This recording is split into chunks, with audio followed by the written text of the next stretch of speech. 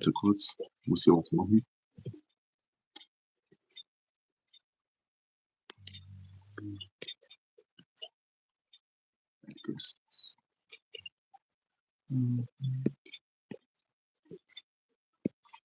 Was mal hier.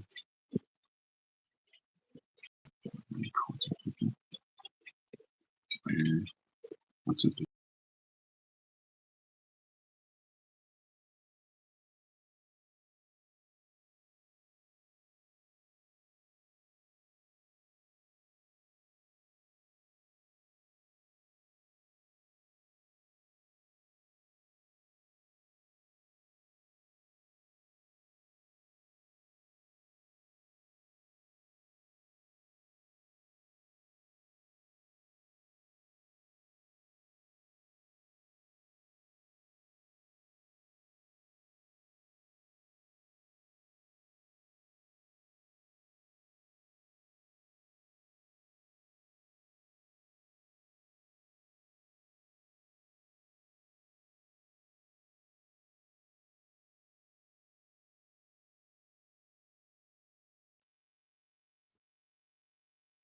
Ich bin wieder weg.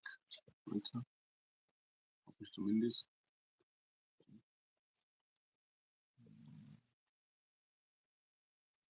Ja, okay, jetzt. 66 Lautstärke, 64 Lautstärke, 62 Lautstärke, 60 Lautstärke, 58 Lautstärke, 76 Lautstärke, 4. Ja, das genau. So Leute, was geht ab? Warte, schon am Handy. Ich mal in den Kommentaren. Oh, 34, okay. Sogar rechtzeitig geschafft.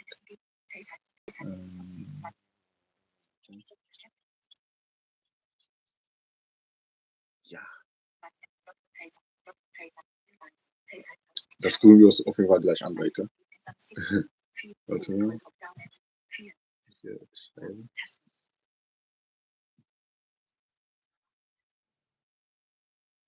So, beschreiben, Leute.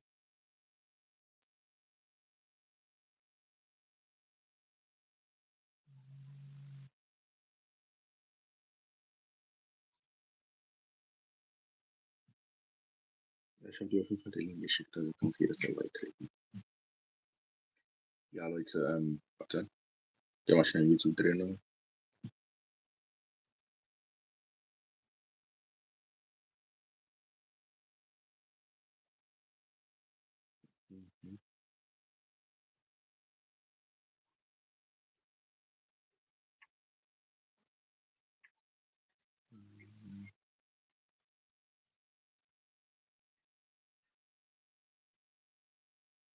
Jo.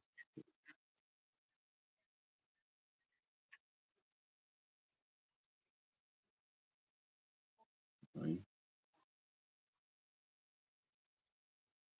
Ja, Leute, was geht ab erstmal? Schreibt alle in die Kommentare, wie es euch geht. Okay.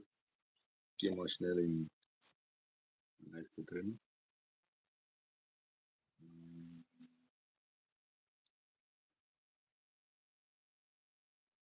Ja, bin ich live? Warte kurz, muss gucken. Will ich gar nicht mehr.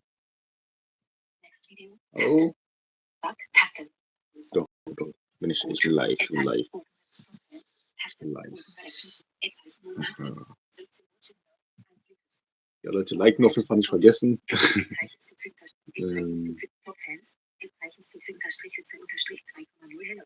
Hello. I have subscribed to your channel. Thank you, bro. And since I don't know, but thank you. I really appreciate it.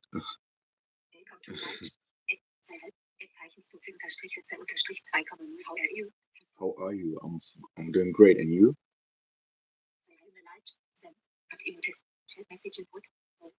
So yeah, Leute, we're going to be watching a stream from NASA.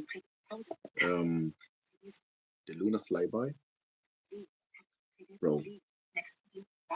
Again, bro.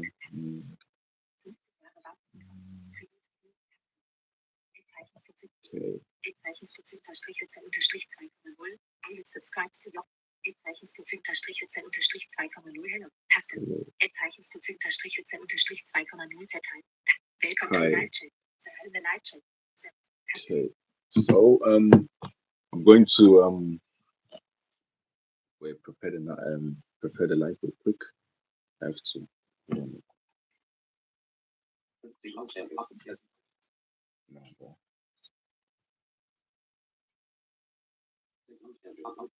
yes, so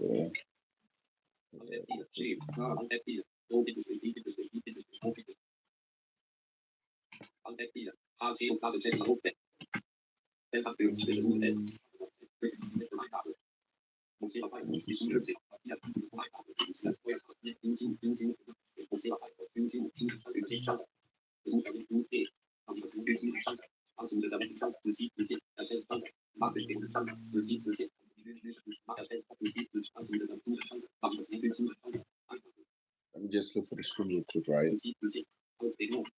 Also ich bin gleich wieder da. Such schnell den Stream. Ja, jetzt.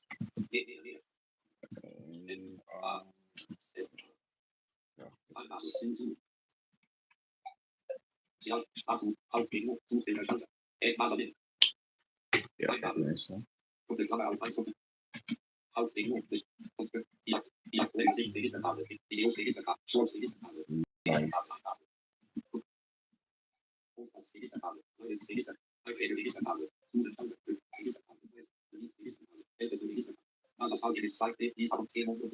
Ja. Okay. Es ist noch nicht gestartet, Bro. Alter. 74.000 Warten. Okay, ich gehe mal rein. Okay.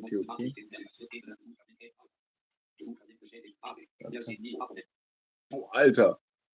Junge. 14 Millionen Abonnenten ist crazy. Oh,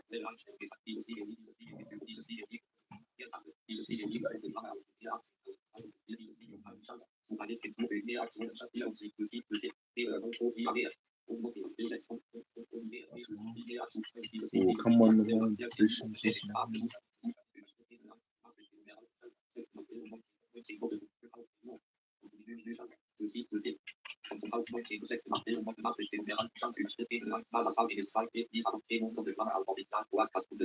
Okay, das ist noch nicht angefangen. Ja, okay. Guck mal, jetzt mal. Okay, dann so lange gucken wir dann noch. Aber wir haben noch 20 Minuten, bis es anfängt. Dann lese ich kurz eure Nachrichten, Leute.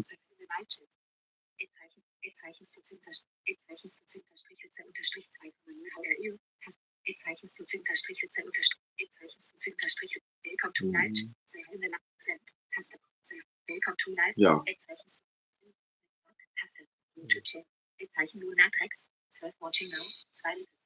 Ja, Leute, like nicht vergessen, weil wir gucken uns gleich diese Livestream an. Also, ich sehe das zwar nicht, ich werde das zwar nicht sehen, weil ich bin blind, aber egal.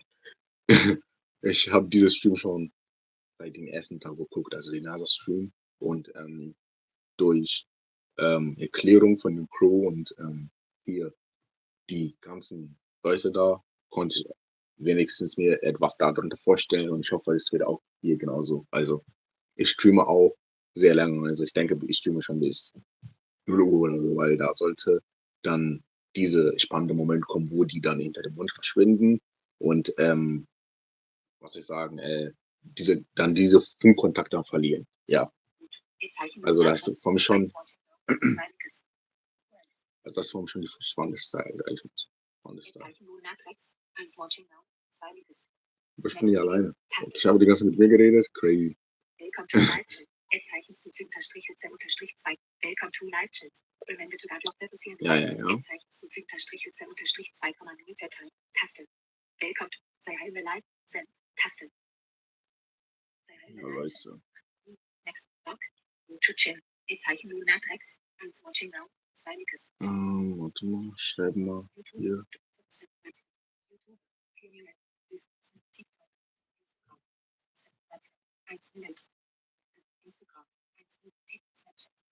Und hier jemand schon live kurz, warte. Chat, Tab, 2 von Auf Chat at Tast und für mir Step 3 einmal Free Part News Mittel ein Link Mittel 9 so News Mittel 2 Teams 2 Leon Delivery 3 Delivery Textfeld Send Uses H E Z Y Leerzeichen V H B E H R O Leerzeichen B I N Leerzeichen K L I C V E Okay, Z schickt man schon los. WhatsApp Dann wieder YouTube 4 Minuten YouTube. YouTube Welcome to Live Chat Unterstrich Welcome to Live Chat Also Leute, wir schauen uns gleich den Stream an auf jeden Fall. Zeichen Lunatrix 1 Watching Now 2 Likes So, muss gucken, ob ich war mal das bisschen verloren, was ich bis heute nicht verstehe. War schon so. Ja, sehen die Abonnenten, die aktuell an dieses Video an, sind alles mehr als so viel und sie durch B oder V mehr.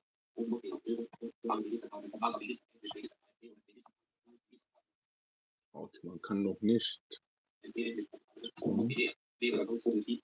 Ja, 74.000 Leute gleichzeitig das anfangen und ja, ich gucke mir das auch immer gleich an.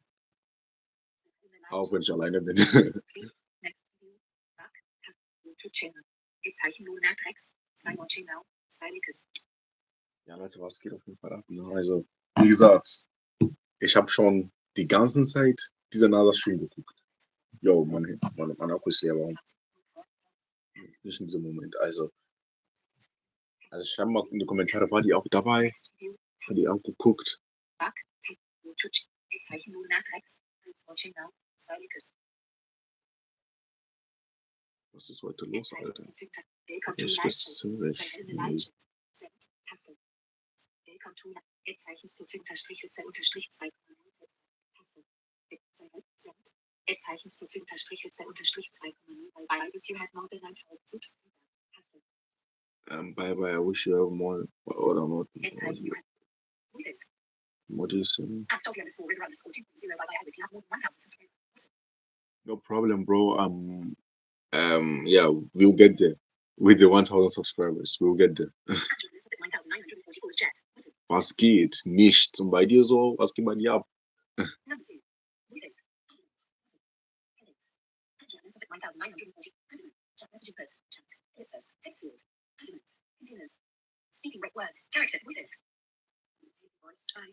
Ja. Warte mal kurz. Ich kann sogar meine von meinem eigenen Kanal gehen, dann kann ich direkt da Sachen steuern auf jeden Fall. Das mache ich auch jetzt. Lebens 6 Zeichen T-Rex 21 Aquatarix Lunatrix 6 Subscriber Lunatrix 119 Subscribers Jo, für nice. NASA ist Artemis 2 Tech Studios Mathematik Nein. Göttchen welche Was geht? Search zieht Lunar Zeichen Lunar Geh mal da rein. Shop-Bild, Live. 50 Jahre Warten sind vorbei, Raketen. 50 Let's go. Lichtchat, Überschrift, Video, Zeichnst du Unterstrich, zeichnst du Unterstrich, Unterstrich, zeichnst du Unterstrich, Unterstrich 2,0. Willkommen to, Zeichen Johannes Solbert 9944 Uhrzeit, Taste. What's up? What's up? Nicht tun bei dir so? Chat Message Input, Chat Message Input, Chat at Emotive, Learn More, Welcome to Live Chat. But nothing bei dir so, was geht bei dir so auf? Bitte kurz, mach hier kurz, bitte nicht tönen, oder? Nee, ich lasse es an. Das ist lieber an. Ist besser so. Chat Message Input, Chat, Ellipse, Textfeld. Zum Bearbeiten Doppeltipp. Cellular, 6:47 p.m. Status all item. 13 Minuten, Leute. Zeichen Johannes Solberg 9944. Chat Message. Add in. Learn more. Taste. Welcome to Live Chat. Zeichen Johannes Solberg 9944. WhatsApp. Taste. Welcome. Chat Message. Add in. Add emotes.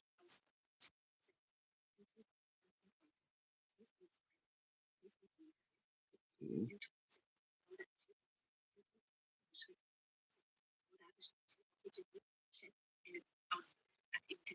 Jo, was geht ab? Gut.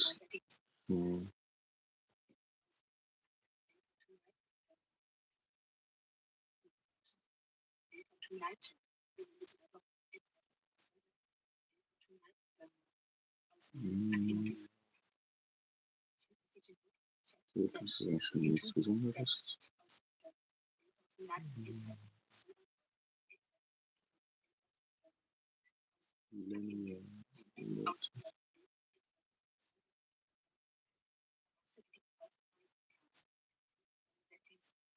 Die erste Tipps.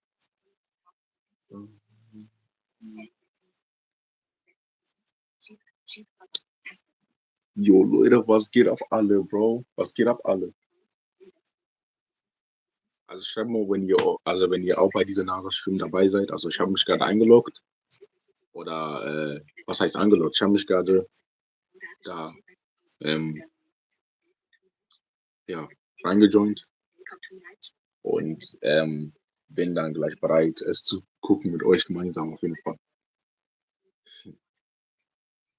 Also schreibt mal, seid ihr auch dabei oder was macht ihr dann sonst?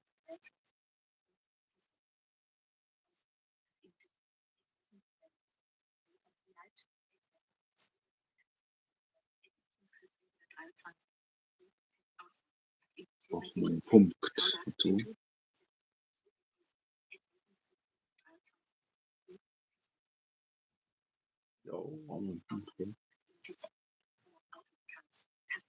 Jo, Leute, Like nicht vergessen und kommentieren nicht vergessen. Also, was macht ihr gerade so?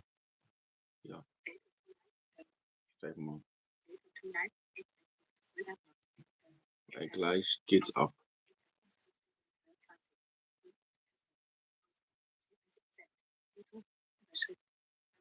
Oh, come on. Come on.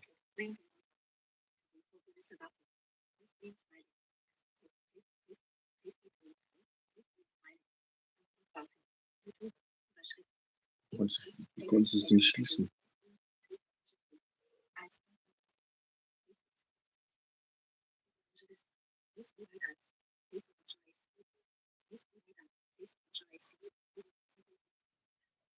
Okay.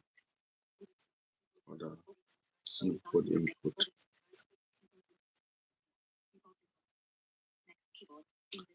Jo. Ich will mal Tastatur ausbilden.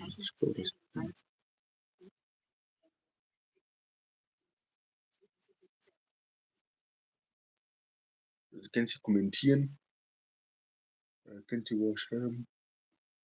Schau mal gerne in die Kommentare, ob ihr schreiben könnt. Live-Chat, ja.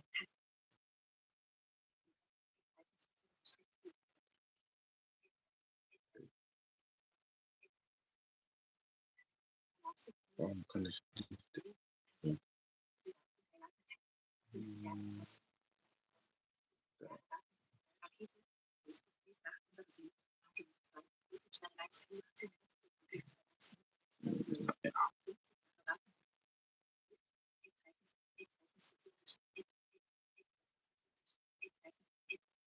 Okay.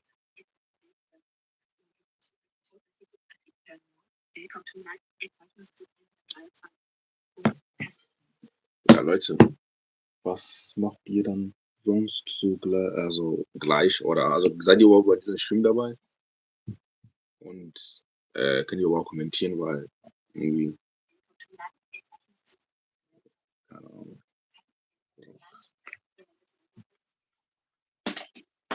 Okay. Ich glaube, das war an.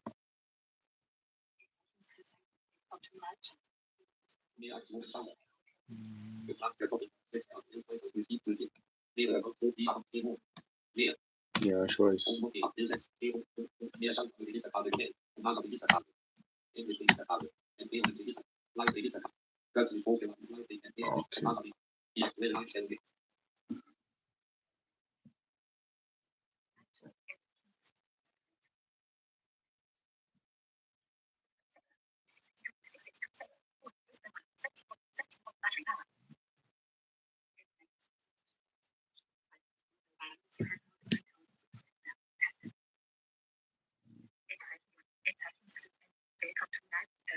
Warte.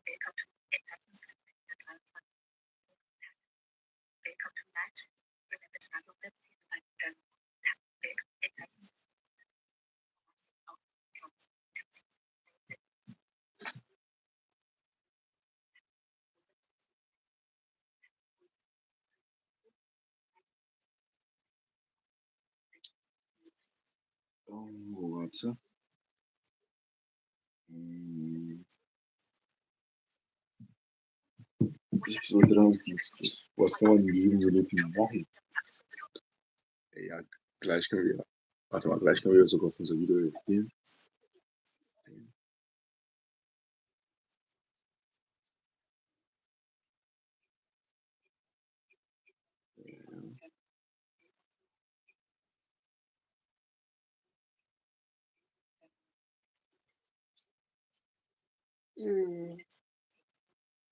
Bro, Alter, warum bin ich müde? Nein, ich will nicht müde sein.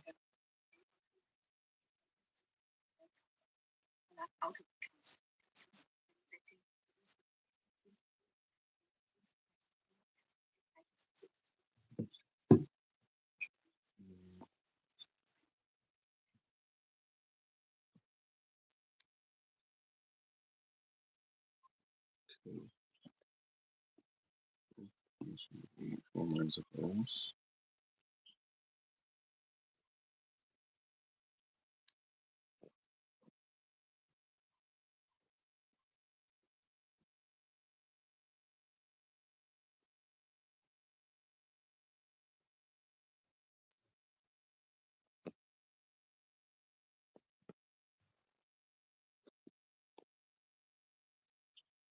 Genau. Yo. Leute, was macht ihr gleich? Erzähl mal. Okay, das war der Tag.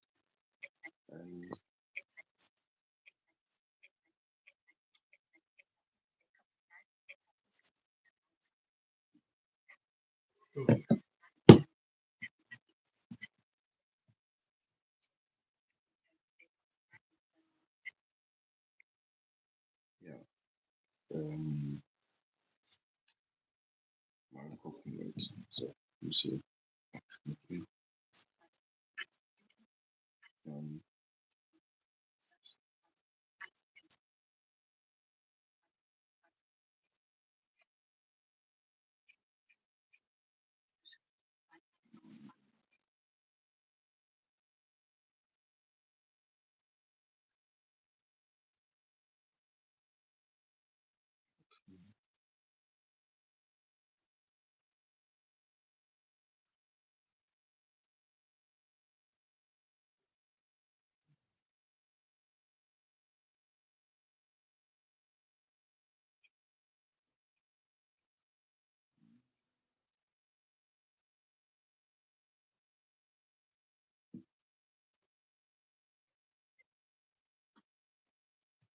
ja,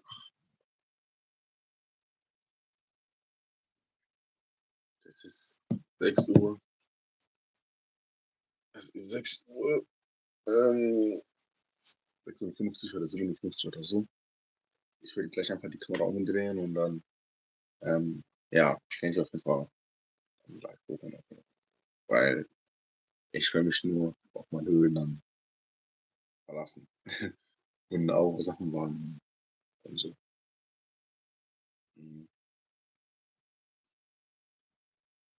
Weiß nicht, wie viele Leute darauf warten, aber anscheinend sind jeder bei genau das Spiel dabei. Deswegen bekomme ich keinen Aufruf.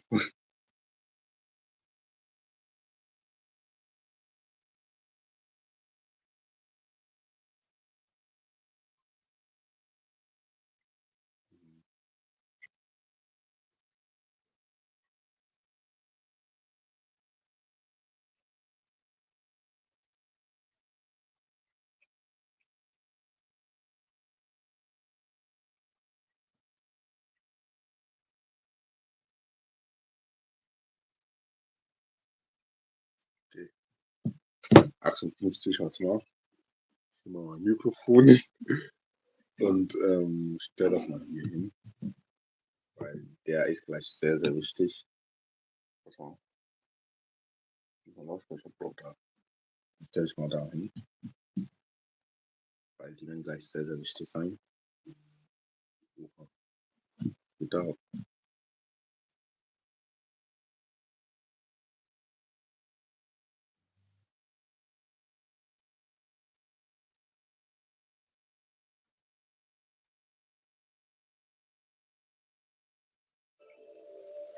Ey Leute, das hat angefangen, warte kurz. Schon angefangen.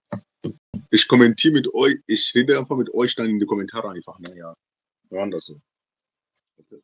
Okay. Ich drehe meine Kamera um.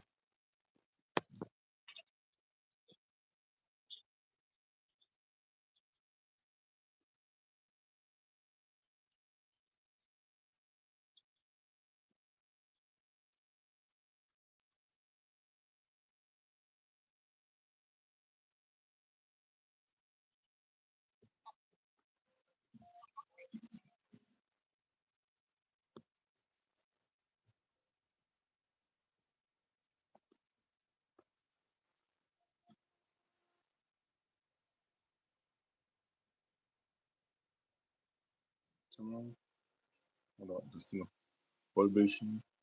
Dieses Video mit dem Teilen Schalter. Suche Teilen dieses direkt. Sich bestätigt. Besuchter Link. Überschrift Ebene ab Vollbildtasten. Kombinmodus und Vollbildtasten. Kombination Eingabe. Doppelklammer auf 1 Doppelklammer.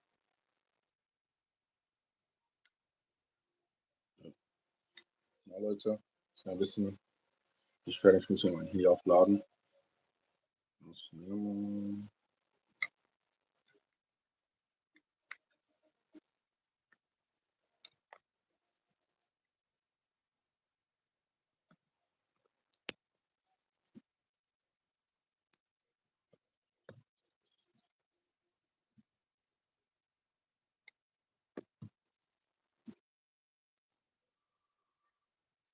Artemis II mission is a test mission of the Orion space capsule. Artemis II will be the first time we put humans on this rocket. We're going back to the moon because it's the next step in our journey to Mars.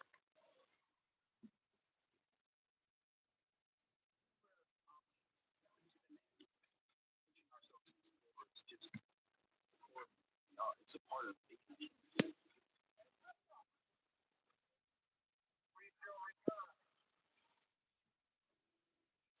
Test out every bit of Orion. These big goals. We can bring together genius from around the world and the best people on fire putting this vehicle together. Mal Leute. For the benefit of humanity to inspire the world to discover.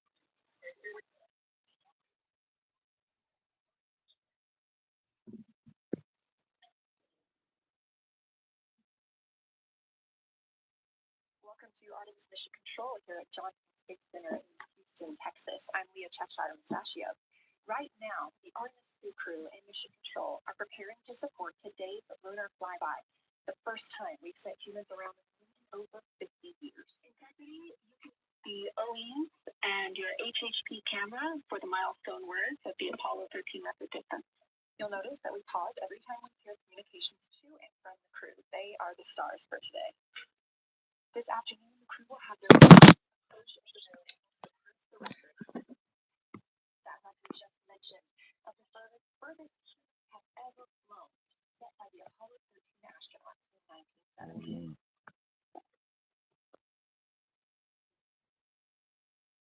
You're looking at a live view inside the Orion spacecraft and at our Artemis II crew members. They have just completed their post-sleep period during which they conduct any hygiene and cabin setup for the day.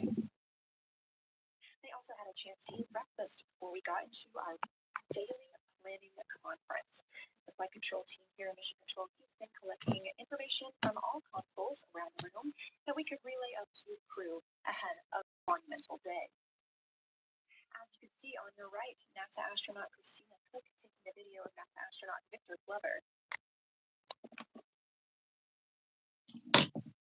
We expect to have great views of the crew throughout the day, as well as, of course, We expect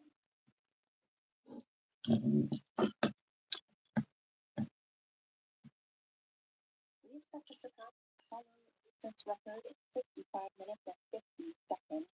We are now looking live at a camera mounted on one of the spacecraft's solar arrays, pointing to our lunar lander.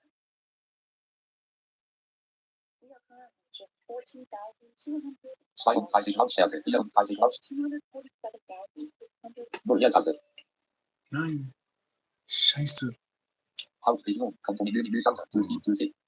Komponentenmenü Benach erstellen. Zustieg. Sprachsuche Schalter. Sprachsuche erstellen. Sprachsuche. Komponenten Hauptregion. Dieses Lied teilen Schalter. Schieber. Versuch wiedergeben. Schalter. Lautstärke. Lautstärke. Links. So live. Bitte Auto. Aktiv. So live. Bitte Leertaste.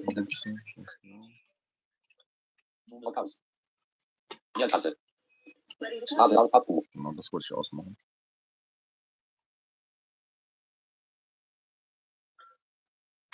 Carbon dioxide 2.3, oxygen, which has the alarm 26.3, 73.1 degrees, 10.3 psi. And one follow-on question. We understand milestone words will be directly following the conference. Will that take the place at the PAO event, or will the PAO event still take place per the timeline?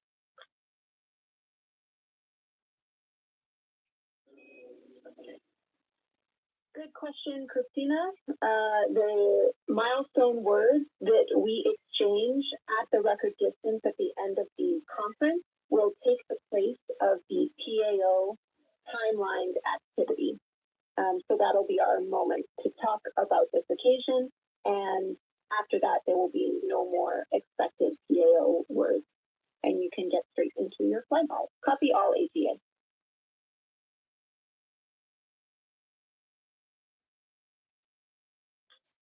Okay, thank you. And final clarification, even though it's taking the place of it, it will all just be on OE1 with HHP camera, no additional video. Is that right? AFM.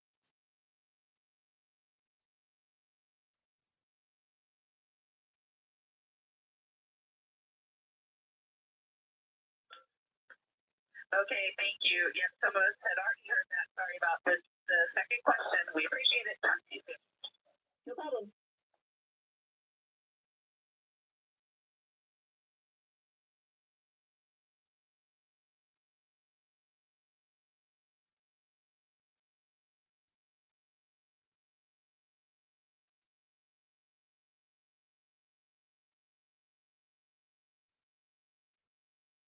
Those communications between NASA astronaut Christina Cook and Canadian Space Agency astronaut and today's CAPCOM or capsule communicator, the one person here speaking with the crew right now, that is Jenny Gibbons. She is an Artemis II backup crew member here in Mission Control Houston.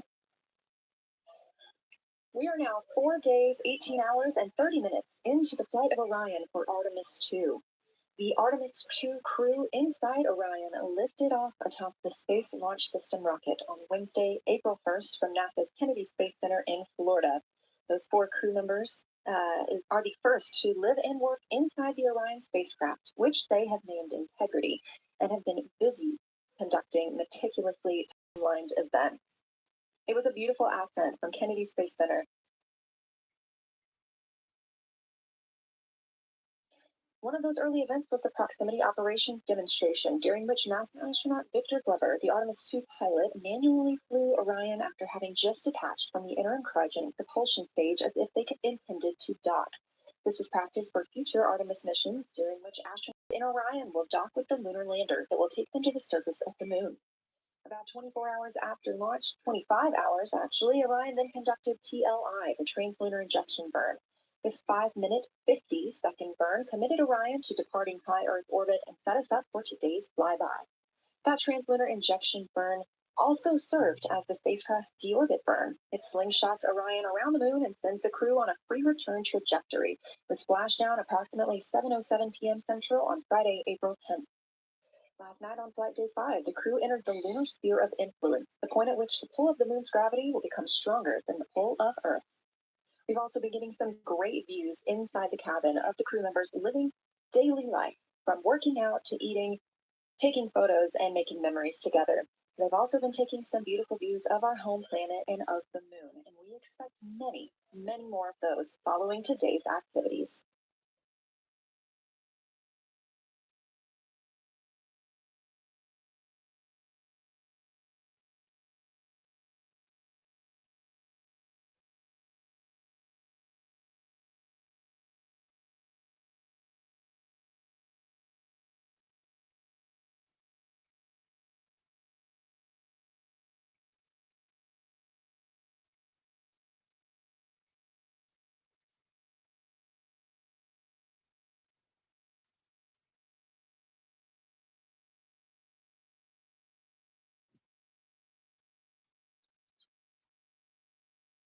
These live views back inside the cabin of Orion, but before we get into flyby, let's take a minute to get reacquainted with our crew. Reed Wiseman is the Artemis II commander and a Baltimore native. He's been in space once before. I think there are going to be some balance today. Could you just give us a heads up what it is so we can just wait till on the camera? Absolutely. And that was the voice of Reed Wiseman. He has been in space once before as a flight engineer.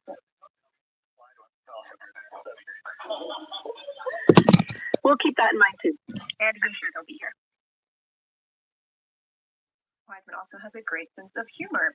He was aboard the International Space Station from May through November 2014 as part of Expedition 41. This was a 165-day mission during which he and his crewmates completed more than 300 science experiments in areas like human physiology, medicine, science, earth science, and astrophysics. They set a milestone for station science by completing a record 82 research hours in a single week. He also served as chief of NASA's astronaut office from December 2020 to November 2022, and here on Earth he has 2 daughters. The Artemis II pilot is Victor Glover, selected as an astronaut in 2013, when at the time he was serving as a legislative fellow in the United States Senate. His first trip to space was in November 2020, when he launched as a pilot of NASA's SpaceX Crew 1 mission. That was the first operational mission of NASA's Commercial Crew Program, which resumed launching American rockets from American soil to the International Space Station since the end of the shuttle program.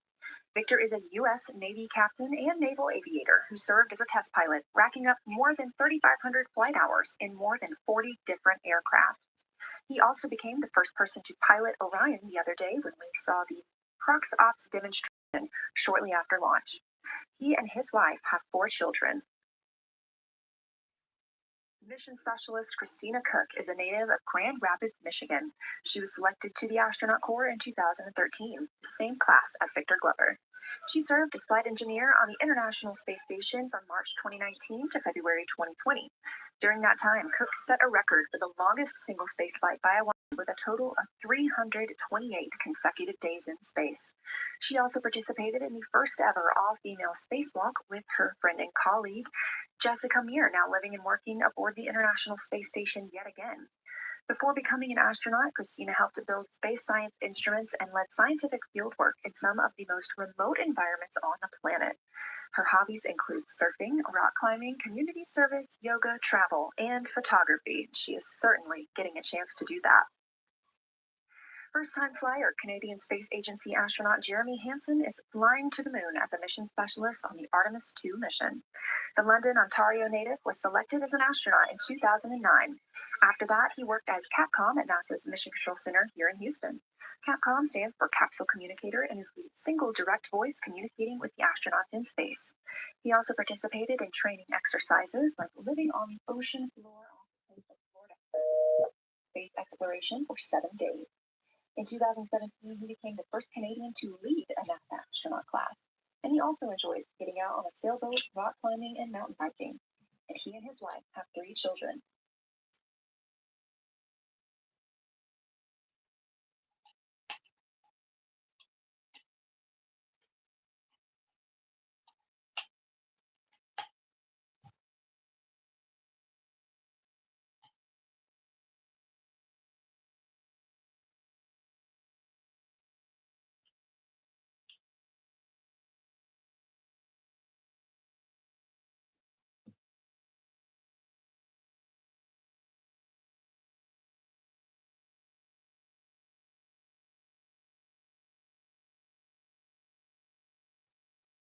Crazy, bro. Was bei deren Hobbys?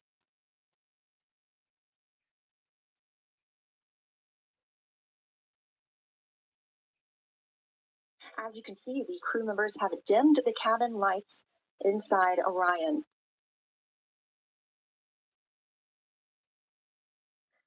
As they prepare for their lunar flyby, they'll be configuring the cabin as they'd like to have it to allow for proper positioning as they move about to and from the windows, taking photos of the moon. Dimming the lights also helps prevent reflections from inside Orion onto the windows. Ahead of this lunar flyby, let's dive in and explain what you can expect over the next several hours. The crew has about 6 hours allotted to make observations about the moon. Throughout the flyby, their activities have been precisely timelined.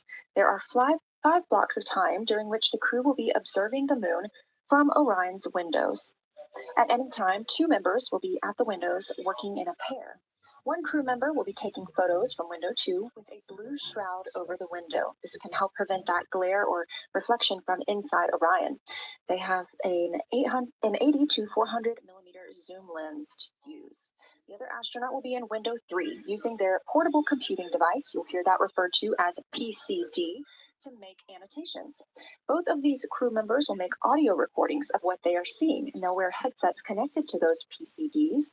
Those audio recordings will be sent to the science team at a later date. We will not hear them live. The 2 crew members at the windows will swap roles and positions halfway through their timelined block. The other 2 crew members who won't be at the windows at that time will be serving in the background as support. One will be conducting the science sit reps, or situation reports. This is what we will hear live from the crew. They'll be calling down a few times each hour to discuss what they are observing. Those situation reports include how the crew is positioned, any missed targets, or anything unexpected they saw. Ja, what the fuck?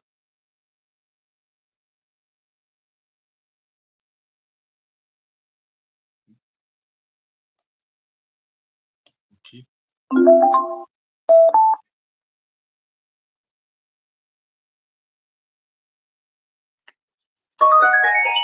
Observations.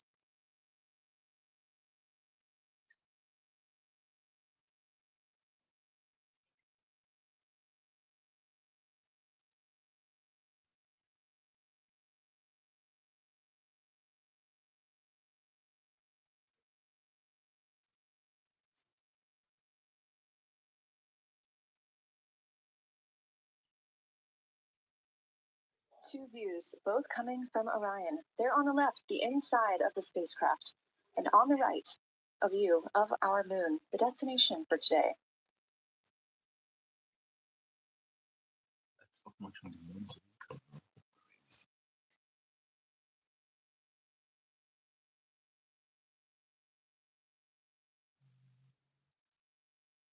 During the lunar flyby today, Orion will provide astronauts with a full disk view of the lunar surface.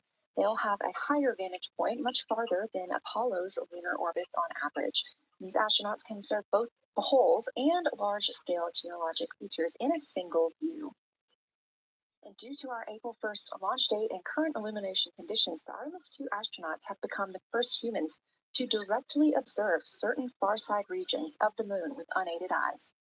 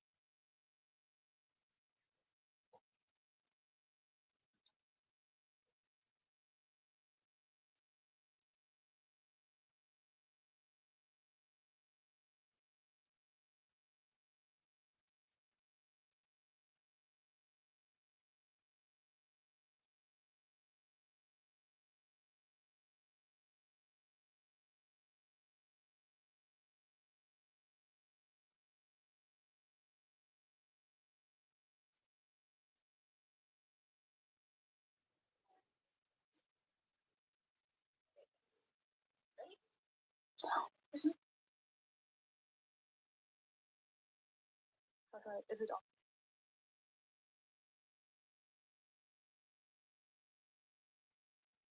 Also gucke gerade den NASA-Stream an, also wegen dem Mond. Da habe ich mir gedacht, wir streamen einfach.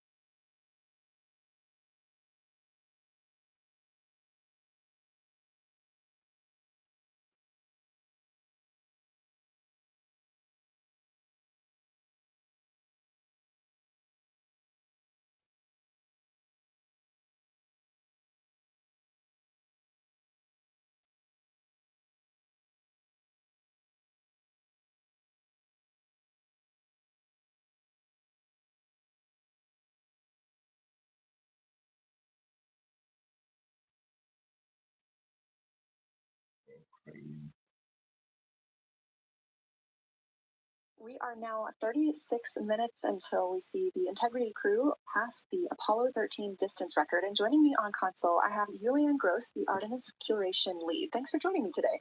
Thanks for having me. I'm very excited to be here. We're very excited to have you. So, can you tell me about your role as Artemis curation lead and what that entails? Yeah, so for the overall Artemis campaign, I'm the Artemis lunar sample curation lead. That means I'm helping NASA to return the next set of lunar samples from the lunar surface. And for Artemis II specifically, I'm one of the science theme leads, and specifically I'm responsible, or the voice, for impacts, poles, and landing sites. Fascinating. So what helped us select the targets that the crew is going to be photographing today? So we had a plan coming in where we basically made a list of all the available targets during the April launch window, because before you launch, we wouldn't exactly be sure which targets would be visible. And so once we launched, we then were able to cut down on that list and prioritize our targets. And the 5 theme leads came together and really discussed and collaborative talked through which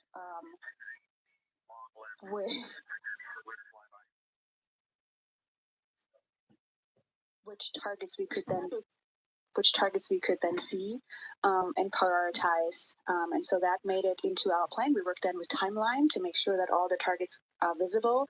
Some targets are time dependent, like Rosette or Earthrise, and some targets will rotate out of view when Integrity starts going around the moon. And so we put these in early so that the crew has a chance to describe those to us. Fascinating. I cannot wait to hear what they have to say. So we just heard them say that their long lens is configured. That's very exciting. And for us, when we look at the moon from Earth, what features are we seeing that the crew will also fly by today?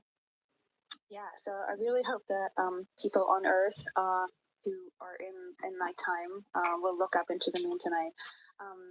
The features that the crew will see that we can also currently see is Aristarchus Plateau. Grimaldi is another feature. They're going to be sort of on our limb, and then Oceanus Procularum, that really dark, large area on the near side that we can see. The crew is going to see that in the beginning. The more they fly around, the less of that they will see. So those are targets we will hear them describe early on in the flyby. Fascinating. Well, and the crew has been training for years for this day, and so we're going to hear them make a lot of calls about what they are seeing on the moon, and they're going to use a lot of interesting terms that I myself need some brushing up on. So could you walk us through a few of the things that we'll hear them use to describe the moon, like albedo, exosphere, ejecta, just some of those major terms we expect to hear from the crew? Yeah, of course. Albedo is basically a term of a reflectiveness of the surface, and so high albedo usually for the moon means bright areas, and low albedo means like darker areas. And so when you look into the night sky, you can see the high albedo areas are the white parts, and the low albedo ones are the darker areas. Ejecta is when you have an impact and it ejects or throws out material that then ends up on the surface, and you can see that as sort of rays or ray system. So you might hear them describe, oh, I can see Ohm, for example, with its rays. It has an isometric rays coming out, and so we're excited to hear them describe that. You might hopefully hear stuff about color or color hues, and so if they can see any changes in those color hues from like white to gray to maybe brownish, we're excited to hear about that. Exosphere is the almost no existing atmosphere of the moon. It's barely there, but there is dust on the lunar surface that can get lofted up through electrostatic forces. And when the sun goes behind the moon, it can scatter forward on those dust particles and sort of like create a little glow on the horizon. So we're really excited to see if the crew can actually see that. This is so exciting. Thank you so much for walking through all of that with us. Julian Gross, Artemis Curation Lead, we really appreciate you joining us here today, and good luck to your team. Thank you. I'm really excited to be here. We are now MET 4 days, 18 hours, and 49 minutes into the flight of Orion. This view of the moon from the Orion spacecraft as we get closer and closer.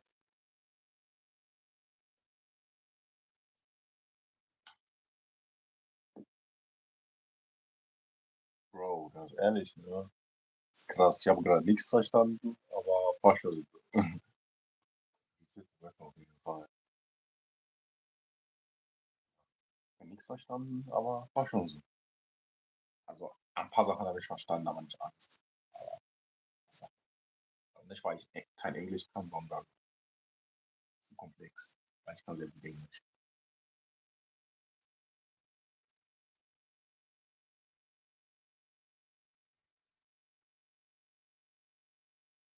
Ich bin mal gespannt, was jetzt kommt.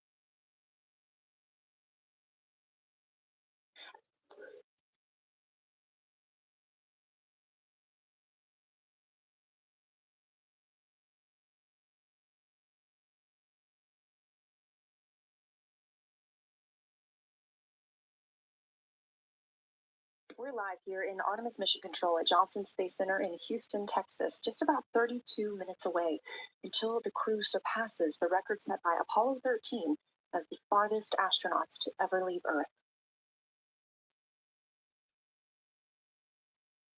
This view coming from a camera mounted on the tip of one of Orion's 4 solar arrays. Each array has a camera on its tip, and so we anticipate getting views throughout the lunar flyby. Of course, except during the point of loss of signal when the spacecraft flies behind the moon.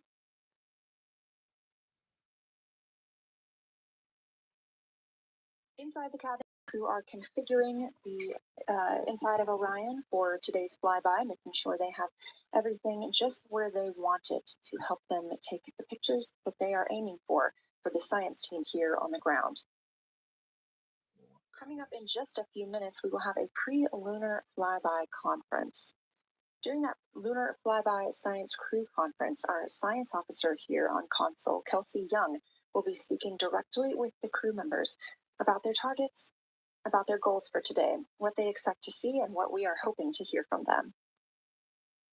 Crazy, Digga. Crazy, crazy. Ich bin auf dieser Lost of Signal gespannt. Also, wo die hinter dem Mond verschwinden und dann, ja, nichts mehr von dem halt vor 40 Minuten. Irgendwie, das ist wirklich unheimlich. Und gleichzeitig spannend.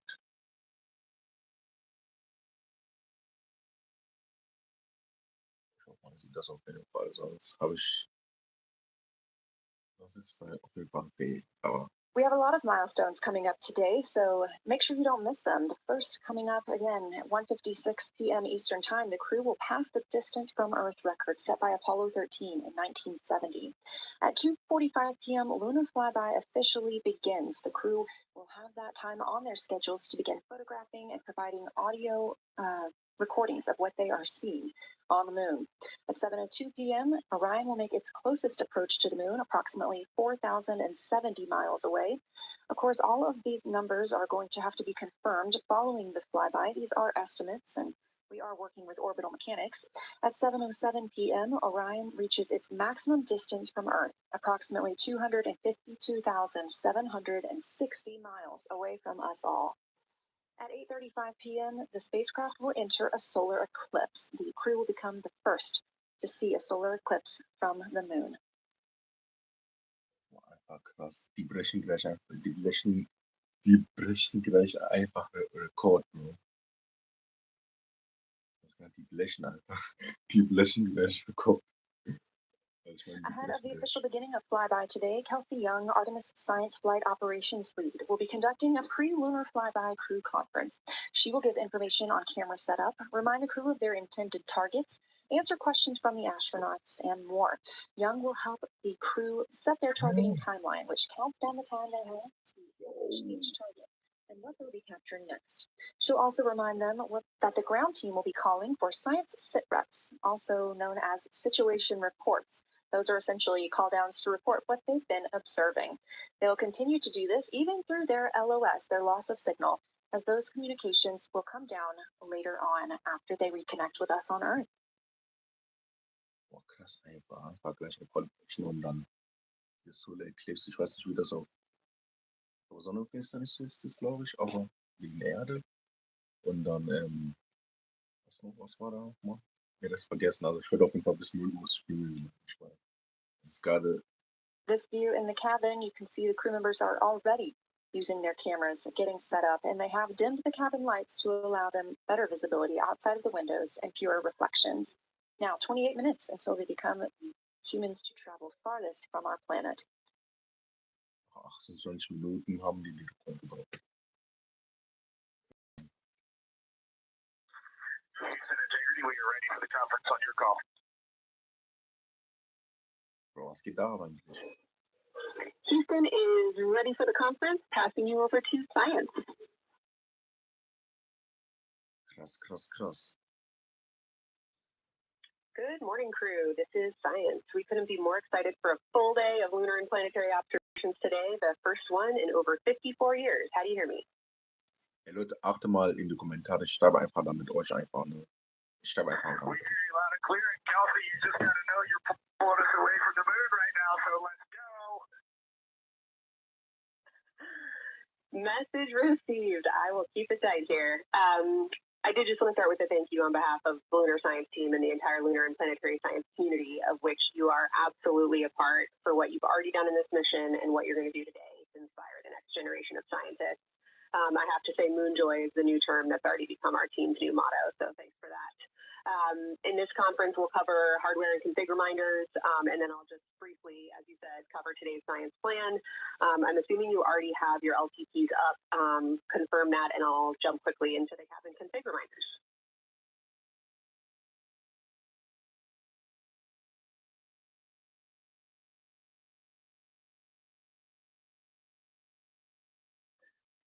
Okay, we have the LTP up just to give you a sit rep on board. You've got Reed and Christina on one PCD, and Ike has his own, and Jeremy has his own.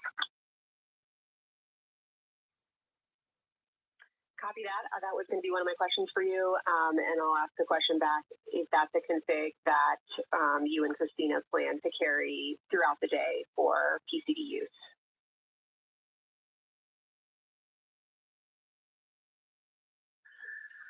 Negative, Kelsey. Our plan for PCD use is we have run the power cables to Windows 2 and 3, and we are going to leave one PCD. The yellow PCD will be in window 2, and the green PCD will be in window 3, and we will do that the whole day. And then the red PCD will be a rover.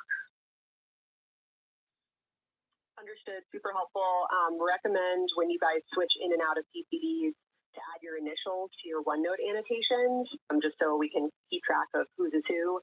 And then given that you have 3 PCDs instead of 4 for the data transfer at the end of the day, recommend making a new subdirectory for it entitled For Science for your own photos, or with your initials, that we can keep track of which pictures came from which flashcards.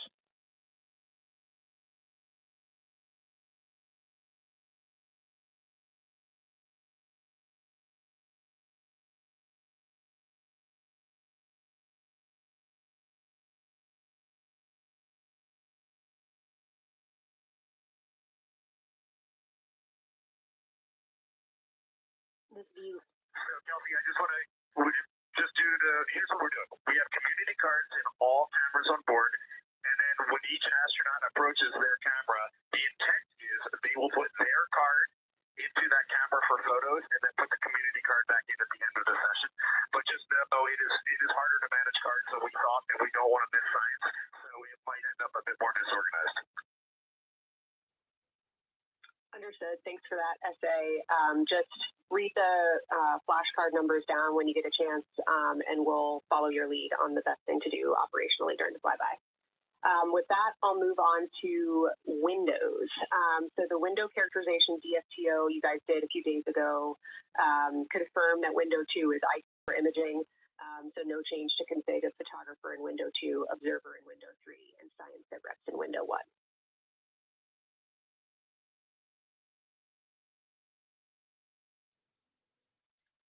Coming up on the handover. Feedback. Kelsey, the way we have it configured, tell us if this is going to be wrong. Window 2 is the long lens with a shroud. As you heard, science officer called to the crew. We are now in a handover time period. We will regain communications with the crew very shortly. These are tracked, and we are currently on the Deep Space Network. This is the first time humans have used the Deep Space Network in over 50 years, given that we currently use the tracking data relay satellite systems in the for the International Space Station.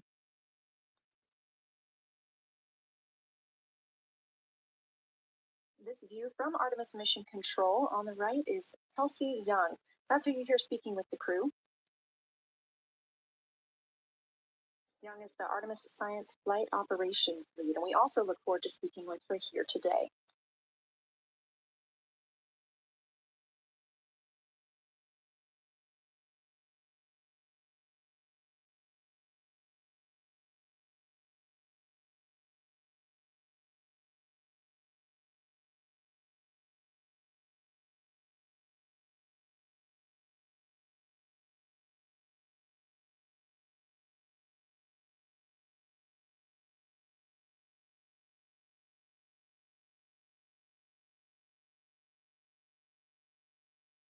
Again, we are just about 22 minutes until we reach the Apollo record. We are in a handover of satellites with crew aboard Orion.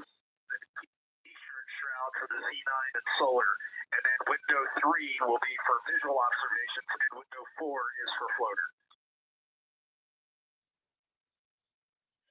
And thanks, Integrity, for that. Reed, we had a handover during that time, so I'm going to have to ask you to get that read back on window orientation for the crew again.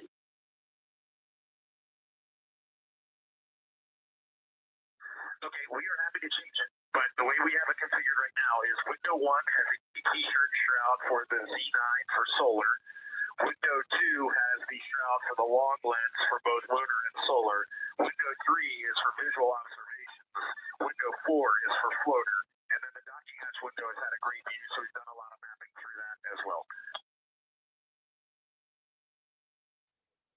All right, copy all, Reed. A note just on the window 1 T-shirt shroud that you can remove that for the lunar observation block if you want to, if you want that extra view for another floater, but for you guys on that.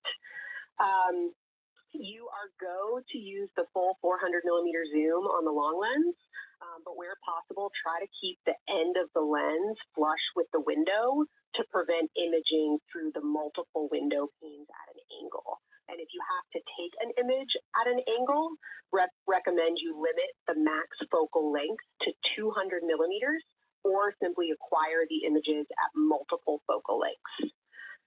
Last imaging update as a result of the DSTO is that if you can take the images out of the left side of window 2 where possible, that is the best half the window. Understand that might not be possible with the shroud.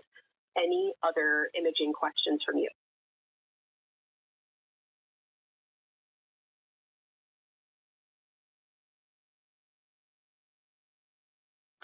Okay, copy that. Okay, last couple reminders. Don't forget the ability to take the WAVE files to tag imagery that you are wanting to follow up on using the FN3 button on your camera. And then a couple quick notes on your LTP. We have refined your precise flyby timing since generating the LTP. Optimus has the correct timing for the LOS and AOS, but the LTP identifiers for LOS and AOS are roughly 2 minutes later than they will be in reality. Final LTP timing update is that the green line on your LTP should start automatically 45 minutes before the flyby. If it doesn't appear, let me know and I'll have troubleshooting steps for you. Last updates are on the eclipse, so only for that last hour today. Of course, remember if the sun is in view to use your eclipse glasses, and reminder that we will have a few activities for you prior to the eclipse to reconfigure all 3 cameras for corona and deep sky observations. These activities, some of which will occur during the forward link LOS, so we wanted to flag it for you now. Any questions before I cover the last 2 reminders?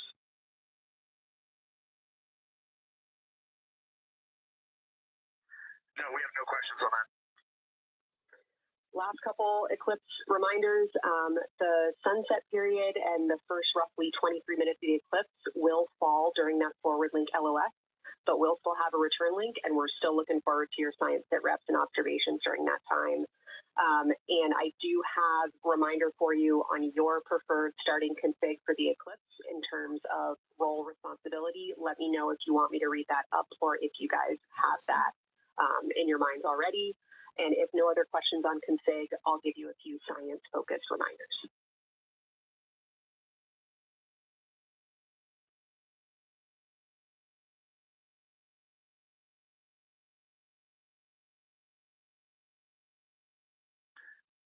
Give us a quick high level, but we see it in Optimus, and I think we got it squared away. But give us your quick Kelsey high level. Okay. A couple changes from the first LTP studied is that Glushko is the only feature that the same pair will view twice. That's Reed and Jeremy. That's why that's the only target you see that is marked as 1 of 1 and 2, 1 of 2 and 2 of 2. So Ohm and Oriental are in there twice, but they're by different pairs, which is why you don't see them marked accordingly. A note from feedback on your observations so far over the last couple days. A reminder that if you note structure and texture, as well as color and albedo, please note any correlation between the 2. And also a reminder that negative observations are still valuable science. So a lack of color or a lack of structure associated with color is also valuable. A reminder also that your observations so far indicate it will likely take some time for your eyes to adjust. We especially heard that around your Terminator observations and your color observations. So reminder to know that your eye adaptation is going to kind of come in throughout your shift and let us know when you start to see that nuance. Last reminder is around Earthset and Earthrise. When you're viewing us back here at home, you'll be looking directly at Asia, Africa, and Oceania. So I'm sure people watching from those places here on Earth will want to give you all a wave as you take their picture. Any other questions from me? For me?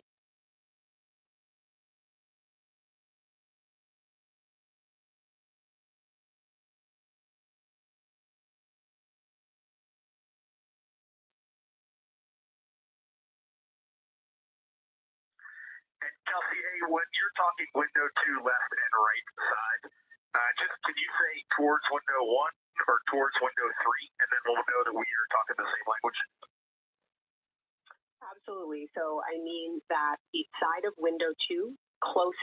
window 3 is preferred for imaging.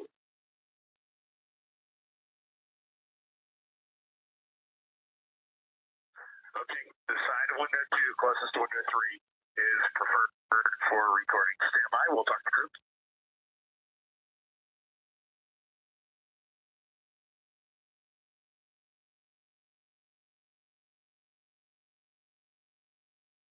Again, we are in our pre-lunar flyby science conference with Kelsey Young.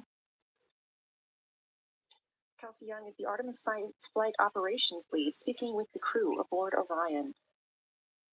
They've been training for this moment for years, and this is their last opportunity to get some further pointers and information. For the eastern shroud, what window does the science team think will have the best view? Is it window 1 or window 4? The only time we're strongly recommending use of the window eclipse. The t-shirt window shroud for the eclipse viewing. Which window is primary for C9? Window 1.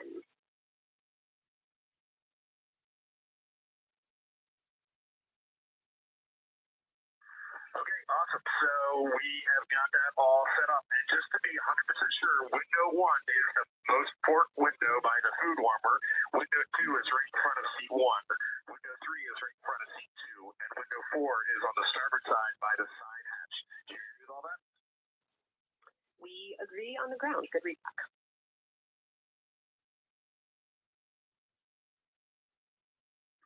Okay, that's awesome. Kelsey, we're going to close with happy words. It's just incredible. I wish you were up here to see all the smiling faces, to hear all these terminologies being thrown around, and we are just fired up to get started on this day. Let me pass the mic around if anybody has anything to add. Kelsey, it's so great to hear your voice on the loops. I just want to channel everything that you guys are probably feeling right through my eyes and heart.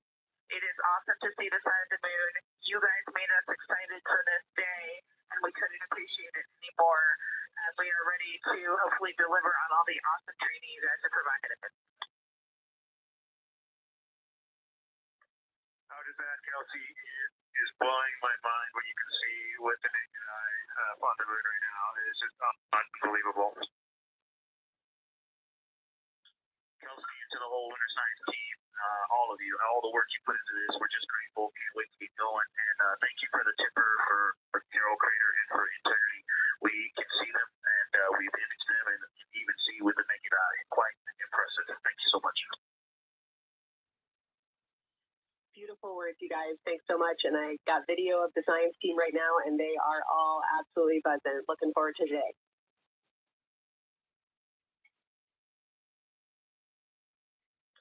Okay, we're heading into the timeline. Cheers, guys.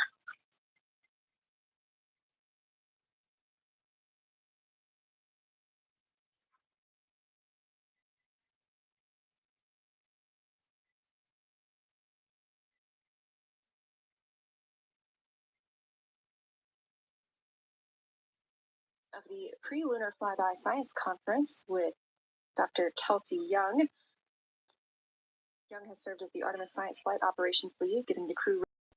And we're live in Artemis Mission Control in Houston, but we are not the only room monitoring today's flyby. As you heard Young mention, in this same building and just down the hall, a multidisciplinary lunar science team supports the Artemis II crew in real time, including experts in lunar geology, impact cratering, volcanism, polar science, imaging, and visualization.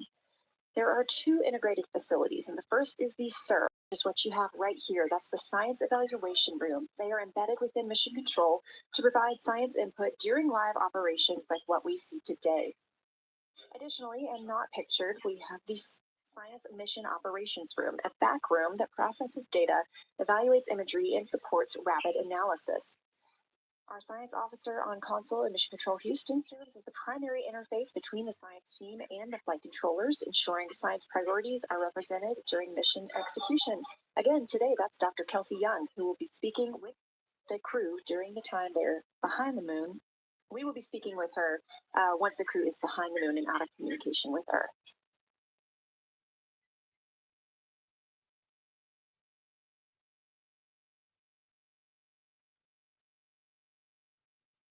Back inside the Orion spacecraft on your left, closest to the camera, NASA astronaut Christina Cook. To her left, NASA astronaut Reid Wiseman. To his left, Canadian Space Agency astronaut Jeremy Hansen. And all the way in the back, NASA astronaut Victor Glover, our Artemis II crew.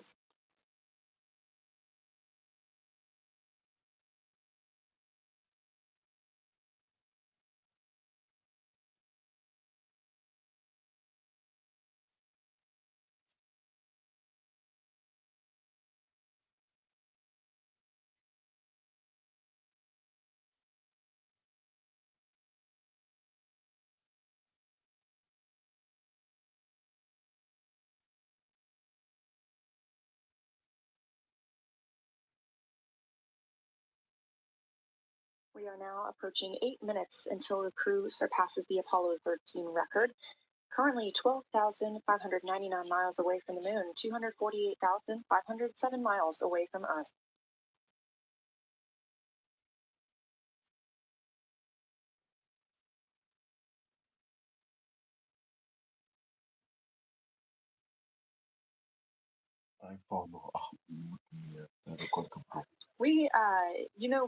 You may also hear the Orion spacecraft referred to today as Integrity. This was named by the Artemis II crew. It is Integrity crew, we have Reed's family in the viewing gallery. You're welcome to say hello.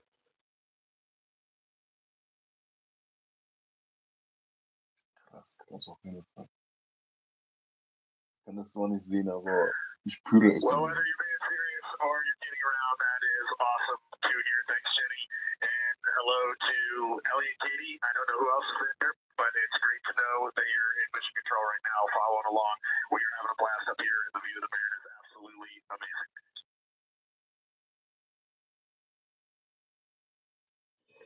I'm seeing a lot of hearts come out of the viewing gallery and even more smiles. Thanks, Reed.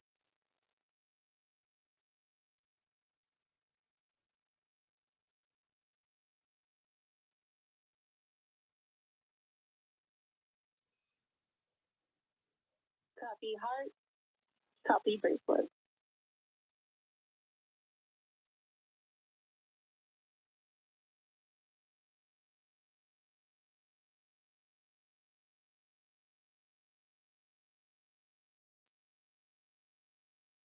that call from Capcom Jenny Gibbons, Canadian Space Agency astronaut and Artemis II backup crew member, letting Reid Wiseman know that he has family here to support him today in the Artemis Mission Control viewing room.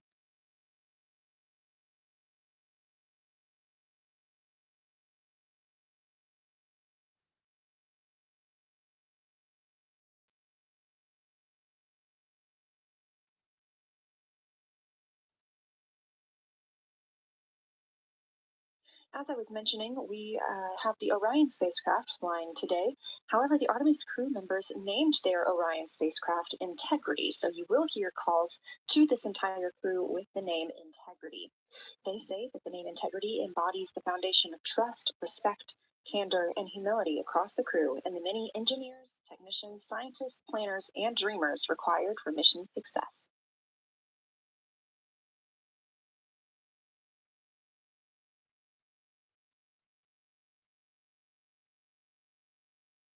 This view live from the outside of Orion as we continue. Preparing for our lunar flyby, now less than 5 minutes from surpassing the record set by Apollo 13 astronauts for the farthest humans to travel from Earth. This will not be the farthest that Integrity travels today. They will continue until they reach approximately a distance of 252,760 miles. That would be about 4,105 miles farther than Apollo 13. However, these numbers are our targets, and we will get confirmation on those numbers as soon as we possibly can and share them with you all.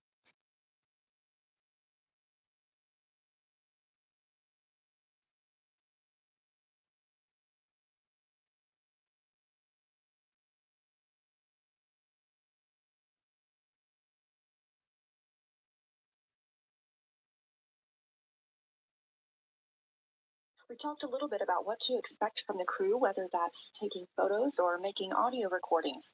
To get a little more detailed, Reed Wiseman and Jeremy Hansen will be up first to capture imagery and record audio on the portable computing devices. We hear those referred to as PCDs, while Victor and Christina serve as the support members. The crew will switch windows and roles halfway through their shift, and 1 hour and 5 minutes later, Victor Glover and Christina Cook will be the next crew members at windows 2 and 3 to take photos and make annotations, while Reed and Jeremy take on those support roles.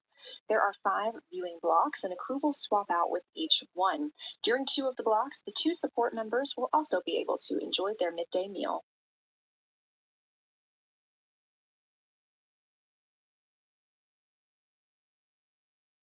At least 3 times per block is a science set rep, again, situational report. This is partially an operational status, reporting back if they missed any targets or got any specific ones, if they have issues with their camera or any other operational items. The other part is an actual description of the moon. This task is done by one of the support team astronauts. So that's not the crew currently taking photos or making annotations, but they do have windows 1 and 4 that they can float up and provide that information from. If you watch the entirety of the flyby, you'll also notice the crew will be photographing some targets multiple times to get observations in different lighting conditions. This is due to Orion changing their location throughout the flyby.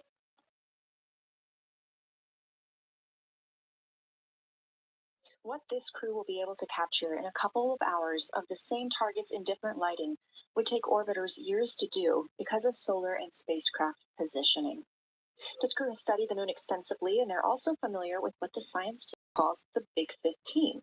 These are 15 features that they've memorized, so at any time, they'll be able to see 5 of those and help orient themselves and where they are around the moon.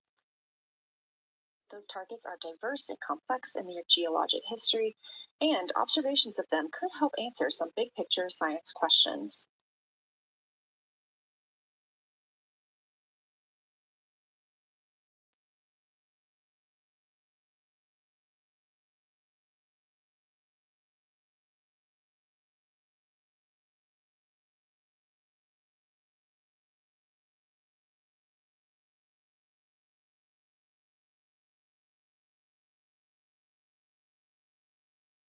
If you've been following the mission, you can see that the configuration of the cabin is a little bit different than what it looked like on launch day.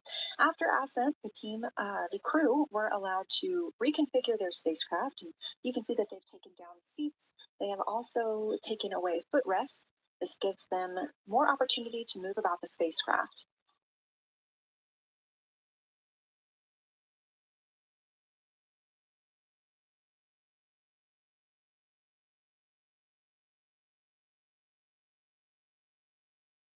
Orion itself has 330 cubic feet of habitable volume. That's about the size of 2 minivans and is 60% more cubic volume than the Apollo spacecraft. We are standing by for the Integrity crew aboard Orion to surpass the Apollo 13 record.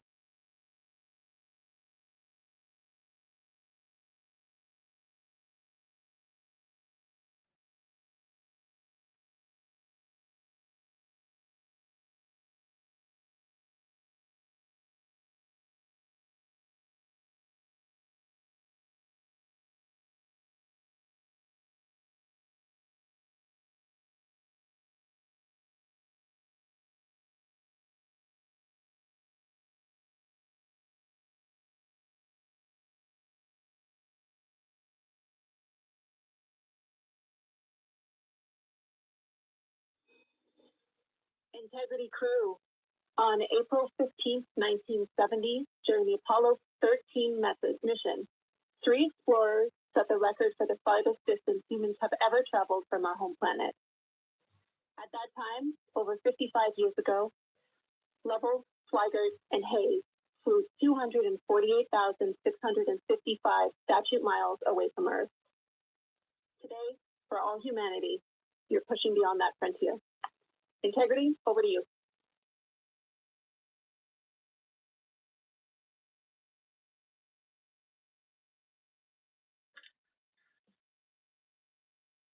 From the cabin of Integrity here as we surpass the furthest distance humans have ever traveled from planet Earth.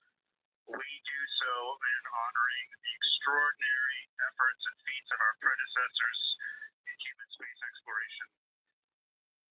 we will continue our journey even further into space before Mother Earth succeeds in pulling us back to everything that we hold dear. But we most importantly choose this moment to challenge this generation and in the next to make sure this record is not long-lived.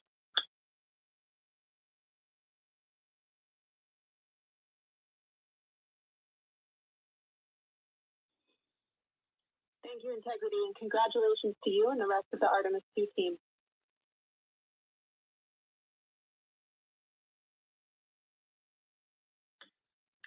Thank you, Houston. We have a couple more things we'd like to take this moment for.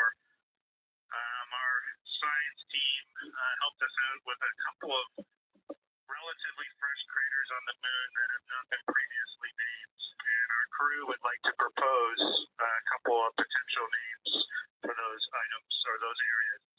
And we spent a bit of time this morning looking out the window, and we're able to see them now both with our naked eye and through the long lens. And so we feel this is a good time to send this down, and a special shout out to Kelsey for helping us with this. The first one we'd like to suggest is a named crater in honor of our great spacecraft integrity. And so if you were to look at Oriental on the far side and then draw a line straight up to Ohm on the far side, relatively in the middle is an unnamed crater, and we would like to suggest it be called Integrity in the future. And the second one, and especially meaningful for this crew, is a number of years ago we started this journey in our close-knit astronaut family, and we lost a loved one. And there's a feature in a really neat place on the moon. And it is on the near side, far side boundary. In fact, it's just on the near side of that boundary.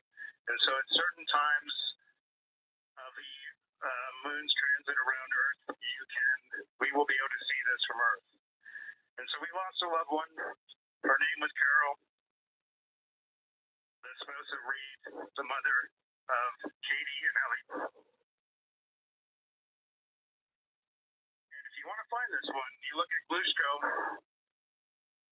and it's just to the northwest of that, at the same latitude as Ohm, and it's a bright spot on the moon. And we would like to call it Carol, and you spell that Carroll.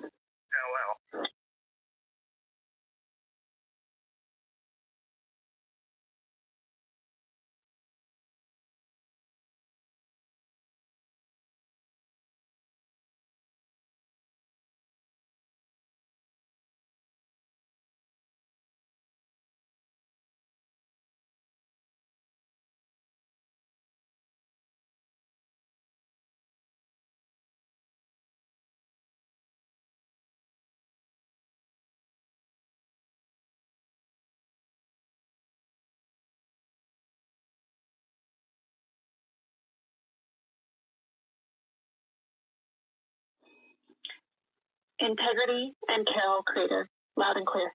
Thank you.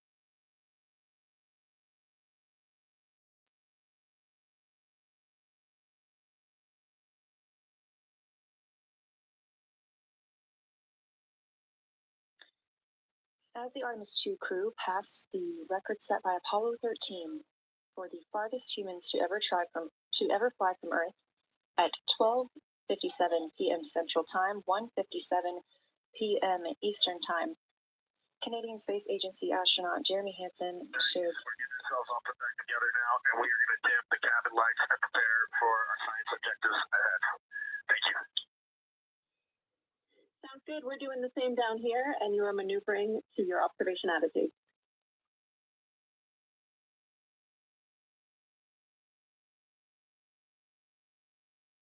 As we pass that Apollo 13 record of the furthest humans to ever fly from Earth at 12:57 p.m. Central Time, 1:57 p.m. Eastern Time, the Artemis II crew shared some poignant words, specifically Canadian Space Agency astronaut Jeremy Hansen. The crew also called down 2 craters not yet named that they would like to name. One, Integrity, in honor of their spacecraft, which they have named. That's near the Ohm crater. Another near Glushko, which is a bright spot, named Carol, in memory of Reed Wiseman's wife.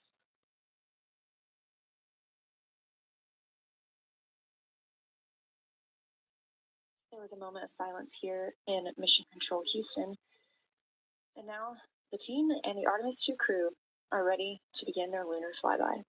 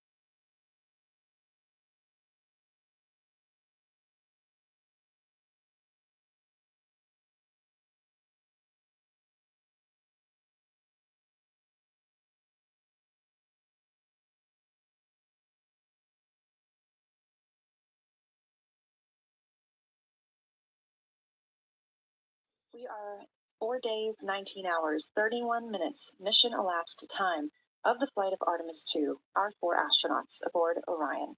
Today is our lunar flyby day. The spacecraft is currently about 12,000 miles away from the moon, and you can keep up with the distance from Orion to the moon and Earth by visiting nasa.gov/Artemis, or you can just stay with us here because we're going to be telling you throughout the day. They are currently 248,834 miles away from planet Earth.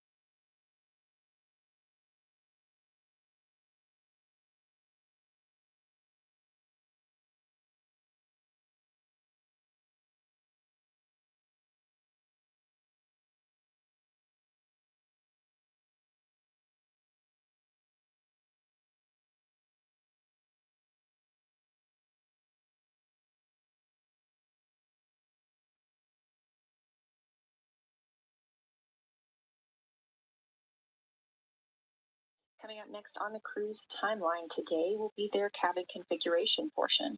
You heard some calls down to Science Officer Dr. Kelsey Young earlier about how they have configured the cabin so far. This is just a little bit more of timelined activity for them if they need to further do so.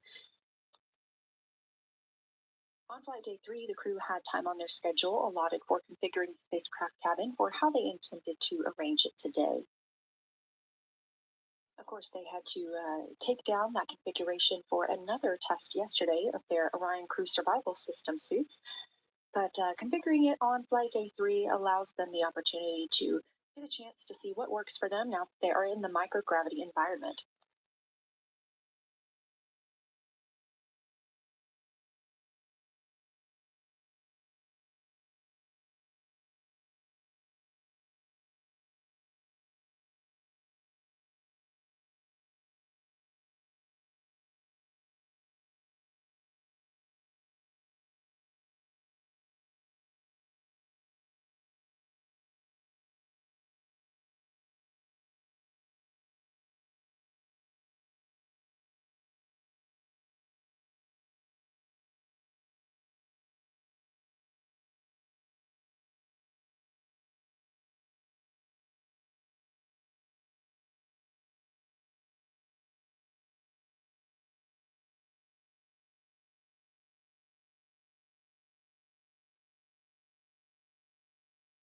Again, the crew is about to begin their cabin configuration portion of their timeline, though they have been working that already, as well as potentially during their post-sleep period this morning.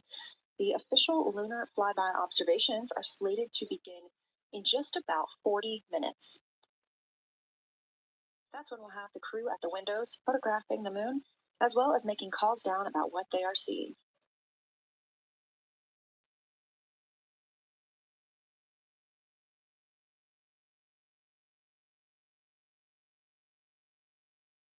Again, we are live here in Artemis Mission Control for the duration of flyby.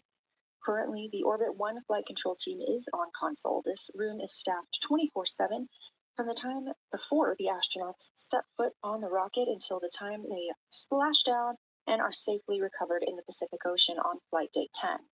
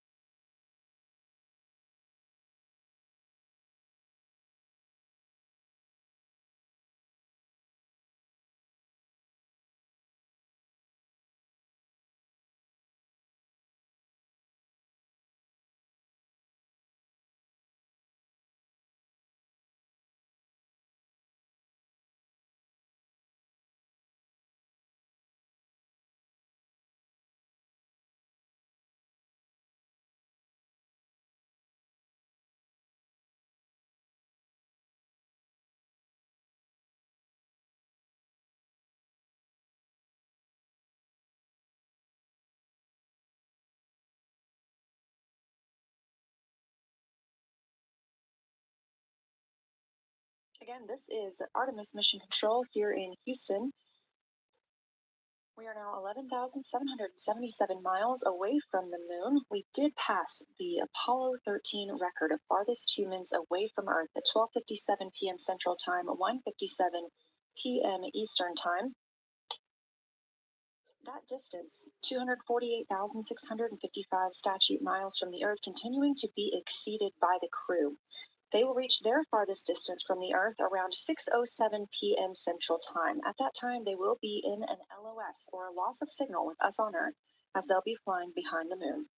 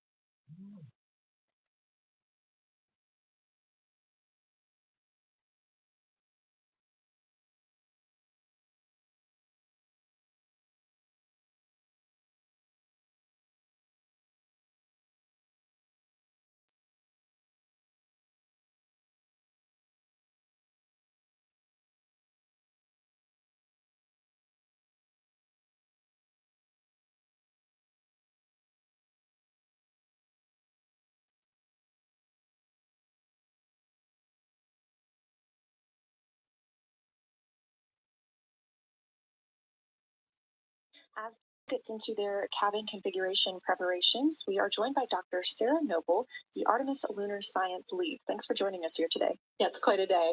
Yeah, we are very excited. I can only imagine how you guys are doing over there. So tell me a little bit about yourself and what your role is for Artemis II. Sure. So I'm the Artemis Lunar Science Lead, so over the entire campaign, and my job is basically to make sure that as we have this big adventure back to the moon, we actually learn new things about the moon. Fascinating. So why is the moon such an important destination today?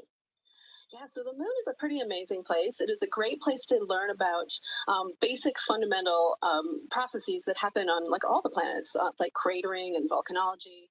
And also, it is part of our Earth-Moon system, and the Earth recycles its rocks pretty well, right, through plate tectonics and weathering and whatever. Most of the rocks on the Earth are geologically young, but on the moon we have the entire record that goes back 4.5 billion years since we formed. And so, if we really want to learn about what was happening in that period, like the moon is really the only place we can go. We're also thinking about going back to the moon, and we want to go to the lunar South Pole. So what makes that such an interesting destination?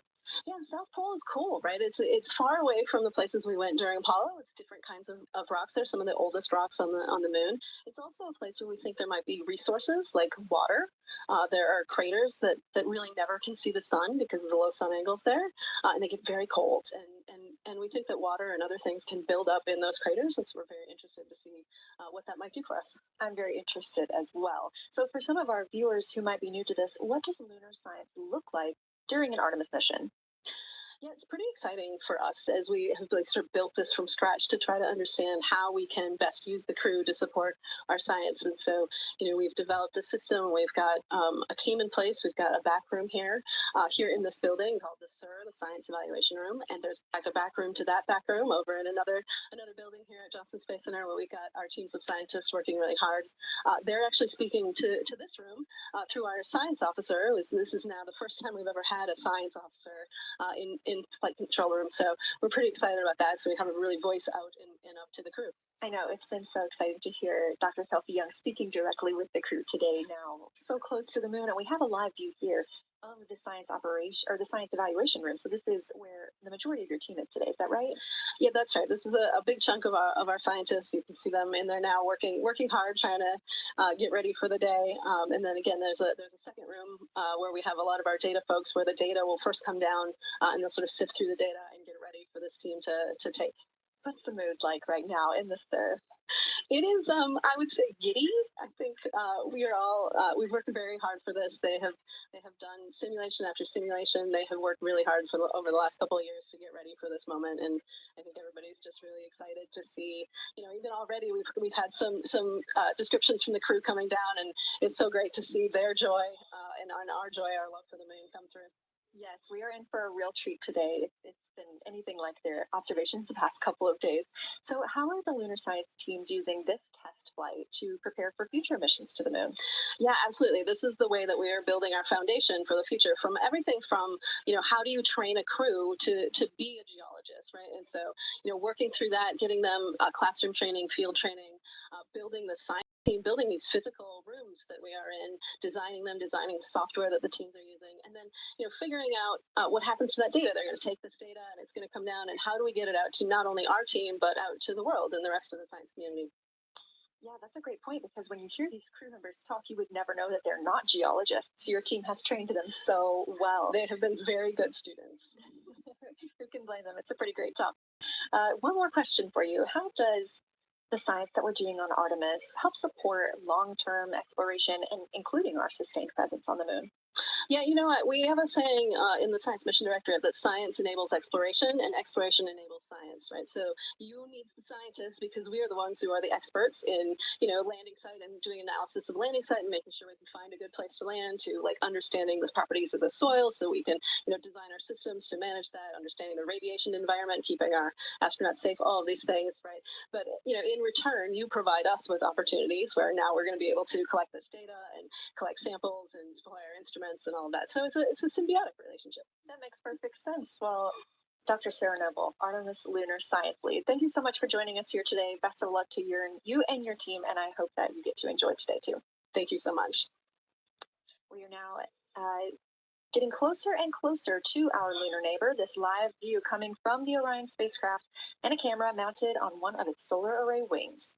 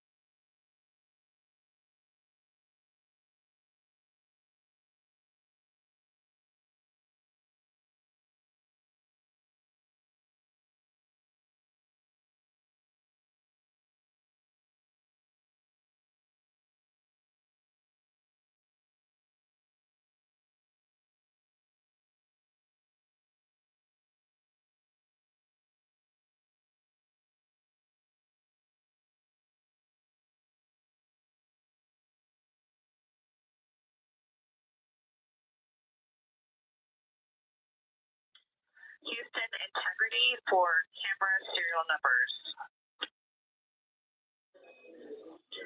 Ready to copy.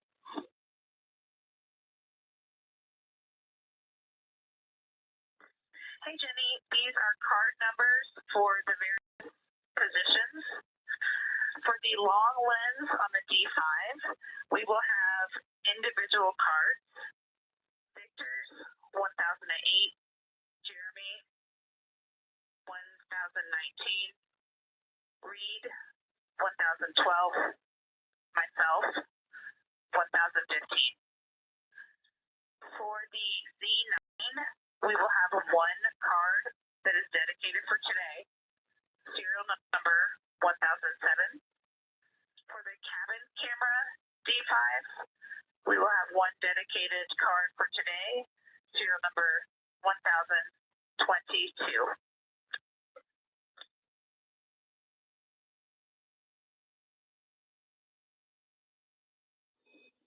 All right, Christina, we copy all. Thank you.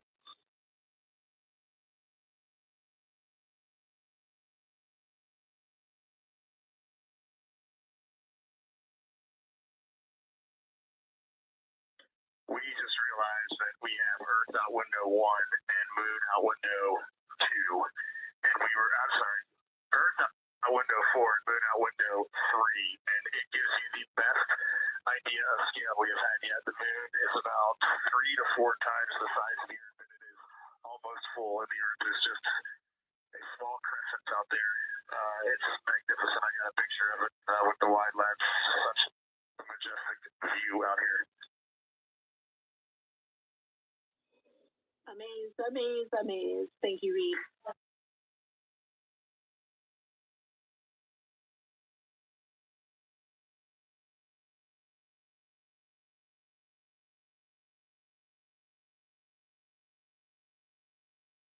Those are some of the communications we're excited most about today. Commander Reed Wiseman calling down their view right now. Obviously, a little bit different than what we can see from the solar array camera.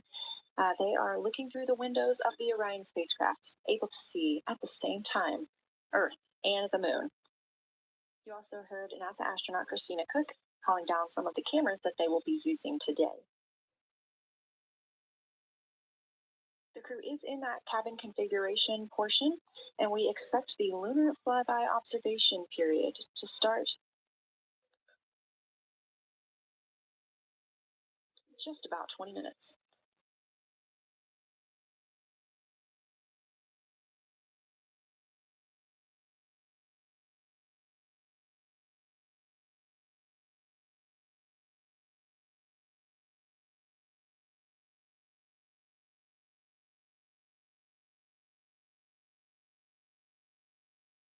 Checking in on Orion's distance and speed, they are currently traveling 1,071 miles per hour, 249,159 miles away from Earth, 11,293 miles away from the Moon, and continuing to grow closer.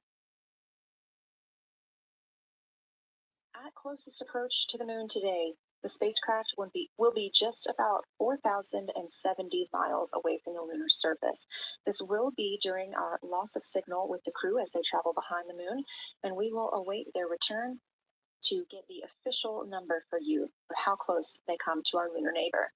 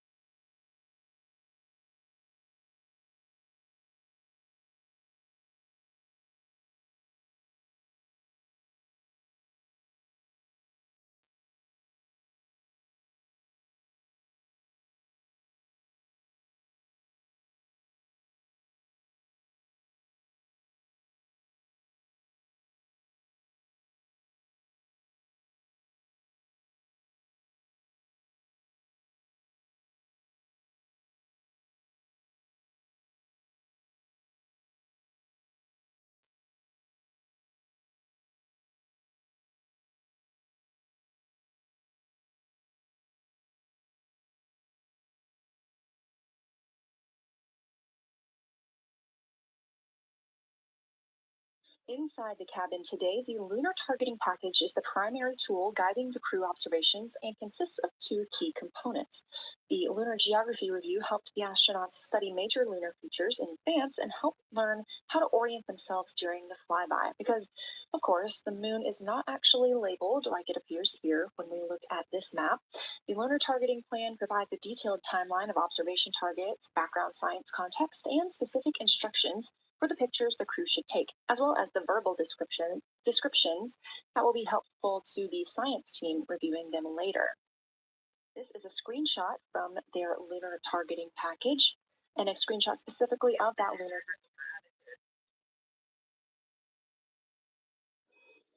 Go ahead.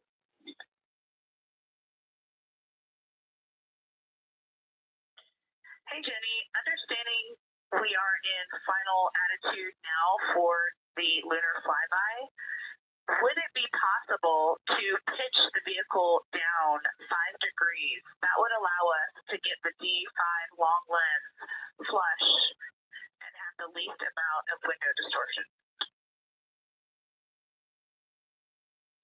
We're checking.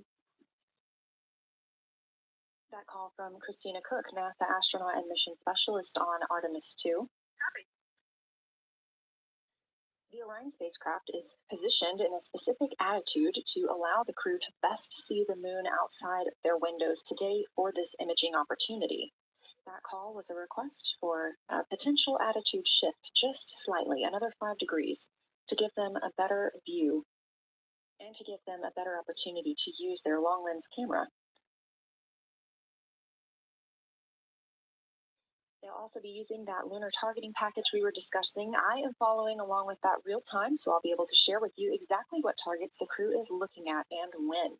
They also trained with a lunar science passport. It's a little reference guide used on Earth to reinforce recognition of key lunar features. It is not on the flight, but it was a significant study tool for the crew to get them ready for launch. The apparent size of the moon will change throughout the flyby, and it'll appear roughly like a basketball held at arm's length at the crew's closest approach. That reinforces the need for careful planning and practiced observation techniques.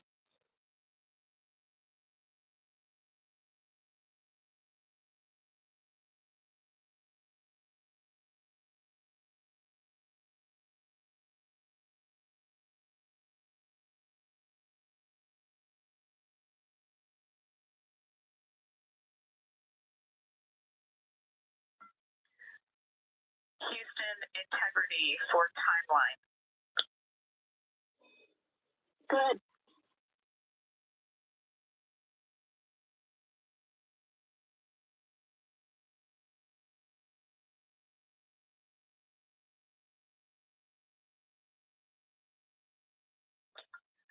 Hey Jenny, just to make absolutely sure that we start observations when expected, we are showing an Optimus that observation time starts in about 15 minutes, and an LTP that our first target, discussion 1, starts in about 29 minutes.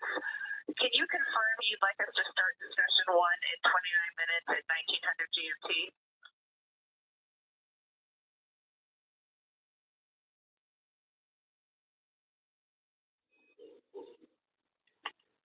Christina, we are tracking that discussion 1 should start at 18:45. That's 15 minutes from now.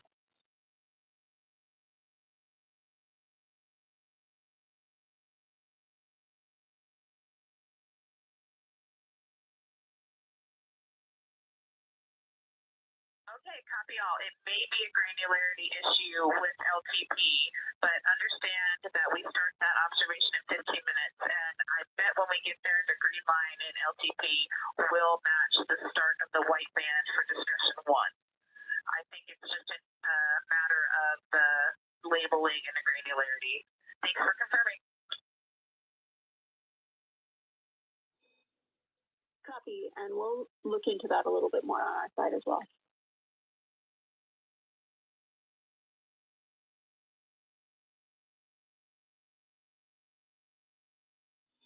Christina, can you verify for us that your green line is moving on the timeline page of your LTP?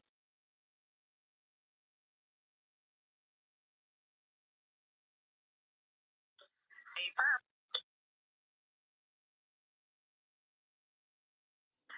Jenny, I do think we're good. Looking closer, I see the labels are just not aligned with starter end times of the white visible bands.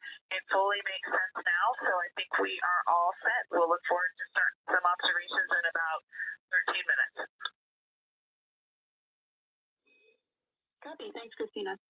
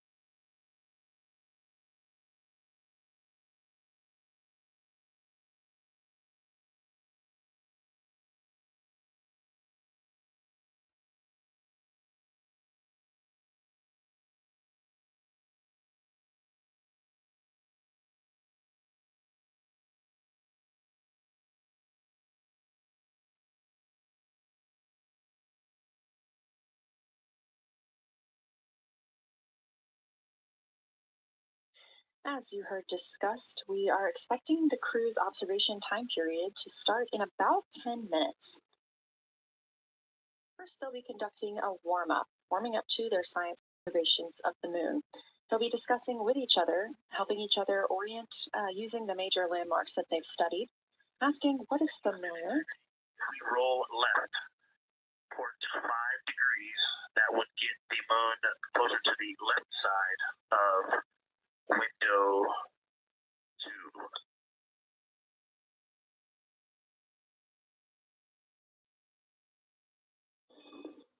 Copy, Victor. We'd like to know if it's pitch and roll or one or the other.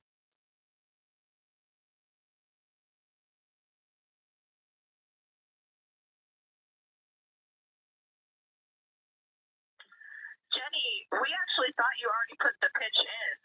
Had the pitch been put in already? No, we need a little while longer to talk about it.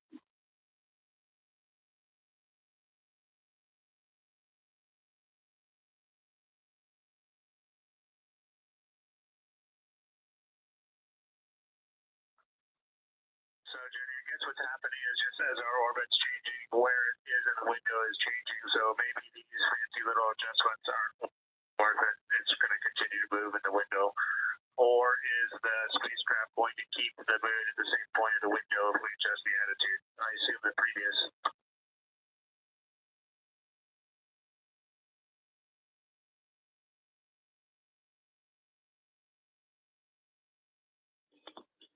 Right now, we are pointing the center of the window to the center of the moon with 2 degrees of deadband.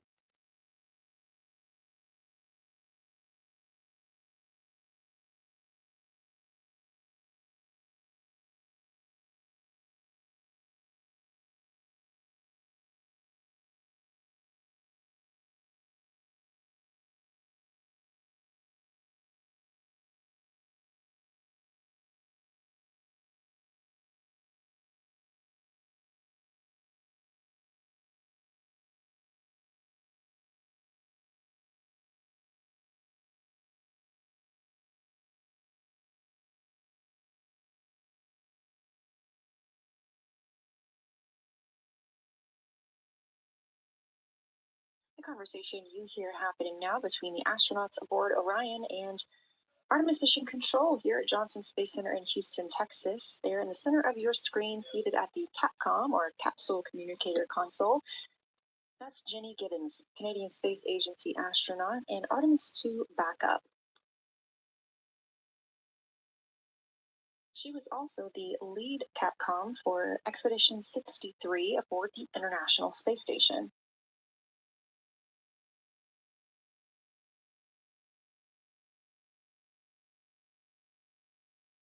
The crew is requesting some attitude changes to the spacecraft to allow them to better image the moon, our priority for today. Of course, those have to be discussed on the ground before they are put into work for the spacecraft, so the team is taking some time to do so. You also heard Gibbons reference that we are in 2 deadbands. Deadbands are essentially keeping us in the lane in which we're traveling. If you're familiar with lane assist in your car, very similar in this case.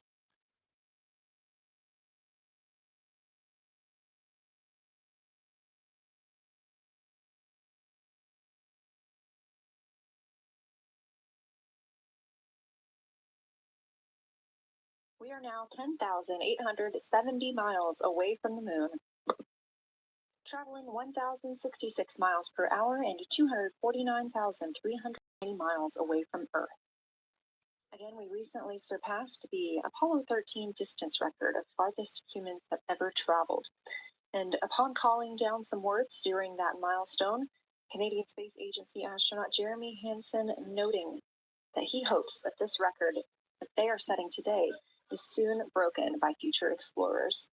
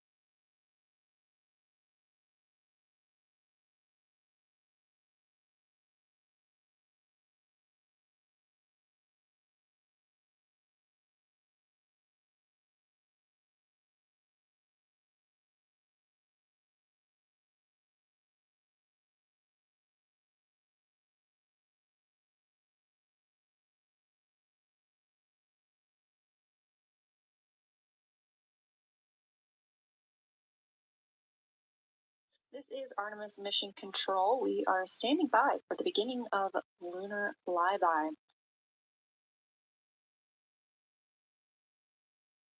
Expecting that to start in just a few minutes when the crew will begin a warm-up discussion preparing for the day.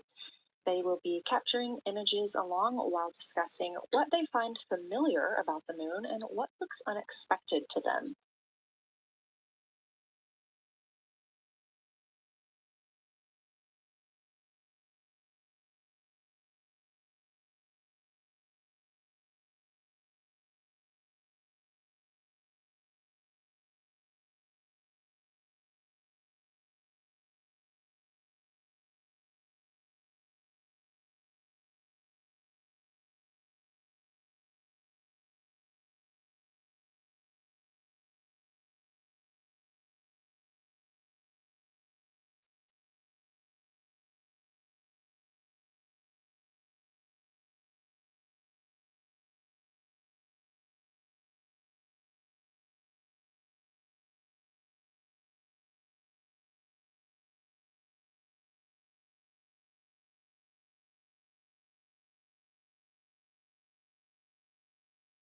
Again, just minutes away from the official start of lunar flyby, or when it is timelined for the crew. We are currently 10,726 miles away from the moon. This view on the left side of your screen coming from the camera on one of Orion's solar arrays.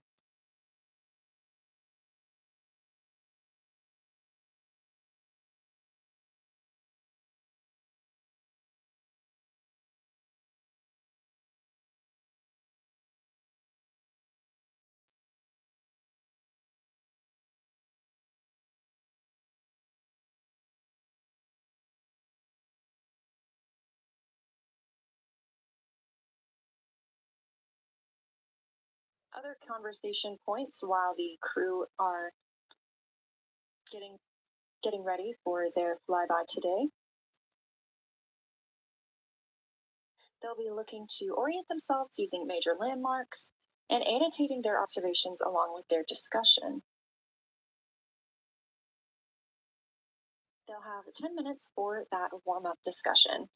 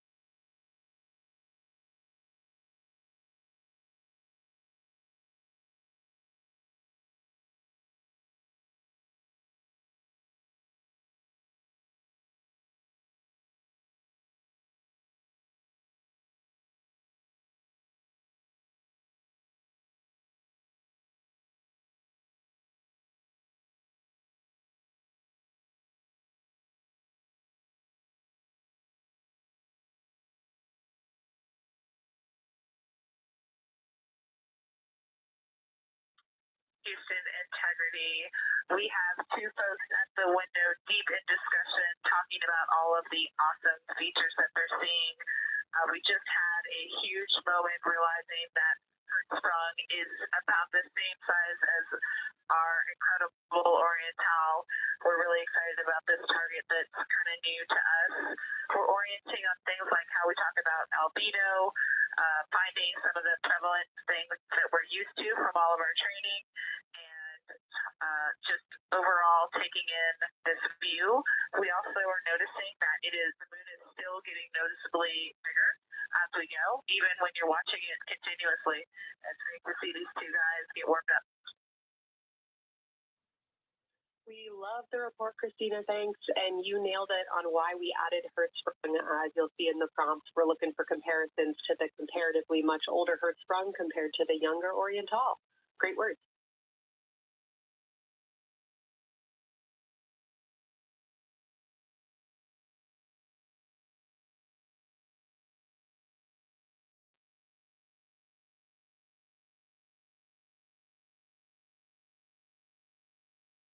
This is Artemis Mission Control. That was the voice of Dr. Kelsey Young speaking with the astronauts aboard Orion as they begin their observation period in lunar flyby.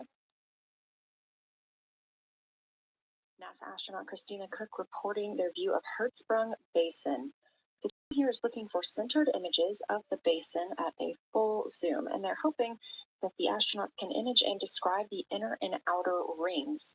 This is considered a degraded basin with the floor, rings, and ejecta compared to a younger Oriental basin.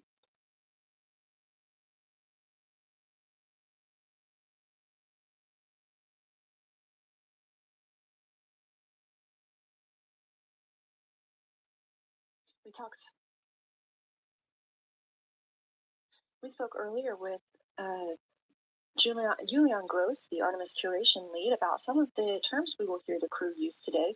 One of those just called out, that's albedo, looking at surface brightness, or the amount of light a surface reflects.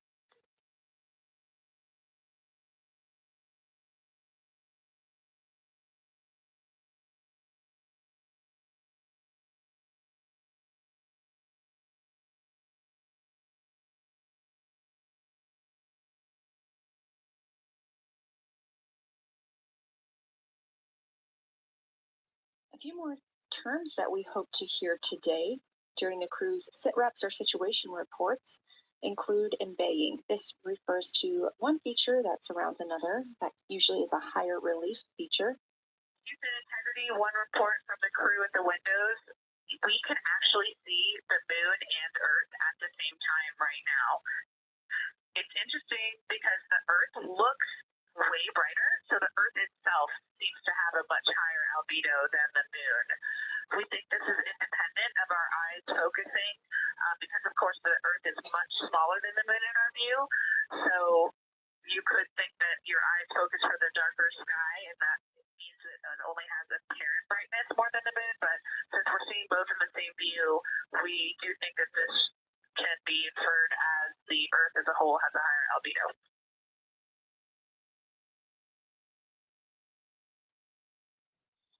Great observation, Christina, and reminder that as you're starting to look for those subtle color and albedo variations on the moon, the relatively bright albedo Earth might make those a little bit difficult, but as your eyes continue to adjust, we expect you to start to see more nuance on the moon. Thanks.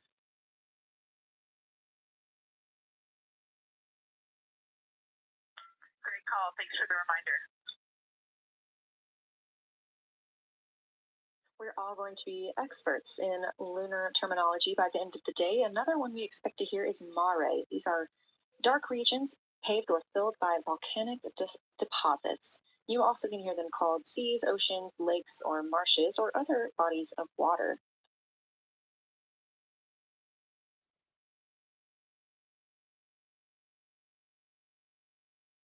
Again, we are live in Artemis Mission Control, but on the right side of your screen, that is the Science Evaluation Room, team members who have been preparing for this day for years. The crew has significantly darkened the cabin of Orion. This allows them better views outside the windows and fewer reflections from inside. They reported being able to see the moon and the Earth out the same window at this time. We are really hopeful to get those photos. Right now, this view on the left side of your screen coming from a camera mounted on one of the solar array wings on Orion outside the spacecraft. The crew is equipped with 80 to 400 millimeter zoom lenses.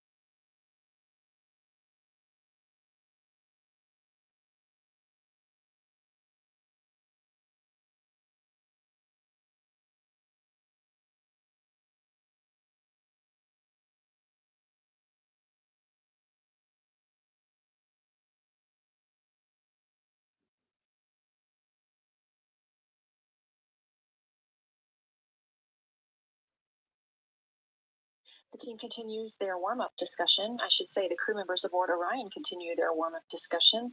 However, they are about to be prompted to move on to discussion number 2, which is near side and far side.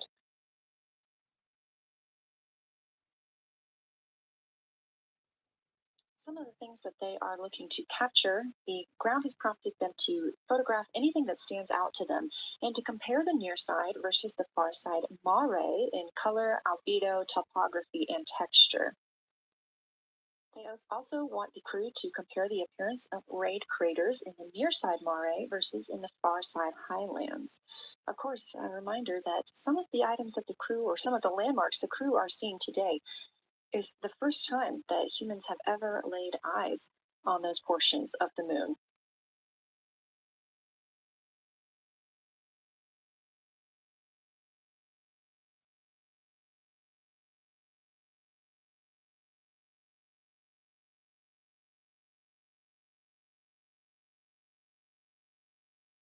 In the targeting package, there are a few reminders of the crew. For the crew, there are time-sensitive observation reminders and science sit rep reminders. We have sit rep.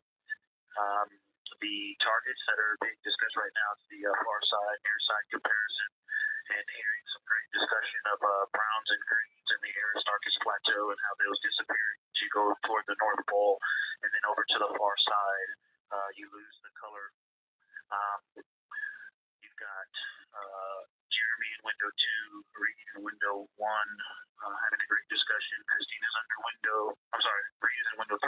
Christina's under window 1, documenting the discussion.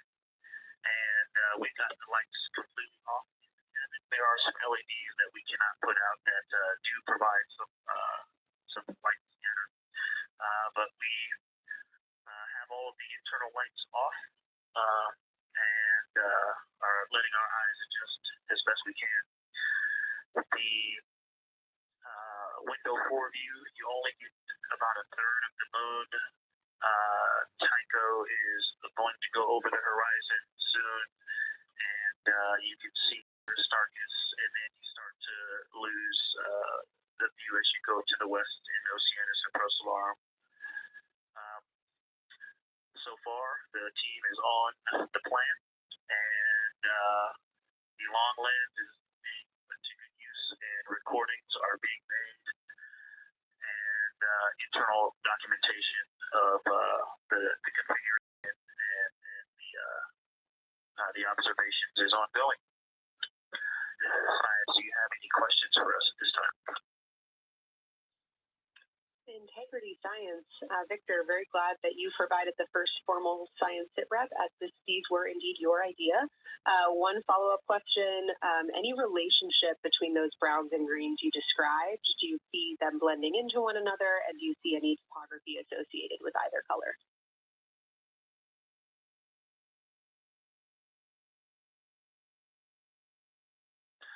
I don't want to bother the window team. I just heard that, overheard that, and so I'm sorry I don't have that detail yet. I will eavesdrop and see if I can pick that up.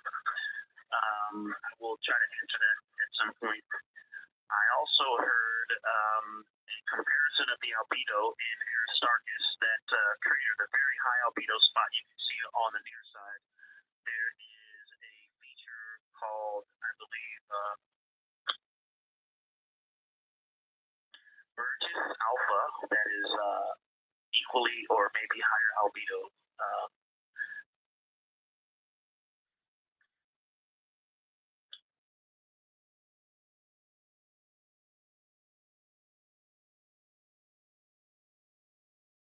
Information to correlate those colors from Aristarchus for you. Understood, Victor, and good call to not bug the window team. Really like the brightness comparisons to Burgess A. Really helpful for the science team. I'm coming. Thanks.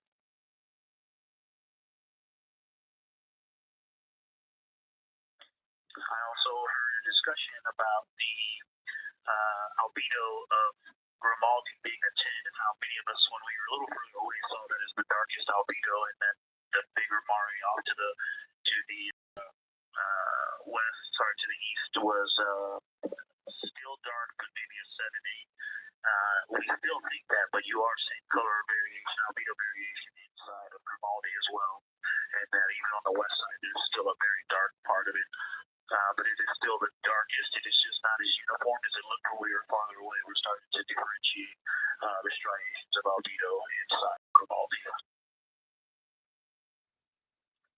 Copy all, Victor, and you read our minds. Superlatives like darkest, biggest are really, really helpful for us, so keep those coming.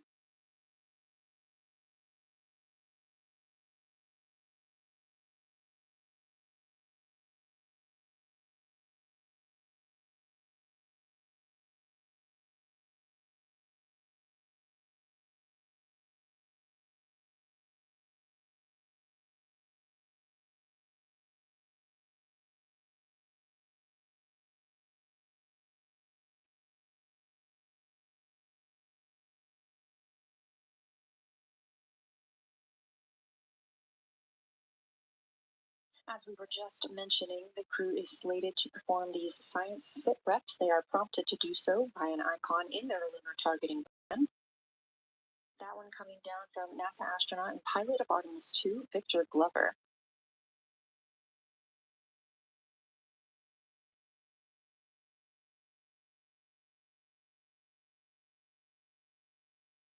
As we discussed, the Capcom is usually the only person in the room speaking with the crew, the capsule communicator.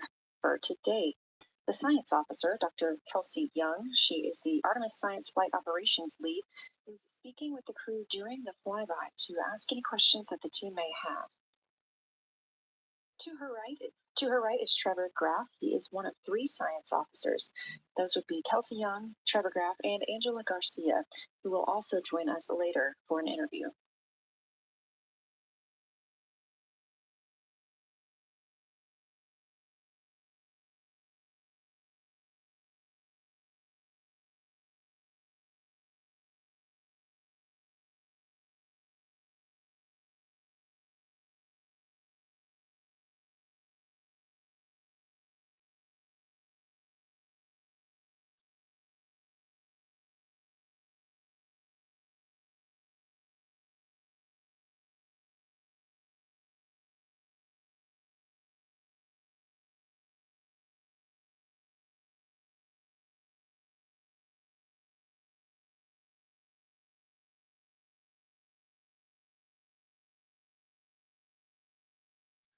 Integrity was able to, science integrity was able to get a view out of window 1, which is a beautiful view. I can see the entire boat that they're looking at. We left the t-shirt up there, so I was kind of peeking through the opening in the makeshift shroud there. And once I was able to get 2 eyes on it, what jumped out at me was Babylon. It's just peeking out of the Terminator.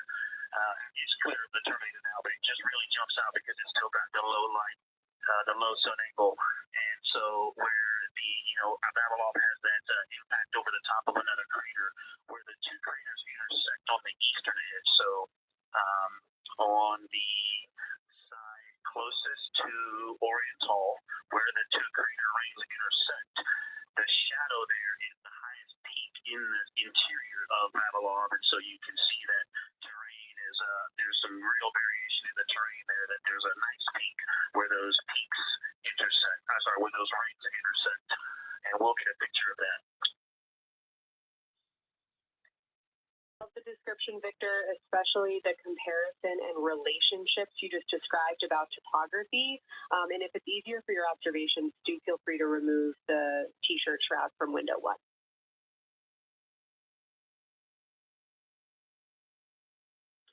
Yeah, absolutely, we will do. Thank you.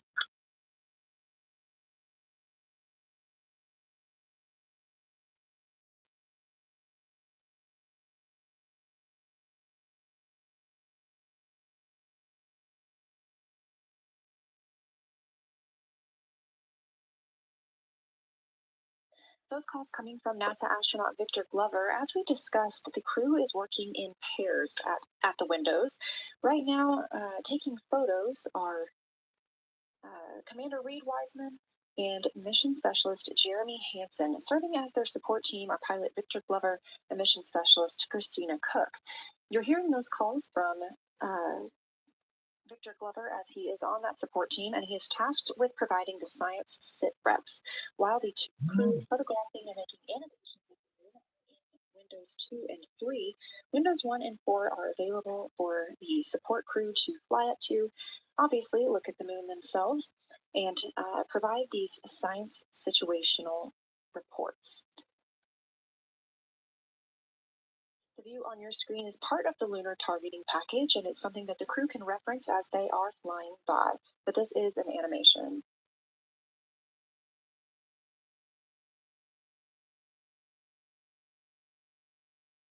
You also heard Glover mention Oriental. Oriental is a major feature that the team is interested in today, and it's known as the Grand Canyon of the Moon. Until this mission, the Oriental Basin had never been seen in sunlight by human eyes. Oriental Basin and its surrounding ejecta could fit within a straight line distance from NASA's Johnson Space Center, where we are at today, to Kennedy Space Center.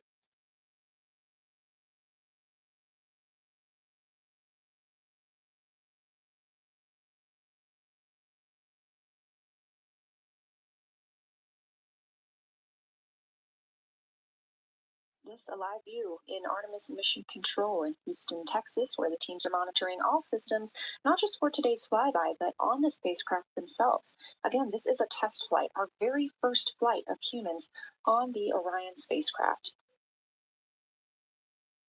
This team has been this team has been monitoring the entire time of the mission, as well as we have been live the entirety of the mission, and we will be continuing to do so all the way through splashdown and crew recovery from the Pacific.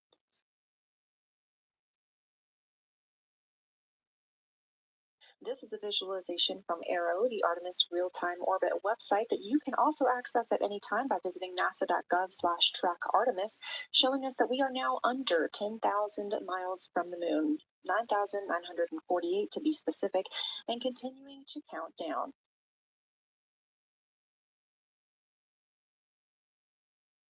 Again, our closest approach to the moon today should come about 6:02 p.m. Central, 7:02 p.m. Eastern. However, we will be out of contact with the crew at this time as they begin transiting behind the moon. At that time of closest approach, the distance from Orion to the lunar surface will be about 4,070 miles. Of course, these are estimates at this time, and we'll be sure to provide you with the official numbers once that closest approach has been reached.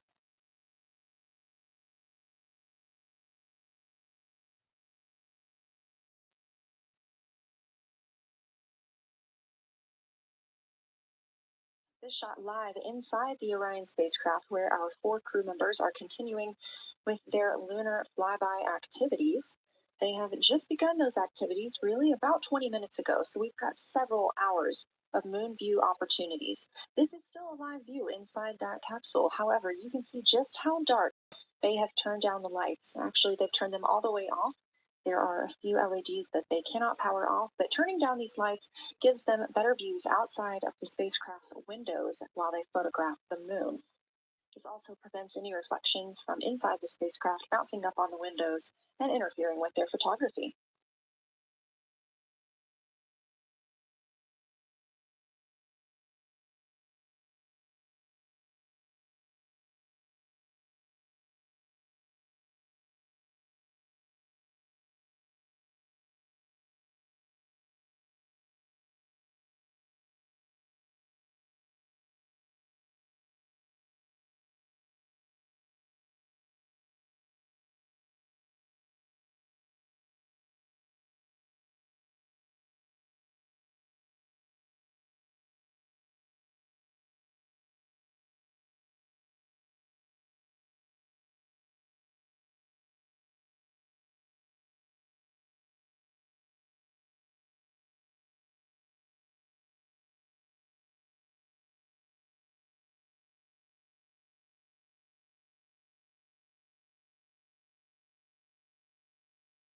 As we were previously discussing, the crew members are serving on teams, the first team being Commander Reed Wiseman and Mission Specialist Jeremy Hansen at the windows photographing what they see. We heard reports earlier that they can see both the moon and the Earth in the same view, and we are looking forward to seeing the moon and the Earth in the same view as well.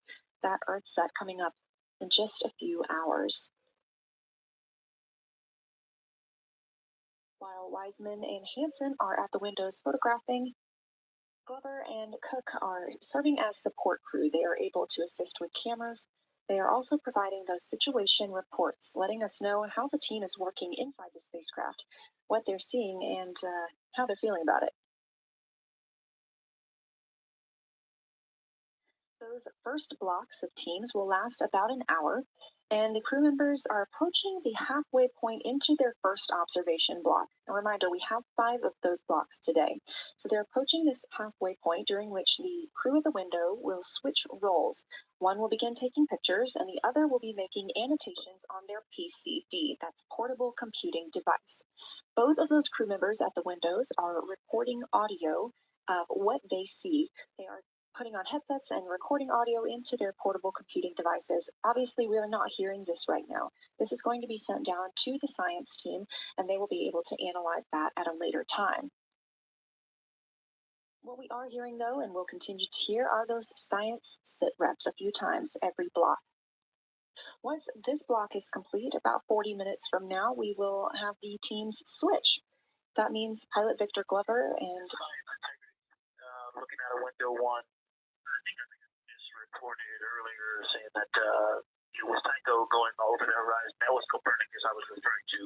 Apologies. It was Copernicus is what is farthest bounding to the east, and that is now like on the horizon or just past it.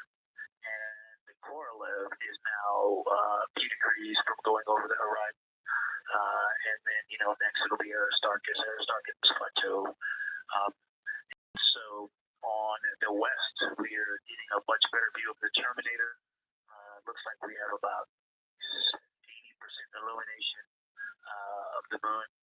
And Vavilov and 1 Vavilov diameter to the west is where the Terminator is right now. And so other features are starting to peek out there. The center of the illuminated part of the moon is to the lower part is Oriental, and just around Oriental, a lot of light structure is starting to show up. A lot of high albedo, similar to the feature I cannot remember, just alpha and Aristarchus type high albedo in the ring. So when you look at the interior ring and the external ring, it's almost as if the edges are starting to dry up and turn white. If it was something that was wet and not dry, the edges would be the part to dry first. You just kind of outline all the topography in the interior of that wall is like it was dusted with chalk or is starting to dry, or maybe dusted with snow. If this was the Earth, I would say there was snow dumped on some of the ridges on the interior of the rings of Oriental. Also, an interesting part of the discussion I heard between Reed and Jeremy is that from Glitchko to Grimaldi, there are 2 dark features there that look like commas, but in the wrong direction. But there's also a lot of interesting, there's just a lot of geometry and squiggles and dots and lines that are starting to stand out as more small features come into view. And there also is a lot of variation in albedo. And some of those, the 2 dark features, for example, have on the southern edge of the larger one, the one that's further to the south, there's a very dark, the one albedo, like the southern and western part of Grimaldi. And the one to the north, closer to Glitchko, is also that same dark albedo. And then around them, there are some very high albedo spots just to the north of the southern one, and just to the west of the smaller one to the north. Very high albedo, almost approaching the 10, the 9 or a 10, like Aristarchus. And lots of little bright spots just starting to pop up in this view. To the north, as you look up at the North Pole, there is a very distinct crater with a lot of very defined central peak that is also green in albedo. And all of that area past it, going to the horizon, gets lighter and lighter, and is very, very high albedo.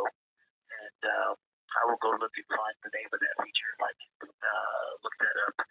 and then to the south, really getting some interesting geography and topography in the South Pole Ancient Basin. And the view of the South Pole is quite amazing. We've got some Terminator there, as well as the limb view, and there is a very distinct crater right at the South Pole. And I'm going to go look up, I don't believe that is ancient, but I'm going to go look up the name of that one because it's also giving a lot of good topography due to the shadows that I'm seeing. But that's, I was trying to bound the view that I'm seeing for you. I got distracted by all of these interesting albedo stations that are popping up in the interior. But that's the view that we see just a Babylon diameter to the west beyond is where the Terminator is. Just beyond, I think Copernicus is the easternmost feature that we can see. A very nice ringed, very nice structure crater to the north with a great high albedo central lift to the north, and the south is dotted by a very characteristic crater with a lot of terrain, shadow features, and I will go try to find some landmarks to put names with those. Any questions for the observation team? Integrity Science, love the descriptions. You're definitely looking odd up there. Appreciate seeing the training being implemented. Especially interested in your descriptions of the dark patches. You compared the comma-looking features to the albedo you see in Grimaldi and notice that you're starting to see those color differences popping out. Any observations you want to make, especially when you get on, the PCD in a little bit, would really help us tease out the differences in those dark mare deposits. Great description, Victor. Keep them coming.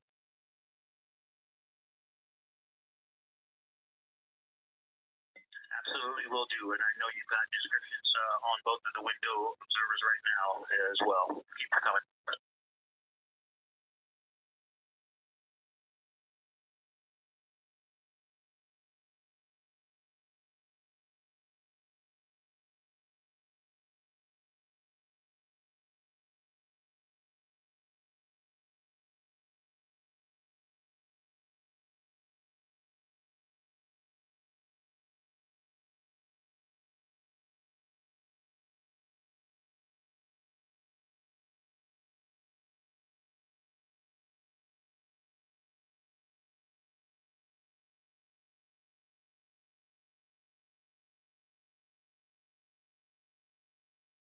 Great evidence of how well trained this crew is by the science team.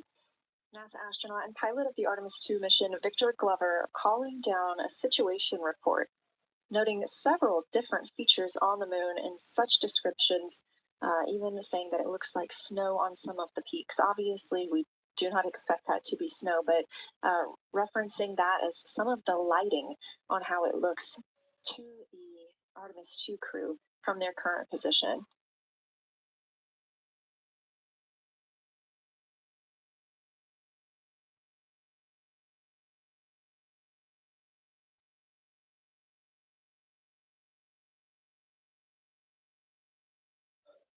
The team is slated to be switching their positions at the windows now. Both Reed Wiseman and Jeremy Hansen have been at windows 2 and 3, one taking photos, one making observations and annotations on their portable computing device. At this time, we also anticipate that they are looking at a crater duo. One of those is Glushko, and the other is Ohm. The team is looking to know the extent of Glushko's ray system and how its rays differ in the Mare versus the Highlands. They also want the team to compare the ray systems of Glushko to Ohm.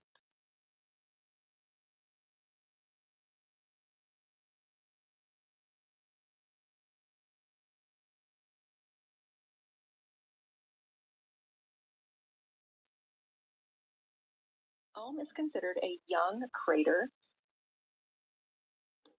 And if you've ever seen a photo of the Richat structure, it's also known as the Eye of the Sahara. It's 40 kilometers in diameter, and that could fit within Ohm's interior.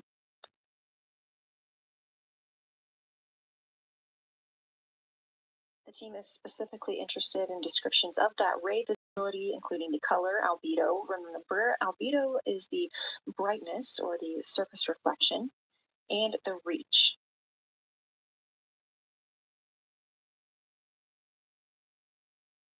Again, I am using the same lunar targeting package that the crew is referencing on board right now. This helps keep them on time as well as prompt them for when they need to make a call down to the science team and report what they're saying. It also gives them reminders of when they need to swap positions at the windows. Additionally, I'm using the Artemis II Lunar Science Passport developed by Amber Turner and the Artemis II Lunar Science team. Now, this passport did not fly with the crew, but they used it extensively as a study guide here on Earth. So a lot of the descriptions and comparisons you hear today are developed directly by the science team.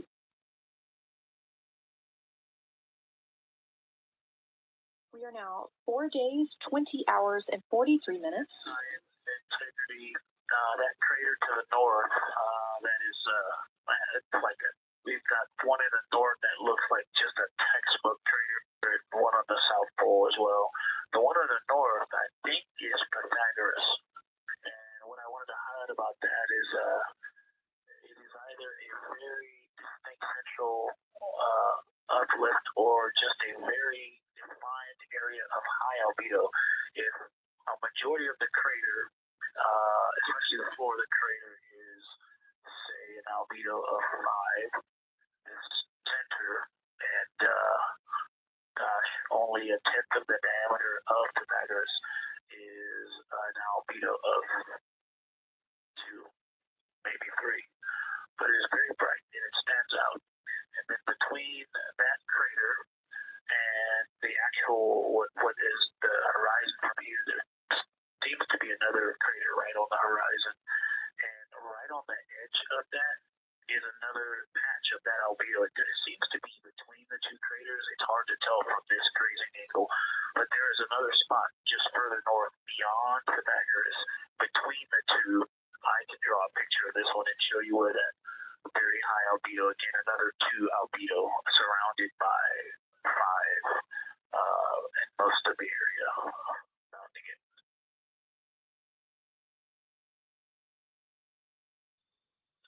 Integrity science, thanks for that. We agree with the Pythagoras assessment. And as a follow-up to your previous report, the SIR had questions about topography comparisons between the North Pole and the South Pole of the Moon, if you're willing to provide words on that.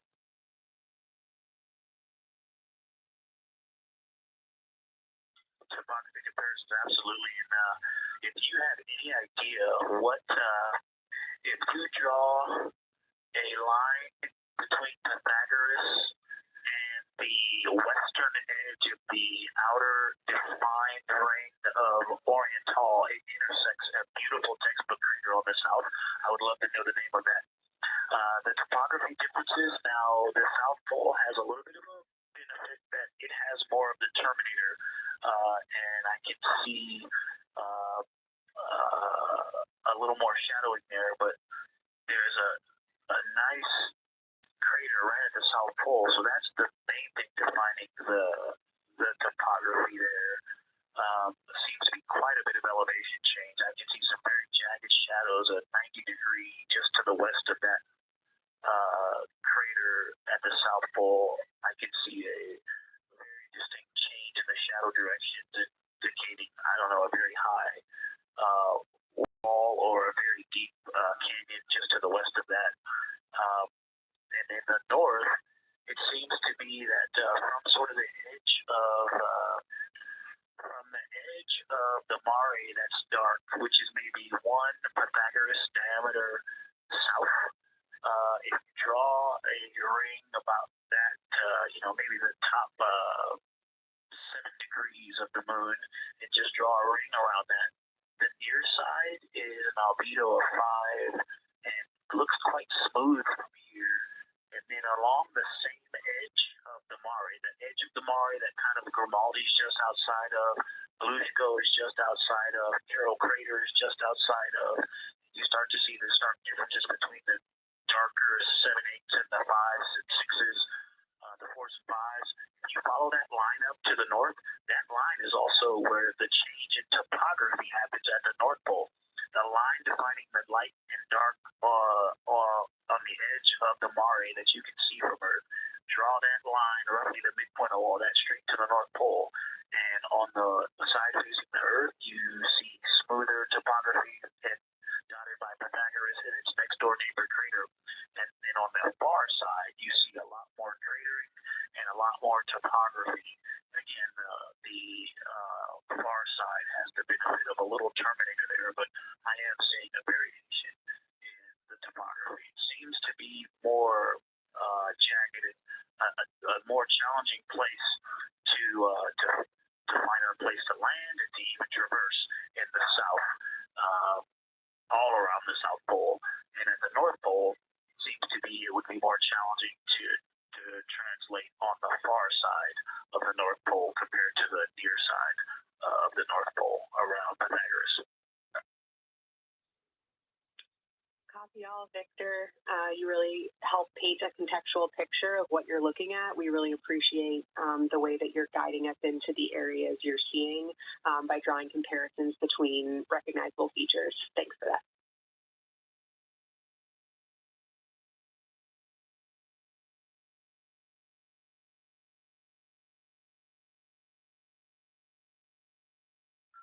And Kelsey, another little science at moment, something I just heard from the window team is the more I look at the moon, the browner and browner it looks. I thought that was an interesting observation.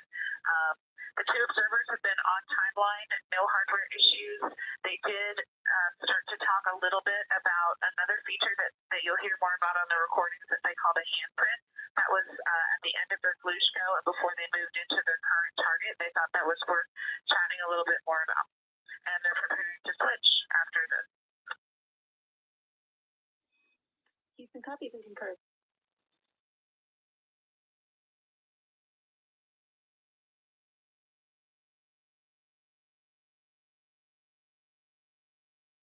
Houston and science integrity method, just observation from the human.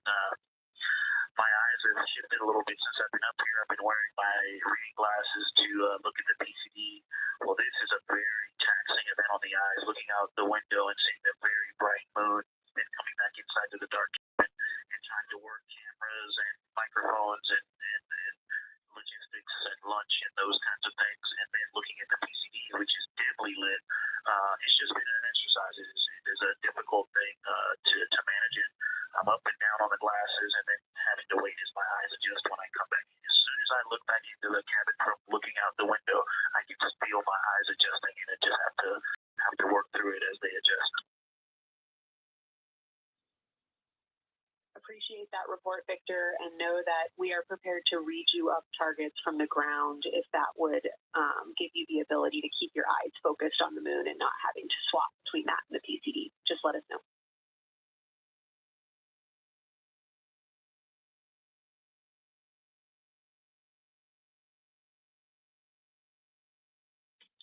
Yeah, we appreciate that science, and we will also do that for the window teams, and we'll back each other up that way as well. But we appreciate that. We may take you up on that. Thanks.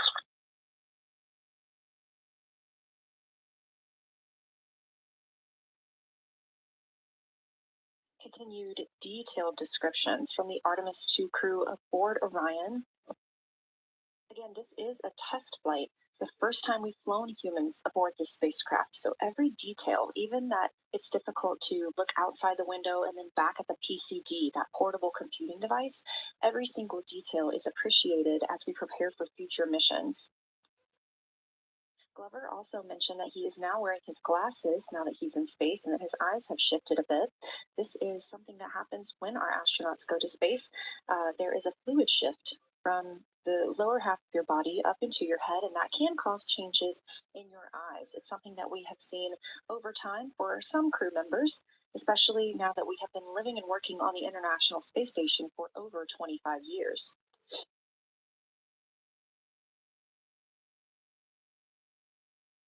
Again, it's clear that these Artemis II astronauts have undergone extensive lunar science training, including classroom instruction, fieldwork, and high-fidelity simulations.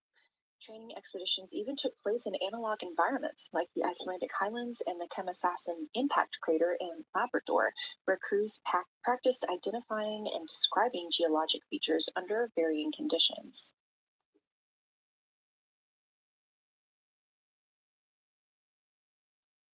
Additionally, here at Johnson Space Center, Orion mock-ups were used to rehearse crew choreography, including three-dimensional space management with an inflatable moon globe to simulate the flyby. And while on Earth, the crew also used that small lunar passport that I mentioned with descriptions, photos, and prompts to help them study the features we hope they'll see. Now, this is a view from their lunar targeting package at this time, helping them determine what they're seeing on the moon, as well as on the left, keep up with what their next target will be. As you can see, we have got a long list and an exciting day ahead of us.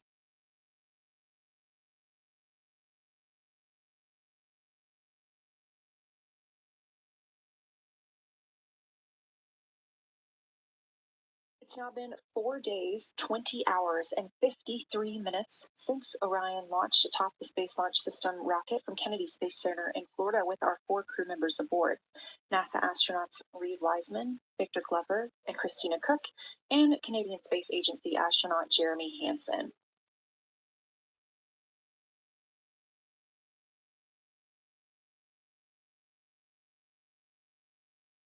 The Artemis II crew passed a major milestone today when they passed the Apollo 13 distance record at 12:57 p.m. Central, 1:57 p.m. Eastern. That Apollo 13 distance record was 248,655 statute miles from Earth. It's another observation, whole moon. When you look at the moon, something I've never seen in photographs before, but is very apparent, all the really bright new craters. Some of them are super tiny. Most of them are pretty small. There's a couple that really stand out, obviously. And what it really looks like is like a lampshade with tiny pinprick holes and the light shining through. They are so bright compared to the rest of the moon. We copy, Christina. Thank you. Looks like you guys might be doing it, but remind you to swap positions at the window and take your SD cards with you. We're loving everything that you're calling down, so keep it up.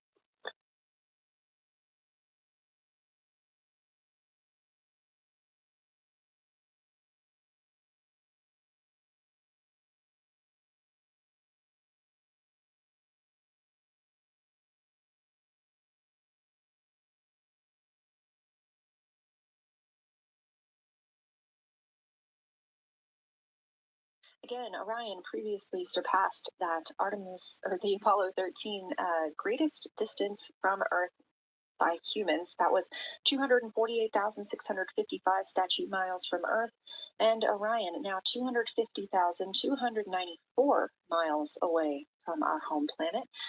The spacecraft is 9,033 miles away from the moon and growing ever closer. At its closest approach, it'll be about 4,070 miles away, and we will make sure we confirm what that distance ends up being. This is an approximation and an estimate ahead of that moment. We're anticipating them to make that closest approach at 6:02 p.m. Central, 7:02 Eastern, when they are in a loss of signal, transiting behind the moon. They will be the first humans in over 50 years to fly behind the moon and lose contact with Earth. We will regain that contact about 40 minutes later as they reconnect to the Deep Space Network, emerging from behind the moon, and we will look forward to seeing an Earthrise.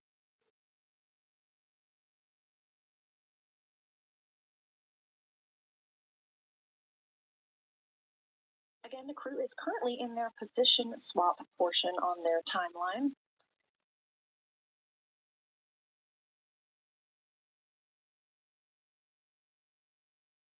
This allows crew members the opportunity and the experience of all roles necessary during today's flyby. Right now, those 2 crew members at the window have swap positions.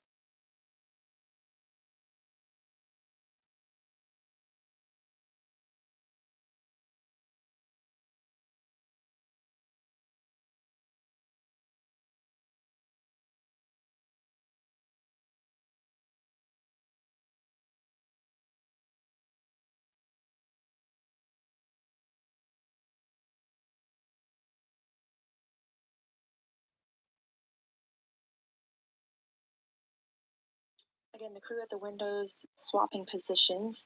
Right now, that crew is Commander Reed Wiseman and the mission specialist Jeremy Hansen, while Victor Glover and Christina Cook serve as their support flyby crew members. That's why you are hearing Victor and Christina during those science situation reports. Those voices will change in about 30 minutes when they take a turn taking photos and making annotations while at the window.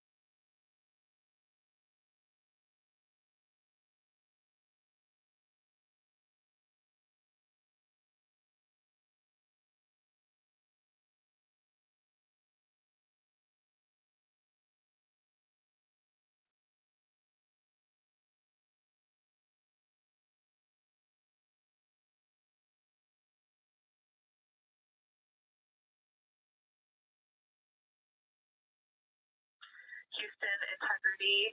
I wanted to provide an observation or a little bit of descriptive nature on something that we saw on the first day we had good moon views. This was when we saw more of the near side, and the ground helped me out with identifying Mare Imbrium. Mare Imbrium, when you have the western limb also in view, looks completely different than the normal view we have of the near side. It is the most striking feature of the western limb view that we had. And the mountain chains that form its eastern side are very prominent, but they actually stand out more than I'm used to seeing even on the western side. And the whole thing just feels like a big bump. It actually looks like a large healing wound with a high albedo forming the mountain chain around the impact basin. And I just don't think I had enough chance to describe how striking it was on that western limb view as we were coming in a couple days ago. Christina, science, absolutely love that, especially since that's a feature that all of us here on Earth can observe from home. So I'm sure tonight everyone's going to be going out and looking for evidence of that beautiful topography you just said. Thanks for those words.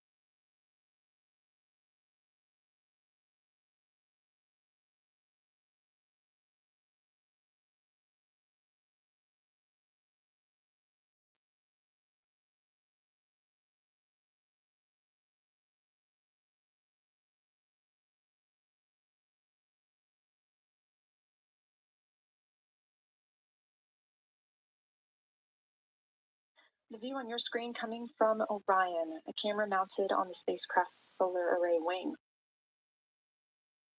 toward the right of your screen, the near side is the hemisphere we see from Earth. That is identifiable by those dark splotches, which are ancient lava flows. Sorry, science integrity. A question and a comment.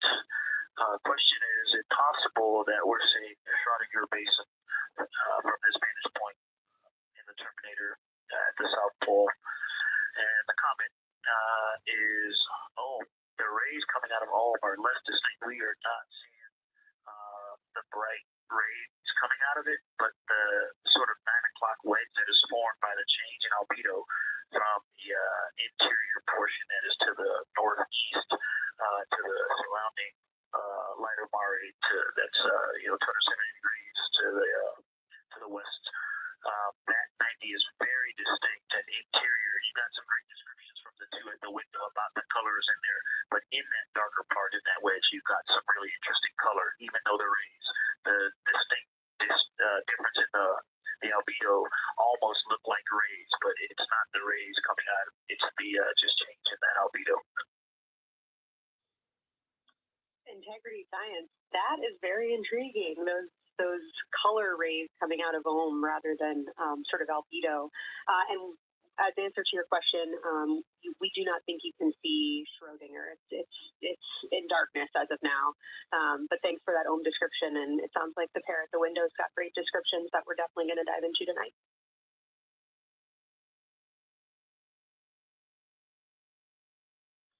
Okay. If you could help me, I would still love to know what it is. There's a very nice crater. I likely have a lot of pictures of it. What would be right in the Terminator at the South Pole or close to the South Pole, where it's intersecting the Terminator right now? Yeah, Victor, we're assuming you're talking about, kind of if you're looking at the Terminator, it's basically like 70% down from the North Pole. Is that where you're looking?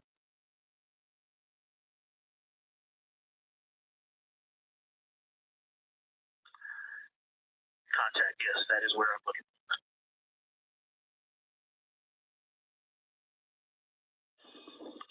Integrity Houston, that is an enabled caution for wastewater dump required. We have hit our limit. As expected, no crew action.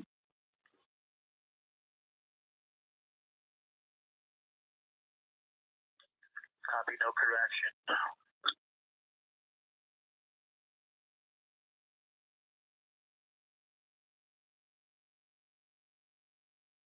You are.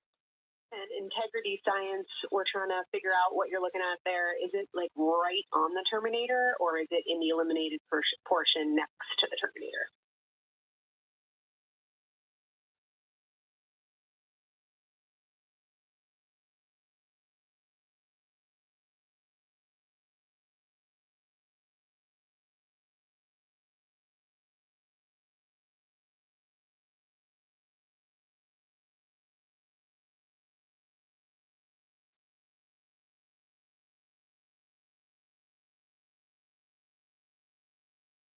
While we wait for a response from the crew, the Terminator is that difference between day and night, or brightness and darkness, you see on the moon.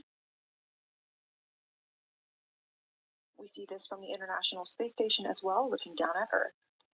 And science from integrity, excuse my space orientation adaptation.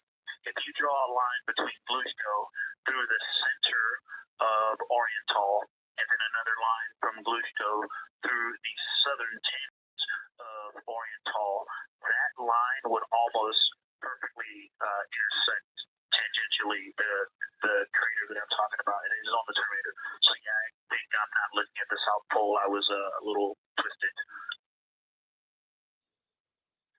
That line description was really helpful. I have eyes on the SIR right now, and they are actively discussing lunar geography. We will be back with you shortly.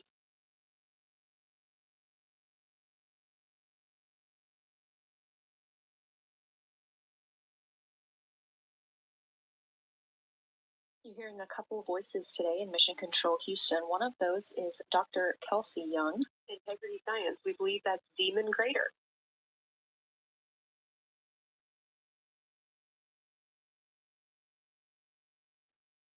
Oh, I'm a little away from the speaker. Say it again, please.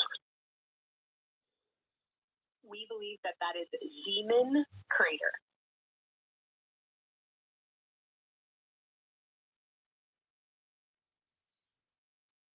Zeeman. Okay, and can you say the first letter? I may be pronouncing that wrong. What's the first letter of that word? Zulu. It's Zeeman.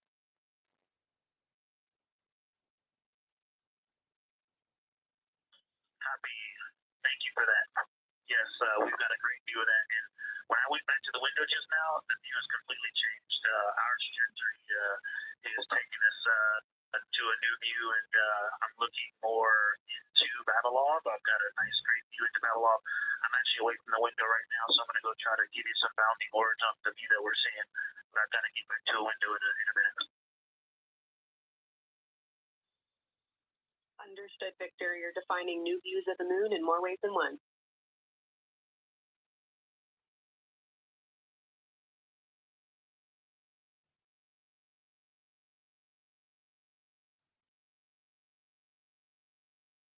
Again, when you hear calls down to science or from science, that's Dr. Kelsey Young, the Artemis Science Flight Operations Lead here at a console in Mission Control. You also hear communications with the crew from Canadian Space Agency astronaut Jenny Gibbons. She is the Capcom for today. She is a backup Artemis II crew member. Those calls from pilot Victor Glover asking about a feature he was seeing, specifically a crater on the moon. Meanwhile, the team here in the science evaluation room was actively working together to determine which feature he was describing.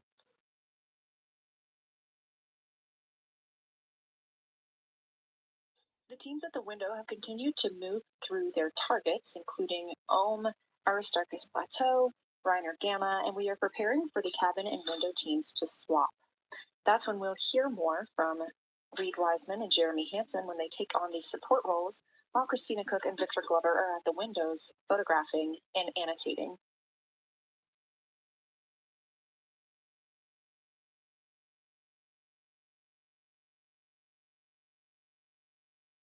As we briefly mentioned, if you look towards the right side of the moon, essentially,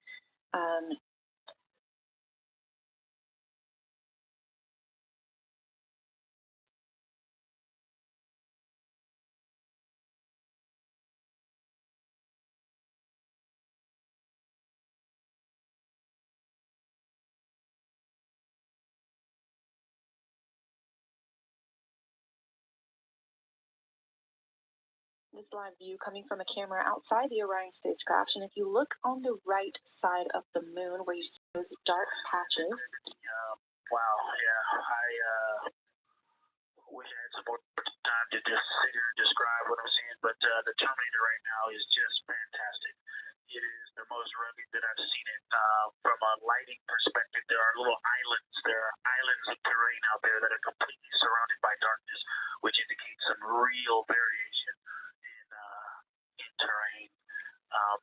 Up to the north, there is a very nice double crater. It looks like a snowman sitting there, in the 5-10 degrees below the pole at the Terminator. And then on the southern edge, there's almost like a hole. Looks like a hole. And it's the diameter of Babylon, size, just blackness, and then a wall of bright.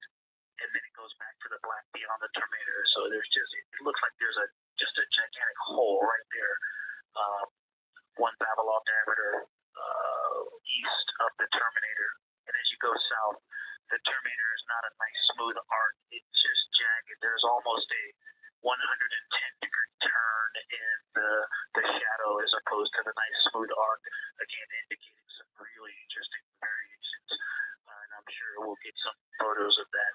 And then one of the craters further to the south of Babylon, maybe halfway down to the South Pole, is not only it looks like just a deep hole, and then there's like 2 island rays pointing off to the west and north that indicate very high ridges and very deep canyons coming up out of that crater. So really interesting visual illusions going on with the shadows there. Like I said, they look to be islands out beyond the Terminator because some of the things, maybe even a Vavilov diameter into the Terminator are catching sunlight on the peaks up to the north and to the south. It's very, very interesting to see. Integrity science. Oh my gosh, that was an amazing picture you just painted. I glanced over at the SIR video and I literally saw fist pumps in the air. Those types of observations are things that humans are uniquely able to contribute, and you just really brought us along with you. So thanks for that.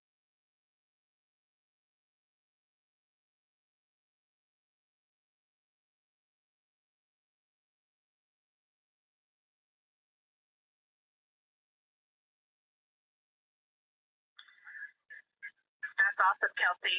Did you get a sit rep updating you on a slight change in logistics for PCD use?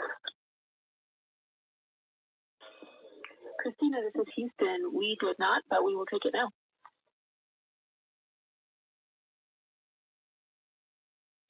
We slightly changed the PCD plan for the window observers. The two window observers kept their PCD.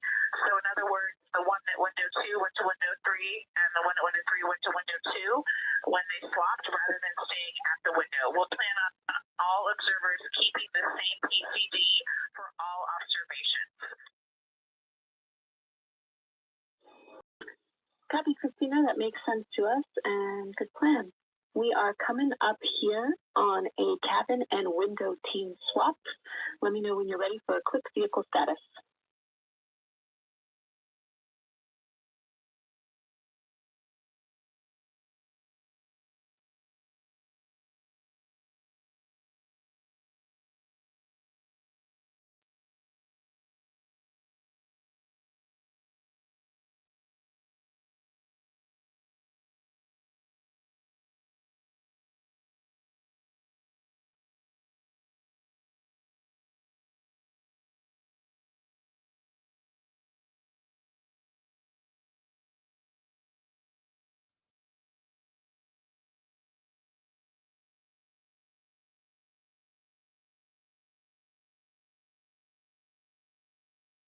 As you heard, science.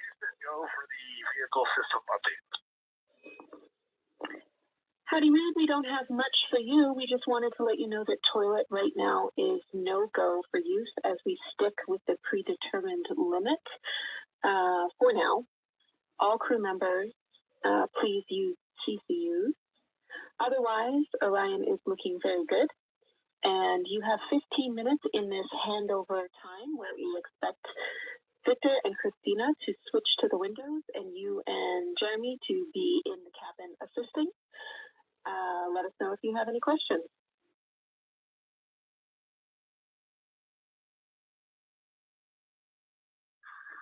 No questions at all. They're in the swap right now. The first thing I'll tell you, I floated up to the docking hatch window and just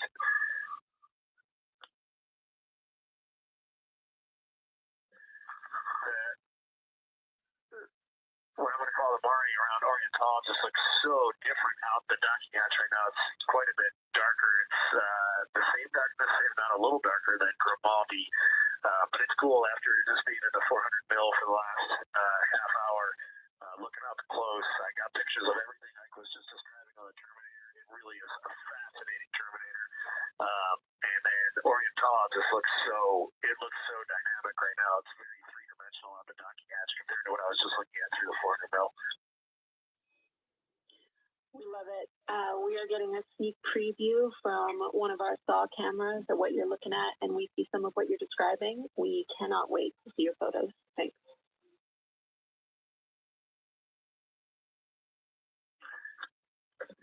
Yeah, Jenny, I wish you had some longer lenses on the solar array so you could see the whole moon, but man, it is, or the up-close moon, not the whole moon, but it is just fascinating and it's so cool.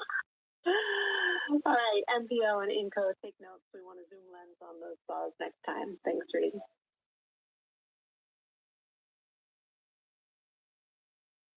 Affirmative.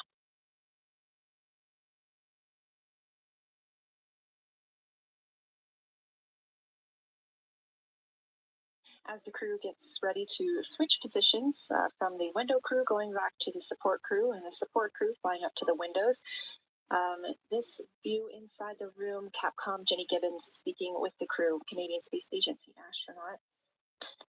The crew has continued to provide excellent descriptions of what they are seeing on the lunar surface. In this picture, or in this live view actually, from Orion and a camera mounted on its solar array wing, if you look at the dark portion on the right side of the screen, those are visible from Earth. That's considered the near side. Those are ancient lava flows from a time early in the moon's history when it was volcanically active. If you look towards the left, there's that dark, large crater that appears above, to the left of those lava flows. That's Oriental Basin. It's about 600 miles wide, and it straddles the moon's near and far side. And this mission is the first time that humans have ever been able to see this with their eyes in the daylight. Again, you hear conversation about that Terminator. You have a great view of that as well. That's the difference between light and darkness on the moon. Victor Glover explaining that as a very jagged looking Terminator due to the peaks that they're seeing and the craters that they're seeing as they prepare to cross over the far side.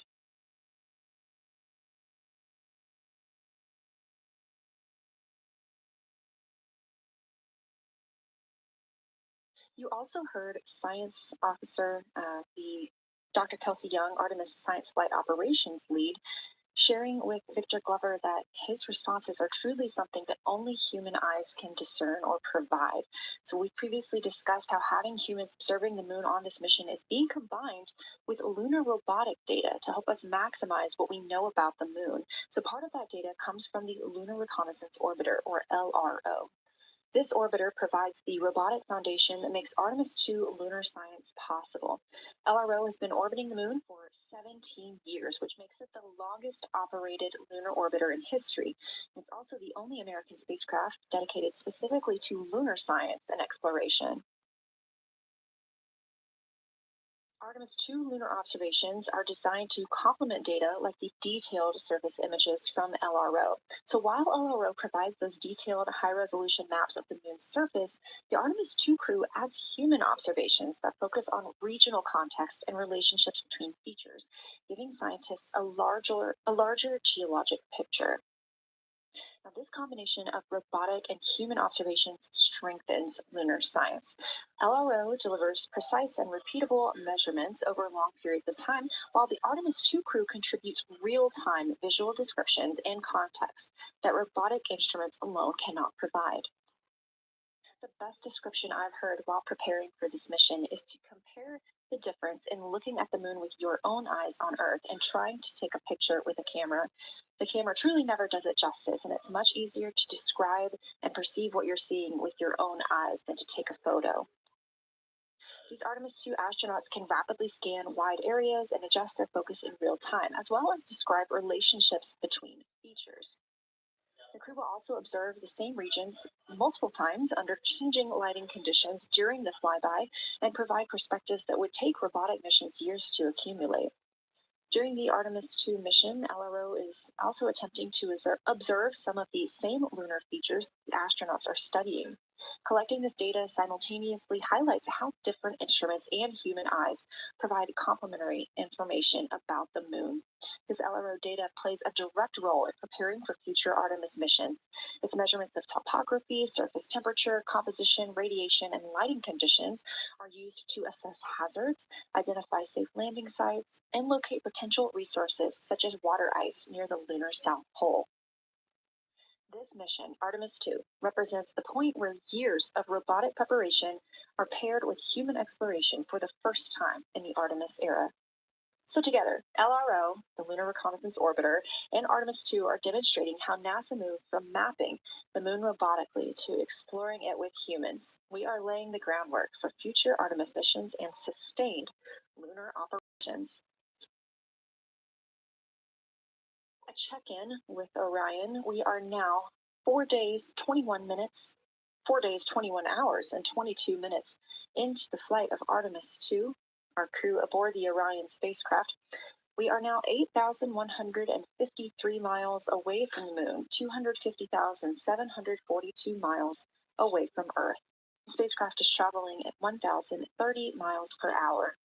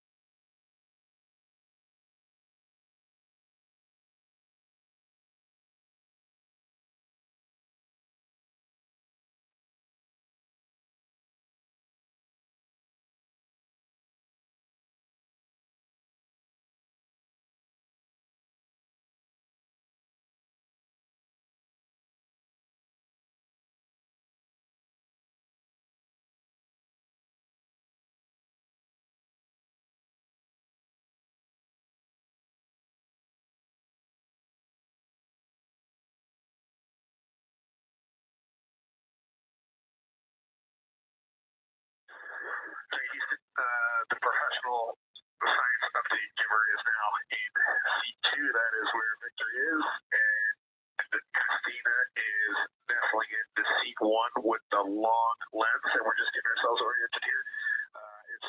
It's a cool view in the cabin. It's actually a cool view to be off the camera now and looking at my crewmates getting up to their observation post and looking in. It's super fun.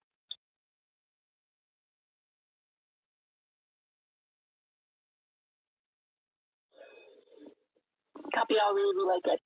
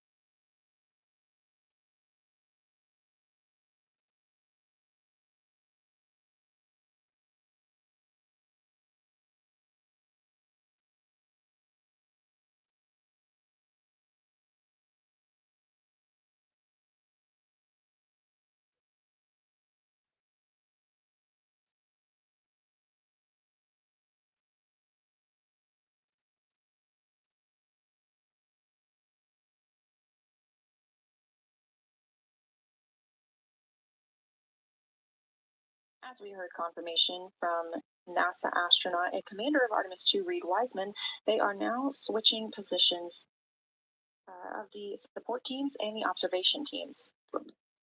So initially, Reed Wiseman and Jeremy Hansen were at windows 2 and 3 in the Orion spacecraft, taking photos and making annotations in their PCDs, portable computing devices. They were also giving audible descriptions into their PCDs, wearing headsets with microphones and providing recordings that the science team was able to listen to later. We were hearing from NASA astronauts Christina Cook and Victor Glover as they made observations as part of the support team. Now, as these teams are swapping, we anticipate hearing more from Reed and Jeremy as they'll be on the support team, while Victor and Christina will be at the windows taking photos and making annotations.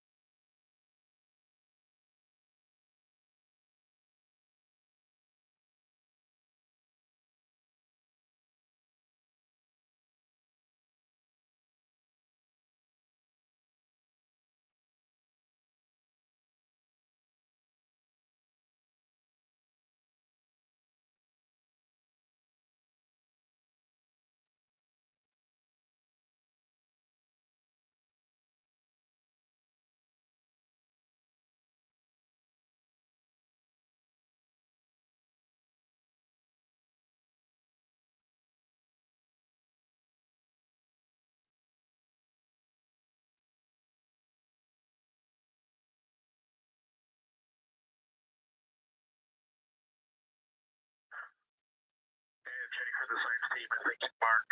This time I just covered up window 4 to block out the ambient light from a very bright planet Earth. And it'll be interesting to see in the data, Victor and Christina, see any differences from me and Jeremy with that window blocked. It's a lot darker in the cabin now.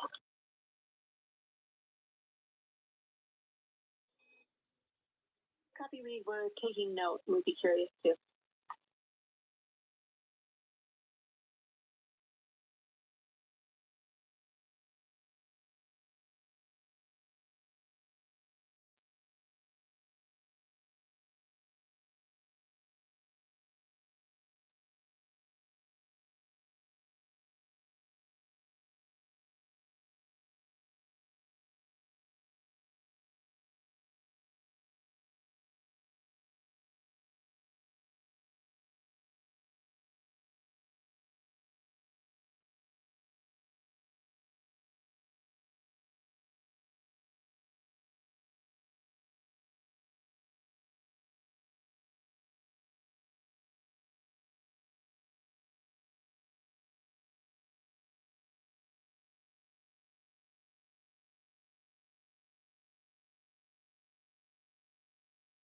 We are live in the Artemis mission control room during the lunar flyby of the Artemis II crew, the first humans to fly by the moon in over 50 years. Orion launched 4 days, 21 hours, and 30 minutes ago atop the SLS rocket, Space Launch System rocket from Kennedy Space Center in Florida.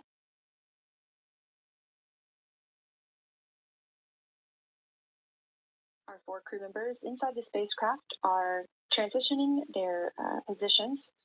The cabin and window teams have swapped. Currently at the window, we have Victor Glover and Christina Cook, NASA astronauts, and serving as support, Reed Wiseman and Jeremy Hansen.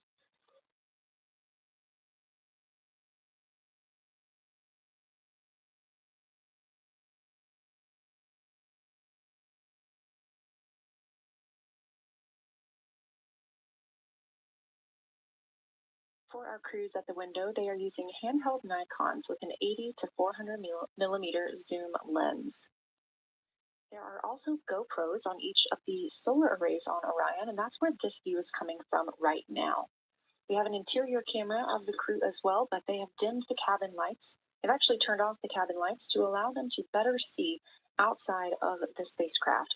This also helps prevent any reflections from lights inside the spacecraft reflecting onto the windows while they are photographing the moon.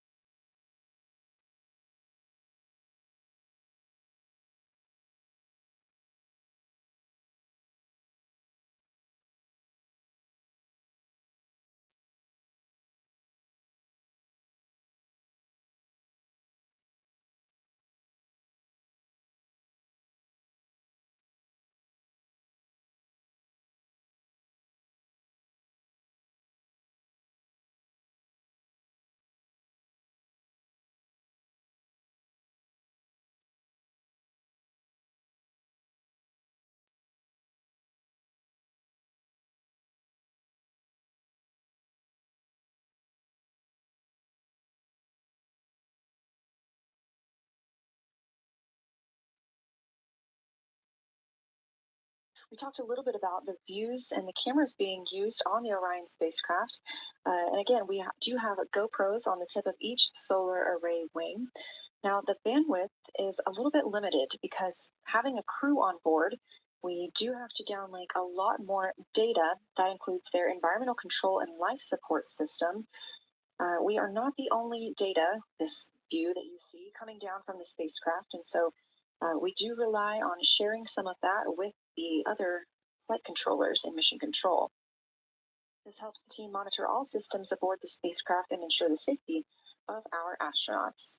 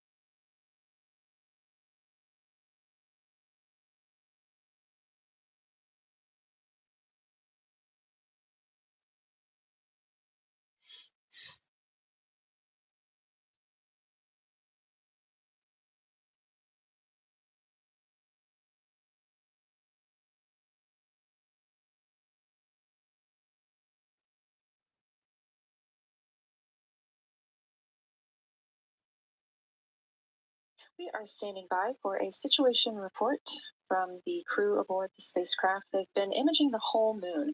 There is now a new crew at the window. That would be Victor Glover and Christina Cook. And so, being it's their first time since they have moved up to the window positions, they have a chance to orient themselves and describe and take pictures of any color or albedo variations across the surface. Reminder, albedo is the brightness or reflectiveness. Integrity science for a science sit rep when you're ready.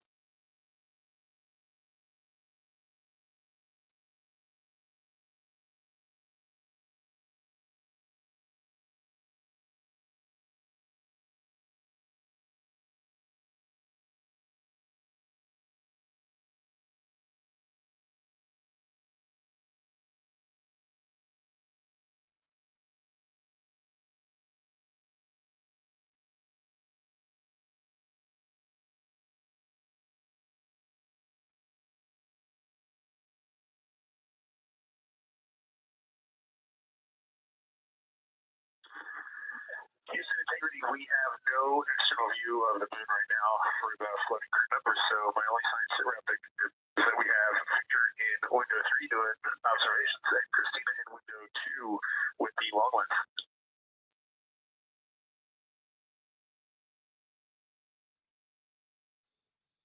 Integrity, we copy. Are the shrouds still on windows 1 and 4? And if so, would you consider trying to get a view through one of those windows?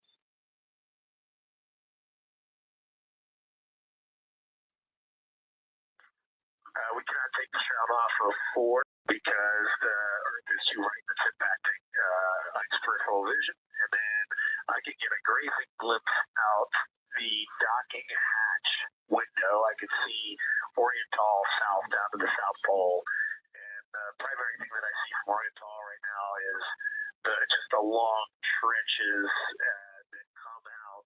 And, when you come out the north side of Oriental, the ejecta kind of boulders across the northern half of the far side. But coming out the southern half of Oriental, I just see those large, here they look like gorges or almost like rain when it comes down the Grand Canyon and fingers off into the desert, kind of what it looks like. Also, Burgess Alpha is extremely bright. It's the brightest thing that I can see. Even brighter now than Aristarchus, which is heading off to the Terminator. It's almost impossible now to see Aristarchus, something that Jeremy and I look so much at. I can just barely see the crater rays from home. And I would say for albedo right now, I would go back to Grimaldi is still extremely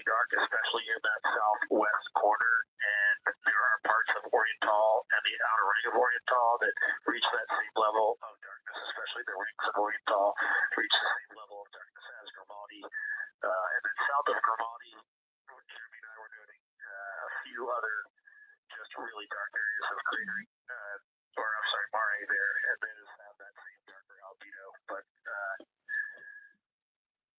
Burgess Alpha is the brightest, and Grimani is the darkest. Integrity Science, that was a great description. Thank you, and thanks for the docking window geometry to give us that description. Any comments before you go on the annular ring in Oriental?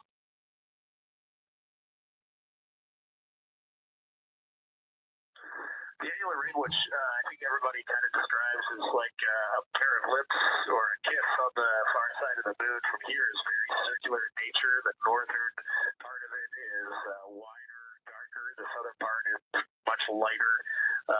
It is very neat looking, and it is very far more circular than I remember it looking in our training.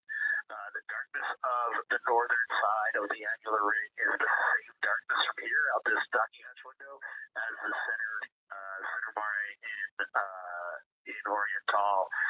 Not quite as dark as Grimani, but it is probably only because dust and lunar regolith has kind of impacted over time.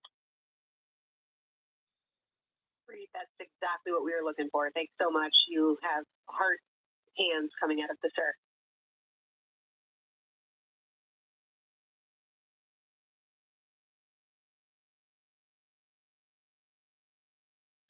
Say that again, Kelsey. Just saying that the sir was really excited about that. That annular ring was something we were really eager to hear about. So thanks.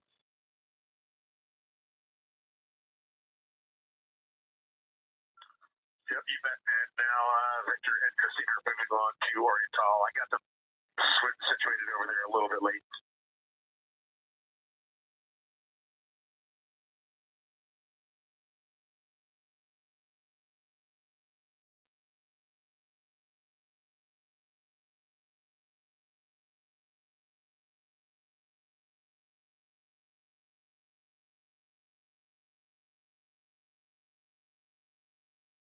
That was NASA astronaut Reed Wiseman, now providing a science sit rep as he is away from the windows most of the time. He is working as the support person along with Jeremy Hansen in the spacecraft, as Victor Glover and Christina Cook are now at windows 2 and 3, able to photograph the moon.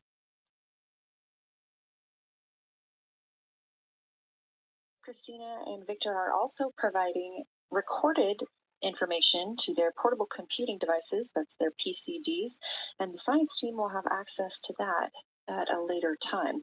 They will then review it and compile all of this data to help further our understanding of the moon. One of the items you heard mentioned was Oriental Basin. This has been a very exciting opportunity for the crew. They have all been very excited about seeing Oriental, as well as the science team has been looking forward to it. It is known as the Grand Canyon of the Moon, as we discussed earlier.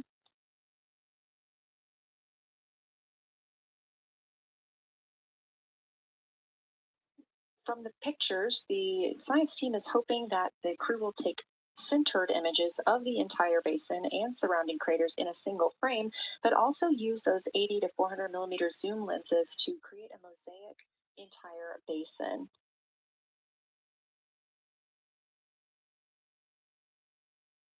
With their unaided eyes, the science team is hoping the crew will describe southern dark annular ring, which you heard Reed just describing, as well as any color, albedo, texture, or topography across the Mare patches and ring mountains. Science team reports that the observations will be used to study the geologic evolution of the youngest lunar basin and to inform formation hypotheses for the annular ring.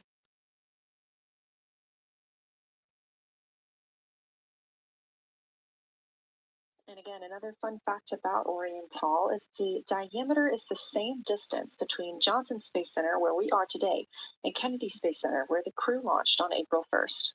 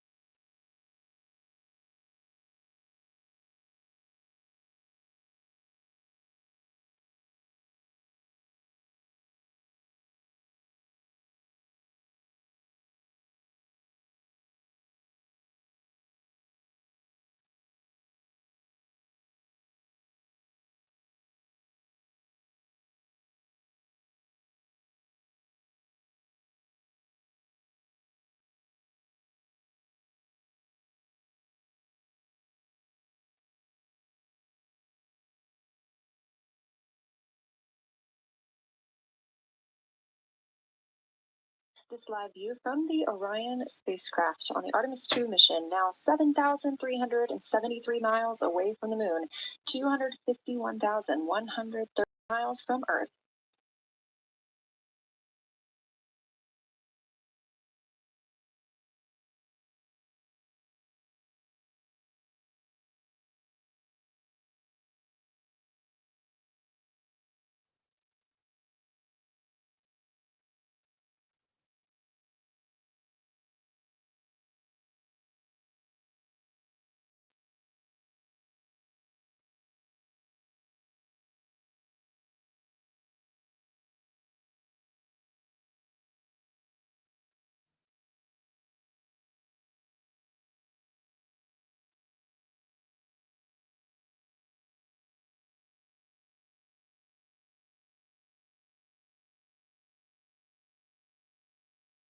Again, the Artemis II crew passed the Apollo 13 record of the humans farthest from the Earth today at 12:57 p.m. Central Time, 1:57 p.m. Eastern Time.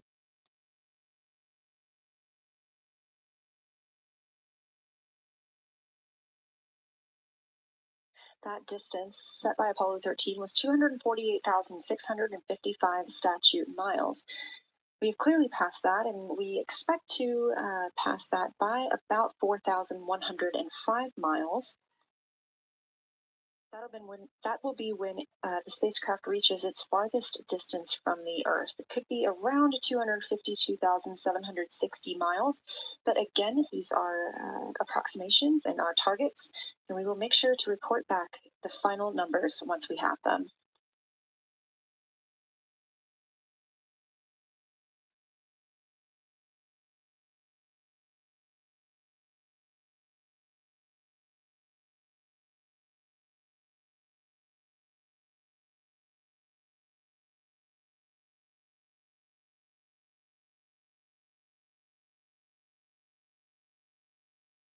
We have some refined times of when we expect to have Earth set of Earth behind the moon while Orion flies behind the moon. That would be about 5:41 Central, 6:41 Eastern. The spacecraft would make its closest approach to the moon at 6 o'clock Central, 7 Eastern, and that would be about 4,066 miles. And then at 6:02 p.m. Central, and the spacecraft will reach its farthest distance from the Earth. We anticipate that'll be about 252,755 miles, which would be 4,111 miles farther than Apollo 13. We would see Earthrise again at 6:21 p.m. Central Time, and a few minutes later, regain communications with the crew.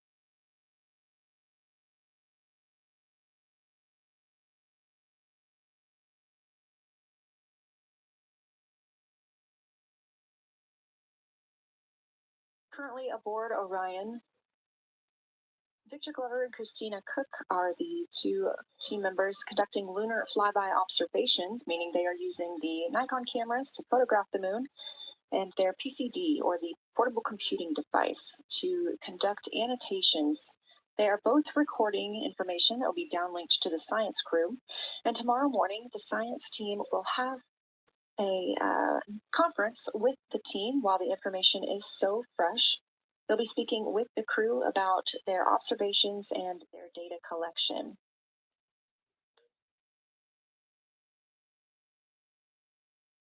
Otherwise, most of tomorrow, flight day 7, is considered an off day.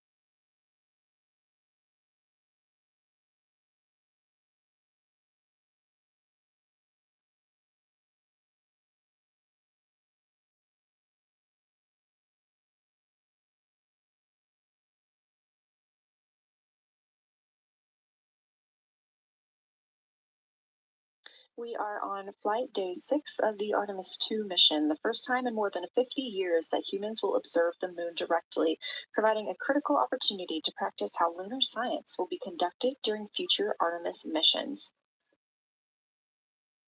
If you're just joining us, the crew is well into their lunar flyby observations, and we anticipate that we will hear from them soon. A few times every hour, they are slated to call down with science sit reps or situation reports. We most recently had one from Commander Reed Wiseman.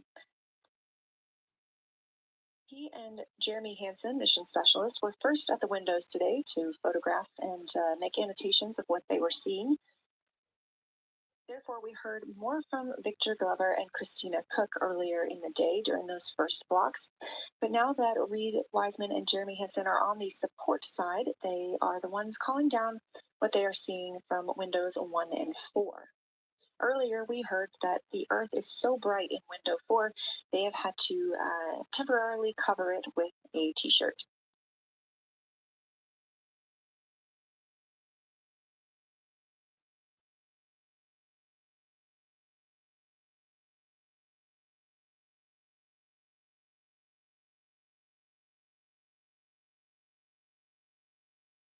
The moon preserves a near continuous record of solar system history that has been erased on Earth because the moon doesn't have an atmosphere. So things that we experience on Earth, like weather or plate tectonics, don't really apply.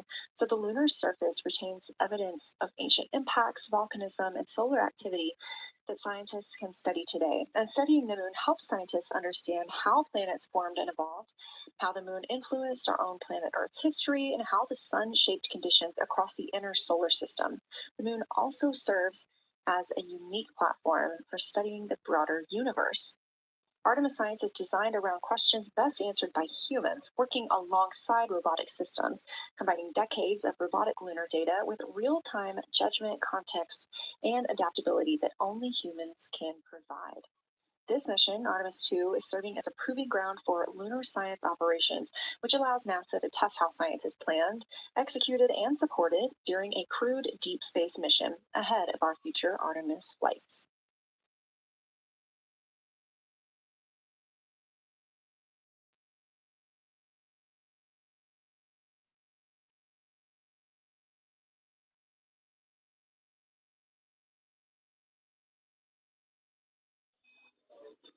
Integrity, time for a window team position swap. So Victor and Christina, please switch places if you've not done so already, and remember your SD card for the camera.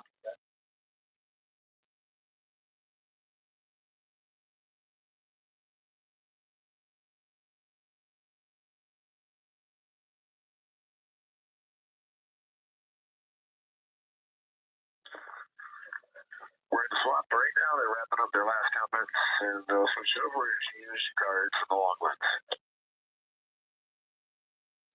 Copy.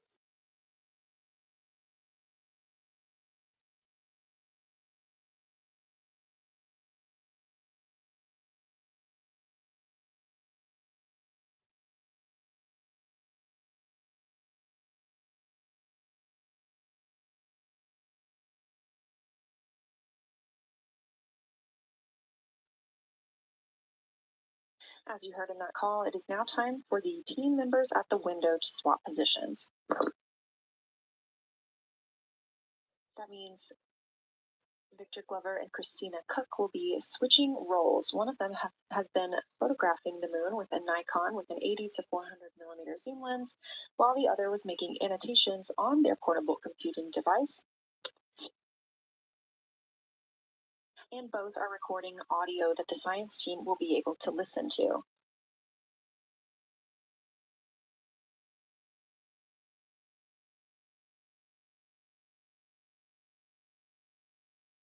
We are now 2 hours and 10 minutes until we expect to lose signal with the spacecraft as they fly behind the moon. And the next target for the crew is considered a crew choice event. They have the option to focus on any regions or patterns or features that interest them. The science team has asked the crew to capture pictures that illustrate their choice, as well as at different zoom levels. and to describe why those certain features or regions caught their eye.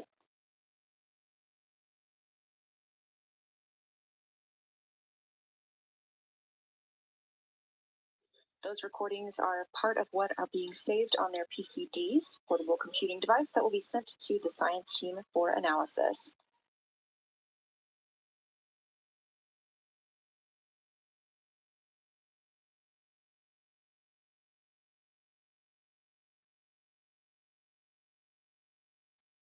The crew has been allotted 8 minutes for this crew choice event, and it's also a time for a scheduled sit rep or situation report. So we expect to hear them calling down what they are seeing soon.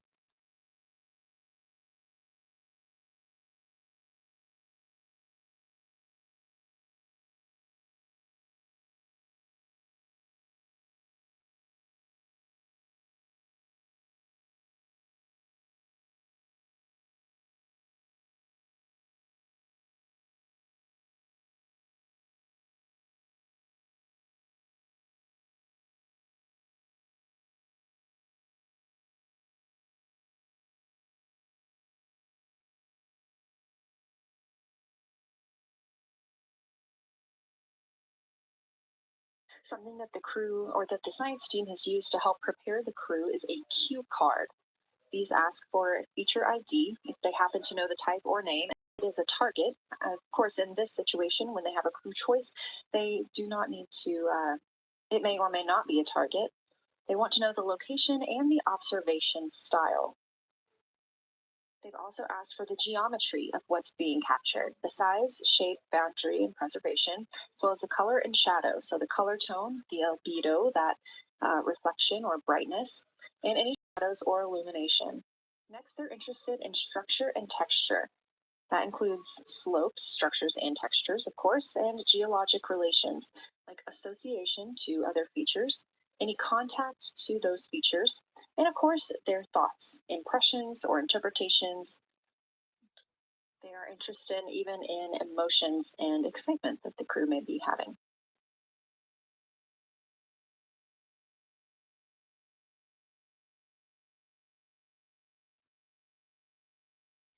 This flyby day has been practiced in many ways, even in SIMS here in Mission Control, Houston. The team also conducted some field work, learning how to look for specific geologic features. They also photographed a large globe, and the science team helped them determine which features they would be targeting and how to look at those.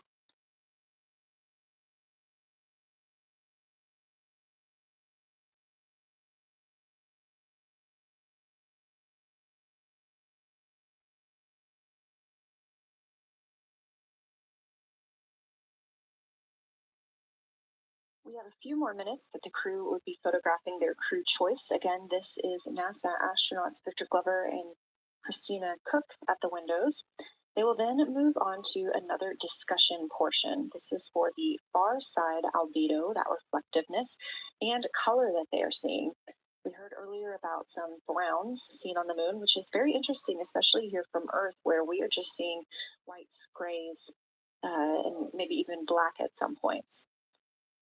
When they get into that discussion for far side albedo in a few minutes, the theme is looking to know how that color and albedo is, what those variations look like across the far side.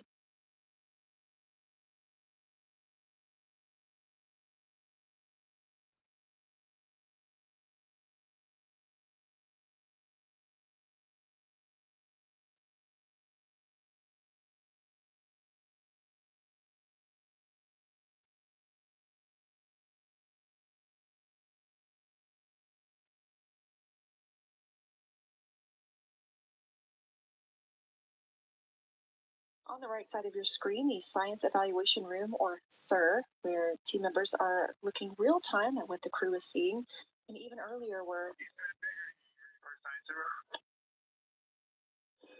We'll take it.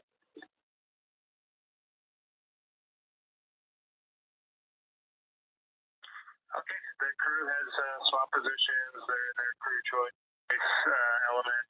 Been listening to both of them for a little bit, and they're really enjoying they both decided to pick the Terminator, and they're spending a lot of time looking at the Terminator, just talking about the resolution that they can see, the depth of the craters, and the various interesting and unique excavations that they can see. So Victor is on the long lens, and Christina is just looking out the window, and I'm sneaking a peek in t-shirt window. It looks like, I don't have the best angle here, but it looks like Aristarchus is on the limb of the moon now. It's amazing how quickly it changes as we speed around the far side of the moon, stuff that's leaving our field of view, and now we have a lot of the dark side of the moon that, it's missing for us right now, but it would be if it was lit at all.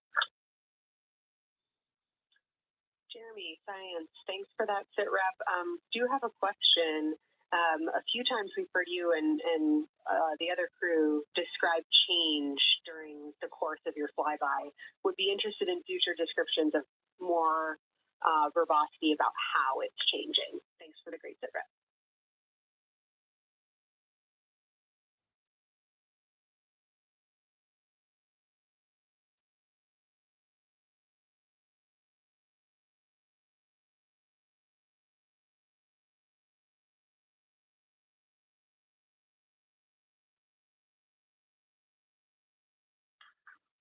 Yeah, Kelsey, sounds good. We definitely keep an eye on that.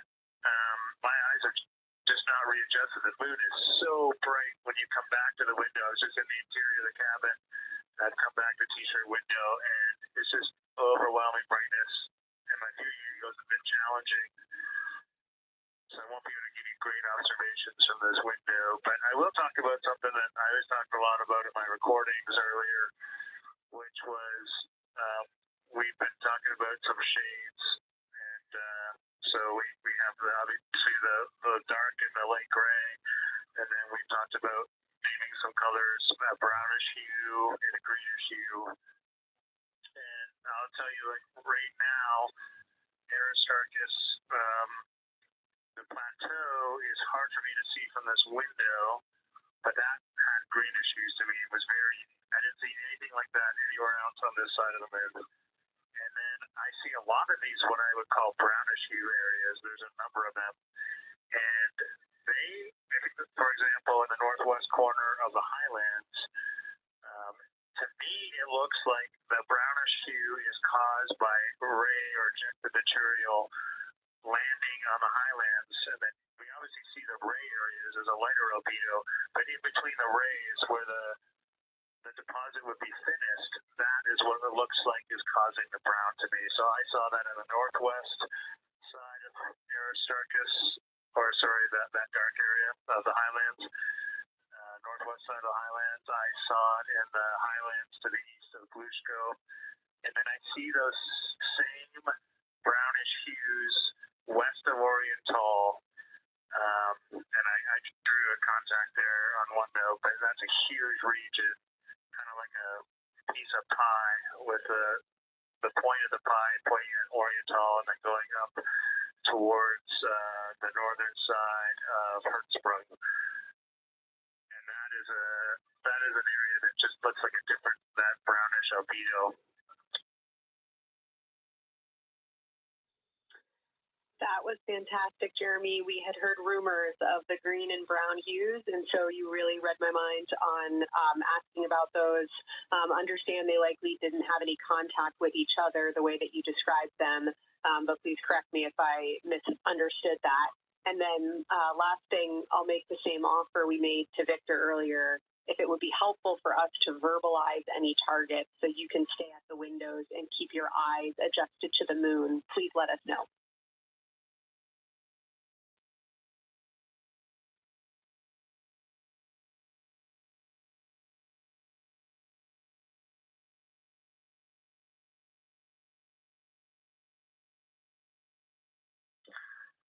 If you got something you want us to look at, Kelsey, you can send it on up.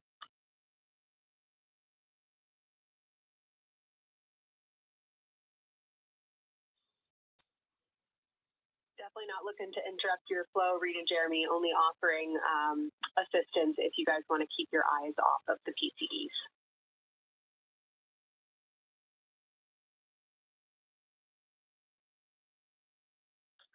Oh, I see what you're saying. Okay.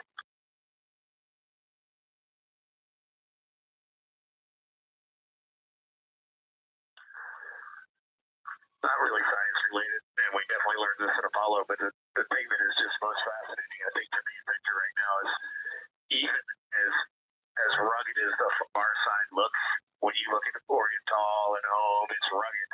But man, when you look at the Terminator, it is just like impossibly rugged, and it reminds you that the whole far side is that way. Just the Terminator is really bringing out the shadows and the hills and the valleys, and it's unbelievable. It's like no surface of the Terminator is not marked by a meteor impact, and it is very impressive to look at that and you realize that is true across the whole far side. You just can't see it due to the sun illumination right now. Houston copies, and we were commenting on the same thing. Even from our view, the Terminator looks absolutely alien because there's just so much texture in there that we're just not used to seeing. So thanks for sharing that with us.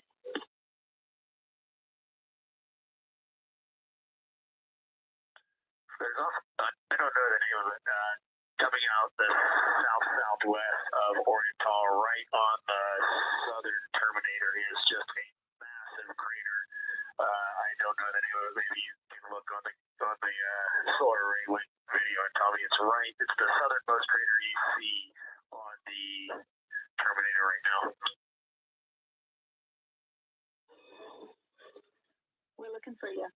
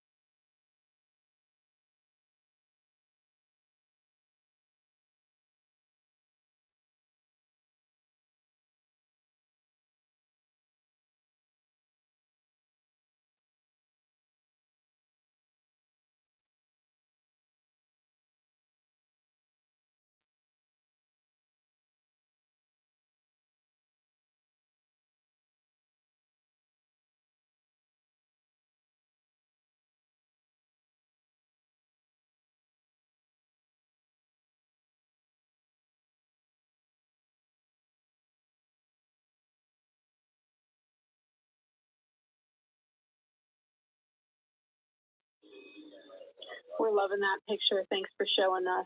And Reed, as an answer to your last question, we believe that is Chebyshev crater. And Mr. agrees with that.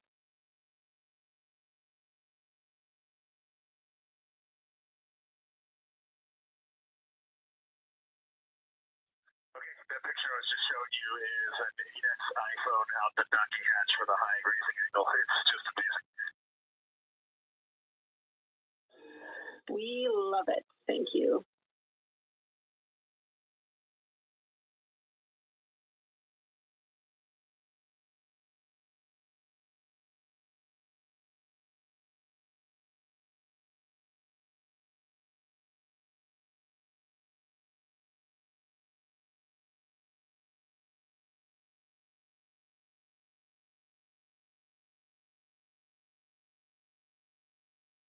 This is Artemis Mission Control in Houston, Texas.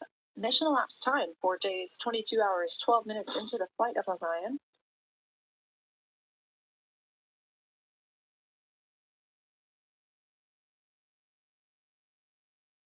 This is Lunar Flyby Day for the crew aboard the spacecraft.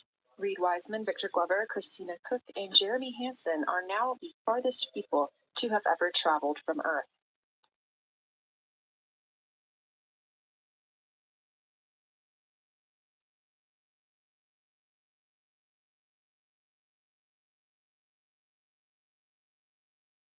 This a live view from inside the spacecraft. They have turned off the lights so they're able to see outside and photograph the moon better with no reflections from inside. And for a very brief moment there, Integrity Science, thanks for those iPhone views. It's helpful to see what you're seeing.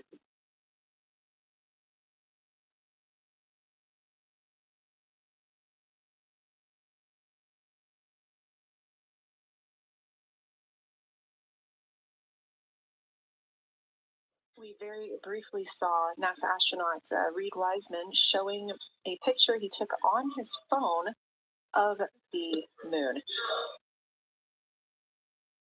We do expect to get all of the photos that the crew is taking today, and we cannot wait to share some of those with you. But pretty cool in the meantime, just to see one quick shot from what the crew is seeing. And this view from outside the spacecraft on Orion's solar array wing. Orion is now 6,643 miles away from the moon and continuing to grow closer. Again, their closest approach will be about 4,066 miles. The best comparison is if you held a basketball at arm's length. That's about what it would look like to the Artemis II crew at their closest approach.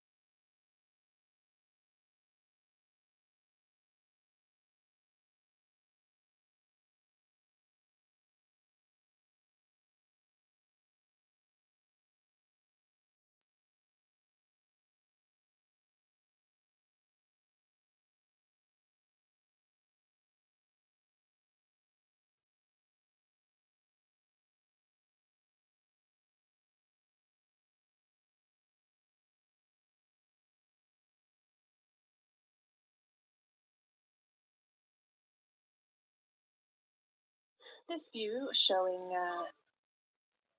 at the very top, a camera coming from Orion, continuing their flyby of the moon. We have 3 more flyby observation blocks after the completion of this one.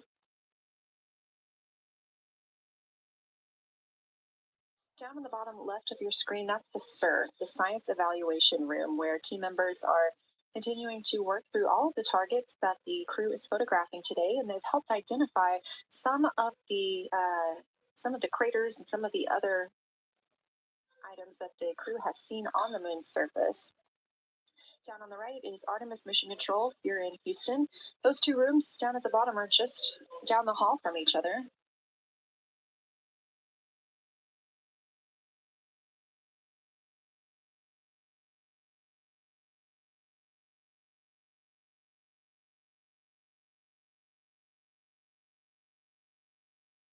And we are just a few minutes away from the next cabin and window team swap. That means Victor and Christina, who have been at the windows, will fly to the cabin, the background essentially, and be their support crew for Reed and Jeremy. Reed and Jeremy will move back up to the windows.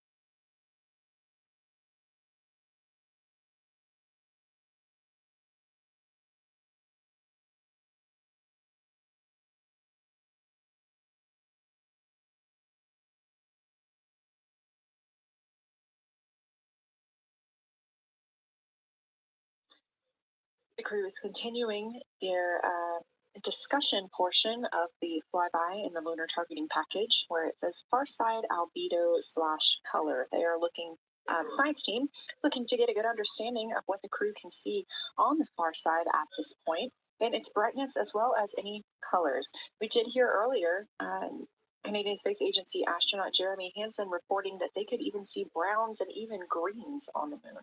I'm really looking forward to seeing those photos. And in just a couple of minutes, the teams will swap from the cabin to the window.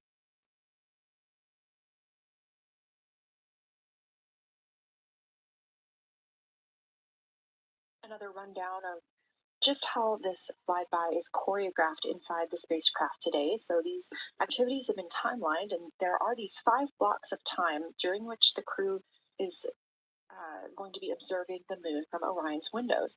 Now we are just coming up to the end of the second block, and we'll start the third soon.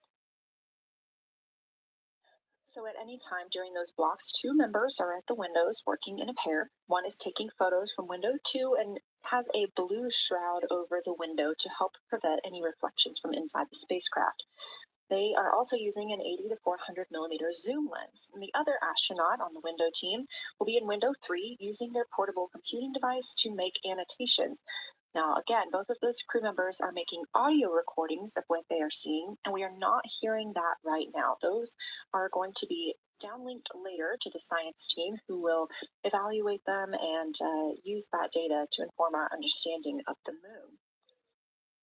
Those 2 crew members at the windows swap roles.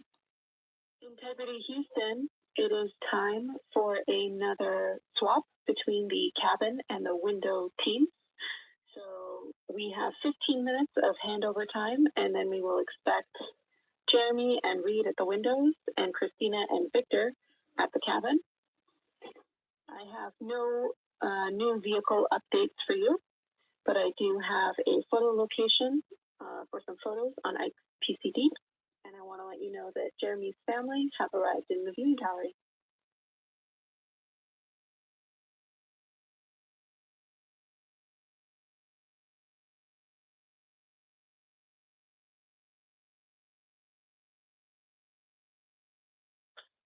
Okay, Jenny, we copied most of that. The only thing we're missing is what you meant about the photo location on Victor's PCD.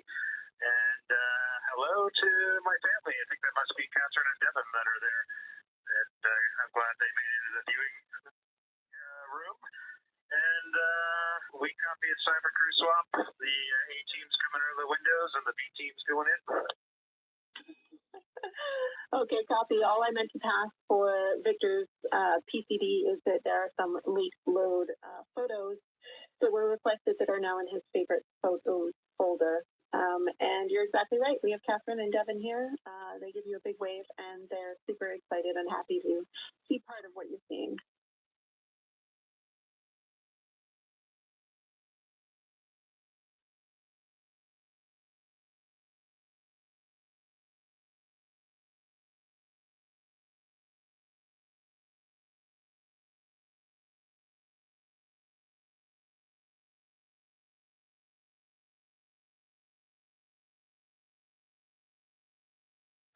Okay, copy, Jenny. We're not sure what we're looking for in the PCD, but we're going to poke around and we might be calling you back about that one. All right, that's no problem, and it's unrelated to flyby.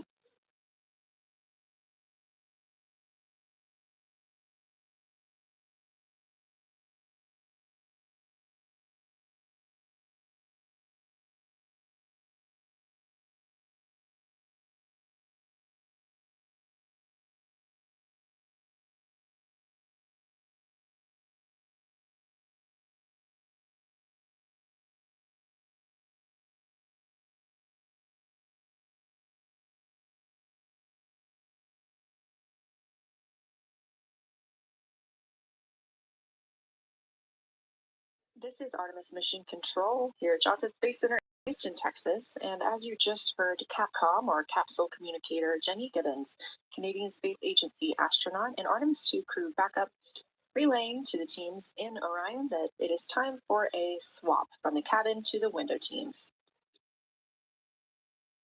We're now at the tail end of the second lunar flyby observation block. Again, we have 5 of these today. Most recently, Victor Glover and Christina Cook were at the windows photographing and making annotations, while Reed Wiseman and Jeremy Hansen were in the cabin providing support, whether that is SD card help, but also science sit reps calling down any situation reports for what they are seeing on the moon or anything about the vehicle status. With that call to make the swap, Reed and Jeremy will be back at the windows, making observations for what they see at the moon and taking photos.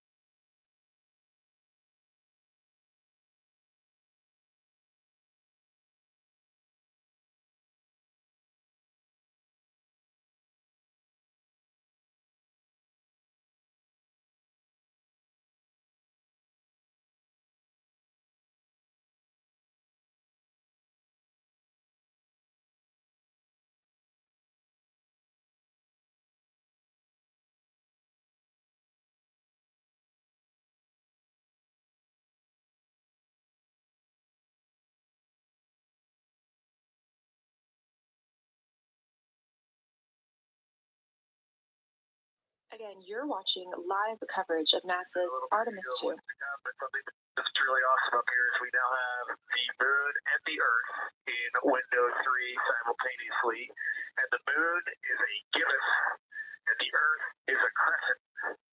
And I'm guessing in about 45 minutes we'll have 2 identical crescents as we change our position in the universe. That is pretty darn cool. Thank you.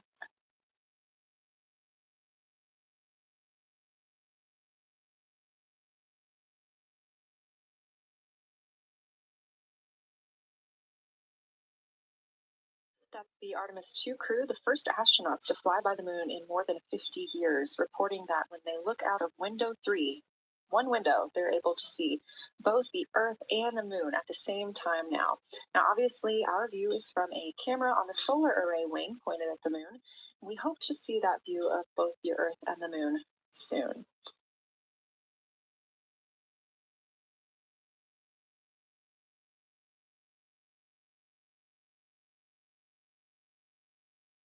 Some upcoming times for what you can expect. In about an hour and 40 minutes, we will have Earth set. And during that time, we will have a view of Earth going behind the moon. Shortly after, just a few minutes later, we will lose signal with the Orion spacecraft. This is tracked as it is going behind the moon and out of reach of the Deep Space Network. At 6 o'clock p.m., the spacecraft will make its closest approach to the moon at a distance of about 4,066 miles.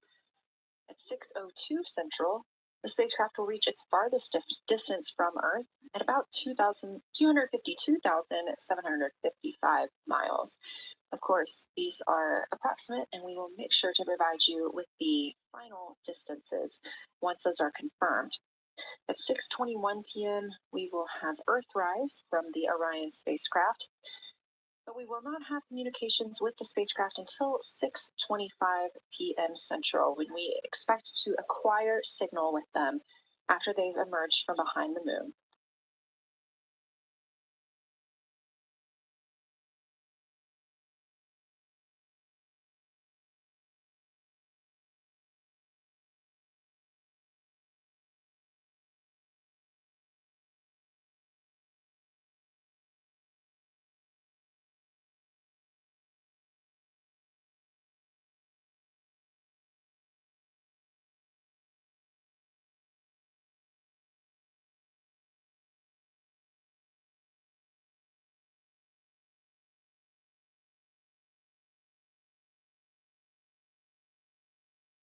Again, you're watching live coverage of NASA's lunar flyby for the Artemis II mission, first crew to fly beyond the moon in over 50 years.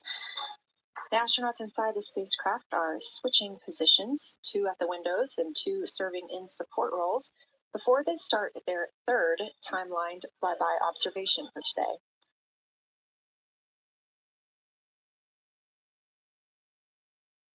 We've heard great calls from the crew so far describing what they're seeing, all well trained by the science team here on the ground.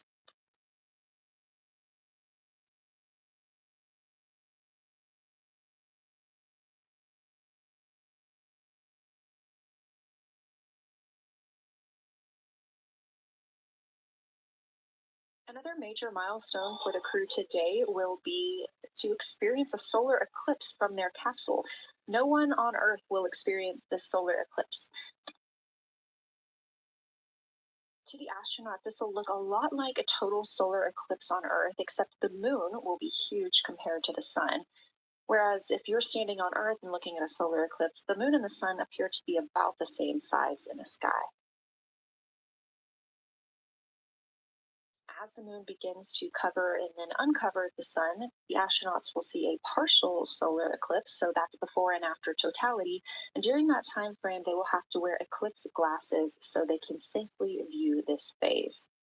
They also intend to capture images of the sun's corona during the eclipse. This is a rare glimpse at the innermost corona that will only be captured by the astronauts' cameras.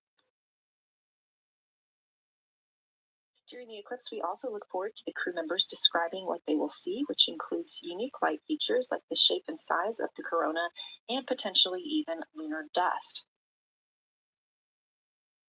At the same time, Venus, Saturn, Mars, and Mercury will be near the sun, so they may be able to identify what part of the sky they're looking at. This can help train future Artemis astronauts on what part of the sky they're seeing, which is useful knowledge in challenging situations when they may need to rely on that information instead of instruments for navigation and orientation. That eclipse window will last about an hour, and it'll happen near the end of the day today, closer to 7:35 p.m. Central, 8:35 Eastern.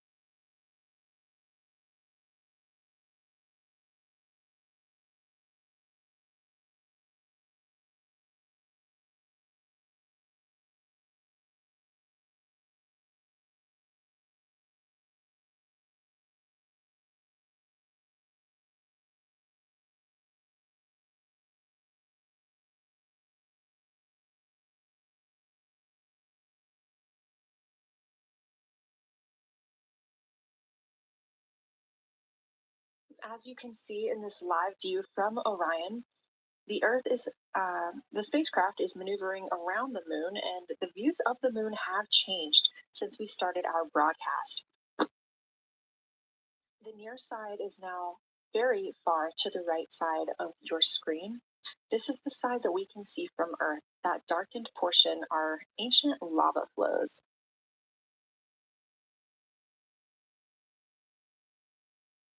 The crater down towards the bottom of the moon is Oriental, and this is a crater that was previously never seen before by human eyes until this mission.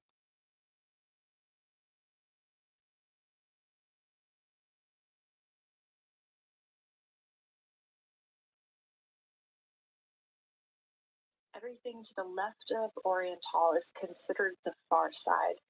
And this is what we typically do not see from Earth.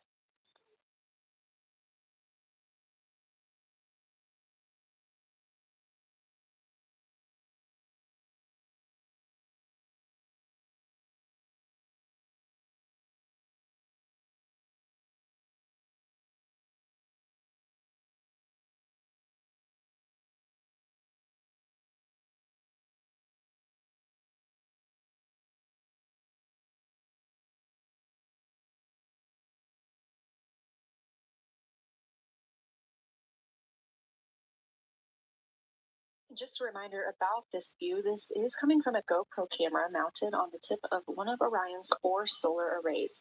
Each solar array has a camera mounted on it, and the bandwidth is limited due to we have a crew on board, and this is our first flight of crew aboard the Orion spacecraft. So having a crew means we have to have an environmental control and life support system. There's a lot of data around, a lot of data to bring down for the crew members to keep us up to date on everything happening aboard the spacecraft. So we have to share our bandwidth when it comes to imagery and data.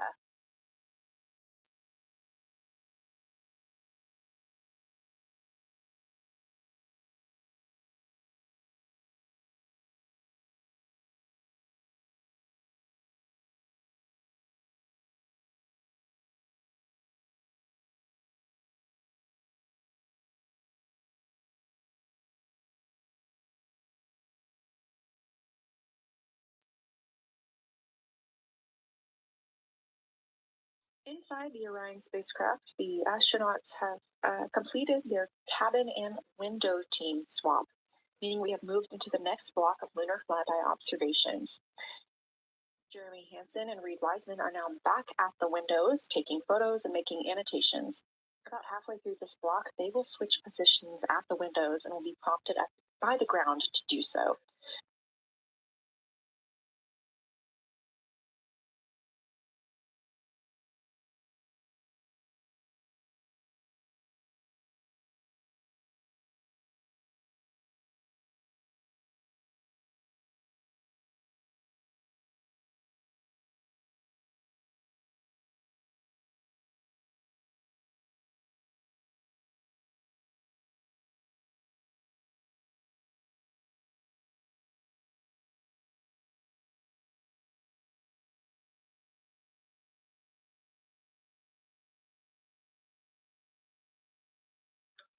Houston integrity for SIND rep.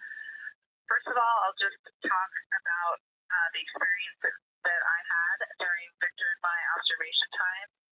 It was an incredible experience. We definitely noted how much more you can see with the zoom lens, even though we have a great visible eye image. There's just a lot of texture, and it just pops right out at you when you can zoom in. So almost just using it like a telescope, the camera lens.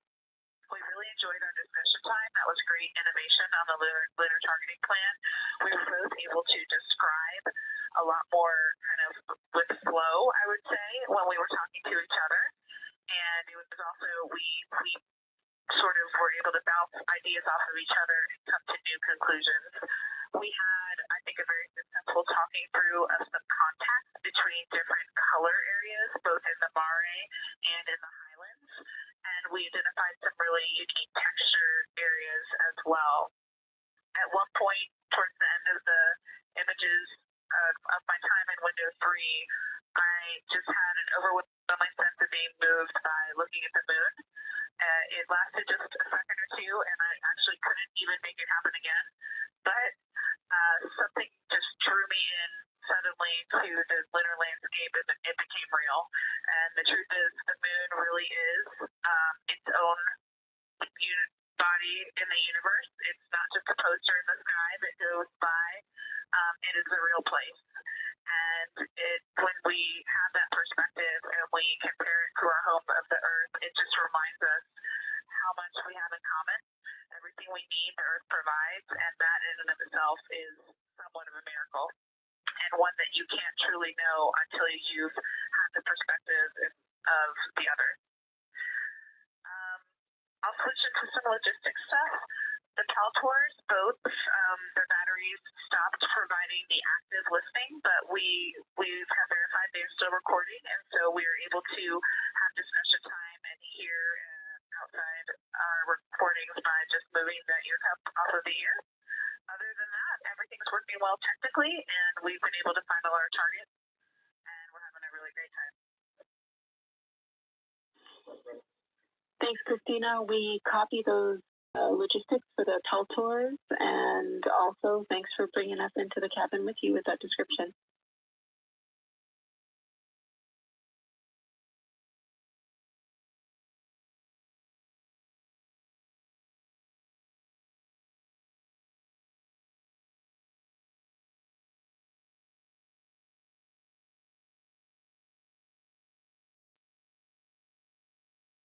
Right on time. NASA astronaut Christina Cook, a mission specialist for Artemis II, calling down a science situation report. Good news, reporting that she and her teammates have been able to capture all targets that were listed.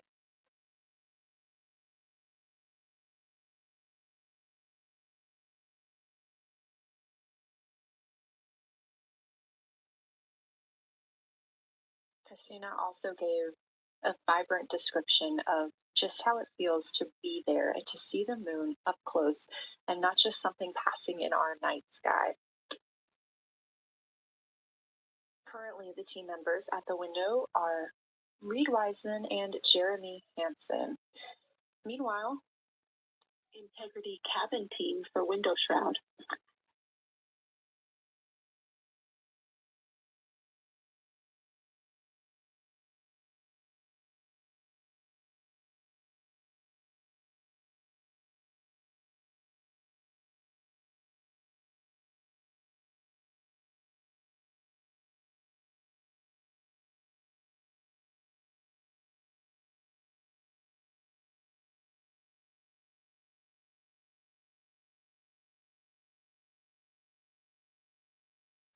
We're listening. Go ahead. Hey, Victor, we have a temperature constraint on the windows, and the shroud might be getting us close. So we just want to check on the state of window 4's shroud, whether you believe it's still necessary because maybe things have changed with our viewing. And if so, we would like to request to have the shroud removed.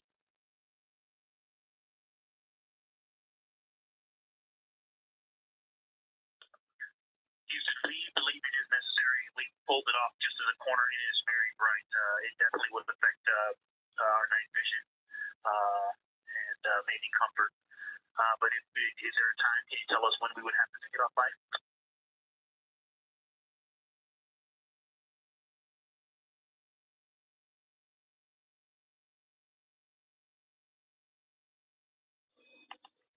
Unfortunately, since it's been on for a while, we are going to have to request that the shroud is removed, and we can recommend something that could block the light, but just create a bit of distance between the window and whatever is covering it. Something like a t-shirt would do the trick and help.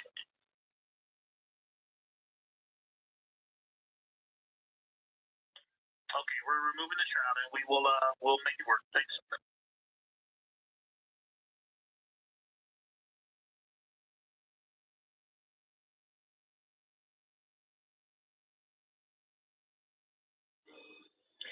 Thank you, Victor.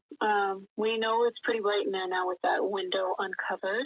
We will also offer that airflow on the window would be helpful. So if you want, you can also retrieve the condensation hose, which should be friction fit onto one of the diffusers. And that on the window would also help.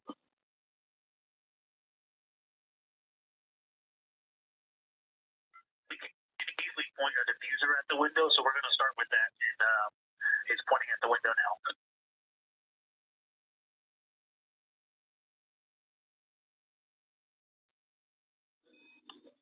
Okay, we'll take that, Victor. Thank you. Please keep us updated.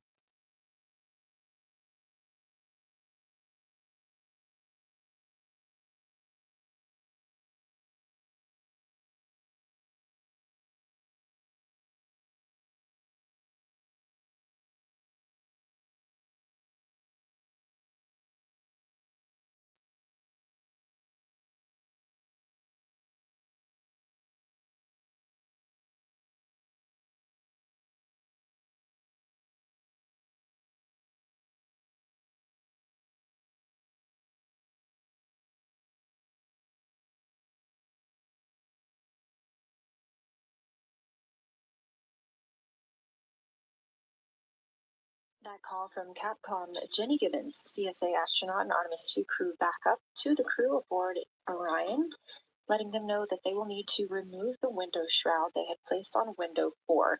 They initially placed that shroud there to block out some of the light from the Earth. It was extremely bright coming in the cabin and interfering with some of their viewing opportunities out at the moon.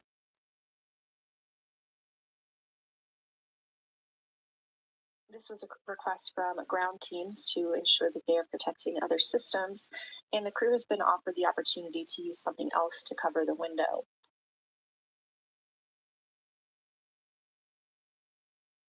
Meanwhile, Reed Wiseman and Jeremy Hansen continue with their lunar flyby observations.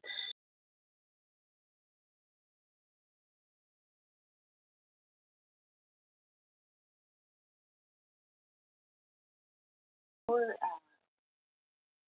her observation period and what she was seeing at that time.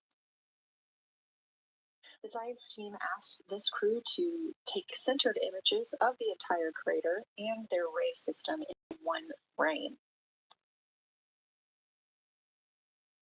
They're also interested in knowing the brightness, texture, and extent of Glushko's rays and how they differ in the mare, or that sea area, versus the highlands.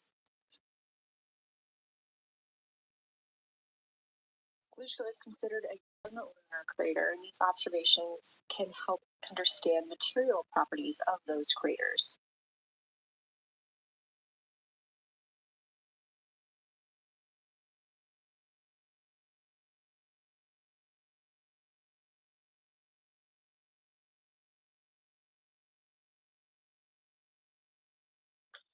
Science integrity. First, I wanted to start off with connecting with what Christina said, that it was very moving to look out the window. I had the unfortunate sequence to start looking out the window and then moved to the long lens, and it was hard to speak looking through the Zoom because I went straight where Christina went, and I was walking around down there on the surface, climbing and off-roading on that amazing terrain. I also want to underscore something that she said. As we continue to explore, when we actually do go down into the surface, I know for safety reasons that we would never send someone alone, but I just want to really emphasize how important the discussion time was. When we started to talk, we not only got better science discussion, we got better human connection. And so doing this as a pair, we just learn and grow together, and that's just super. So thank you for adding that to this plan. Reed just passed me a note that the Oriental Basin annular ring has a similar albedo to the center, but a different color. It has more brownish tones in it, and he said it's very distinct now that he's been staring at it. Victor, thank you. You got a cheer from science there, and we all just went on that moonwalk with you. So highlighting how important it is to talk about these things. I also want to let you know that we have Deanna Glover with us in the viewing gallery. She's all smiles.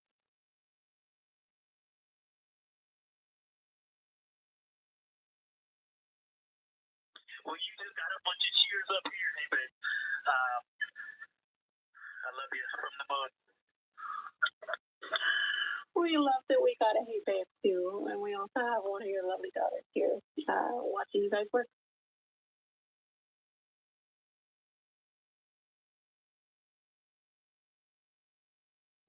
Thank you guys for doing that and for supporting them through this. To all of you, Genesis, Maya, Joya, and Corinne, I love you. And Deanna, I love you. I'm glad you get to be there.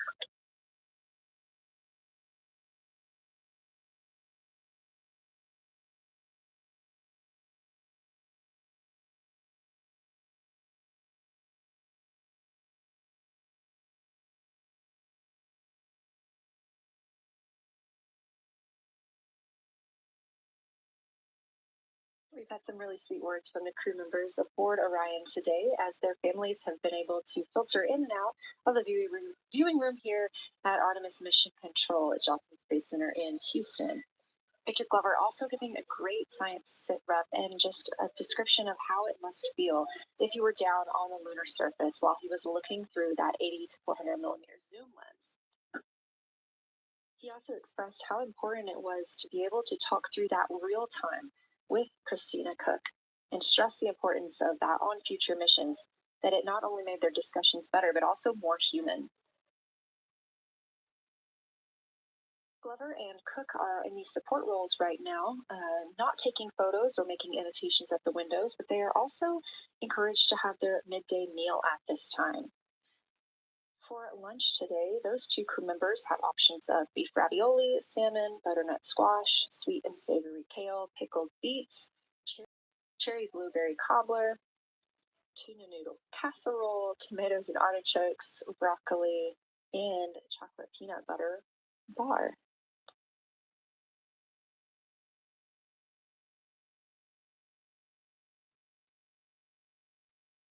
Once Glover and Cook return to the window portion of their flyby today, Reed Wiseman and Jeremy Hansen will get into their midday meal.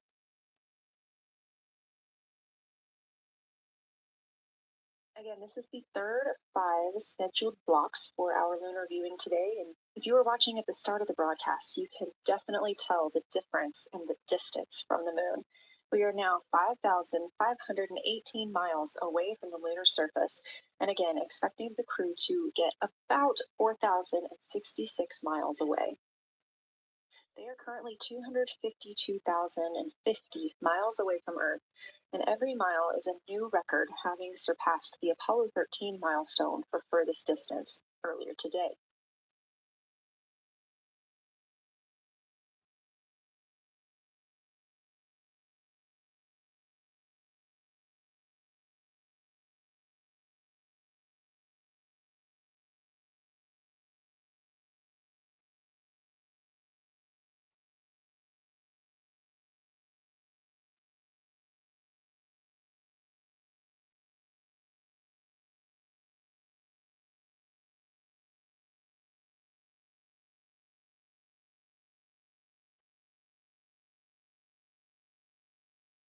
If you look down to the bottom right of the moon in that darker looking area, that is Oriental Basin.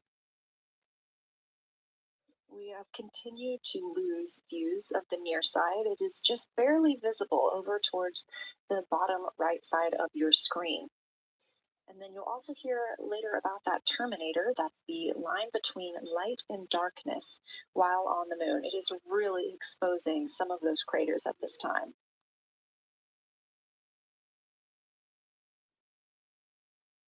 A couple of the other features in view right now are Footsprung Basin and Vavilov Crater. Footsprung Basin is nearer to the center of the moon, closer to that terminator line right now, and Vavilov Crater is just on the outskirts of it, closer again to the terminator.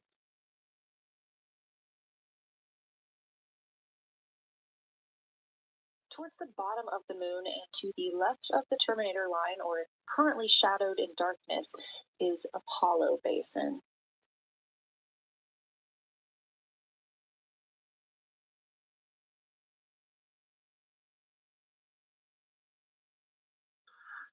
Science from integrity. Let me find out how far we are from the moon right now. But our view is about a third of the moon is in eclipse. That beautiful terminators out there calling to me. We're 4,691 miles from the moon. And what looked like in the terminator about a third of the way up from the southernmost part of the terminator looked like a dinosaur print.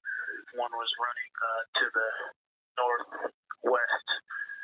Now is clearly a crater with a bunch of craters around it. And that terminator, I can only see about half of it. I'm looking through the docking hatch window right now because we have the Z9 in window 1. But that terminator has moved. I guess I've been using Vavilov the whole time, so it's gone 2 more Vavilov craters to the west. And so a few more features are starting to peek out into the sunlight there with that low sun angle. And so you still have ridges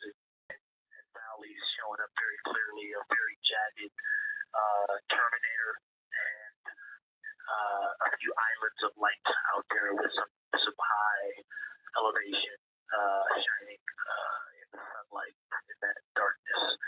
And on the eastern side of the moon, the let's see, Grimaldi appears to be one of the farthest east features, and that is maybe 5 degrees from being right on the limb and going off over the horizon.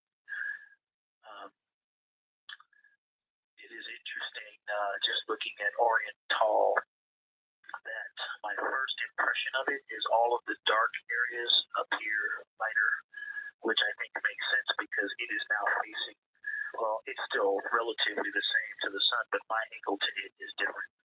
So I'm looking at it from a little more, even further up to the side as we pass it. But all the darker features appear to be just a little bit lighter from this vantage point. The darker ring structure, outer and inner ring, and the interior, as well as the annular ring portion, everything seems to be just a smidge lighter at this point. Thanks for that description, Ike. Any additional words you can provide on Oriental would be wonderful, as that is such a high priority target for us.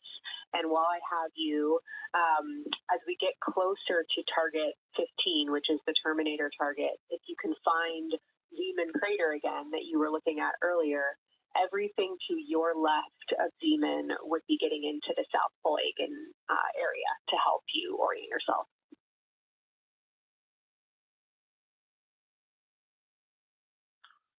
Zeeman is a great waypoint out there. I definitely see it.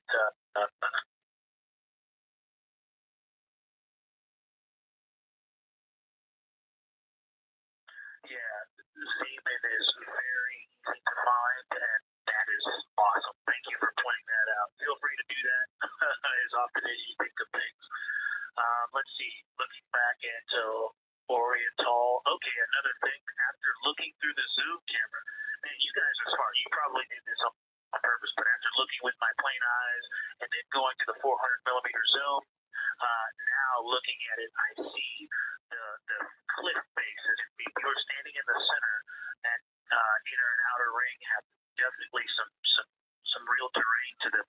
And now I can see that as terrain. Now that I look at it even with my naked eye, I can tell that there's a lot of elevation and that, like I said, a cliff face on that eastern edge where all the darker deposits are. And it's just the scale now. Looking at it from far away before, it seemed like flat with color painted on it. But now that I look at it, I can definitely see that there is, different depositional characteristics. So the darker is some other material, but there's also some shadowing going on because of the cliff face that is a part of that crater wall. Great description, Victor. Thanks. And really interesting to hear now the distinction between shadow and color.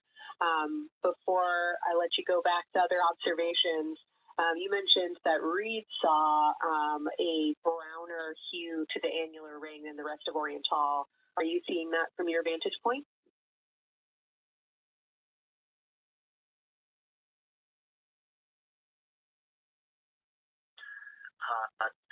The way that I'm looking at Oriental, again, I'm still in the docking hatch window. There's like a thermocouple right here in the center of the window, and it is the orange Kapton tape color, and so it is unfortunately it's like trying to look at stars, next to a metropolis. I think it's drowning out any color that I can pick up from the moon. I am not able to see that color, but I have not looked at it through one of the forward from one of the windows 1 through 4. I think when I get away from this Kapton tape strip, that I would be able to see the variation that Reed's talking about. That is great feedback operationally. Thanks, Victor. I'll leave you to it.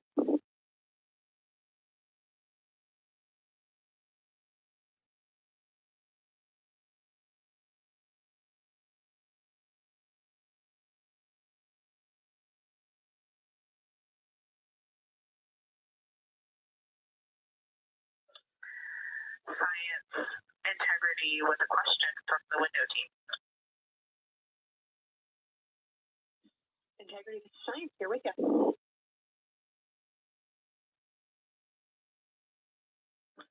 Yes, they have a question to help inform a theory that they're sort of tossing back and forth. What is older, the Mare seas of the near side or Oriental?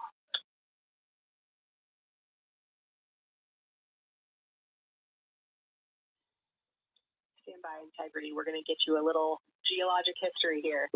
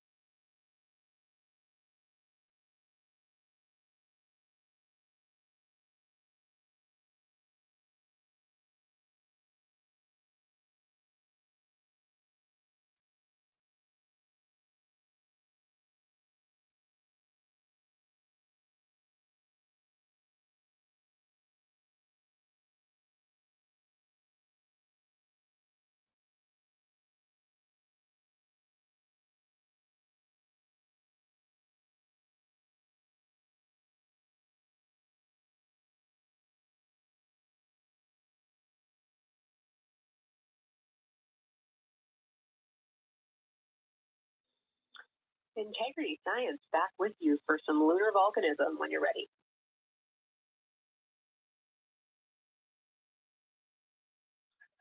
Go ahead. You're making our day down here getting to talk about lunar volcanoes. Oriental, as far as Mare go, is younger than almost all of the Mare on the near side. The exception are features like Aristarchus, which really pop out to you guys and really pop out to us here on Earth.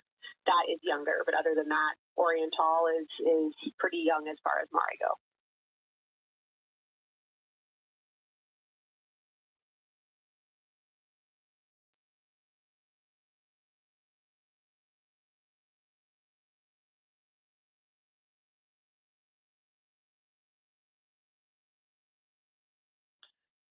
And Kelsey, thanks for that. We love lunar volcanism too. How about when the actual crater was formed?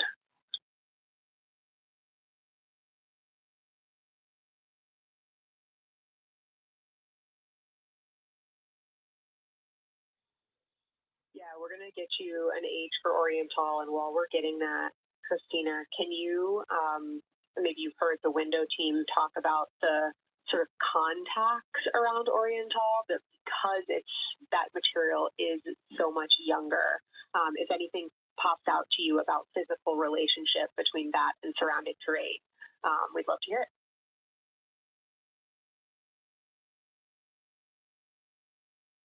Yeah, definitely. They are discussing a contact relationship that could explain some of the color that they're seeing in certain areas. And so it was really about the agenda of the creation of the basin and understanding the superposition of its agenda and Mare on the near side or other features. So thank you. We'll take the insight when you have it.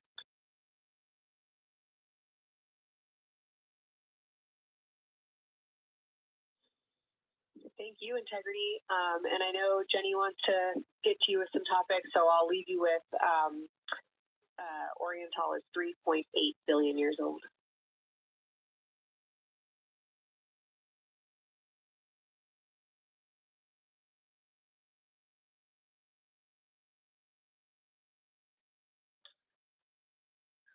Copy that. So that's on the older side. The actual basin was is very old. Correct, as is the case with a lot of mare. Typically, the big basin formed, and then the volcanic eruption was able to punch through the crust where it was weakened by that basin formation.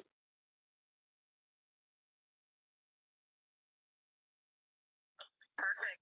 Tracking. Thank you.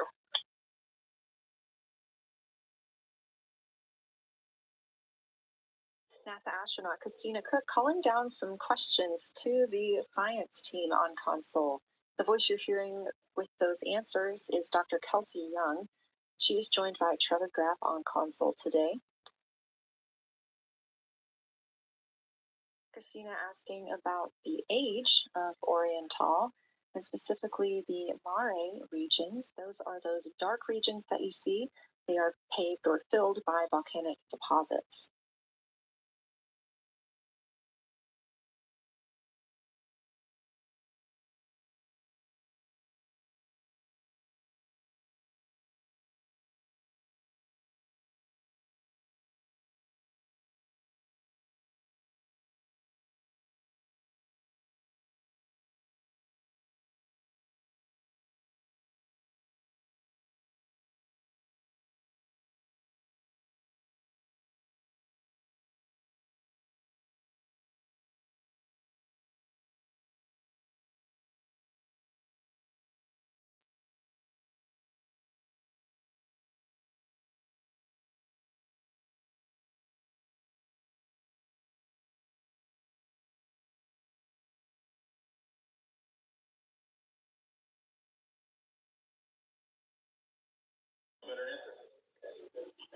Integrity, it's about time for a position swap at the window. So we will ask Reed and Jeremy to swap positions. And I'll remind you again about your SD card. And Victor or Christina, I have one window task for the cabin team when you're ready.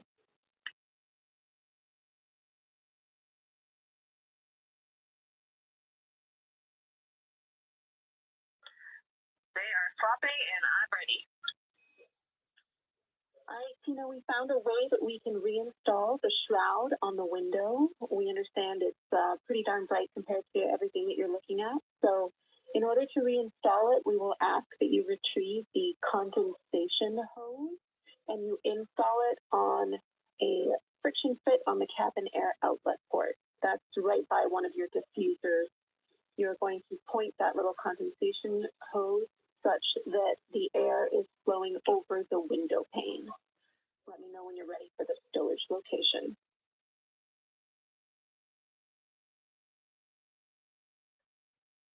Ready.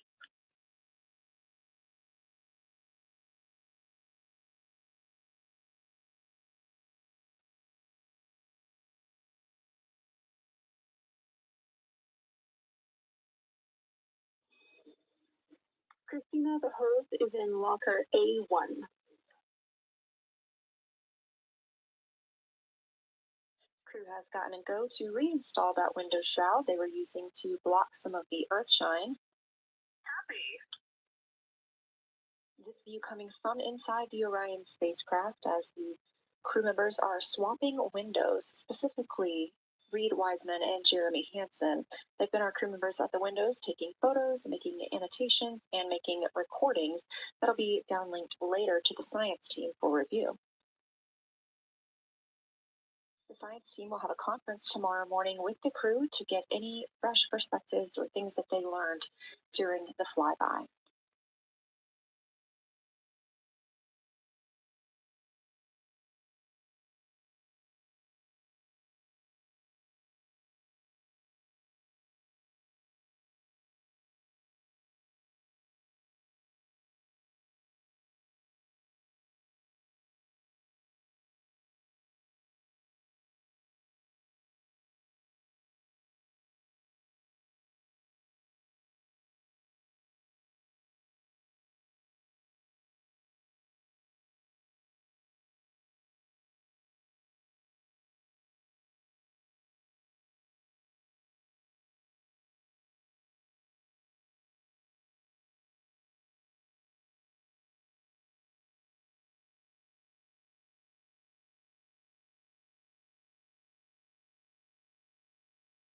Again, we are now in the third of 5 observation blocks for the crew scheduled for today.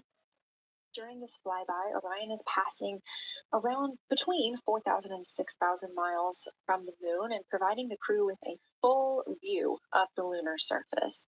It's a higher vantage point and much farther than Apollo's lunar orbits on average. So from this view, astronauts can observe both the North and South Pole and large-scale geologic features in one single view.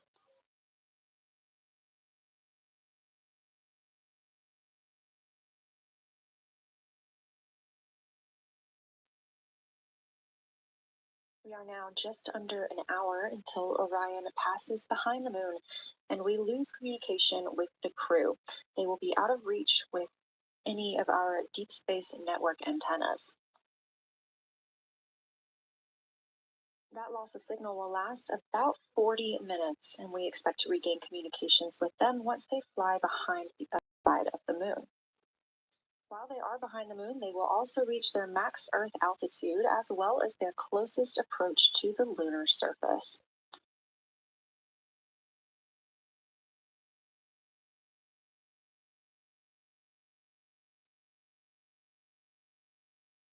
The view you have right now is a live stream from a camera on Orion's solar arrays.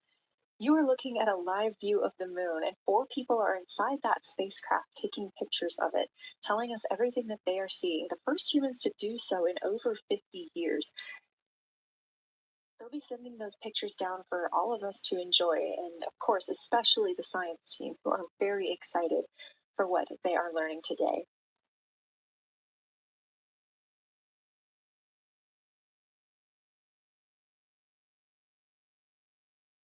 It appears the Artemis II spacecraft, Orion, is now under 5,000 miles away from the moon.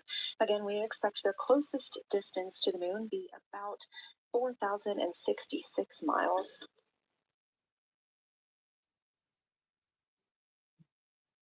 That is an estimate at this point, and we will make sure to share that closest approach distance once we receive it.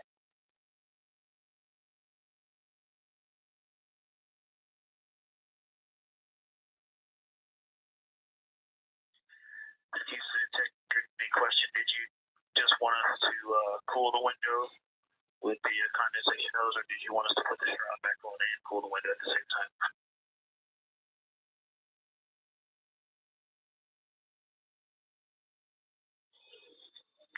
Victor, we definitely want you to cool down the window with the condensation hose. It's crew preference whether you put the shroud back on. The hose will allow you to do that if it helps with your lunar flyby.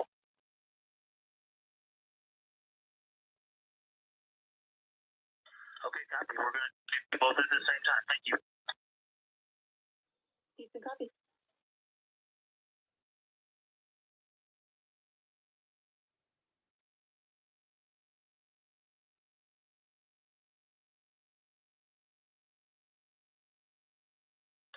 Houston, thank you for that suggestion. The cabin is darkened again, and that makes a big difference for the imagery.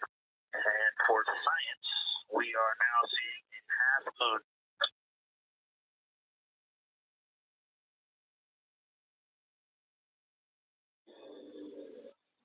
Thank you, Victor. We're happy to hear it, and we see half moon, full moon joy still.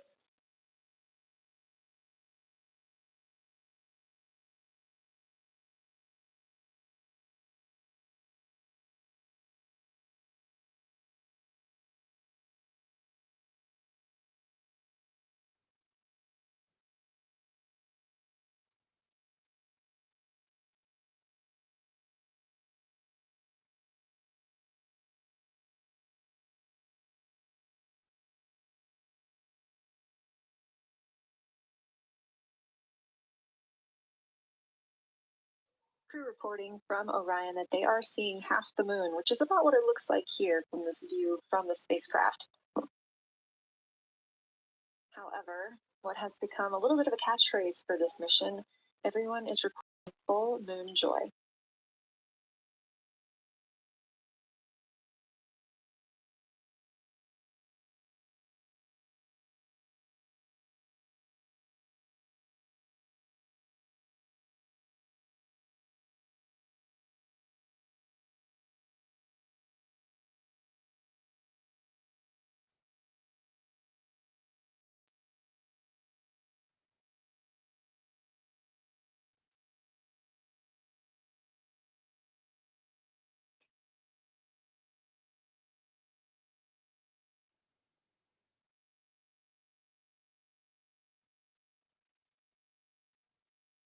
We are keeping up with which targets the crew is tracking through their lunar targeting package. They are just wrapping up their second. Integrity, another observation. The window team commented on it. Christine and I discussed a bit. Is in Hertz from the solid and intact crater is very smooth. If you were a dirt road, it's very hard packed, and then you go outside of it, and that outer crater, that's the one that is older. It is a little rougher and more jagged. It starts to get into more loose-looking terrain, and the smooth interior also causes the craters that are inside of the larger crater, the smaller craters, to have really sharp edges, sharp, distinct edges. And just a general comment on that area, Hertzsprung, that whole area, the average albedo there is darker. That is, I would say, 3. And the average albedo around Oriental and between Oriental and Home, excluding the wedge, the darker wedge, is more on the 6-7. And that they also seem to be different texturally. Christina described it earlier around Hertzsprung, and then from Hertzsprung toward Oriental, there appears to be a frozen, a rippling pond of frozen, or like choppy waves when it's windy out, choppy water, and then it freezes instantly. That's the texture. You walk down there barefoot, it looks like it would be hard on your feet, like lava after it's cooled. It would be pokey, except for right there in the center of Hertzsprung, it looks paved, like a paved road, nice and smooth.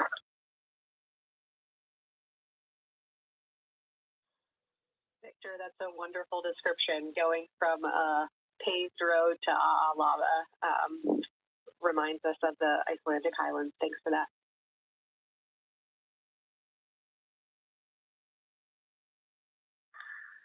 In science, another in the interior of the very intact, the interior of the intact crater at Hertzsprung is albedo variation. I think I heard one of the window crew maybe say color variation, but definitely albedo variation. There's lighter patches and slightly darker patches. It's not swirling, it's just patchy. Just has spots that are lighter, and I would say a predominantly darker average area. Great description, Victor. Thanks. Not swirly, just patchy is really helpful for us.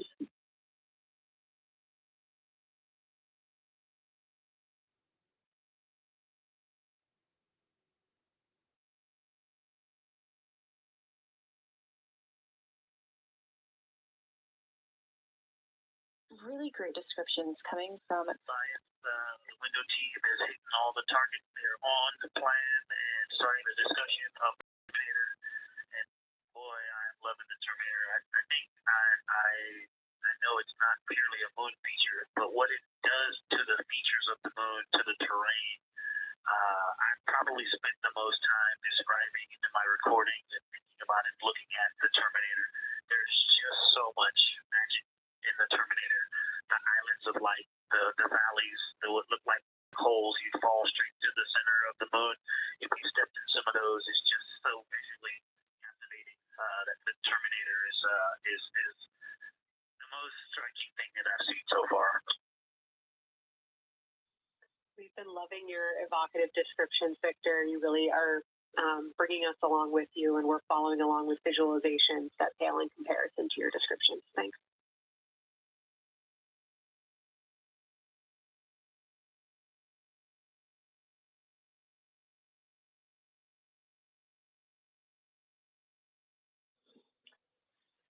Integrity Science, one more question on a status of what the window team chose to observe for crew choice.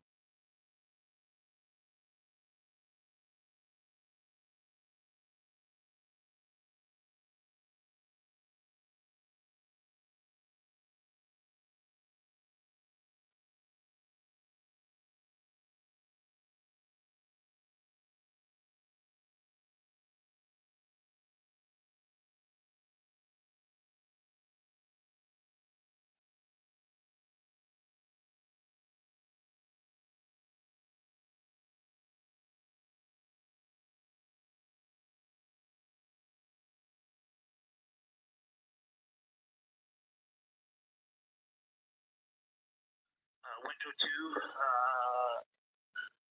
talked about Babylon, look for suspended dust, and the Terminator.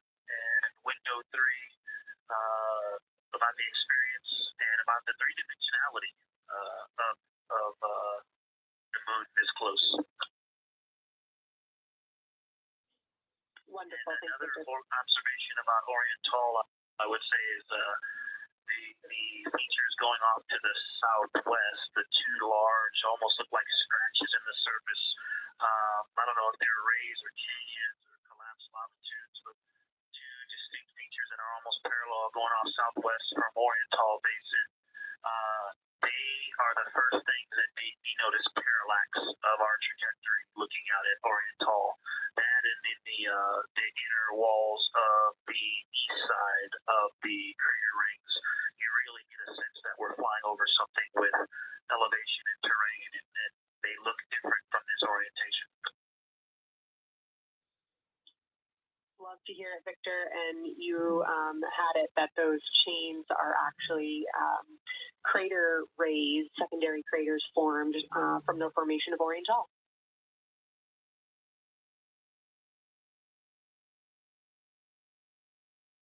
Yeah, speaking of crater rays, the crater rays that are going off to the north, northwest, that run off toward Hertzsprung and I believe toward Babylon. I'm not looking at it right now, but those crater rays are very interesting. They're all very small. I know you mimic this, but they're all small and they look like, a big impact launching rocks and things that make these smaller impacts down the way. But something very interesting, and again, you can see this in imagery, but some of them are parallel and then some of them converge toward the center of Oriental. And then I think I even saw some that diverge, which not diverge, but that are convergent, which indicate multiple large impacts that created a lot of secondary impact crater rays.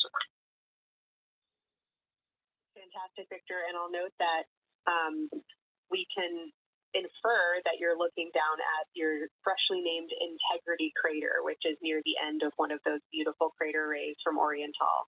Thanks for the description.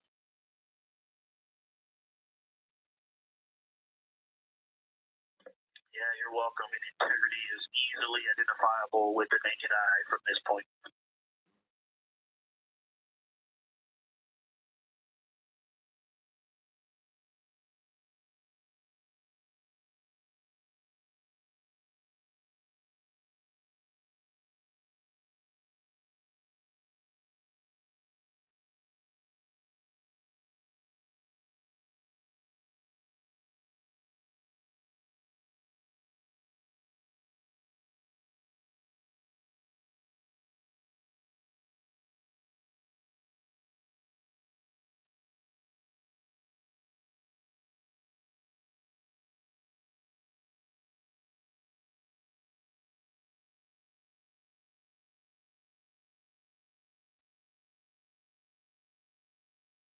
We've been hearing some great situation reports from Victor Glover, the pilot of the Artemis II mission, calling down to the science team, letting them know what he is seeing. One of those things is Hertzsprung Basin. If you look just to the right of the Terminator, that is the difference between light and darkness on the moon. You can see what he's describing when he says Hertzsprung Basin and how it looks a little bit paved in the middle there. It's almost in the very center of the moon in this view, coming from the Orion spacecraft and a camera mounted on its solar array.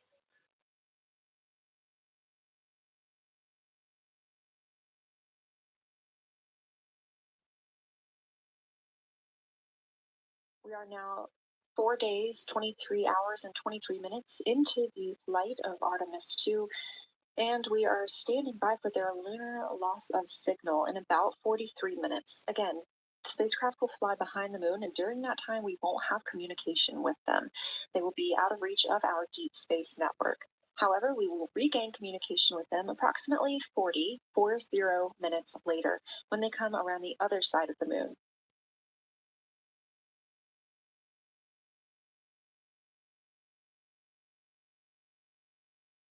The crew aboard the spacecraft are currently discussing the Terminator, that difference between day and night. The science team is interested in learning about the topography and the color of the lunar surface. And it's already been very interesting to hear that they have seen colors like greens and browns while looking at the moon. Some of the questions that they are hoping the crew will discuss are how do the quantities and sizes of craters and mountains vary along the terminator? And they are looking for the crew to describe the topography of features along or near the terminator. They're also looking for more information on any color or tone variations, and they're hoping that the crew will take images to illustrate their findings. Glover reported earlier that the crew has missed none of their targets when they are photographing at the window. We aren't hearing the conversations that the crew is having right now, but these are being recorded to their personal computer devices, PCDs, and those will be sent down to the science team. The science team will have a conference with the crew tomorrow morning to discuss their findings and experience when looking at the moon today.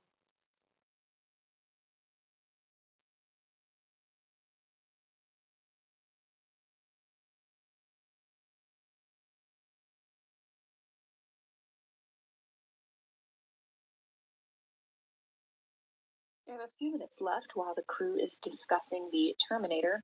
And if you're just joining us, you're looking at a live view of the moon, our moon, from the Orion spacecraft and a camera on its solar array.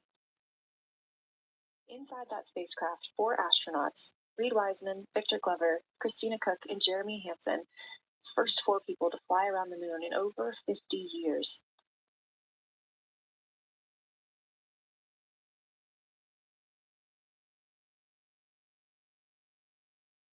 This is our lunar flyby day, and the crew has already surpassed one record today. The crew passed the Apollo 13 distance record at 12:57 p.m. Central, 1:57 p.m. Eastern. Canadian Space Agency astronaut Jeremy Hansen calling down that he hopes it's a record soon broken by other explorers.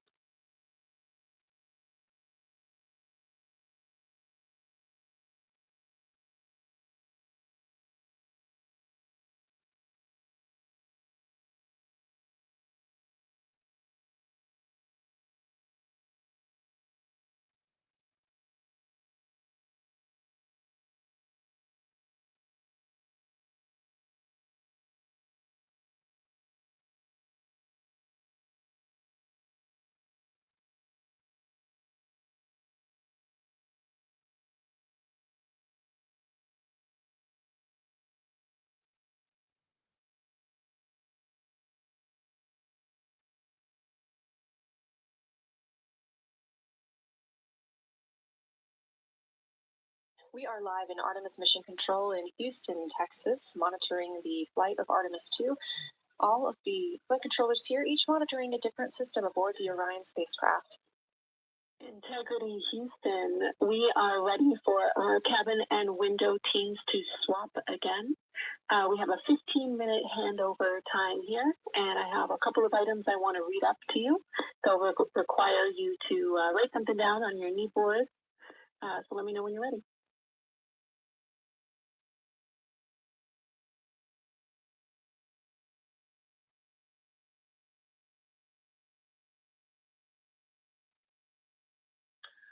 Okay, Houston, we are ready.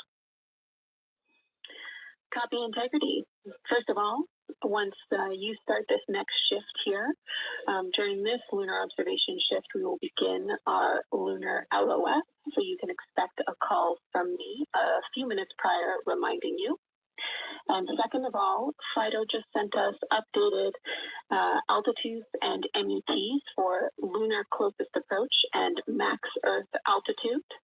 Let me know when you are ready to write those down. They differ slightly from Optimus.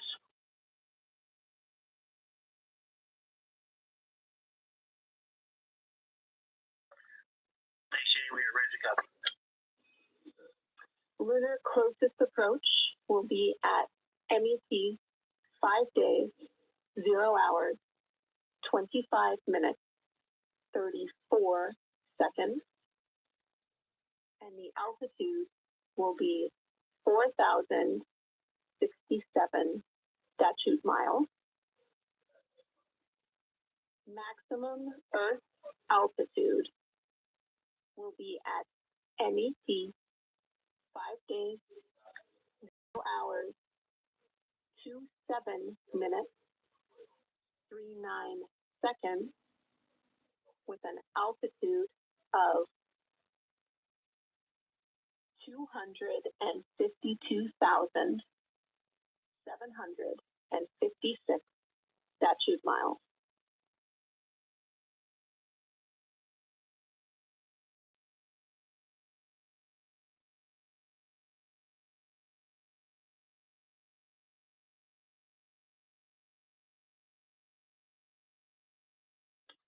The crew really wants to ask for that in kilometers and in parsecs, but thank you for those. That is great. Thanks for that update. I'll send Fido to work, and I appreciate the metric. Other than that, I have no new vehicle statuses to pass to you. Enjoy your handover time, and we're looking forward to picking back up with you shortly.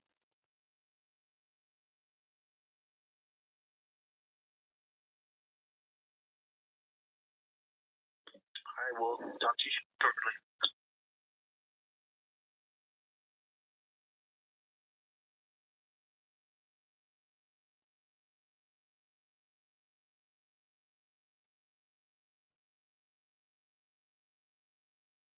Those words called from Capcom Jenny Gibbons, CSA astronaut and Artemis II backup crew member to the crew working aboard the Orion spacecraft. Had a little bit of a view inside the cabin. As you can see, it is very dark. The crew has turned off the lights, and the light that you were able to see is coming through the window, a reflection of Earthshine and from the moon.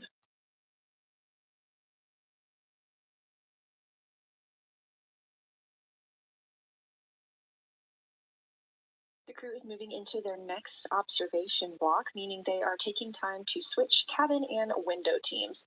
We've had Reed Wiseman and Jeremy Hansen at the windows taking pictures and making annotations and recording some audio files that will be downlinked later to the science team. Meanwhile, Victor Glover and Christina Cook were in the background serving as support. They were also timelined to enjoy a little bit of their midday meal. Now that we are swapping positions, the support team becomes Reed Wiseman and Jeremy Hansen. They will be in the background helping with SD card swaps, as well as providing those situational reports to the science team. Victor Glover and Christina Cook will be the astronauts at the window, photographing and speaking into those PCDs, portable computing devices, about what they're seeing on the moon. As you heard Capcom Jenny Gibbons call to the crew, this block is also when we will lose communications with the crew. That LOS, or loss of signal, scheduled to be less than 35 minutes from now. We anticipate to be out of signal with them for about 40 minutes, and will regain that communication once they've flown around the other side of the moon.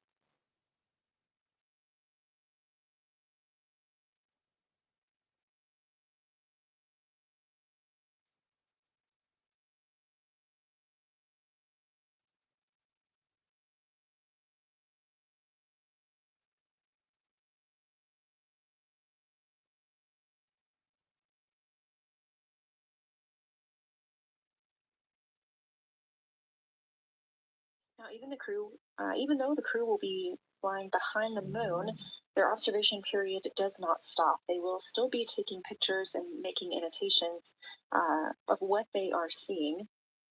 They'll be looking for the limb of the moon set, and then Vavilov crater, which we have previously seen.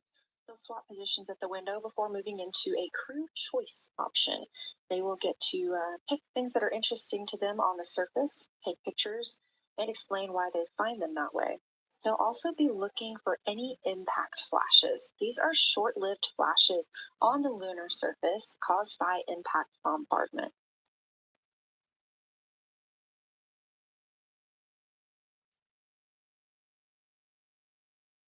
Just before Earthrise, the crew will be looking for lofted lunar dust. This may be lofted just above the lunar surface, and we could only see it just before Earthrise along the dark western limb. Any Earthshine would illuminate potential lofted dust.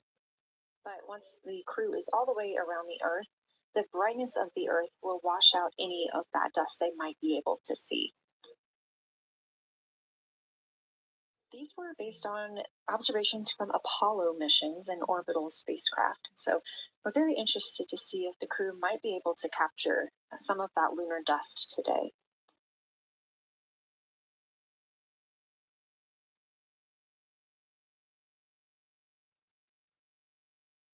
Following that lofted lunar dust target, the next will be Earthrise. We will regain communications with the crew shortly after Earthrise.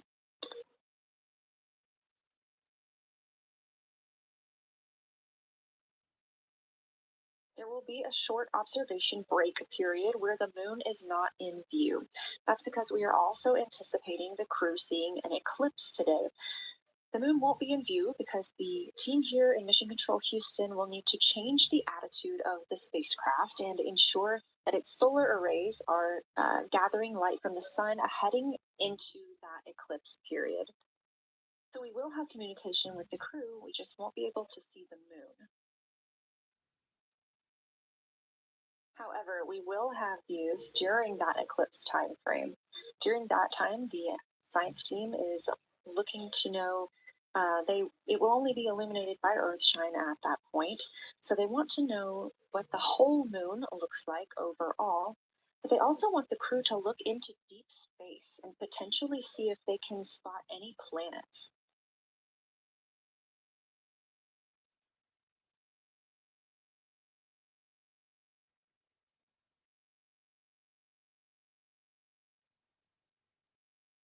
Once the eclipse is over, the lunar flyby period will have ended.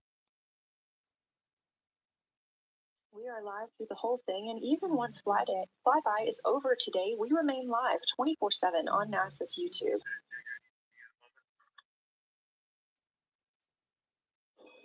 Go ahead. I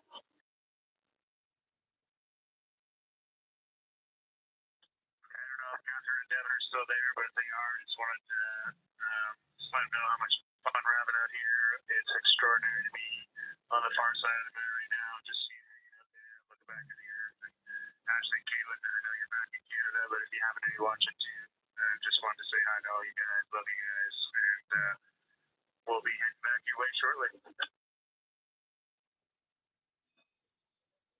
Thanks, Jeremy. I hear they are watching and your family is still here. So thanks for passing that along.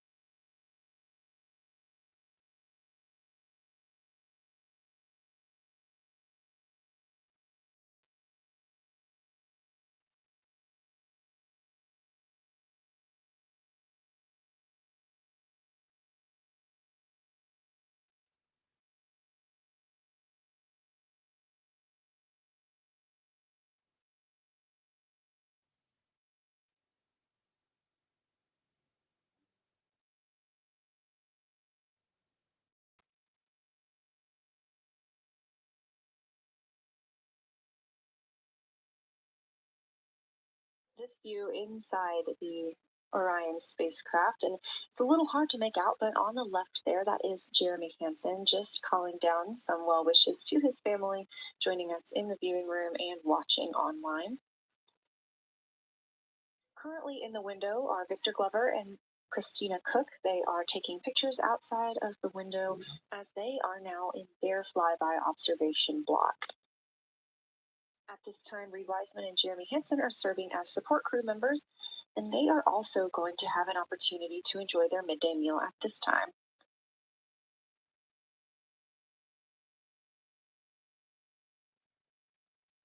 On the lunch menu today for Reed Wiseman and Jeremy Hansen, we have vegetarian chili, salmon croquettes, chicken with peanut sauce, sweet and savory kale, pickled beets, chocolate pudding, barbecue beef brisket, spaghetti and meat sauce, Italian vegetables, butternut squash, kiwi coated chocolates, and maybe even a little bit of coffee.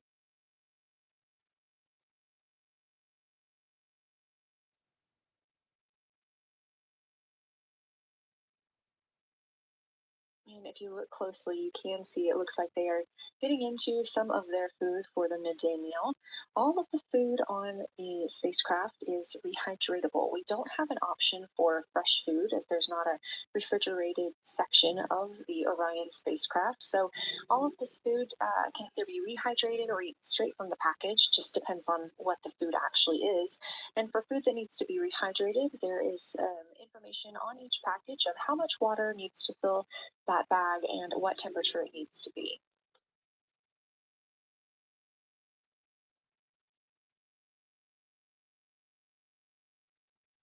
We are now 4 days, 23 hours, and 39 minutes, 40 minutes actually, into the flight of Artemis II, the spacecraft now under 4,500 miles from the moon.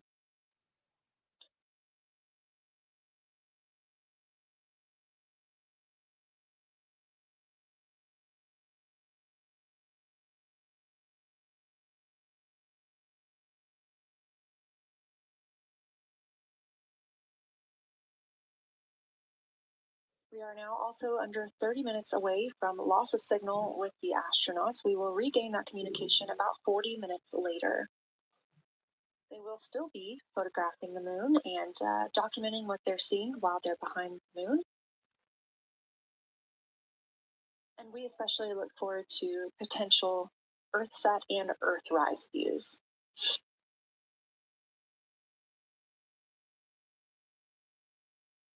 As you can see on the left side of your screen, we are streaming this solar array camera view throughout the flyby. And the science team also plans to capture an occasional still photo with the solar array intermittently, perhaps one every 8 to 10 minutes. Still photos represent the highest resolution imagery from those GoPro cameras. So starting 5 minutes before Earthset and loss of signal, the team will capture a series of photos, one every 30 seconds, to include Earthset, all the way through 5 minutes after Earthrise and acquisition of signal. In order to capture these frequent photos, the solar array camera that we were streaming will need to switch to time-lapse photo mode. So during this time, the streaming video quality won't be as sharp as you have it right now, but we want to ensure that the science team captures the data they need during these time frames. And we really look forward to seeing those higher resolution images when they're available. But with the view you are seeing right now, we are sharing bandwidth on the Orion spacecraft with every system that is keeping the spacecraft powered and the crew alive, especially the environmental control and life support system. As this is the first flight with crew, this is also the first flight of a life support system, keeping the crew healthy and safe on the way to the moon and the way home.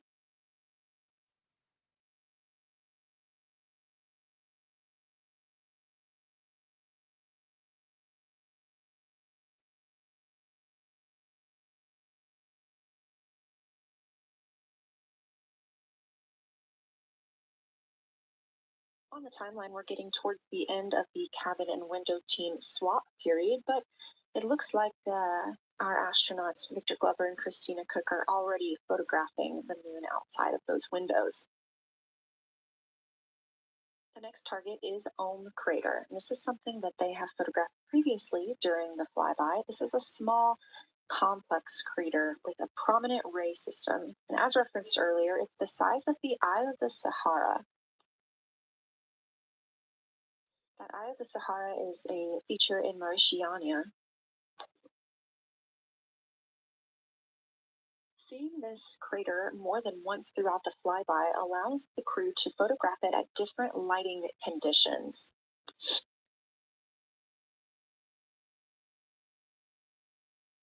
Those different lighting conditions help expose different portions of the target and can help the science team learn a little bit more about how it formed and what it is today.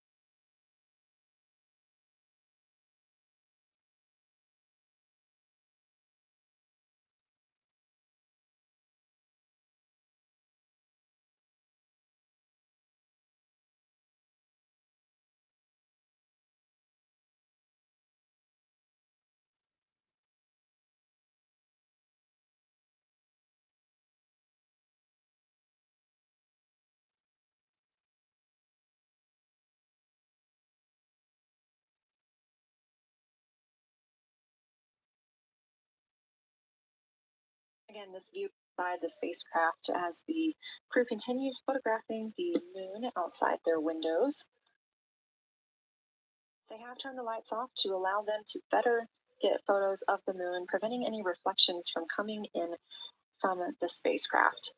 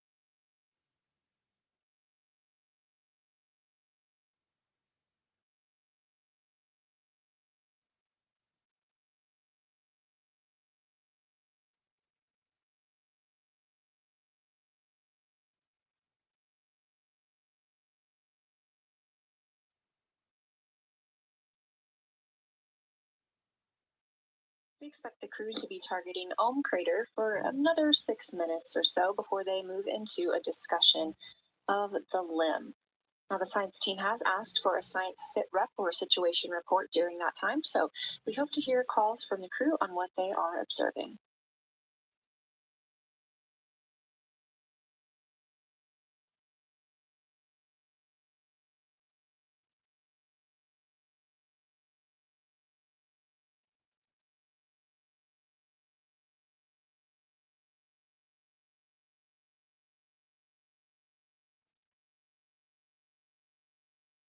If you've been following along, at the start of the day, we did have much more of the moon visible.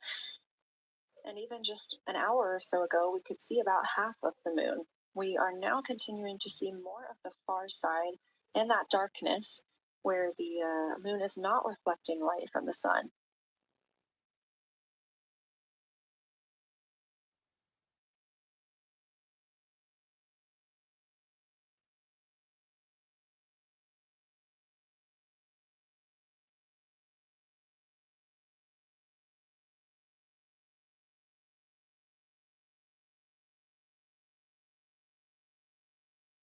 Earlier, we were also able to see some of those darker portions, that old lava flow that we often see on the near side of the moon and that we can all see from Earth. That has mostly gone away. We are now just seeing very little of Oriental. That's down to the bottom right of the moon. You can see just a small dark portion near the limb.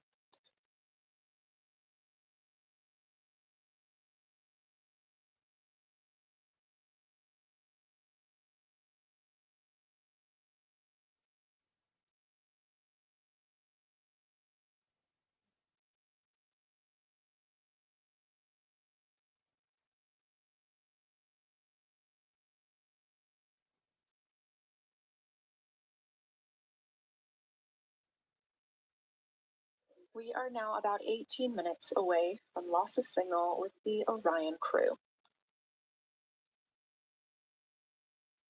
Again, we use the Deep Space Network to communicate with the crew members when they are this far from Earth. This is the first mission since Apollo when we have had humans on the Deep Space Network.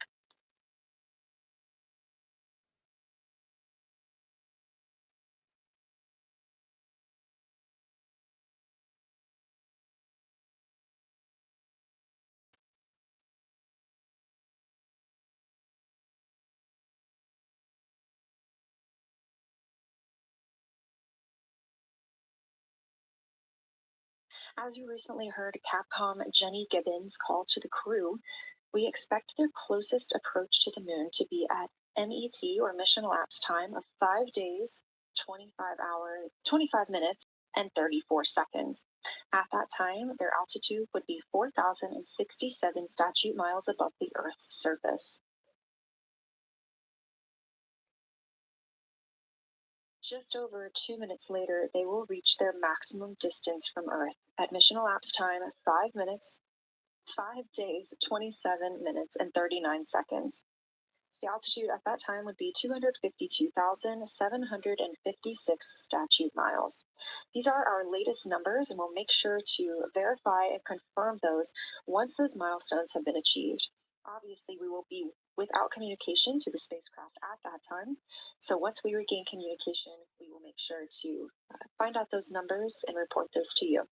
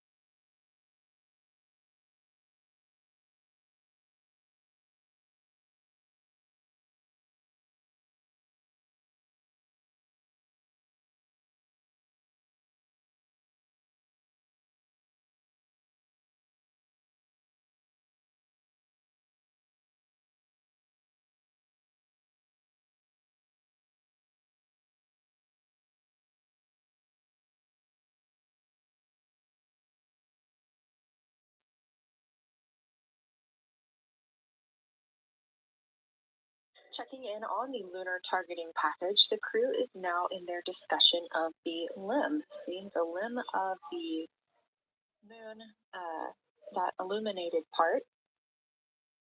Currently at the windows taking photos and making annotations are Victor Glover and Christina Cook. We are expecting loss of signal in about 13 minutes. We will regain that signal with the crew about 40 minutes later.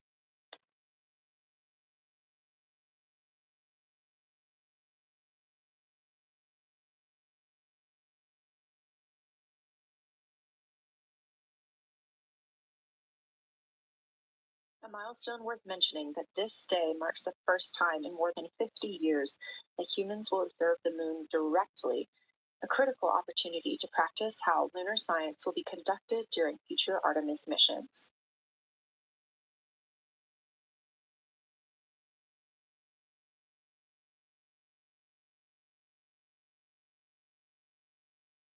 At I've continued to reference the lunar targeting package throughout this broadcast, which is the primary tool guiding the crew observations, and that consists of two key components. The first of those is the Lunar Geography Review, which helped the astronauts study major lunar features in advance. That also helped them learn to orient themselves during the flyby. The Lunar Targeting Plan provides a detailed timeline of observation targets, background science context, and specific instructions for the picture the crew should take, and verbal descriptions of what will be helpful to the science team reviewing those pictures later. That's what we've been tracking real time and what the crew is using right now to keep up with their next milestones.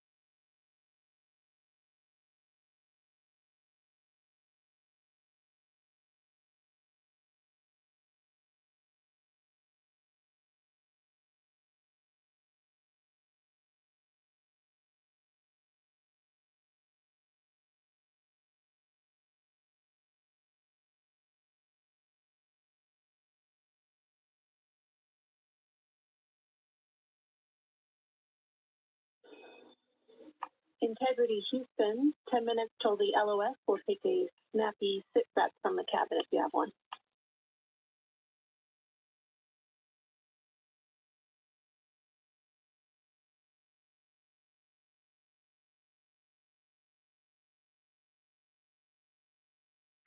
Okay, Jenny, that team, we missed most of that, but just a 10-minute warning, is that what you said? 10-minute warning for the LOS, and I'll take a quick sit rep from the cabin, please.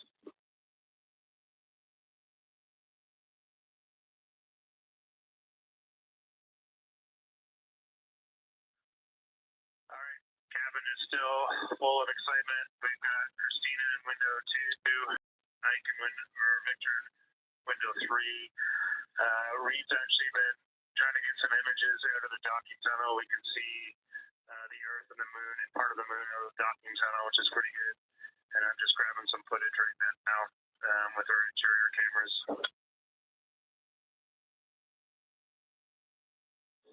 Copy, Jeremy. We'd like to know what camera Reed is using and also the status of window 1. Looks like there might be a shroud removed.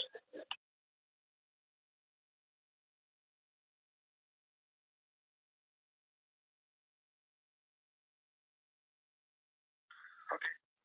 Reed was using the Z9, and the T-shirt shroud is still on window 1, but we took the camera out of it, so maybe that's what you're noticing. But when I looked in there, I saw a lot of sunlight reflecting around. Copy. That makes a lot of sense to us, Jeremy. I want to remind you, coming up on this LOS, that we'll take sit reps in the blind, and as more and more of the moon is in darkness, we will take any report you have on impact flashes.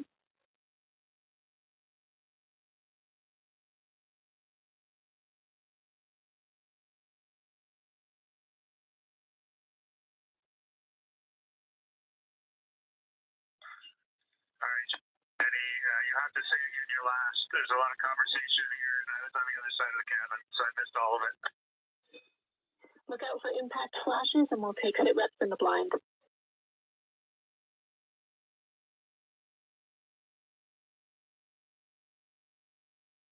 Okay, impact flashes, sit reps into the blind. We got it. And just so you understand what's going on with window 1, there is light coming through the outer hall from window 2 into the inside of window 1, if that makes sense. Like I can see the inside of the vehicle when I look between the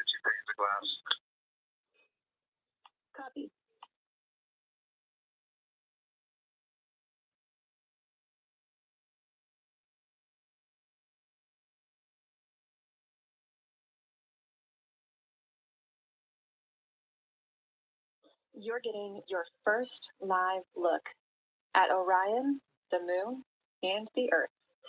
Everyone in this picture.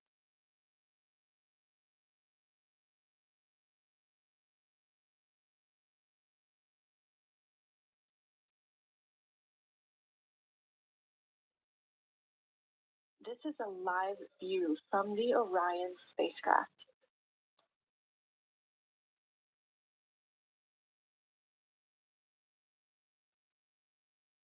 Currently aboard Orion, 4 crew members: Reed Wiseman, Victor Glover, Christina Cook, and Jeremy Hansen. And on the Earth, all of us, all of humanity. You can see the moon is starting to get a little bit dimmer as the astronauts are going to pass behind it, now 6 minutes and 26 seconds away from that loss of signal. Again, we will be out of communication with them for about 40 minutes until they come around the other side of the moon and we can re-establish contact.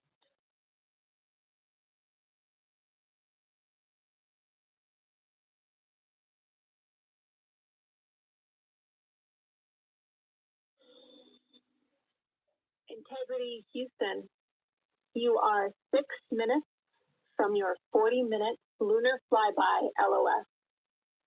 From all of us, it's a privilege to witness you carrying the fire past our farthest reach.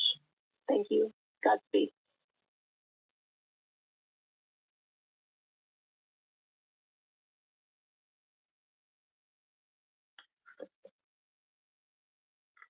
Thank you for that, Jenny. And thank you to all of you for allowing us the immense privilege to be on this journey together. It's quite amazing.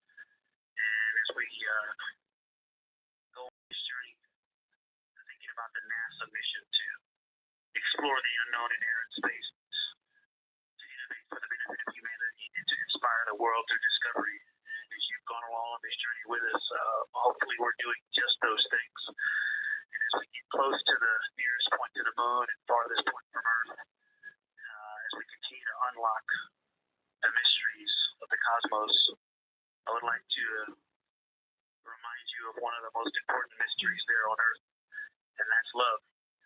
Christ said in response to what was the greatest command, that it was to love God with all that you are. And he also, being a great teacher, said the second is equal to it, and that is to love your neighbor as yourself. And so, as we prepare to go out of radio communication, we're still to feel your love from Earth, and to all of you down there on Earth and around Earth, we love you from the moon.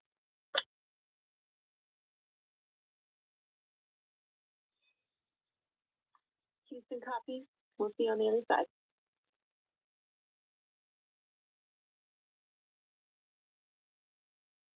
We will see you on the other side.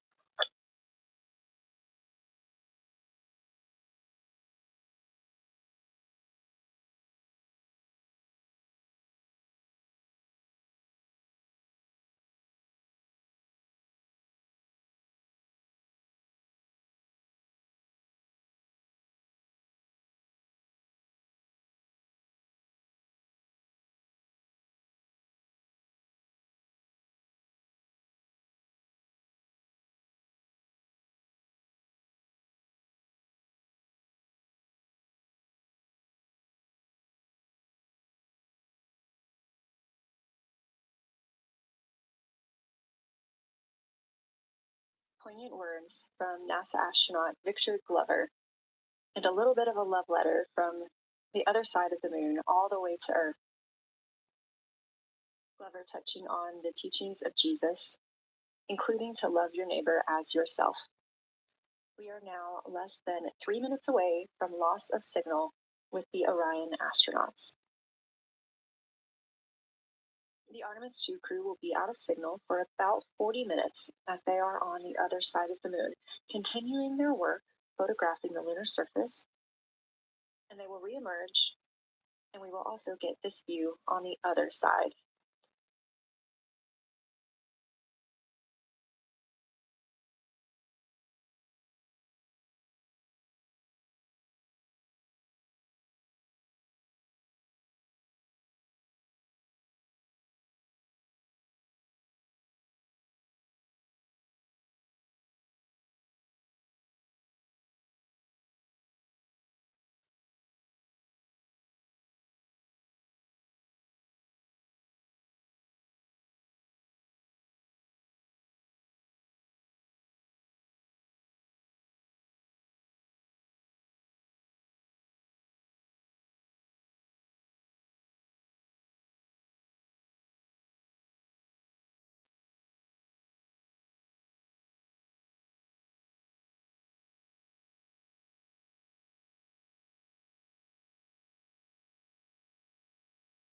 Just about a minute and a half now until we lose communication with the astronauts aboard Orion on the Artemis II mission.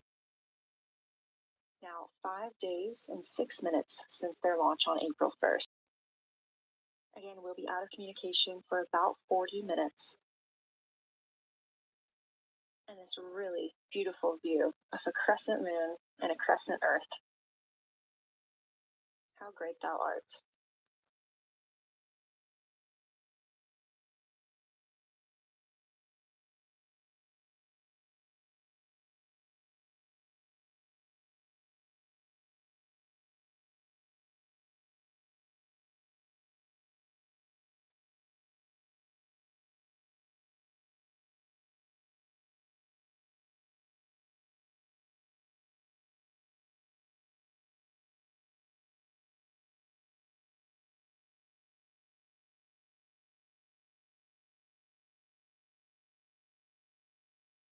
Seconds now until we expect loss of signal.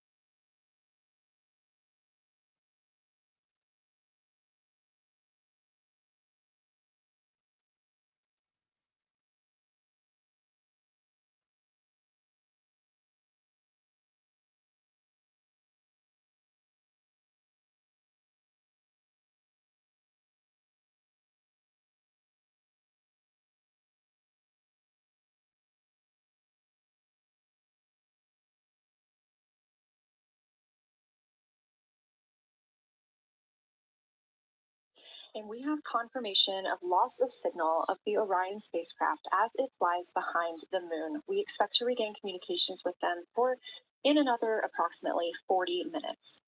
This was expected as their spacecraft is now out of direct line of sight with Earth and behind the moon. And this is a poignant moment as it's the first time in over 50 years that we have humans completely unreachable by anyone else on Earth. No matter how distant or secluded, we could reach anyone living on Earth, but while the crew flies behind the moon, it's simply impossible to make contact with them. This is a live view inside the Science Evaluation Room here at Johnson Space Center and just down the hall from Mission Control. This team has been monitoring the flyby all day as the team has continued capturing targets on the lunar surface. We even got to see this team in action as they were helping the astronauts identify some of the features they were seeing on the moon but not expecting. There will be a couple of milestones during this loss of signal. The first will be when the astronauts make their closest approach of the moon at MET 5 days, 25 minutes, and 34 seconds, when we expect they'll be 4,067 statute miles above the lunar surface. Their maximum Earth altitude will be reached just 2 minutes later, at 5 days, 27 minutes, and 39 seconds, when their altitude should be approximately 252,756 statute miles. Once those milestones are reached and we have confirmation, we will report the official numbers.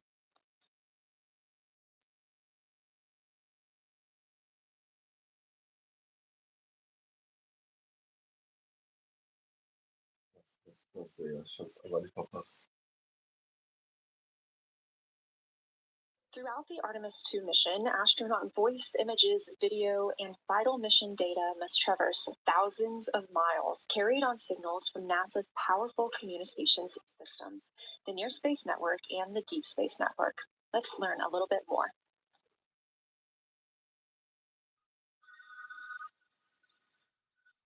NASA's Artemis II will send 4 astronauts around the moon, preparing humanity for a long-term lunar presence and future journeys to Mars. Enabling allowing communication and navigation for this test flight are NASA's Near Space Network and Deep Space Network. With antennas around the world and a fleet of relay satellites, the networks will deliver vital data to and from Earth through all phases of the mission. The networks are seamlessly integrated at NASA's Johnson Space Center in Houston, Texas, where Mission Control coordinates the network handovers.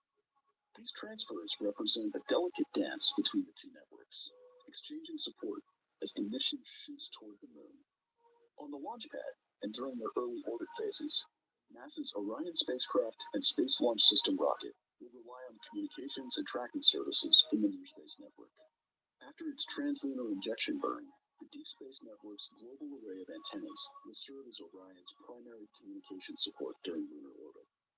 As the mission journeys farther into space and away from Earth, signal strength weakens and bandwidth is conserved for crew communications. The astronauts will have a near constant connection to Earth, ensuring their safety on a journey farther into space than ever before. We say near constant because as Orion goes behind the moon, a planned loss in communications will occur. The Deep Space Network will be standing by to reacquire the signal as Orion reappears. The Artemis II mission also provides an opportunity to test new capabilities. Using laser links, NASA will periodically transmit Orion data to showcase the benefits laser communications can have for future human spaceflight missions. The data from Orion, sent by radio signals or laser links, is massive. The mission is gathering images, data, and video, while also generating details about mission health and crew voice files. All of that data gets processed here on Earth, where systems compress it for efficiency. In the future, we'll upgrade these systems on Earth so that image and video clarity improve with each new mission. With the Artemis II test flight, we're evaluating the communications infrastructure that will help carry us into the future as we explore the moon and journey forward to Mars.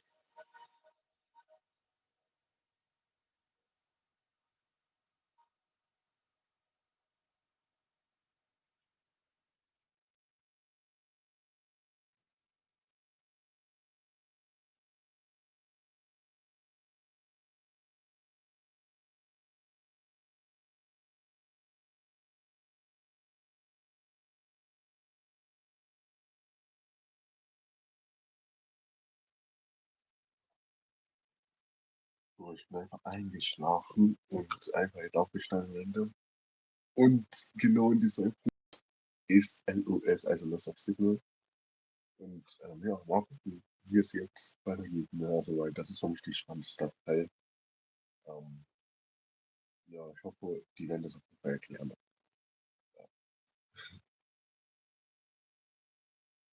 We are now about 33 minutes until we expect to regain communications with the astronauts aboard Orion. And in the meantime, I've got Dr. Kelsey Young, Artemis Science Flight Operations Lead, here with us. Thanks for joining me, Kelsey. Thanks for having me. This is such an exciting day. Oh, no kidding. It has been so cool to hear you communicating directly with the crew.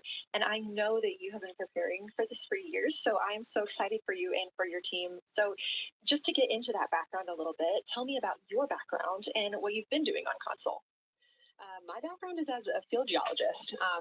Actually, I studied impact cratering in the field for my PhD, so all these descriptions of impact craters have me just absolutely swooning.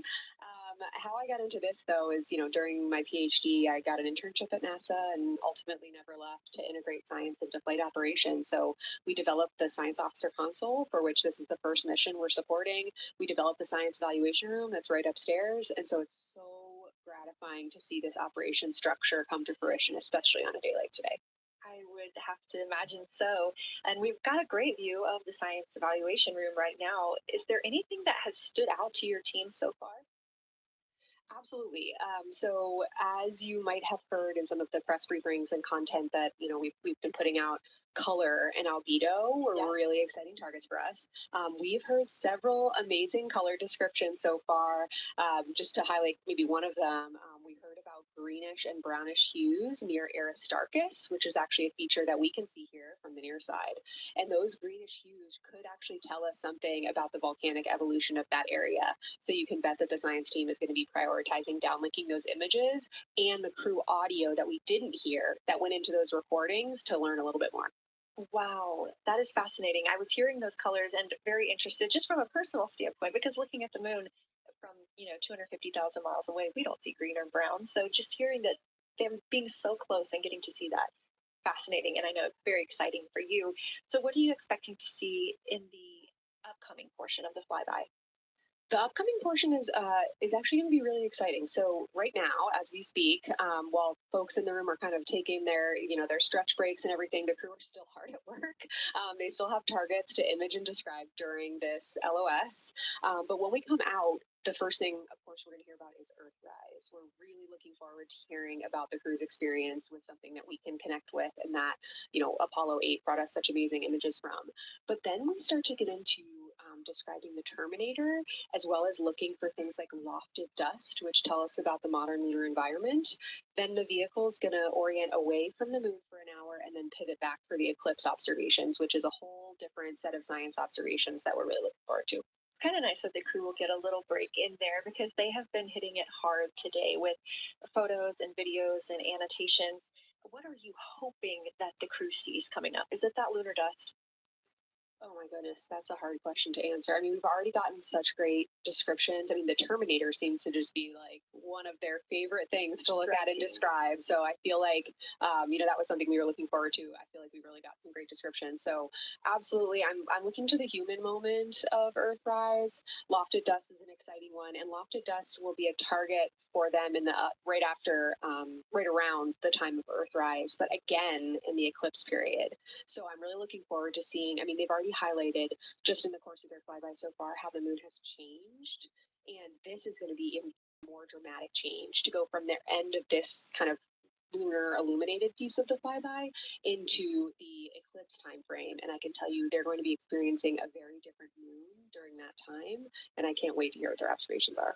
Yeah, that's absolutely fascinating, and what a privilege that we get to do that on this mission, because that's not always the case. If we had launched on a different day other than April 1st or 2nd, we would have got to see that eclipse. Is that right? That's correct. April 1st and 2nd. I will say, I was asked a lot in the weeks leading up to the launch, well, what's your favorite day? And my answer truly was, there is no bad day to launch to the moon. We were going to get great science out of it no matter what. But it's a really neat opportunity to, bring the sun into the picture, bring different planetary bodies into the picture while still literally keeping the moon in center stage. Fascinating. So what differences are we looking for at each site? We're hearing a lot of different terms. We're looking at craters. We're looking at mare. What are the differences that you're hoping to see? We do have, as you highlight, kind of different prompts for each target. That's what they're looking at in their lunar targeting plan, which I know you've been showing. And we have even different prompts for the person with the really long lens on the camera versus the people with the unaided eye. And you've heard the crew talk about, oh my goodness, when I go from one to the other, I can really detect different nuances. And that's something that we experienced in simulations, but hearing them actually, see it for real has been really gratifying. But we're looking for different things based on the target. Sometimes we're looking for color. Sometimes we're looking for texture. For the Terminator, we're looking at kind of what texture and morphologies pop out to you and what kind of diversity you see along the Terminator. You've heard, Victor especially make some comments about future impacts for exploration. So already I think that their descriptions in this first part of the flyby have told us something scientifically, but also about future surface missions. Oh, it was so interesting to hear Victor talking about he was imagining in his mind's eye being down on the surface and walking around. That was very cool to hear. And when we're thinking about targets, I know some of them are determined based on the launch day because that determines the lunar illumination. So the ones that we're looking at today, how and why were these selected? Such a wonderful question. This really gets at at the heart of some of our really highest priority science questions. Illumination conditions is a big one, right? So of course we need the targets that we're interested on the lunar feature to be illuminated by the sun in order to view them, but the timing in which they see them during the flyby enables us to ask different questions. So you heard in the pre-flyby crew conference talking about, well, the same pair, Reed and Jeremy, will get to actually look at Ploshko crater twice, and that looking at it from different illumination angles allows us to understand that feature better and connect color and albedo with topography and morphology.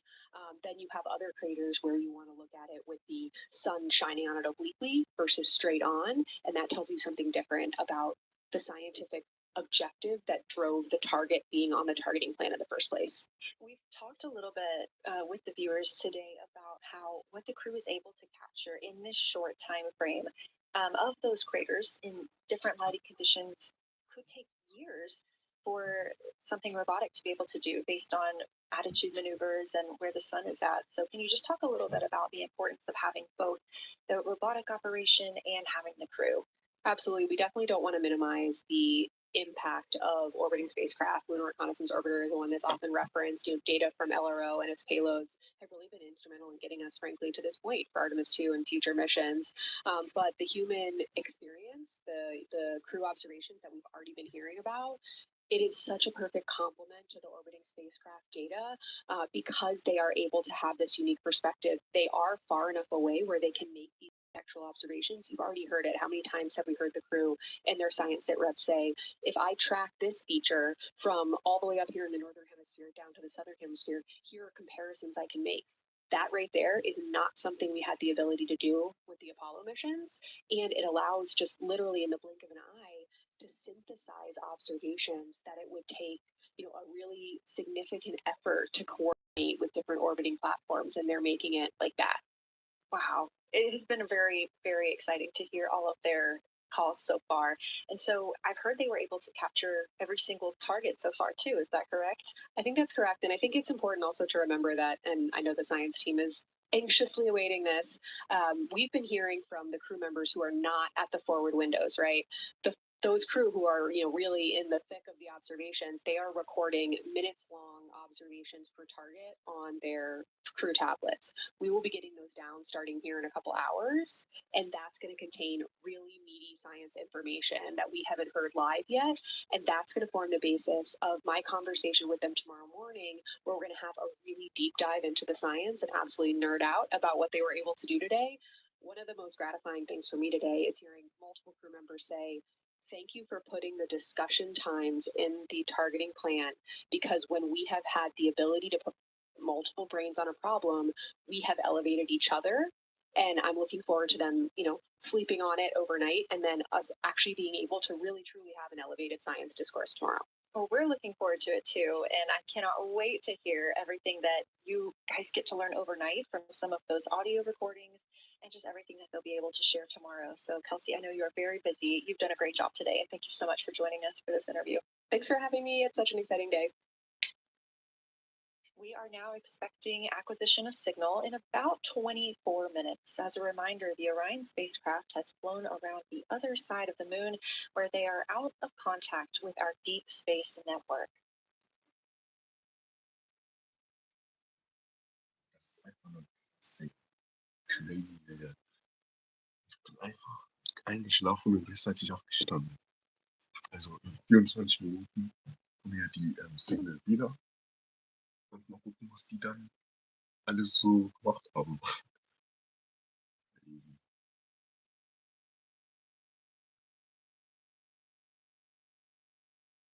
Ich weiß nicht, aber ich freue mich aber richtig. Bin gespannt, was da gesagt wird gleich.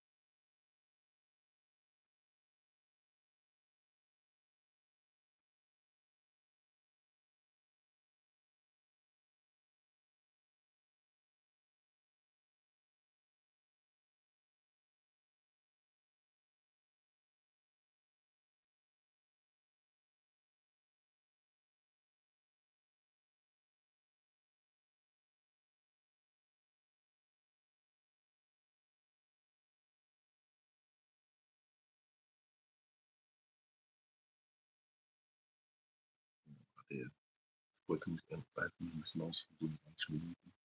Ich bin eingeschlafen.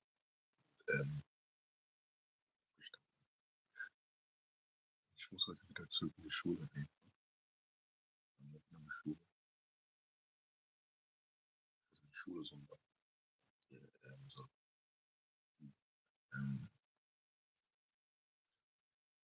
Wäre nice. Die Ausbildung, wo ich drin bin. Das war nicht so richtig Ausbildung. So. Die Ausbildung kommt später.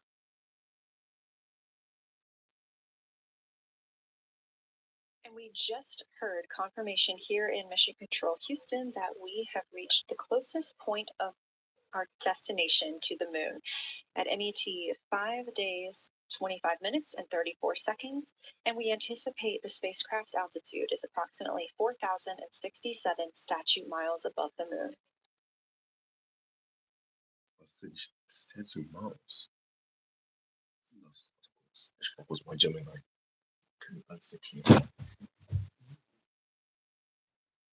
We're continuing to track what the crew is doing while around the other side of the moon. They are continuing to take pictures of the Earth, of the moon, the Earth now out of sight. What they're in right now is a crew choice event. The science team has encouraged them to find interesting features on the surface, to take photos of those, and describe why they were interesting. Something else that they'll be looking toward next, just momentarily, will be impact flashes. They've got a few minutes allotted to look at the darkest portions of the moon. They're interested in short-lived flashes on the lunar surface because these would be caused by impact bombardment. After their impact flash targeting, the team is interested in if the crew can see lofted lunar dust. This would only be visible just before Earthrise. Now 20 minutes until we expect to regain communications with integrity and the astronauts for Artemis II.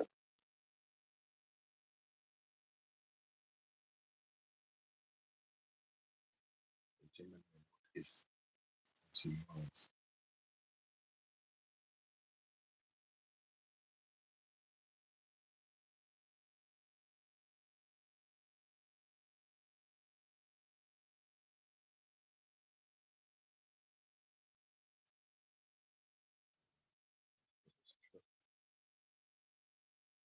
Basically, it's most.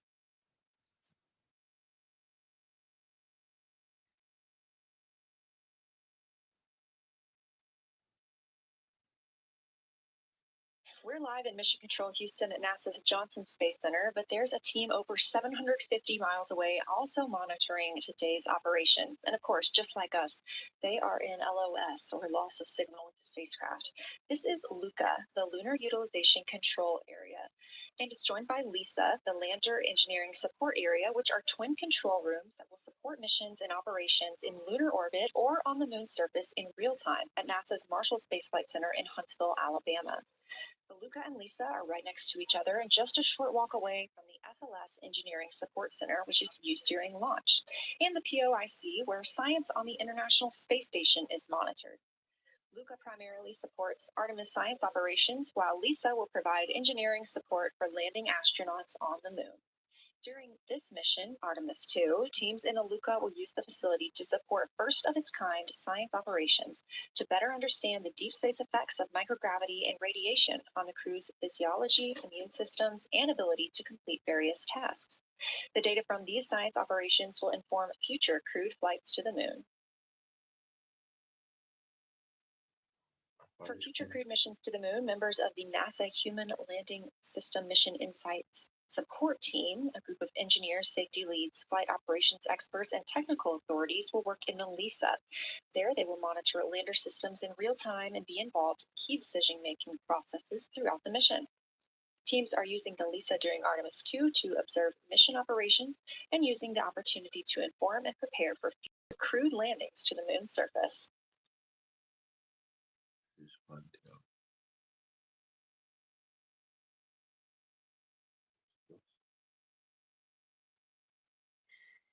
Was diese sind.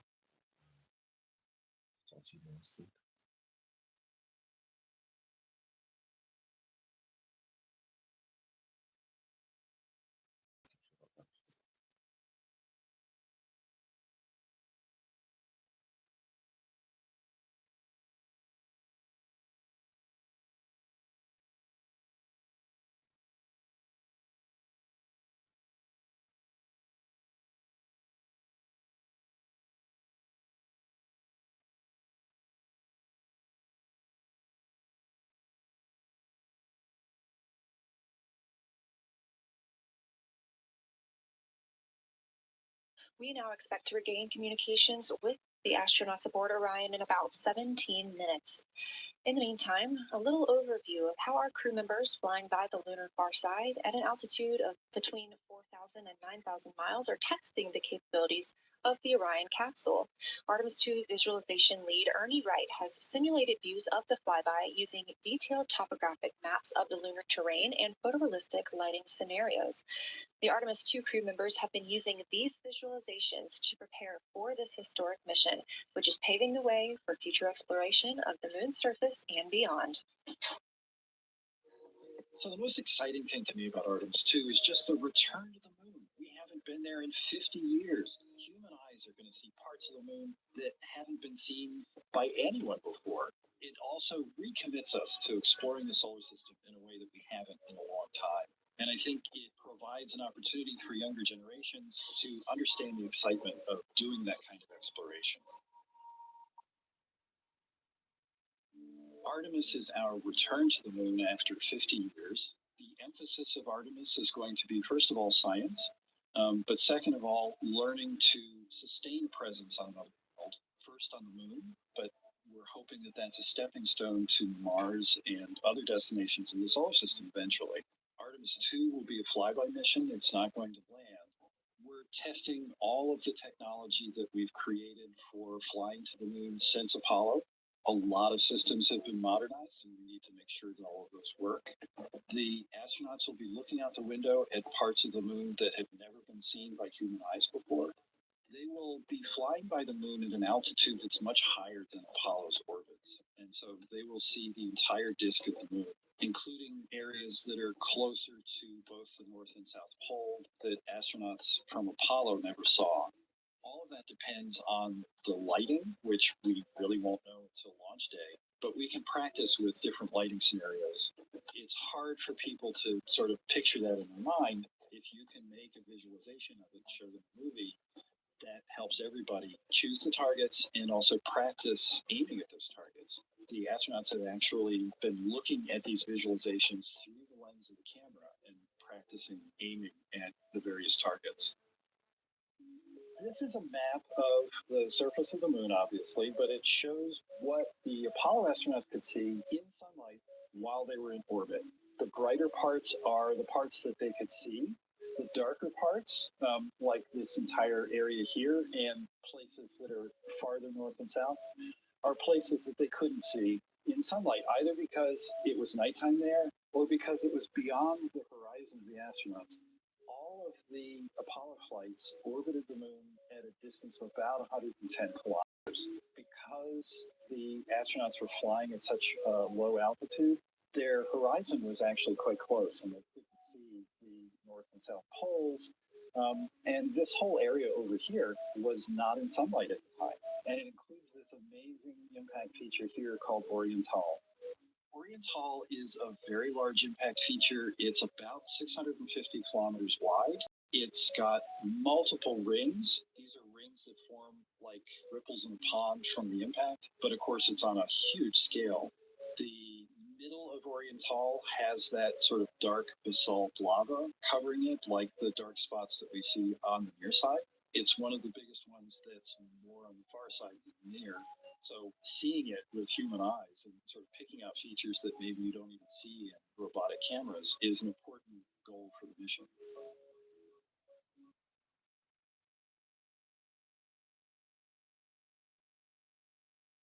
Source code.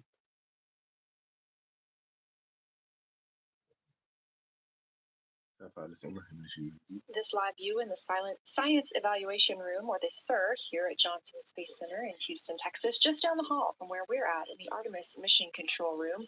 Teams continuing to monitor the flyby.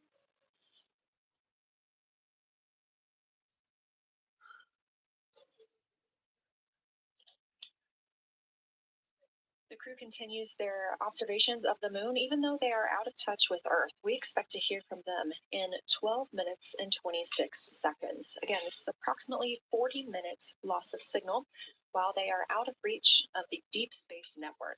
Right now, they are imaging or attempting to image lofted lunar dust. Throughout our coverage, we've talked a lot about the science and engineering behind today's lunar flyby, but we also spoke to the crew about what the moon means to them and how they see its place in human history.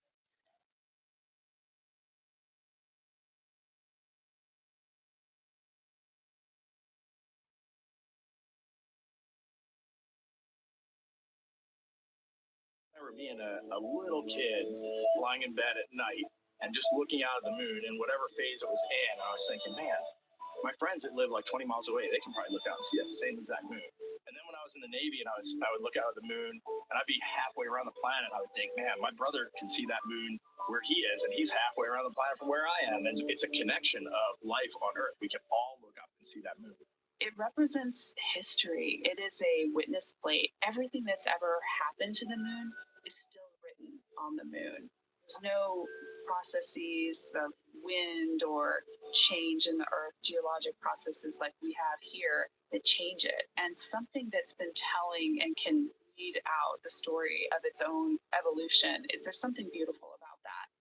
I've also learned from my indigenous mentors that they refer to the moon as grandmother moon. So you've probably heard of Mother Earth, they use grandmother moon because grandmother moon is responsible for the water in their community. The grandmothers, sort of protect the water source, just like the moon moves the water around the planet, affects the tides. It's something that represents something different for each individual culture around the planet. And that's really neat because we all share that same moon in the night sky.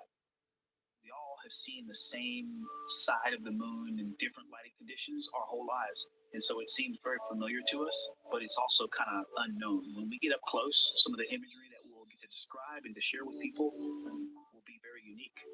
And that nature, both of those things being true about this one entity that we all know, just is really special. It's just the epitome of a symbol of both something that's in each of our hearts, but this also represents exploration and reaching.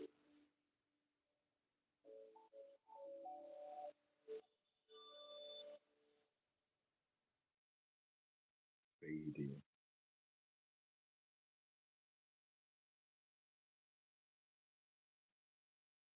You're looking at a live view inside Artemis Mission Control here at Johnson Space Center in Houston, Texas. We are currently out of contact with the Artemis II crew. This was a planned, or not really a planned, but a tracked loss of signal that occurs when the crew flies behind the moon. We use the Deep Space Network to communicate with the crew, and when they are behind the moon, they are out of reach of that Deep Space Network. And when you consider our nonstop communications during the time in which we live, this is even more striking. For the Artemis II crew, they're only currently communicating with each other. Now, we expect to regain those communications in under 9 minutes from now, and we also are hopeful for a view of Earthrise. Despite being out of communication, the crew is continuously capturing imagery of their predetermined lunar targets. Crazy, very fun.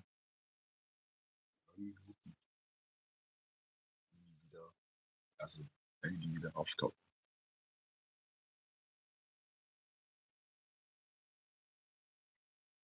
Alles spannend.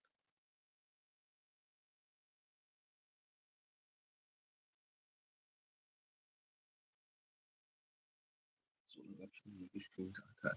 Das ist crazy. Ich glaube, ich auch schon irgendwie Oktober oder so. Ich gucken. Houston, Texas.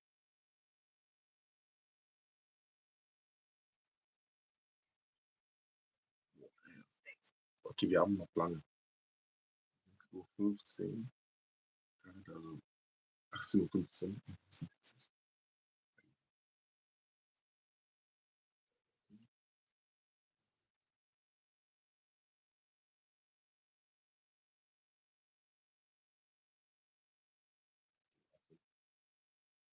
Stunden.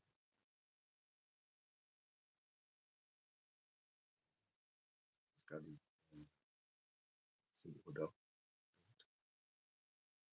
Now about 7 minutes, 25 seconds until we anticipate regaining communications with the Artemis II crew aboard Orion.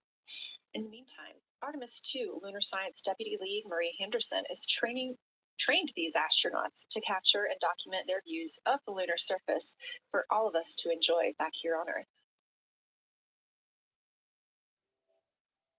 I cannot wait to hear their voices when they get to the far side of the moon and I can hear them talk about seeing the moon out their window. I try to imagine it now and it just like tear up thinking about it. Ooh, now I gotta hold on a second.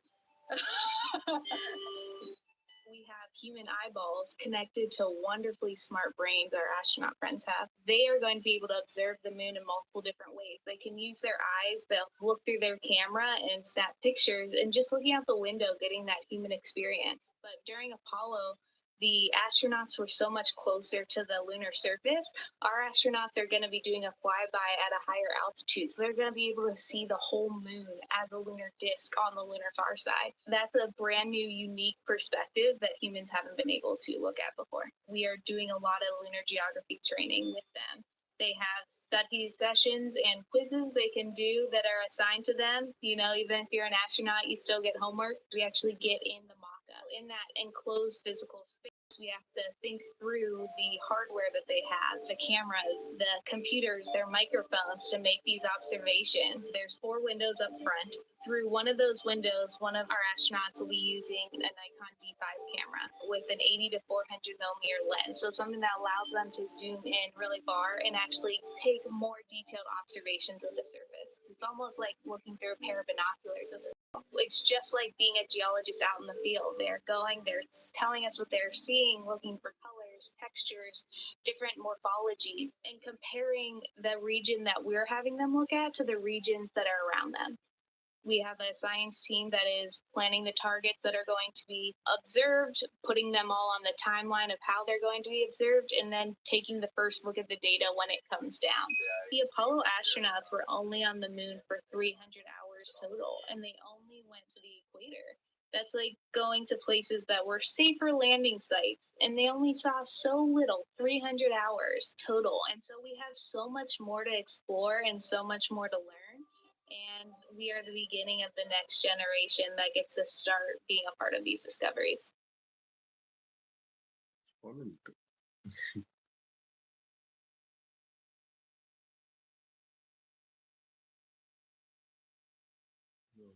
Mal gucken, also gleich, ja, soll ich auf jeden Fall. We are now 4 minutes and 28 seconds until we expect to regain communications with the astronauts flying aboard Orion on the Artemis II mission. They are now flying behind the moon. While behind the moon at an MET, or mission elapsed time, of 5 days, 25 minutes, and 34 seconds, we expect this was the point in which they made their closest approach, 4,067 statute miles above the lunar surface.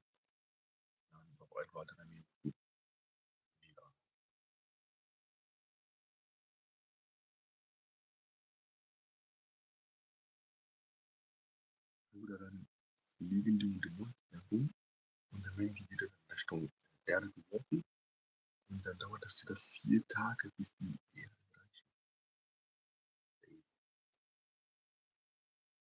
Das ist auf jeden Fall.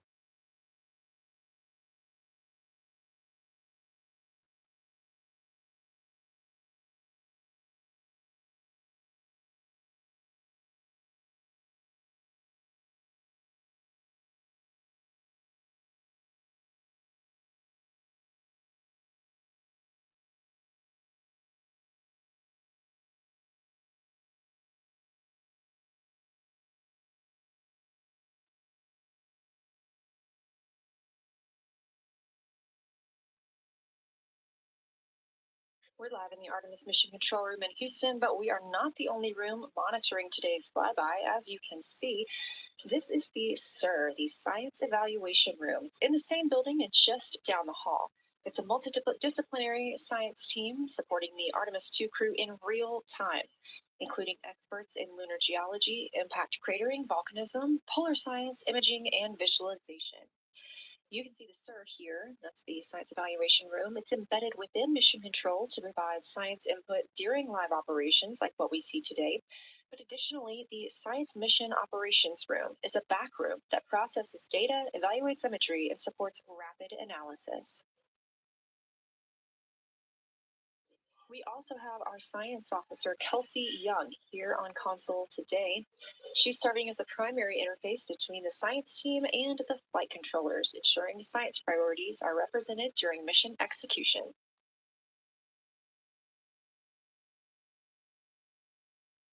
Ungefähr 2 Minuten oder so dahin. Oder ein paar Sekunden noch, also jederzeit.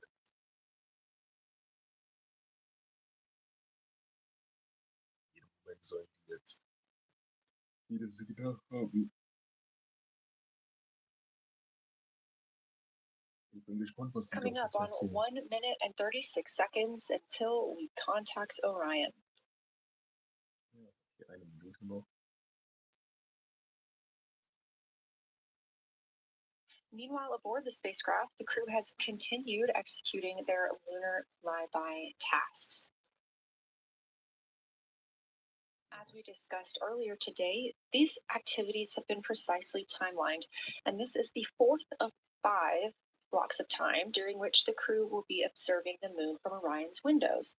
At this time, pilot Victor Glover and mission specialist Christina Cook are observing the moon at windows 2 and 3. Das. Also ich muss auf jeden Fall gleich noch. One crew member is in window 2 with a blue shroud over the window, taking photos and using an 80 to 400 millimeter zoom lens, while the other astronaut is in window 3 using their portable computing device, also known as a PCD, to make annotations. And both of those crew members are making audio recordings of what they are seeing. They are wearing headsets connected to their PCDs, and those audio recordings are being sent to the science team tonight. We are not hearing those live. However, we have been hearing quite a lot of great descriptions from the crew who have been serving as the support. Right now, the support team members are Reed Wiseman and Jeremy Hinson. Those team members are providing science sit reps, situation reports, calling down a few times each hour to discuss what they're observing. And even though we're out of contact with them right now, they are still conducting those science sit reps as they'll be available once they come back around the moon. Jetzt jede Sekunde. The situation reports include how the crew is positioned, any missed targets, or anything unexpected they saw. They're also including lunar target descriptions, any hardware issues, and their emotions and reactions. Let's see.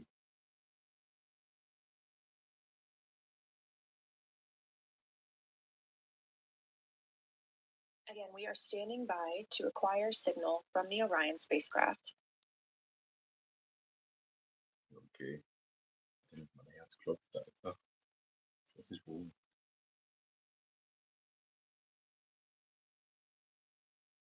Unheimlich, wenn man sich das so vorstellt. Man ist einfach so hinter einem Mond oder hinter irgendwo, wo es einfach gefühlt keine Deep Network Communication gibt einfach.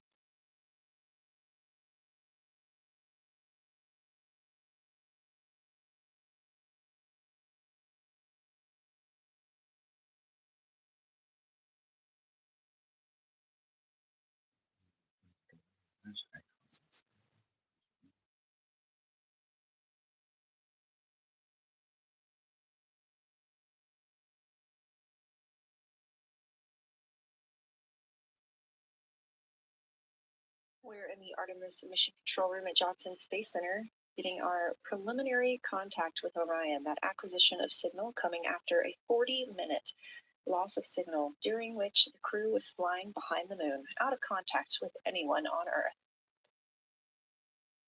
Okay, was geht hier?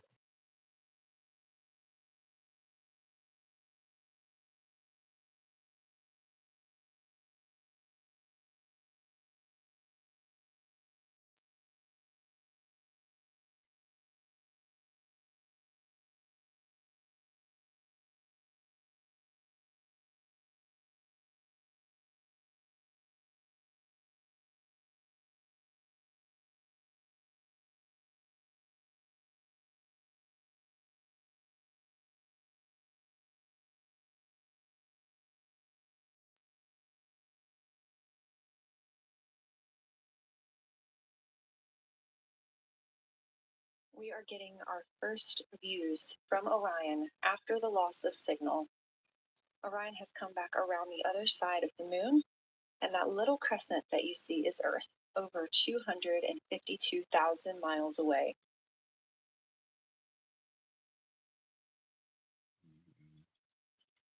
With this transit complete, lunar flyby continues, but Orion has also technically begun its journey home. Ja, also die fahren ja wieder zurück auf oder fliegen jetzt zurück nach Hause. Was?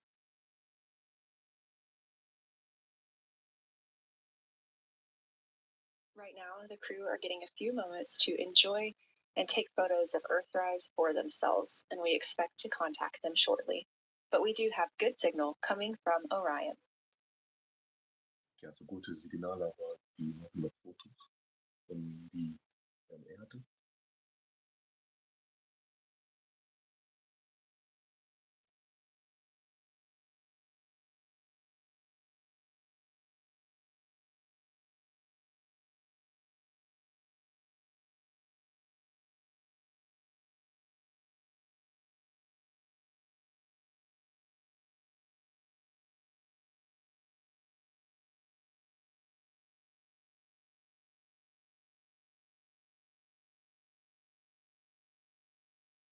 This view from inside the Orion spacecraft, all 4 astronauts now back on the other side of the moon and in contact with us on Earth.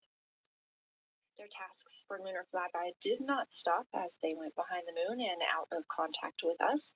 We anticipate during that time they were attempting to image some impact flashes, short-lived flashes on the lunar surface, which would be caused by impact bombardment and potentially even lofted lunar dust.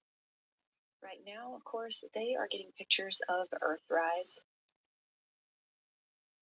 After this target, they will get a short observation break. It's about an hour long, actually. Houston, integrity, comm check. Integrity, we have you loud and clear. Tell me. Ja, okay, die sind wieder da, Leute. Wieder da. Houston, we have you the same, and it is so great to hear from Earth again. To Asia, Africa, and Oceania, we are looking back at you. We hear you can look up and see the moon right now. We see you too. When we burned this burn towards the moon, I said that we do not leave Earth, but we choose it.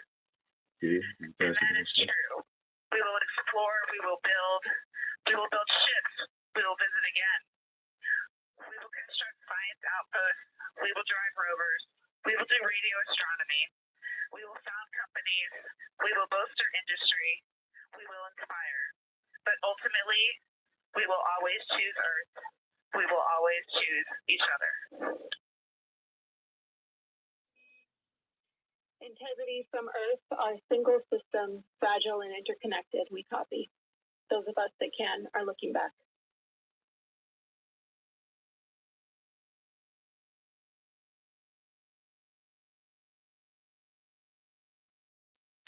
We are happy to say we copy. Agreed, bro. Thanks for that line.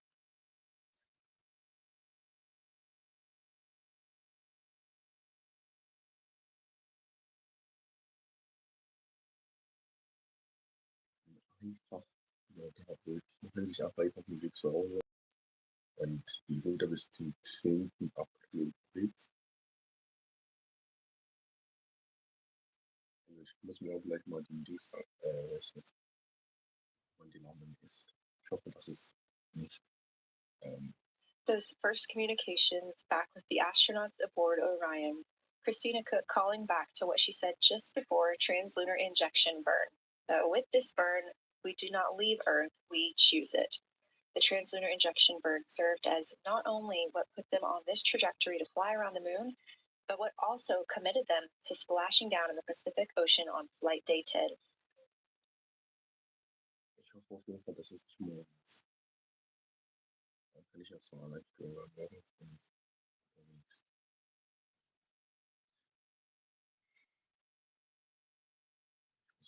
At this time, the crew is entering an observation break. We expect this to last about an hour. And it's probably a welcomed break following their very, very busy day taking pictures, making annotations, making audio recordings, and communicating all of the wonderful things that they are seeing on the moon. This observation break is also partially due to the fact that we will be entering an eclipse later. This will be the first solar eclipse that humans have seen from the moon. The astronauts will need to wear eclipse glasses for the first 2 minutes until the sun is completely covered by the moon, and then they have additional targets that the science team is hoping that they will photograph. We will have communications with them during that eclipse time frame. So wieder eine Finsternis oder Because of that ist da was eclipse, passiert? Orion's attitude must be changed right now so that its solar arrays are in the sun. This will help it charge the batteries needed to power it through that eclipse time frame. Krass. This view on your screen is a visualization. The spacecraft now 4,224 miles away from the moon, and that number will now continue to grow, while the number of distance from Earth, 252,699 miles, will continue to shrink all the way until our crew is back home. Auf jeden Fall. Wenn ich sie auf jeden Fall gut nach ankommt. Zu der Familie. Ich hatte viel Paranoia, Alter. Gut.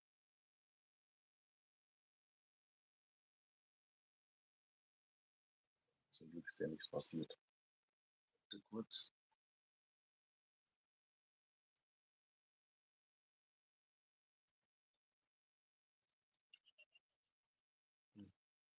Guck ich bei 99%.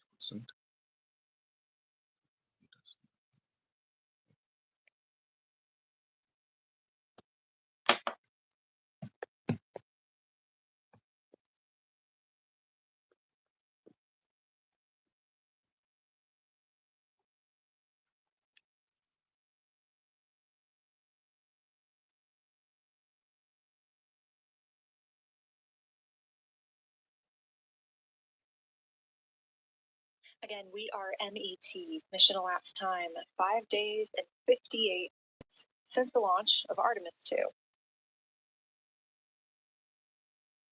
We have reestablished communications with the crew and the Orion spacecraft, now entering a little bit of a break while they are out of visibility, or the moon is out of their visibility. The spacecraft will be reoriented to view the moon ahead of an upcoming eclipse. This attitude maneuver helps charge the solar arrays and batteries aboard Orion that will power them through the eclipse. Okay. Was soll was passieren? Was passieren?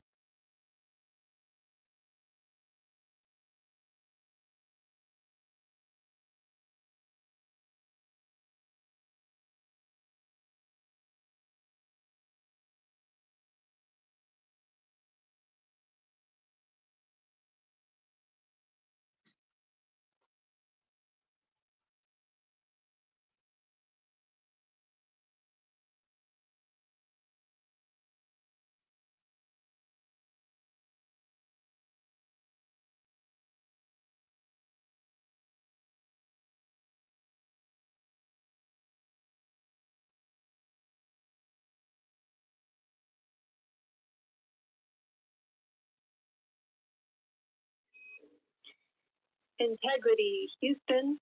In mission control, all of your flight controllers and your flight director have flipped their Artemis II patches around. We are earthbound and ready to bring you home.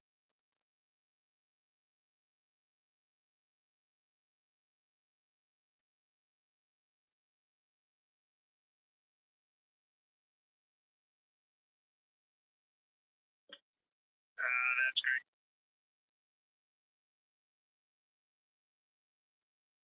See the light of day as we head back to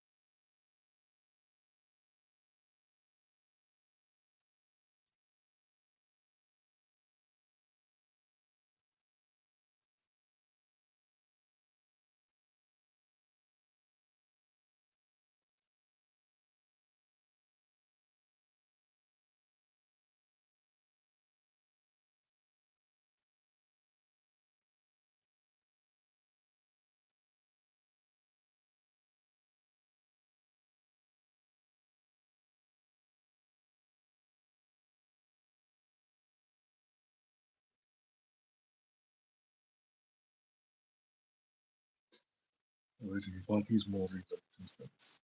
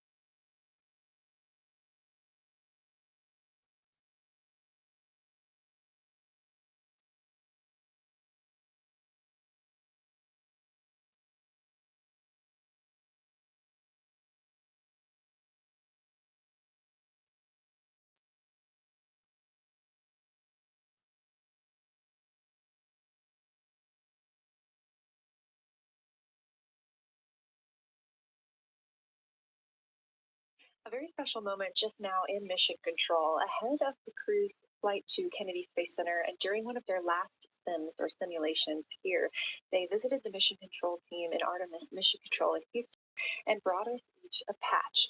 Everyone in the flight control room has had these on their signifiers at their console. On one side of the patch that you've probably seen is the moon with the Earth behind it.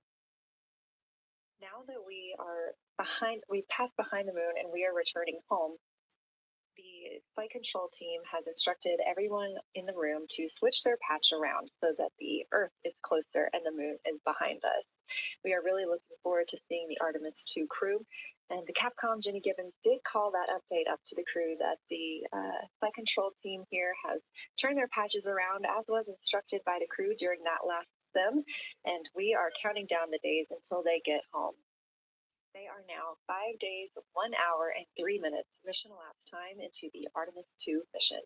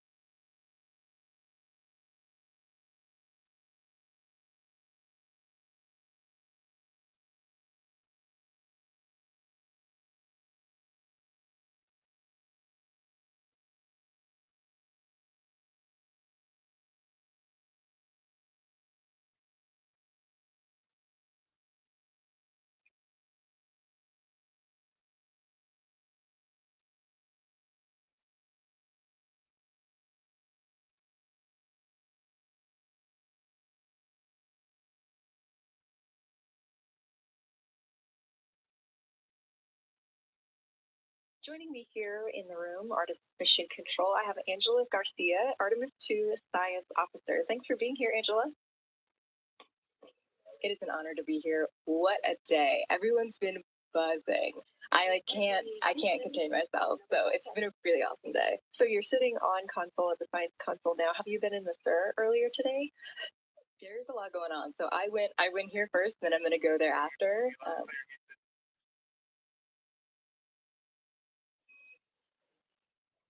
All right, Integrity, we hear you. That was a little clip, but I think we have a better link now. We experienced some blockage from a solar array. We moved it, and we are in bias tail to sun.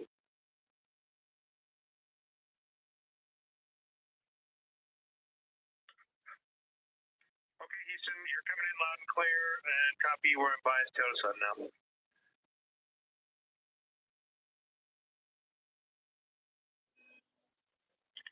Affirm. And integrity, just so you know, we did not hear your response once we flipped our patches.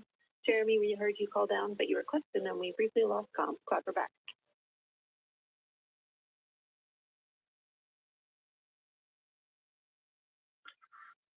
Okay, copy that. We were just excited that we got to share that you use a MUR and mission control, flip your patches around, and that side of the patch is getting to see the light of day. Thanks for sharing that with us. Our pleasure.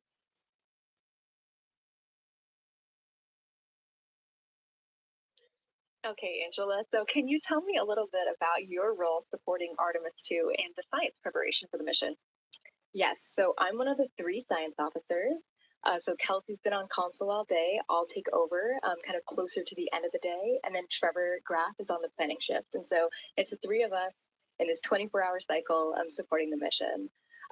And so the science officer console is a brand new console to mission control. And it's not every day that you get a new discipline incorporated into mission control. So it's been such a significant milestone for us. And it's just a testament to like the commitment that the Flight Operations Directorate and NASA have, that they're going to be integrating science and maximizing science throughout Artemis. So it's really exciting. And then the science preparation. Yeah, so I'm on the operations team, but I'm also on the training team. So all the incredible training and shout outs that you've gotten today, it warms my heart. It warms everybody's heart in the science evaluation room. Training, the mission simulations, right? We were part of all of it. And, that is what we did to get front that nice edge, and they're just been doing such a great job today. I know. I imagine that you have to be pretty proud of them. Their reports have been fantastic. So I would like to know a little bit about how you have developed procedures for this crew. What kind of science activities are they carrying out inside the spacecraft? Yeah, so the procedure development has been a unique challenge. I'd say the exploration science that we're doing is inherently pretty flexible, and operations inherently has more structure and rigidity. And so to marry the two and to operationalize the science that we want to get done has been a challenge. But I think we've been able to go through these processes and create good products at the end and have a good plan. And yeah, it's been really great. What was the second part of your question? Just what kind of these science activities that they're performing, of those have you really had a hand in? Yeah, so a lot of the procedures help organize what the crew is doing in the cabin. And I know we've talked a lot about what they've been doing, and they've been doing a lot, and it's been a little dark, so I can re-explain what some of those things that they're doing. So the observation blocks are about an hour long, and the crew is organized, the 4 crew members are organized into 2 pairs of 2, the window team and the cabin team. And the lunar targeting package that you've been showing up and that the crew have on their handheld tablets is really the instructions for the window team. So the window team, the 2 crew members are looking out the window. One has the camera with the long lens, one has, they're just looking out the window with their unaided eye, and they're taking these detailed observations. And then halfway in that observation block, they do the window team position swap. That's what Capcom's been calling out, and they'll switch positions. So each crew member has a chance to have that long lens. And then that's just what the window team is doing. There's also the cabin team, where they also have duties that they're doing. We're asking a lot of the crew in this time. And then the cabin team, they have the interior camera, and they're taking images inside the cabin. They're also supporting the window team, where, you've heard some call outs where looking out at the bright moon and then looking inside the dark cabin and looking at their LED screen is a lot. So the cabin team is also helping support, target, and guide the window team into specific targets on their plan. They're also helping call out these science situational reps. So they're looking out a different window and listening in to what the crew who are really down and in the science on the window team are doing, and they're giving us insight. And those recordings that the window team is doing are going to be uplinked or downlinked overnight, and we're going to be able to chew on that data. But yeah, they're helping. They're doing a lot. And so making sure we have a plan that's flexible, but also make sure that we check off all those boxes was really important. So tell me a little bit more. You talked earlier about the analogs that the crew has done. What kind of analogs or environments were really useful for this? Yeah, so for procedure development, right, you have so many different environments that you can do. You have classroom, like we said, we have you have the Orion mock-up, you have simulations, and for at least for developing the plan, we kind of did it in a tiered approach because each of those different analog environments helps us answer a slightly different question and has a little bit of a higher fidelity. So we would start with the classroom. So we would get or we would just get into a classroom, we would put all the hardware on the table, and then we'd almost role play of like, you be Victor, you be Reed, you be Jeremy, and I'll be Christina, and like, let's just do the plan, how we think we should do it, write that down, and then just keep iterating on that, and then Integrity Houston for a tag up pre-forward link LOS in place of the flight director conference.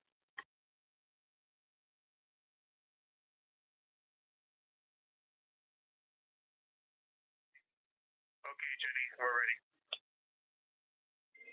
All right, crew, I'm going to roll through a couple of topics here. The first two are for timeline. First of all, read for your toilet maintenance. It is a shortened toilet maintenance where you do not have to do the aux zone change out. That portion of the procedure is canceled. Victor, you have an HHP stop activity on your timeline. We need you to perform that as scheduled for bandwidth reasons. For your next portion of the flyby, in particular the eclipse, we want to remind you that you can take off the eclipse glasses when the sun sets and you are simply looking at the corona.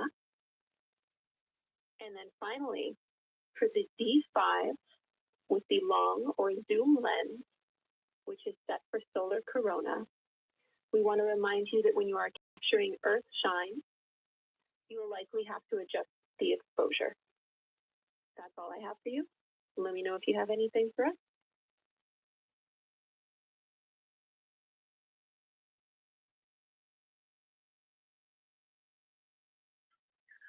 Okay, Houston, we copy all. Thanks for those words, Jenny.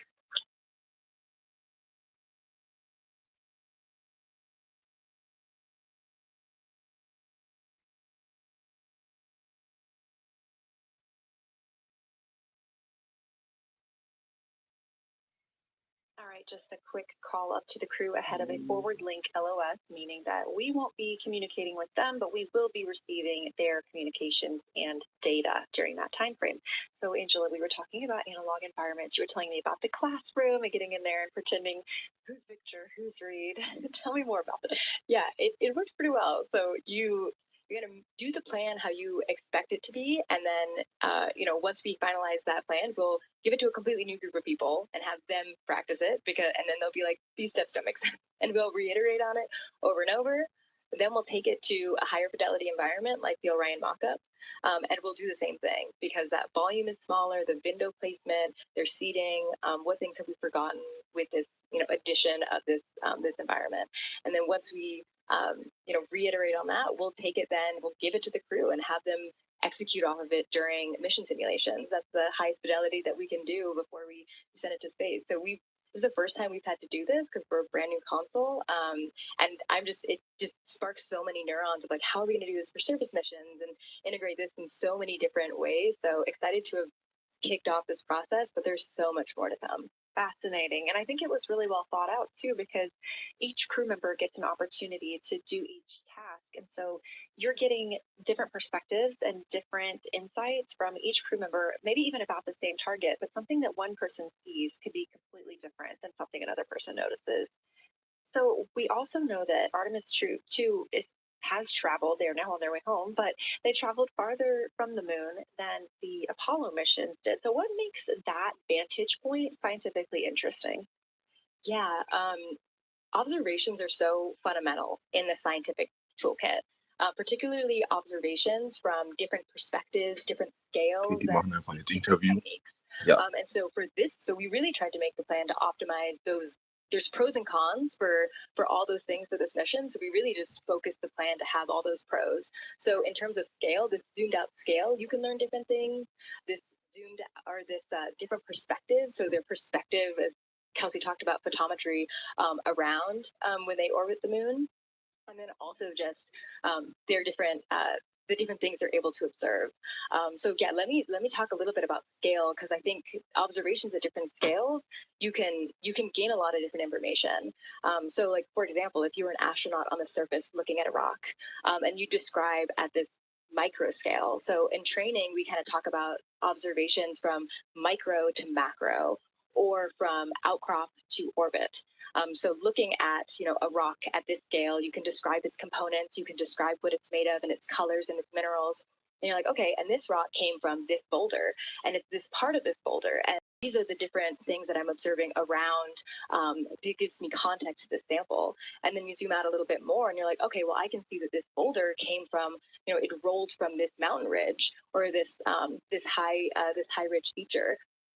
And then because I can see the trail that it came from, okay, now let me describe this ridge, and different parts in it, and maybe other boulders that I'm seeing. And then you zoom out further of the orbit scale, like this ridge is a part of this larger crater. So all of those different steps give you different information, and so that's why observations at these different scales and these different perspectives are so important. So this zoomed out kind of far view is this full lunar disk view. It's the full lunar. On Earth, we see the full lunar disk as well, but now we're able to see it on the far side, and we're able to see it, all at the same time, which enables the astronauts to compare very quickly to different parts of the surface. And the color particularly is very compelling, because you can just be able to very quickly compare from 3 different regions. Is it in the same family? Is this actually a little bit different? Compare that to what they see in their orbital data that they have access to on their portable computers, and really just be able to tease out that nuanced information. Yeah, we heard them make a lot of those connections today, and especially the color. We talked to Kelsey about this a little bit, just how exciting it was to hear the browns and greens and things like that. I cannot wait to see those pictures. So one last question. We are coming up on the last lunar flyby observation block, and this is when we are going into a solar eclipse. So can you tell me what you're interested in the crew learning during that time frame? Yeah, so the data set, so yes, there's so many things, how to pick one. So I'd say the thing that I'm most interested in seeing is some of their annotations that they're taking. So in this opportunity, it's a very dynamic type of experience, in that we don't normally see this activity. And so being able to have crew observe the solar corona, and then also annotate it in their on their portable computing device is just such a unique thing that humans can give to missions. And also particularly being able to annotate what they're observing while they're talking about it is also unique to being able to have astronauts in orbit as well, because we won't be able to have annotations on the lunar surface, because the astronauts will be in suits. They're going to be collecting samples, they're going to be deploying instruments. And so personally, I'm really excited to see some of these annotations and to see how that develops over time, because you've heard a lot of descriptions, and I think when people are describing something that's unique and different, you can interpret it differently. But if you're drawing and you're marking, particularly just going back to like the color provinces, for example, and those boundaries, you know exactly what they meant.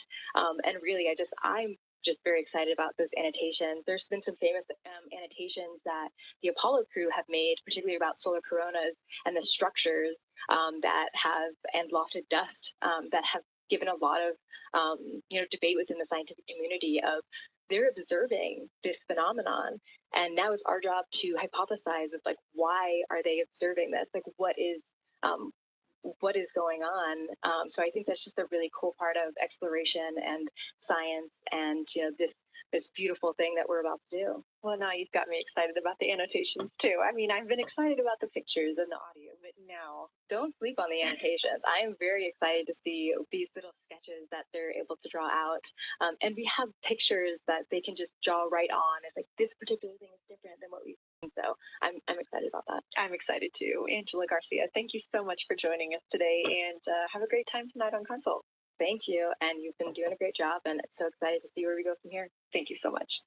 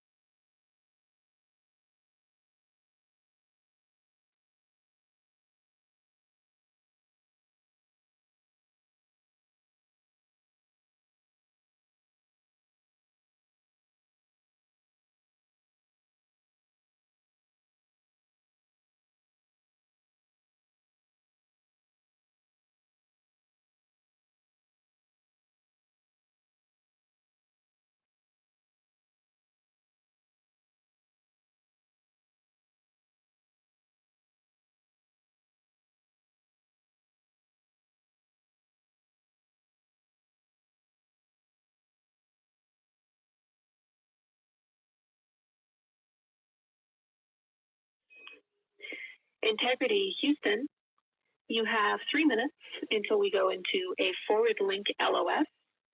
We will be back up with you in about an hour during the eclipse on Madrid.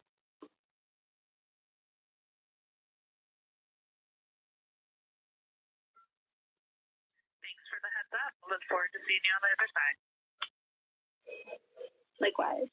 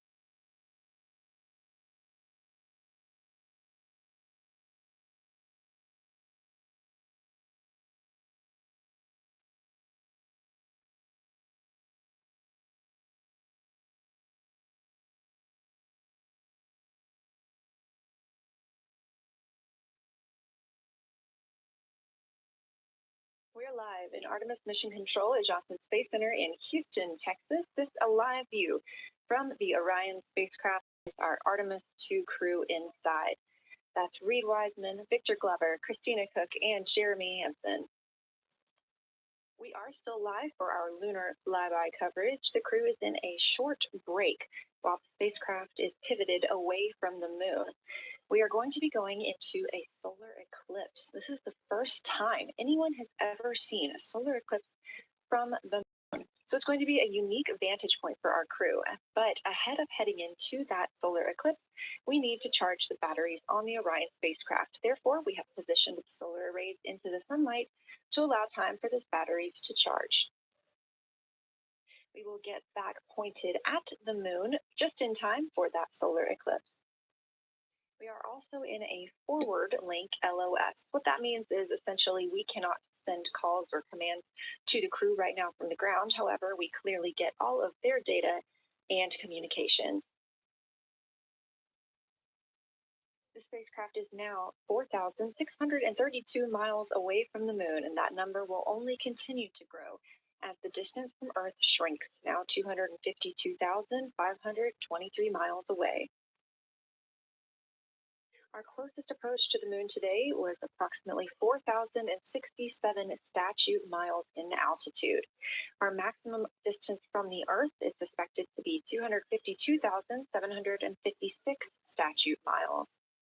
Both of those moments came while Orion was flying in their loss of signal time frame behind the moon. The crew also set that new record today, beating the Apollo 13 record of distance from Earth. This is an animation or a visualization that you can track anytime, day or night, by visiting nasa.gov/track-Artemis. This shows you how the spacecraft is positioned as well as their distance and velocity, now traveling 930 miles per hour.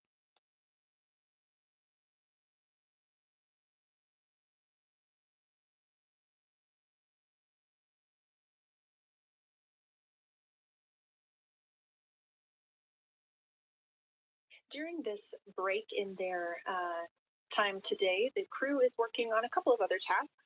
Some of those include their National Geographic timeline test. National Geographic was selected through a competitive process by NASA to help tell the story of Artemis II. So you've seen the crew with some GoPros inside the cabin, taking videos and pictures, and with other cameras as well. National Geographic plans to leverage its portfolio of media assets, including magazines, social and digital content, and television programming for engagement opportunities. Throughout the flight, the crew has been timelined a little bit each day to film from a shot list provided by National Geographic, and that includes their morning routine, talking with their families, exercising, and just their overall thoughts about the mission. And I cannot wait to see that footage.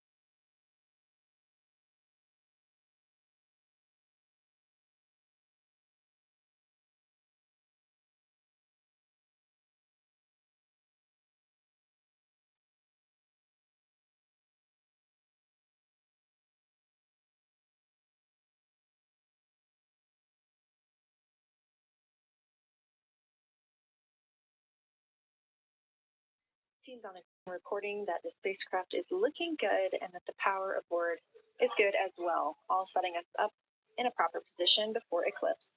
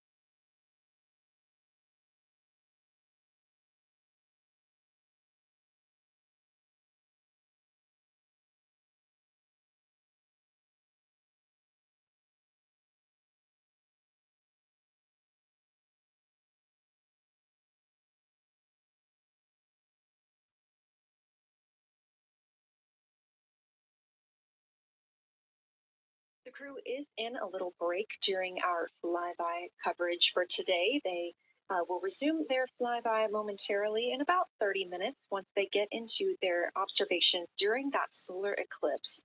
Now, the moon is our nearest celestial neighbor, orbiting Earth at less than 250,000 miles on average. When our astronauts venture there for future Artemis missions, they'll target landing sites near the lunar South Pole. There, ancient rocks, minerals, and trapped water ice will not only provide resources for human explorers, but they may also contain clues to the formation and evolution of our planet and the solar system. Let's learn more about the lunar South Pole with this video featuring Dr. Kelsey Young, Artemis Science Flight Operations Lead. We learned a lot from the Apollo samples, but we still have a lot left to learn about the moon. The Apollo mission visited only a pretty narrow swath of the moon.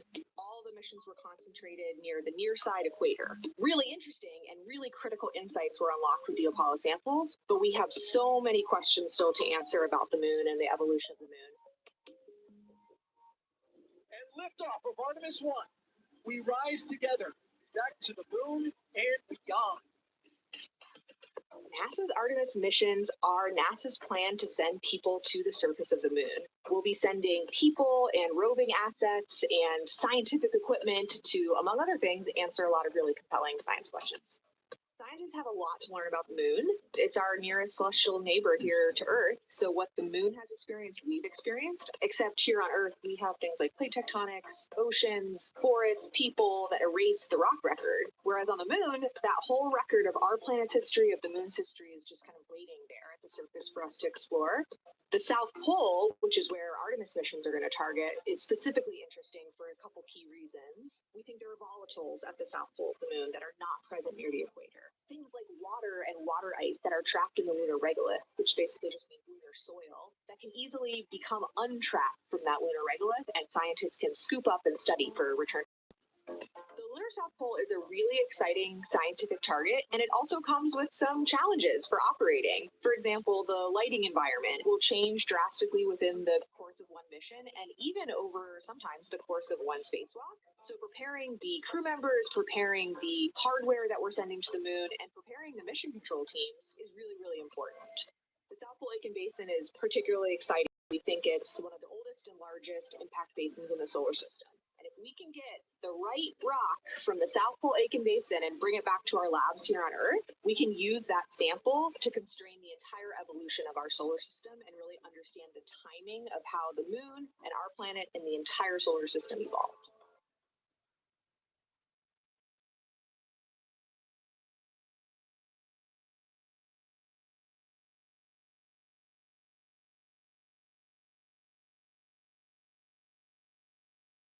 You're looking at a live view aboard the Orion spacecraft of the Artemis II crew, working in the middle of one of their breaks, or really their only break today during this lunar flyby period. Coming up next will be that solar eclipse.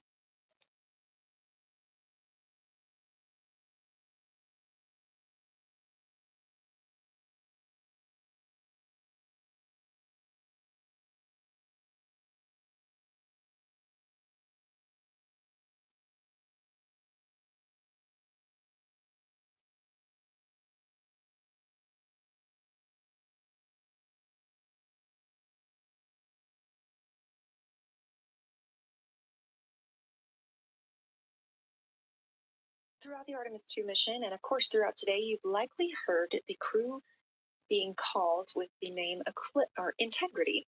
The Artemis II crew members named their Orion spacecraft Integrity during a news conference, September 24th, 2025. The name Integrity embodies the foundation of trust, respect, candor, and humility across the crew, and the many engineers, technicians, scientists, planners, and dreamers required for mission success. They said this name is also a nod to the extensive integrated effort from the more than 300,000 spacecraft components to the thousands of people across the world that must come together to venture to the moon and back, inspire the world, and set the course for a long-term presence at the moon. The crew also said that integrity is rooted in a shared core value of NASA, the agency's astronaut office, and the CSA, the Canadian Space Agency.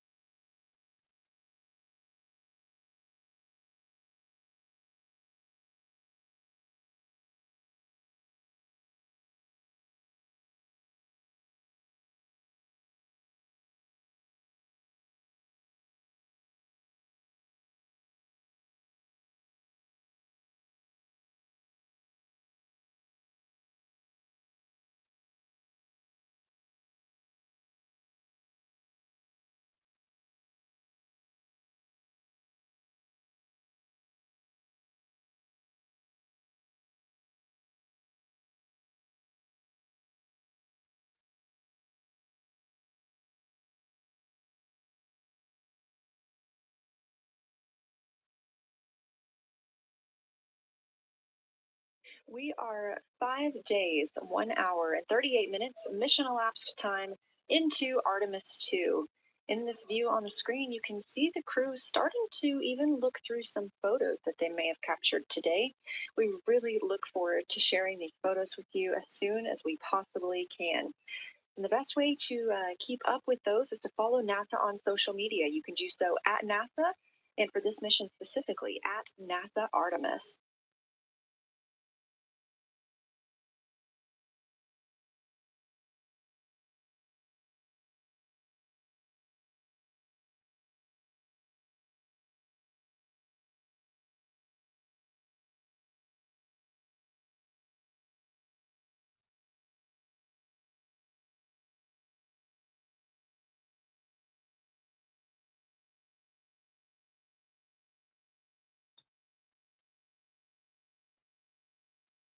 Again, we are in a forward link LOS, or forward link loss of signal with the crew, meaning that we're not able to communicate or send any commands to them right now as they were. This is a tracked event that occurs at times, but they could still provide communications down here to us, and we are obviously still receiving their video and their data.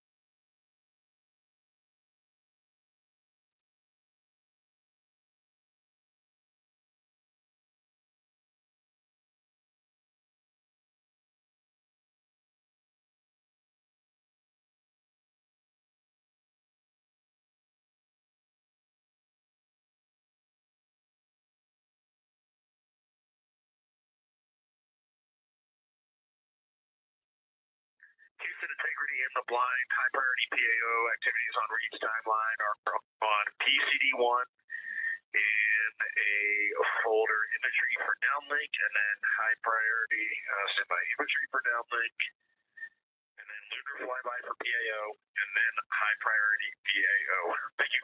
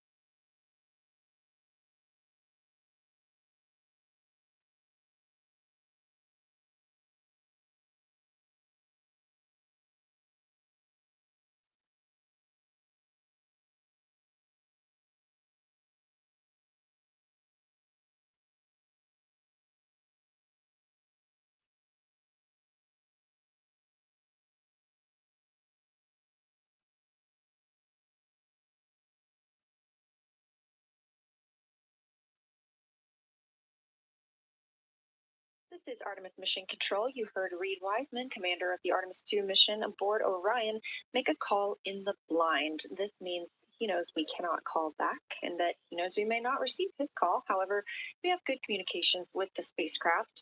They just cannot hear from us right now due to a forward link loss of signal. Again, we were tracking that this would occur, and we will regain that momentarily. But that call that came down from Wiseman mentioned some imagery, so we are very much looking forward to seeing pictures taken from the moon today. Again, to see those images, make sure you follow NASA on our social media at NASA and at NASA Artemis.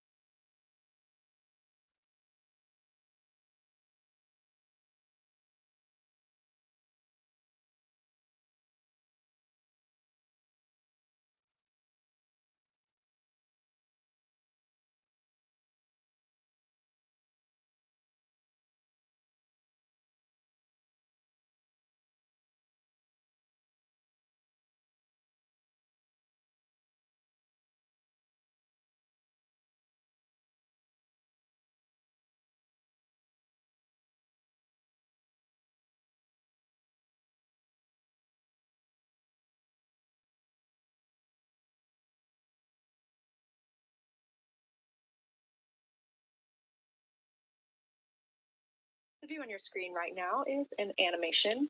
This is called Arrow, or Artemis Real-Time Orbit website. You can visit this for yourself at nasa.gov/trackartemis, and you can watch as we continue to grow closer to Earth and farther away from the moon. It's all seemed to happen so fast so far, and we're coming up on splashdown now in 3 days, 23 hours and 31 minutes.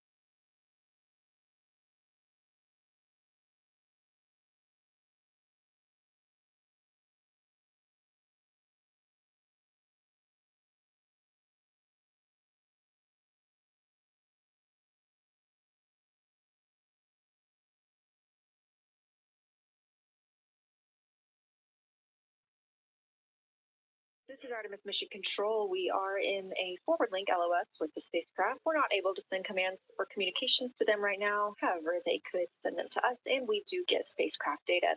This is tracked as we are on the Deep Space Network. This is the network that we use to communicate with the spacecraft now that we are so far from Earth, over 252,000 miles. We are still in our lunar flyby coverage. The crew still have a very important and very exciting flyby milestone coming up when they will see a solar eclipse from the moon, the first humans to ever do so.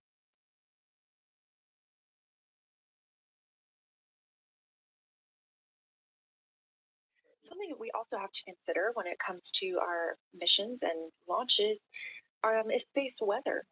So since the Apollo 16 and 17 missions, there were some solar eruptions near that time frame that could have been dangerous to our explorers. Over those 50 years since those storms, the data, technology, and resources available to NASA have improved, enabling advancements towards space weather forecasts and astronaut protection, which is key to NASA's Artemis program to return astronauts to the moon.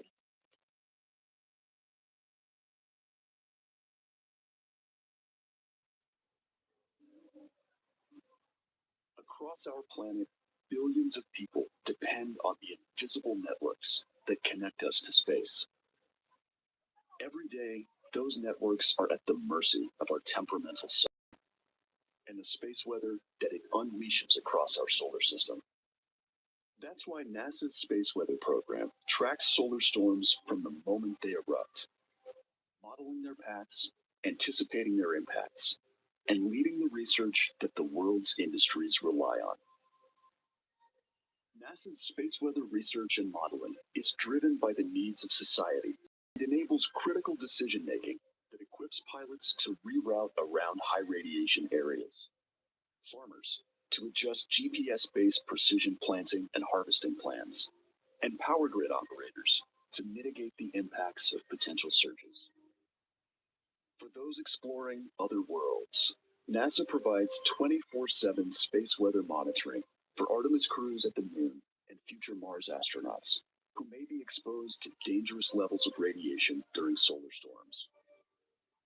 Whether you're a pilot or a passenger, a farmer or a consumer, a power grid operator or energy customer, a satellite controller or GPS user, space weather impacts us all.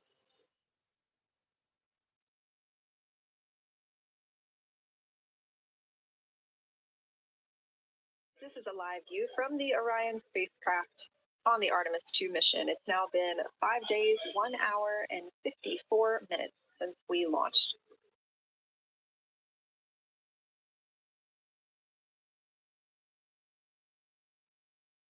We are still in our flyby coverage, and the crew is on a short break right now as we have changed the attitude of the spacecraft to help charge the batteries aboard. We use the solar arrays to gather energy from the sun and store it in the batteries. That way, when we are not in the sunlight, we have those batteries to continue powering Orion. Now, we're doing so because the Artemis astronauts are about to experience a solar eclipse from their capsule. And this is a solar eclipse that no one else on Earth will experience. This eclipse is about 54 minutes, and to the astronauts, it'll look a lot like a total solar eclipse on Earth, except the moon is going to be huge compared to the sun, unlike when you watch one on Earth and the moon and the sun appear about the same size in the sky.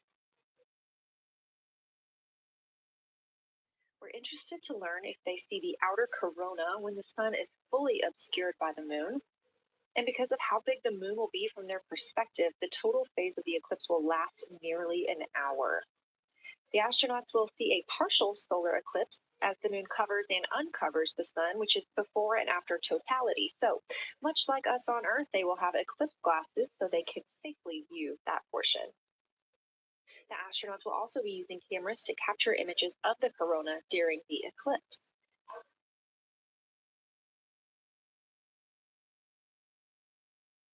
There also may be some other planets visible during the eclipse, including Venus, Saturn, Mars, and Mercury. If they can identify what part of the sky they're looking at, this can help train future Artemis astronauts on what part of the sky they're seeing.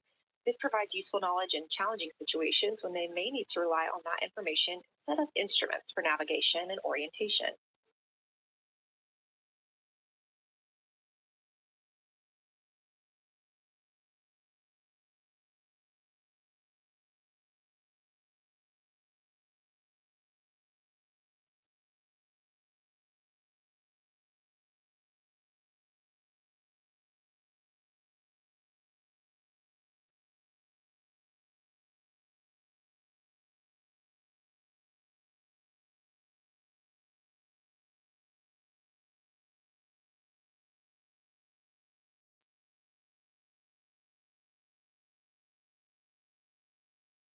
Confirmation from teams here in the ground that we have reached the eclipse attitude, meaning Orion is in the proper position to observe it.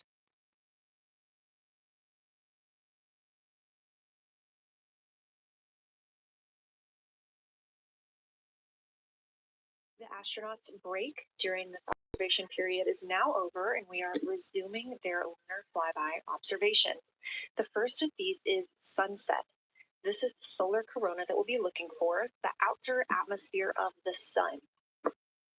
The science team is also interested in if the astronauts can see polar plumes. These are thin streamers that project from the sun's north and south poles. Additionally, they're interested in seeing if the crew can witness coronal loops. These are arcs close to the sun's surface. And something else that we previously mentioned is lunar dust. This is dust from the moon that is lofted above the lunar surface and illuminated by the sun. It was reported visible by Apollo astronauts.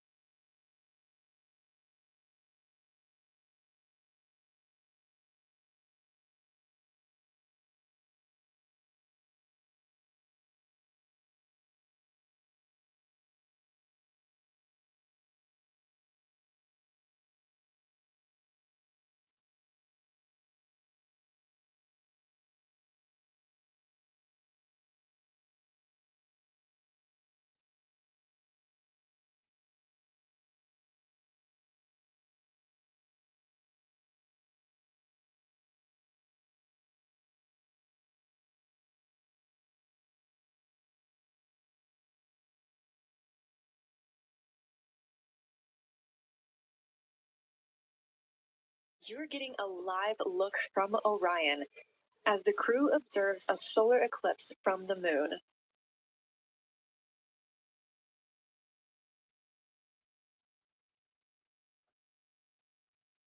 And this solar eclipse is only visible to the crew on the spacecraft. It's not visible to anybody on Earth.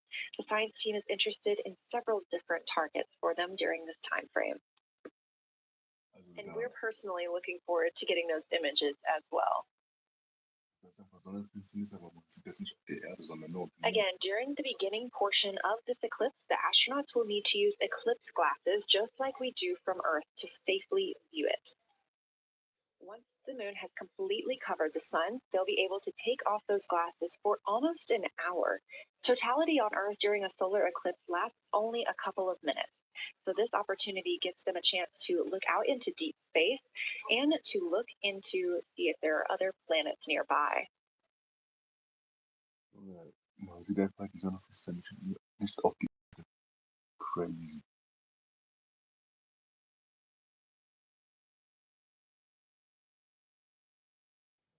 War gespannt, wie es aussieht. Das sieht das zwar nicht, aber die werden das bestimmt erklären oder irgendwas Ähnliches machen. Ich fliege schon seit fast Stunden, schon 8 Stunden. Crazy. Wir haben auch mal Rekord gebrochen mit 4 Stunden.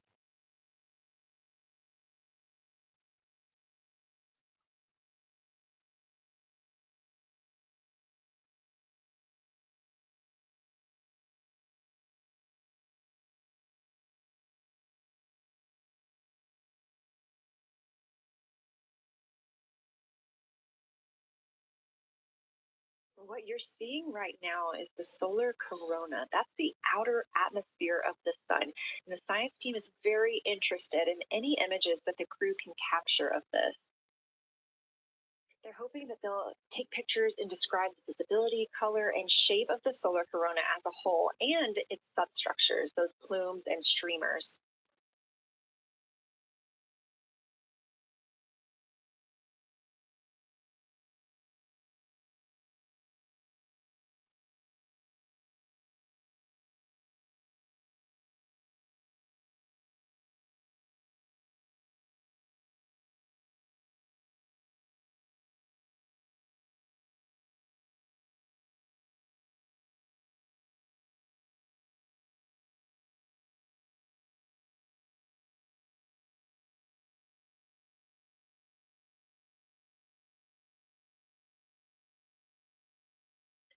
Science integrity in the blind.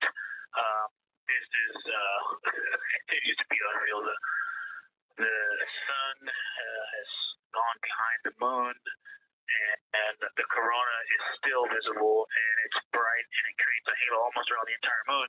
But when you get to the Earth side, the Earth shine is already shown. I mean, almost seconds after the sun set behind the moon. You can see Earth shine. The Earth is so bright out there, and the moon is just hanging in front of us.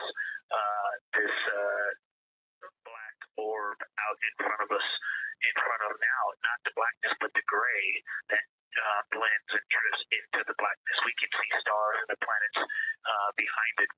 And Christina is in window 1, Reed is in window 2 with the long lens, and Jeremy is describing it in window 3, and it is quite an impressive sight.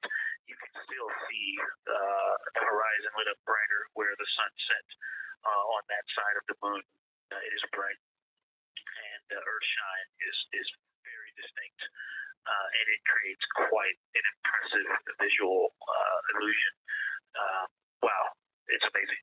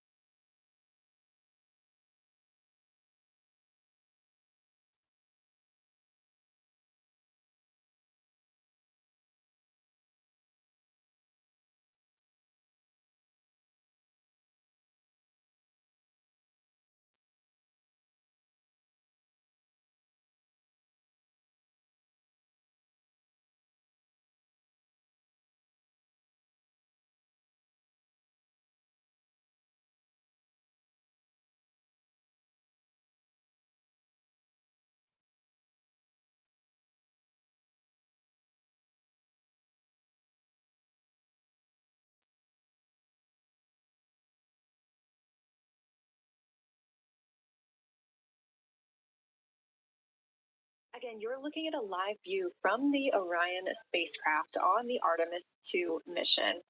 Orion is now 252,125 miles away from us all on Earth. We're here in the Artemis mission control room in Houston, Texas. And what you had just before we lost that view quickly was the corona of the sun peeking around the moon as the astronauts are entering a solar eclipse for this portion of the lunar flyby. We're now over 5,500 statute miles from the moon. That closest approach today was just about 4,067 statute miles away. The teams in the room beginning to get a little busier and filter in and out as we are stepping through a handover. The Orbit 1 team is handing over to Orbit 2, who will continue monitoring lunar flyby and all of the systems aboard the Orion spacecraft.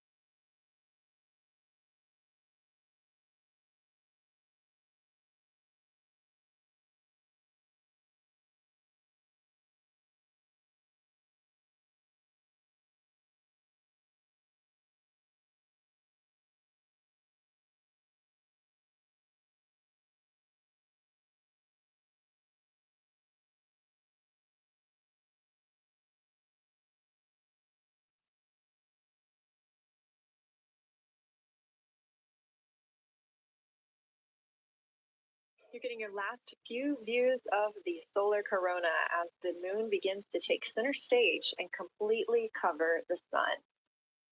If you see that bright dot up near the top left of your screen, we think right now that that may be a part of the spacecraft, but we'll be sure to correct that if we end up figuring out later that it is something else entirely.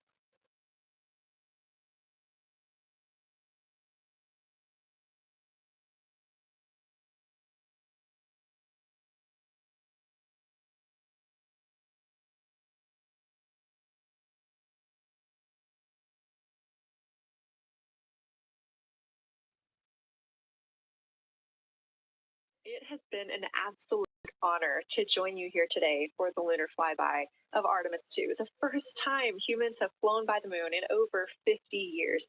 I'm Leah Cheshire Mustachio, and I'm excited now to hand over the shifting around in the windows, and we are transferring settings on a camera to pick up Earth shine, and it is amazing. The brightness where the corona, where the sunset is still bright. I think there may still be corona visible, but that part of the horizon is still lit brighter, and you still have a distinct Earth shine.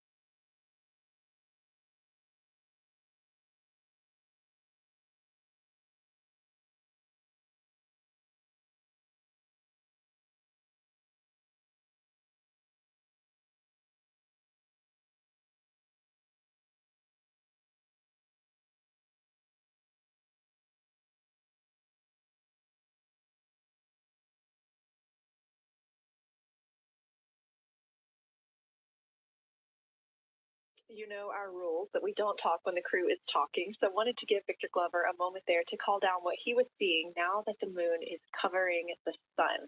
A really amazing time during today's lunar flyby. Again, thank you so much for letting us help tell this story today. I am Leah Cheshire Mustachio, handing it over to my friend Anna Schneider at the PAO console as the Orbit 2 team comes to join us. So thank you so much, and I hope you all enjoy tonight. Anna, you can take it away. Thank you so much, Leah, and it's been a joy listening to your coverage over the last several hours. So as you mentioned, the Orbit 2 team of flight controllers is currently making their way on console and completing a shift handover with the Orbit 1 team of flight controllers. The Orbit 2 team tonight will be led by Flight Director Diane Daly, and she is currently handing over with the Orbit 1 flight director there on your screen, who was Flight Director Jeff Radigan.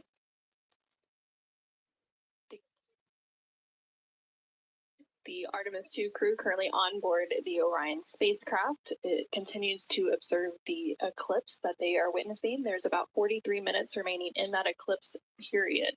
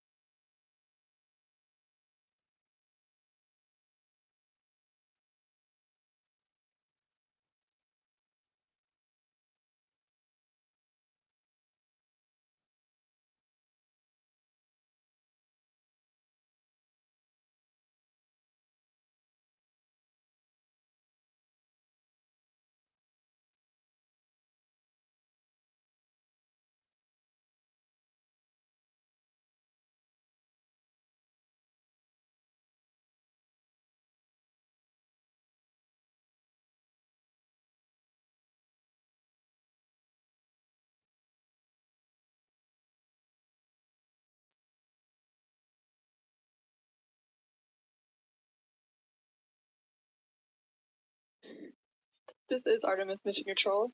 You are currently seeing a live view of the solar array wing cameras on the Orion spacecraft. We spoke with our science team, and they did determine that that dot in the distance is Venus.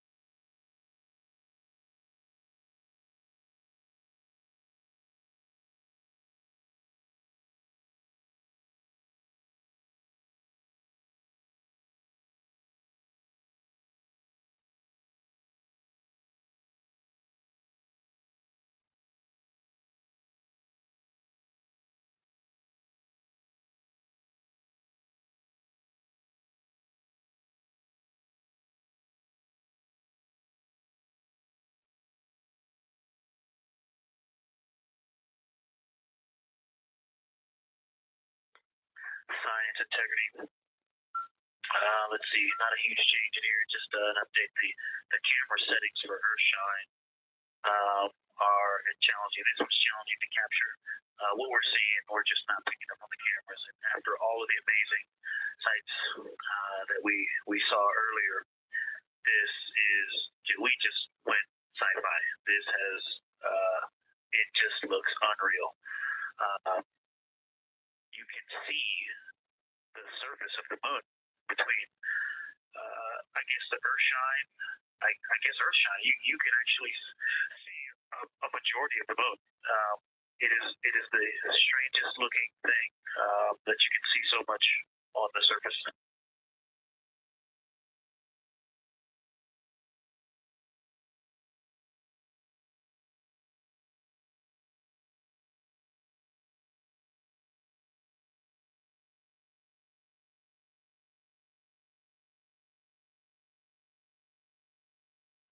This is Artemis Mission Control. You were just hearing some communications called down from NASA astronaut Victor Glover, currently on board the Orion spacecraft.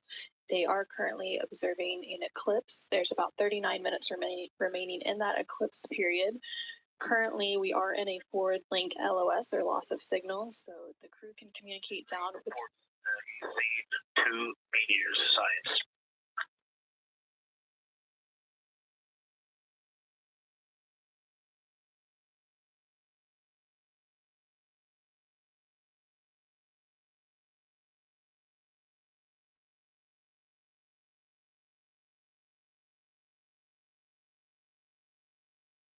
So we are in a forward link loss of signal. We do expect to regain signal in about 3 minutes. And at that point, then the ground can communicate back up to the crew on board the Orion spacecraft.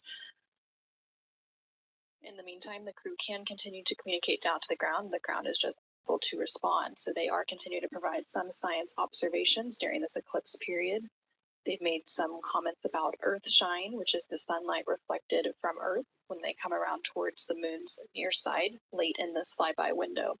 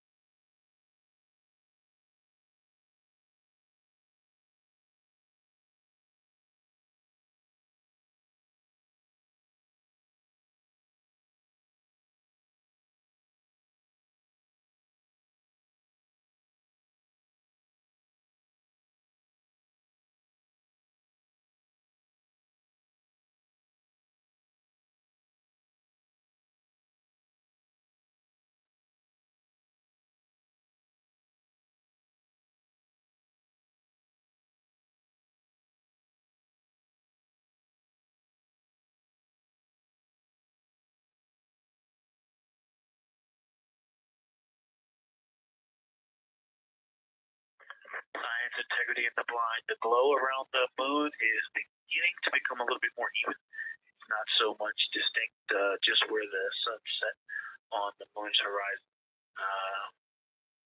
As we're flying through this trajectory, and then the sun's going to come up out of the other side. I think it's we're starting to see the glow around the moon get balanced out. I still see Earthshine, and the Earth is very bright out there. Still quite an unreal sight. Integrity Houston, we have that sit rep loud and clear, and we are back with you. How do you hear me?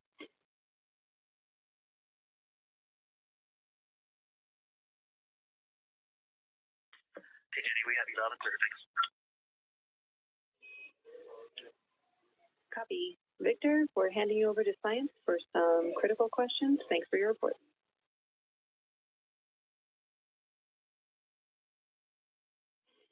Integrity Science, we were loving your science sit reps in the blind, and it should come as no surprise that we have a number of follow-up questions. First, you mentioned Reed observing meteors. Can you speak to that, or are you referring to comets or impact flashes or something else?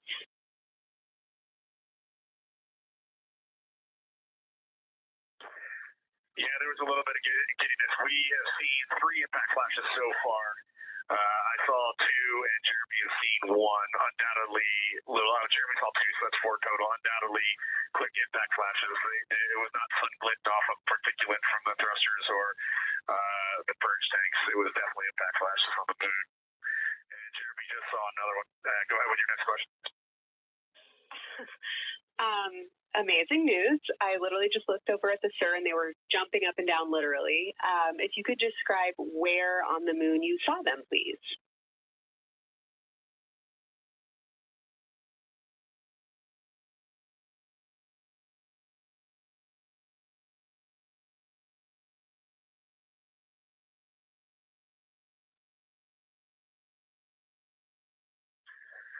So they've all been either on or a bit south of the equator and on the Earth side of the moon. Stand by. All right, so Jeremy has seen them kind of on and south of the equator, kind of spread across the moon, and mine both south of the equator and just a little bit left of center of the moon. Incredible news, Reed, and reminder, we have citizen scientists here on Earth looking for impact flashes, so hearing you saw them on the near side means that people saw them too.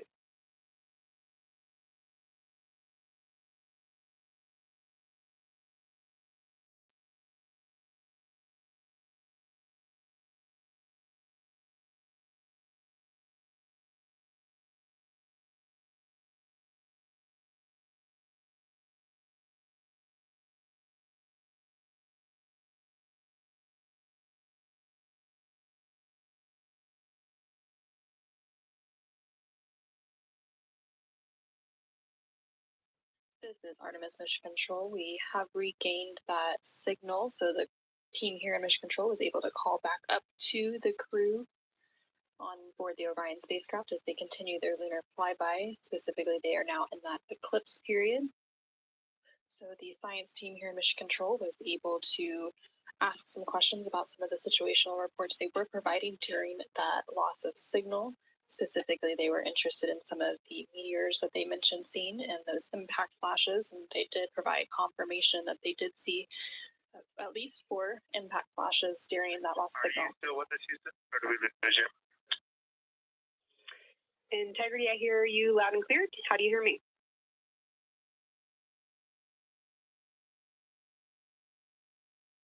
Okay, we got you loud and clear. One of the other things I want to describe, which was surprising to me, but the entire moon is lit up. It's glowing behind the entire moon. I thought it would look, dark against the black sky or deep space, but the sun is lighting up the entire limb of the moon. You can see the entire perimeter of it, and even now with the sun far behind the moon, you so like little bits of topography around the entire limb, just bumps as you go around it. And there's about the glow around the moon, once your eyes adjust, is easily 10 widths or diameters of the sun around the entire moon.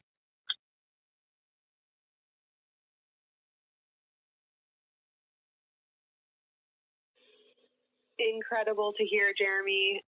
Were you able to actually pick out any discrete features on the lunar surface? And if so, how do they look different than when you observe them in solar illumination?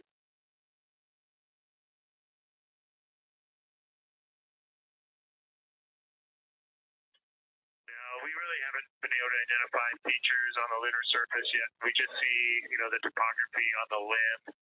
For the Earth glow, we're about a quarter moon, waxing quarter moon, if you will, from the Earth glow perspective, and it's just at a very, just the sight angle. I'm just not able to tell what I'm looking at yet in the Earth glow. Understood. Thanks, Jeremy. One other question for you on the solar corona. Were you actually able to see any structure or color in the corona before most of it disappeared behind the moon?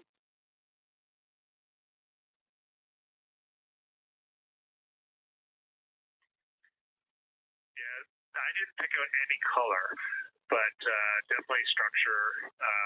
There were streamers, and they were not uniform at all. For me, the 5 o'clock position, there was this constant streamer. It would change in intensity and diameter, but it was always there, and it was always at the 5 o'clock position. I only saw one plume, and it came out of basically the 3 o'clock position of the sun. That was very short-lived when I could see the plume. Exactly what we were looking for. Thanks, Jeremy. Heads up that we, calculated here on the ground about how long you could see the corona for, and we expect it to start to appear again in the next 11 minutes. Thanks for those amazing descriptions.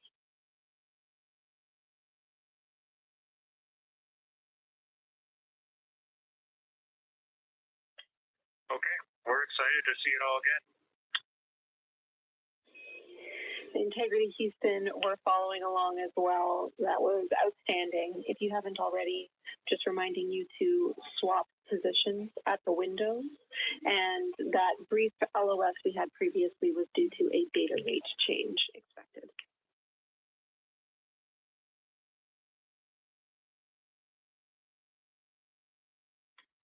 Okay, we copy that, Jenny.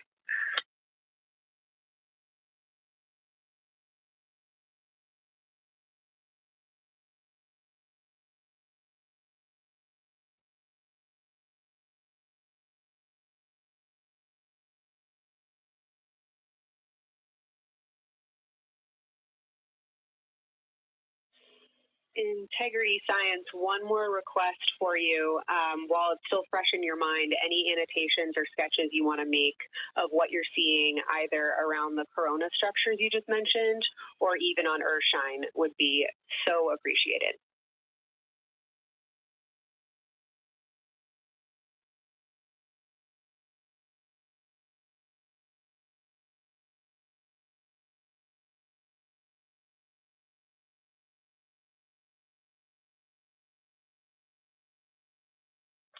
Okay, Kelsey, it's going to be pretty hard to go looking at PCD right now, but we'll definitely try and annotate what we saw.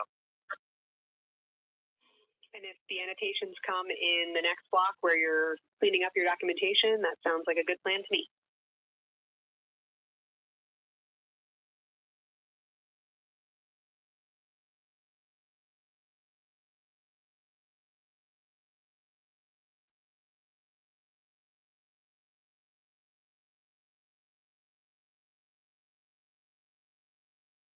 This is Artemis Mission Control. On the bottom right corner of your screen, you can see a view of the Science Officer console here in Mission Control.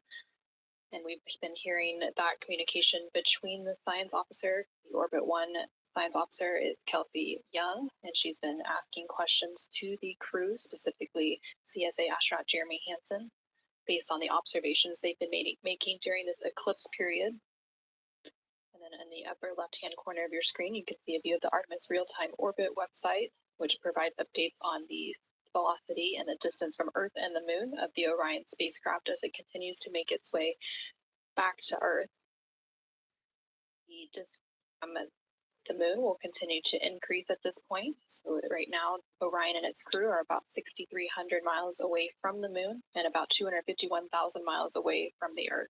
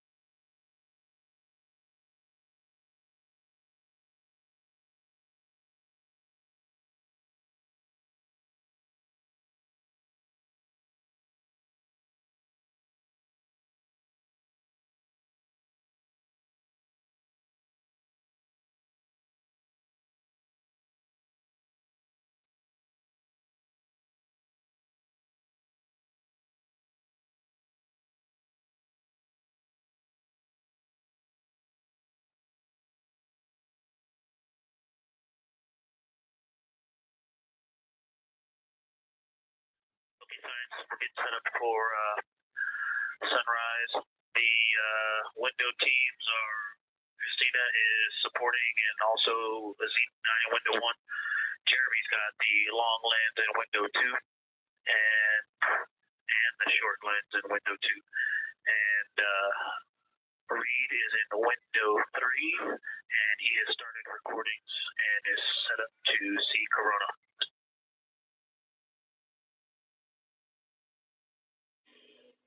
Great, Sitref Victor.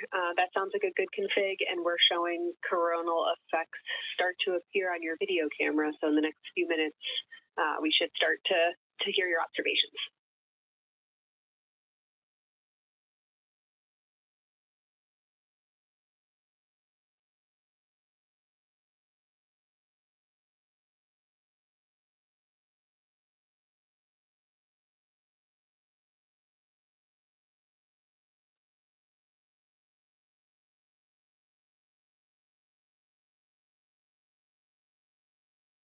This is Artemis Mission Control. We just heard the crew call down to the team here in Houston, reporting that they have swapped out who is in the windows for the final portion of the lunar flyby. So Christina Cook is in window 1, with Jeremy Hansen in window 2 and Reed in window 3. Reed is focusing on observing corona, which is the solar corona, which is the sun's outermost atmosphere. There is about 18 minutes remaining in the eclipse period.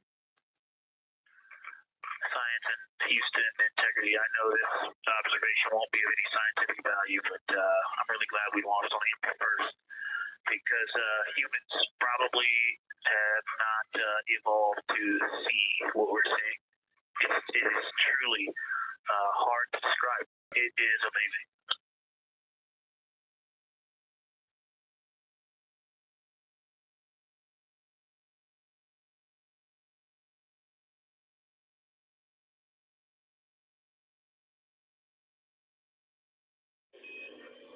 Amazing. Thank you, Victor.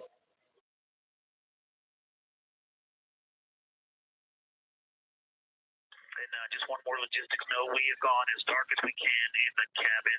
We have turned the DUs all the way as dim as they can go, so you can't see anything on the screens. Every bit of light in the cabin affects the view. You're definitely seeing the brightness go closer. It's definitely brighter on the Earth-shine side, and so we're expecting to see some corona here soon. We copy all. Excited for what you see next.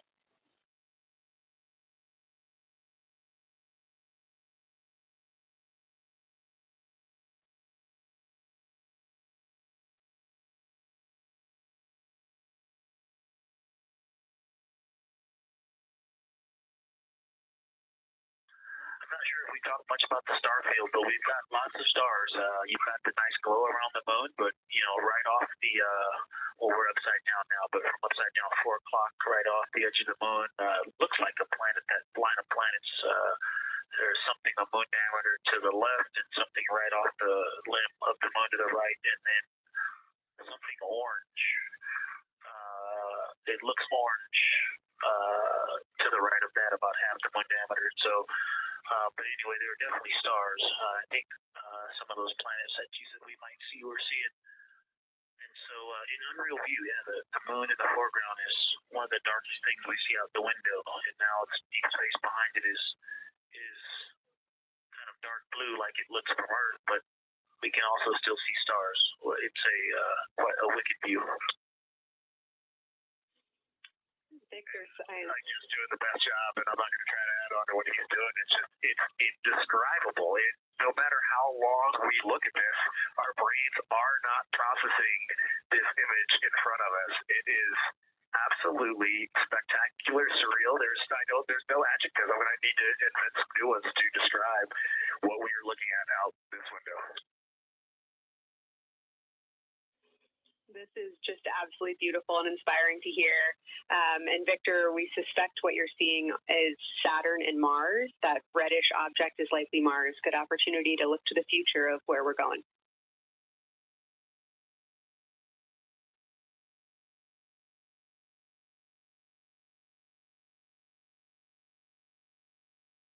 Yeah, we can absolutely see the color of Mars.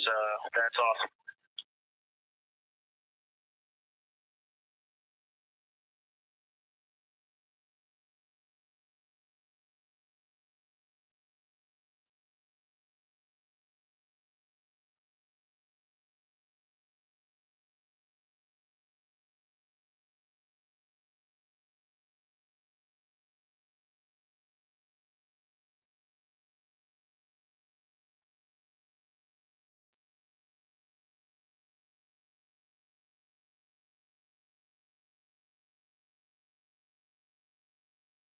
Okay, and from this vantage point, the 4 o'clock on the Earth-shine side is definitely getting brighter, still no coronal structure.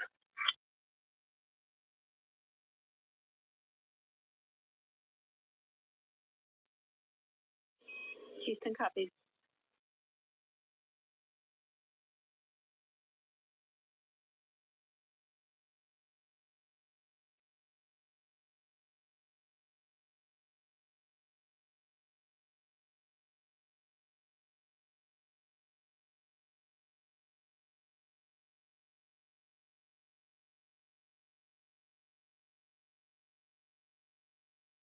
And we aren't able to distinguish which Mars is, but we can clearly see Mare in the Earth-shine.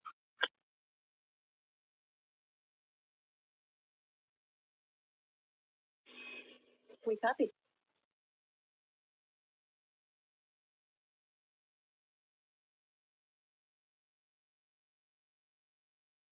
This is Artemis Mission Control in Houston, Texas. We have not seen an impact flash in the last 5 minutes. Sounds unlucky, but you had a pretty strong start, so we'll take it.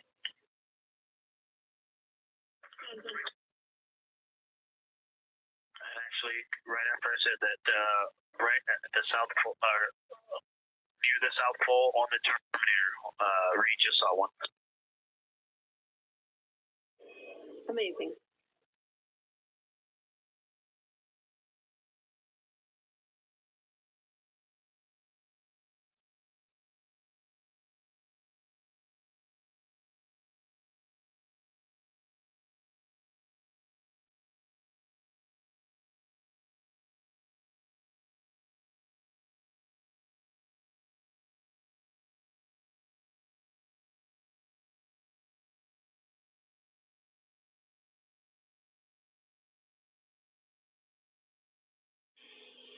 Integrity Science, and as you look around our solar system neighborhood, you should see Saturn setting behind the moon right now.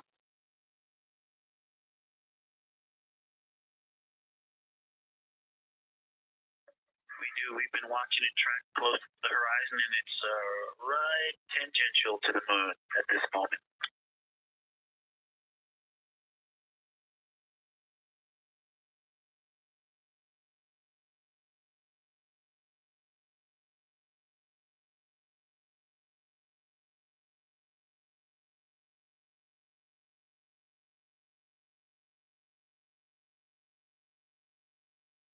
This is Artemis Mission Control in Houston, Texas. We are currently 5 days, 2 hours, and 44 minutes into the Artemis II mission, and we have about 11 minutes remaining in the eclipse as at the latter half of the lunar flyby that the Artemis II crew is experiencing on board the Orion spacecraft. We've received several different call downs from the crew and questions up from the science officer here in Mission Control. One of the things that they said that they were able to see is Mars off in the distance, and then the science team also confirmed that they should be seeing Saturn setting behind the moon. They've also acknowledged seeing several different impact flashes, and these are flashes of lights from meteorites striking at the surface of the moon. They've also mentioned the solar corona, which is the sun's outermost atmosphere. Here in Mission Control Houston, the Orbit 1 and Orbit 2 teams have officially completed their handover. So the Orbit 2 team is now leading here in Mission Control. That is being led by Flight Director Diane Daly, and the Capcom here in Mission Control will be Tess Caswell. And you can see there on your screen on the right-hand side is the Flight Director console, and Diane Daly is in the far right of that screen, and Tess Caswell, the Capcom or capsule communicator, is in the far left hand of that screen.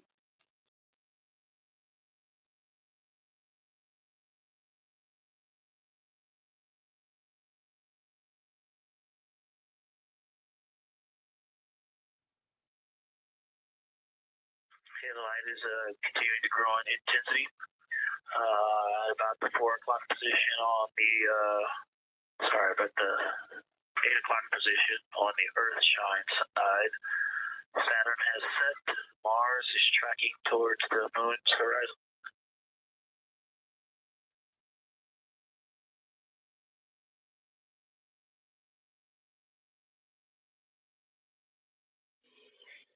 Integrity Science, we copy, and we're starting to see it on the vehicle stream. Looking forward to any coronal observations you can share with us.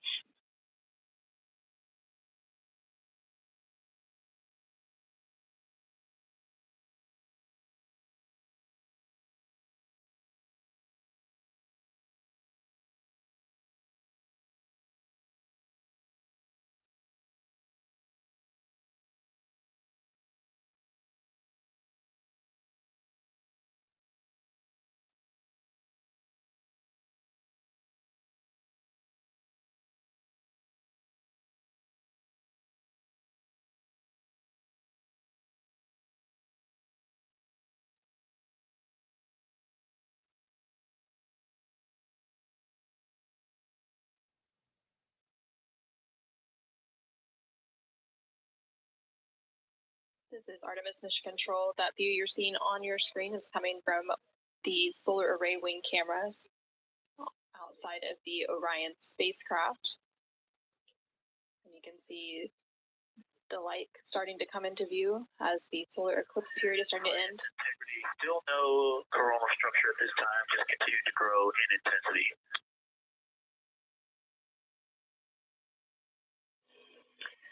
Copy, Victor, and reminder, you still should have several minutes before the eclipse classes need to go on, and we can send you up a reminder when you're getting close to take your eyes away from the D5 viewfinder, but you should be good for several more minutes.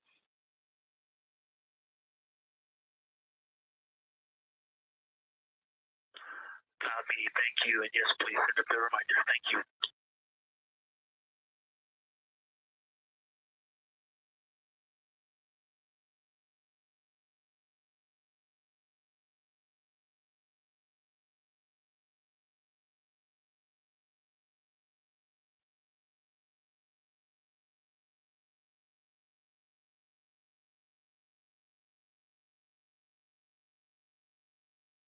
Okay, we all think we're starting to see something. I believe the most popular term is baby hair.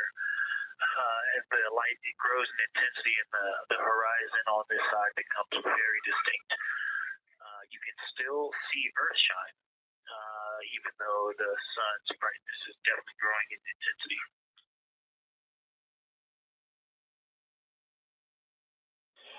Love the description, Victor. I'm sure as the next couple minutes progress, more of those structures will continue to pop out.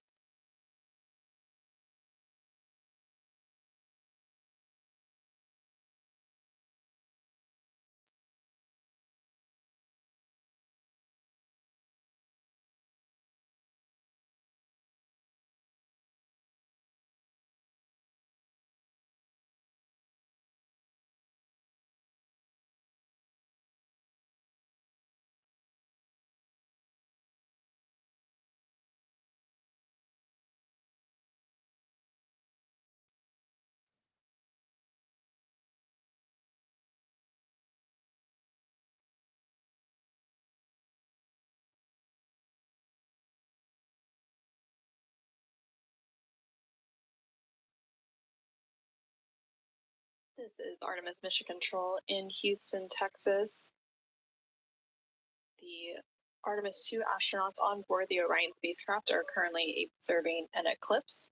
And to the crew on board the spacecraft, the eclipse looks much like a total solar eclipse here on Earth, except the moon is much larger compared to the sun, unlike a terrestrial solar eclipse where the moon and the sun appear the same size in the sky. We are definitely starting to see structure.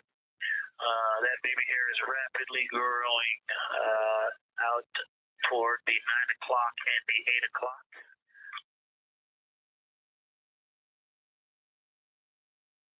It's almost as if it were reaching out for Venus or for the Earth.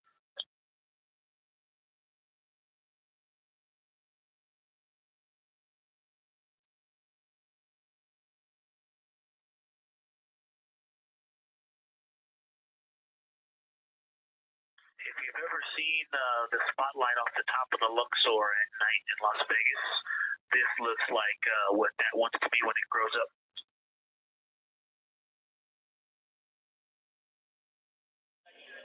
Integrity Science, glad to hear you're following your training of tell it like you see it.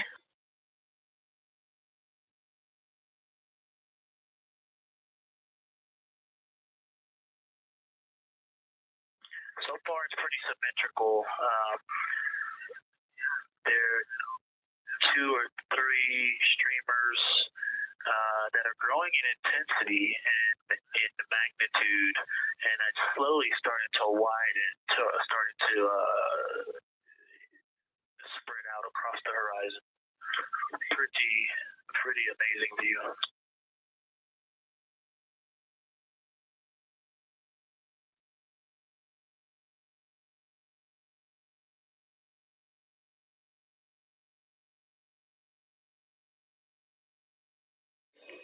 And Integrity Houston, great words.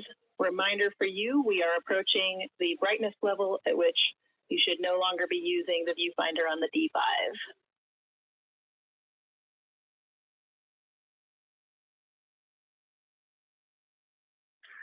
Integrity copies, and thanks for the heads up.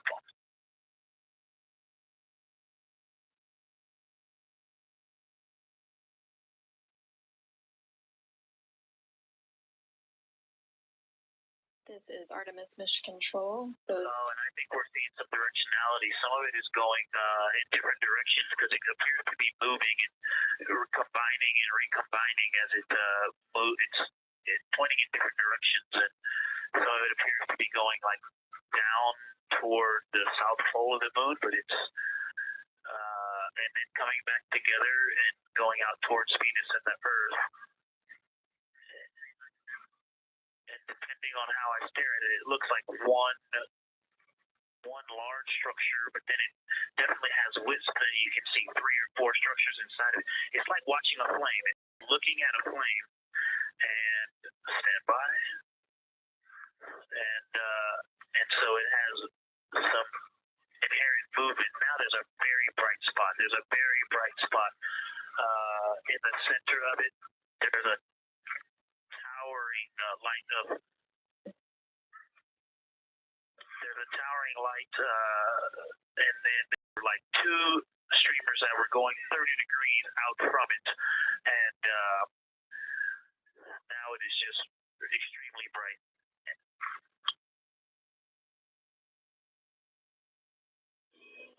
Houston, copies all. A little warm.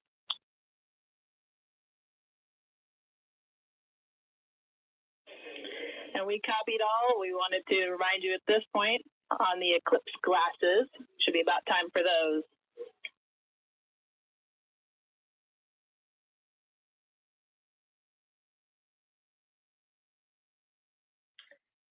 Houston, we copy all. We are in eclipse glasses. That was an absolutely spectacular, magnificent experience. Thanks for the report. We sure wish we were there with you.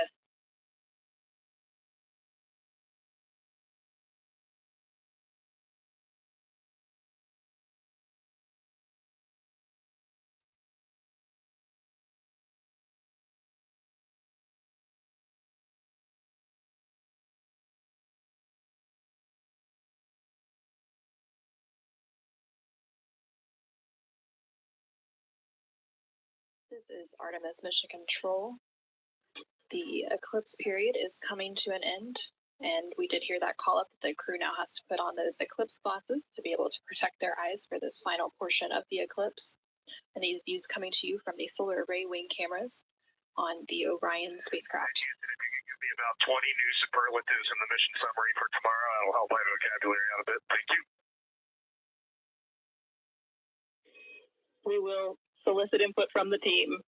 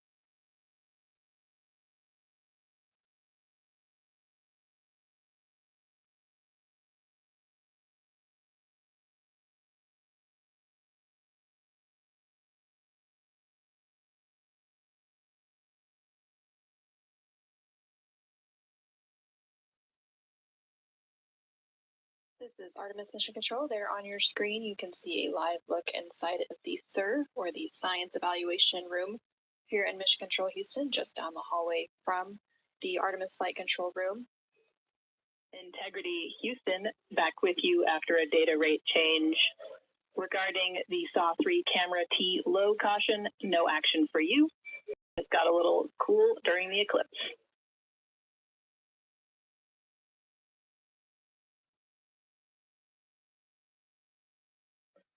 Okay, we copy. And if you didn't copy my request for the mission summary to add about 20 new superlatives to help my vocabulary, I would appreciate it. We copied it fantastically.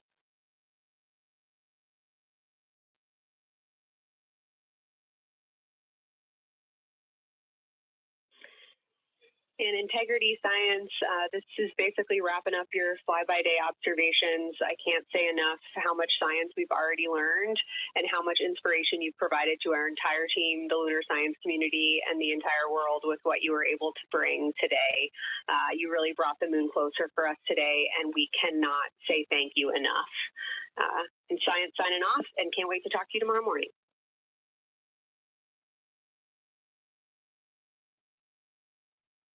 To your entire team, Kelsey, to the entire NASA science team, you all really turned to when we shifted launch dates to April 1st, and you got the most incredible package together for us to go do some great science and some great, truly human experience moments here. And we were well prepared, and we appreciate all of you. And this is what we do best when we all come together and work as a team. So you all knocked it out of the park. Thank you for giving us this opportunity. Beautiful words, Reed. Thanks so much.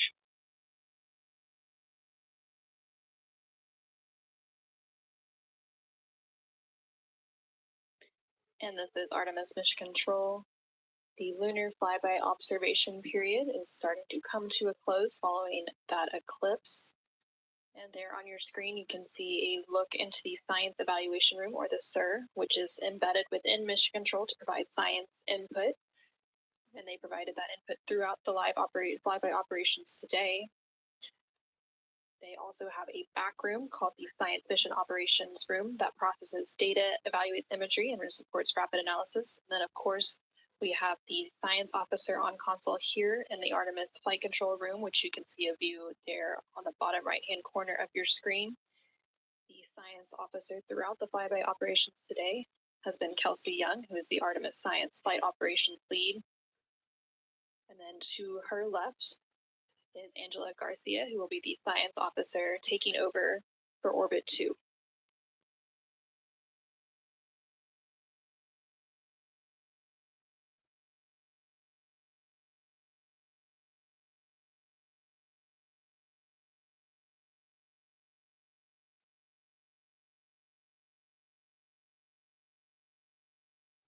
And for the past 7 hours or so, the crew has been going through their lunar flyby observation period. And now they will wrap up that period and complete some final tasks and begin downlinking some of the amazing imagery that they've captured throughout the day, as well as some of the observations that they've recorded. And now on your screen, you're seeing a live look from the Orion spacecraft from those solar array wing cameras.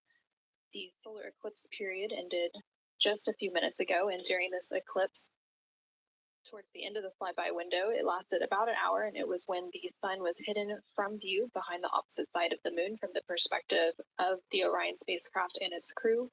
And during that time, the crew saw a mostly dark moon, and they used the opportunity to analyze the solar corona, which is the sun's outermost atmosphere, while it was visible. And then once the sun was completely out of view behind the moon, the crew looked for impact flashes, which they reported seeing multiple impact flashes, and those are flashes of light from meteoroids striking the surface of the moon. They also looked for dust lofting above the limb or the edge of the moon, along with some deep space targets, including planets, and they noticed Mars off to the distance, and we also saw Venus on one of the solar array wing cameras early on in the eclipse period. The crew also looked at parts of the moon illuminated by Earthshine, which is the sun reflected from the Earth when they come around toward the moon's near side at the very end of that flyby window.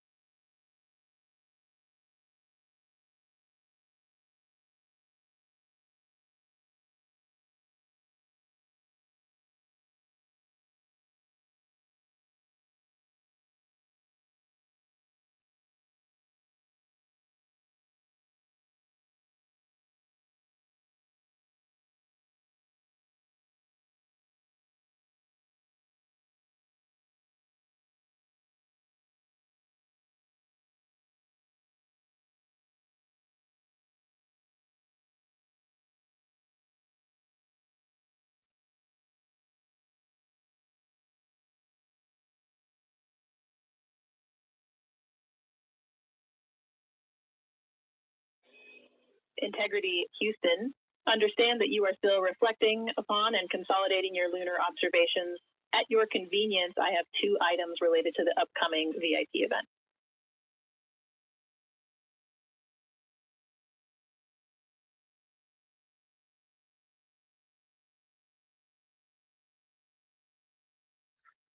Go ahead.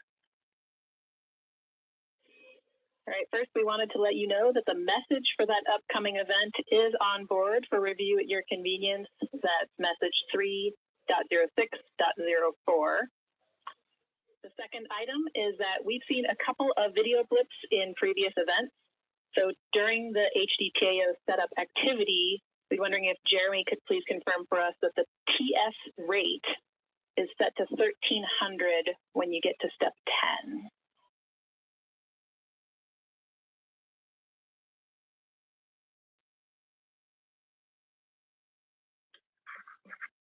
Okay, Jenny. Yeah, we're pretty sure we've been in 1300 for all the PAO events. We've been tracking that when we swap between the HHP and the D5. We copy, Jeremy. Thanks. And for the record, the phenomenal Jenny has gone on to her next appointment of the day, and you've now got Tess with you.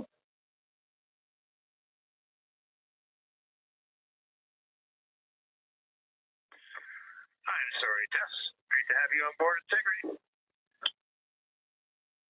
No worries. Happy to be here.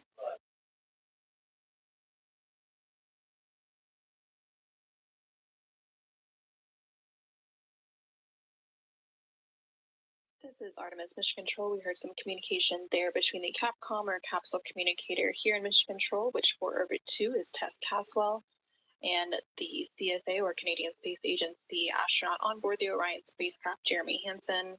They were discussing an upcoming public affairs event. And Integrity, 3-minute warning for the maneuver back to bias tail to sun.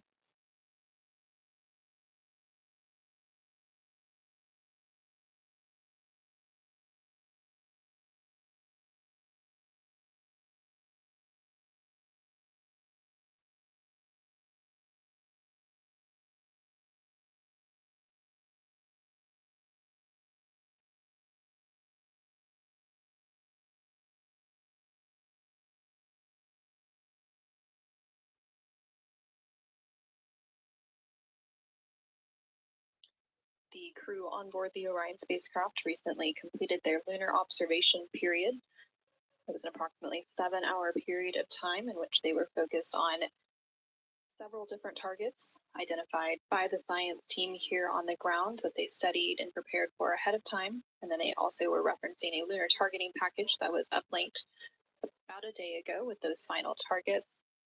Now they are completing some post-lunar flyby activities, so they're working to clean up their observations that they've made and also working to downlink some of the photos that they've taken throughout the day. The science team here on the ground will then work to get as much data as they can overnight, and then there will be a post-flyby conference tomorrow after the crew wakes up. And that's not a debrief, but a science data collection to capture their nuanced experience while they're still in the field and the experience is still fresh. And then, of course, there will also be a public affairs downlink event later in the day. Now that once the post-lunar flyby activities are complete, and then after that, the crew will go into some of their final activities for the day. They will have a private medical conference or PMC with the medical teams here on the ground. These are regular science or regular conferences that they have at the end of every day, and then there's also a flight director conference that they will have before they go into their pre-sleep period, during which they can complete hygiene activities and they will have the chance to eat their dinner and complete any other final personal activities for the day before they head into their sleep period.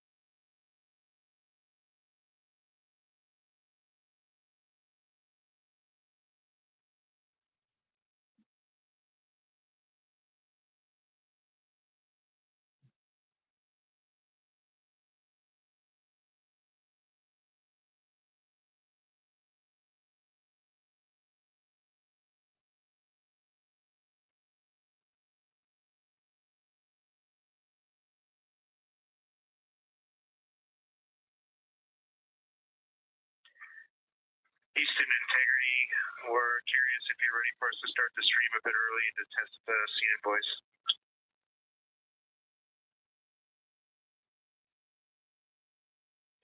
Checking.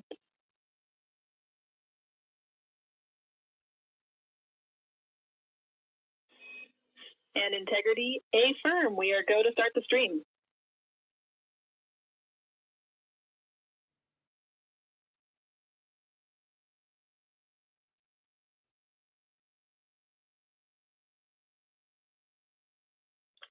Okay, Houston, the stream has started. We checked the TS rates 1300 and audio is true. So I will give you a voice check now on the mic. We copy. Good settings, and we've got a good view.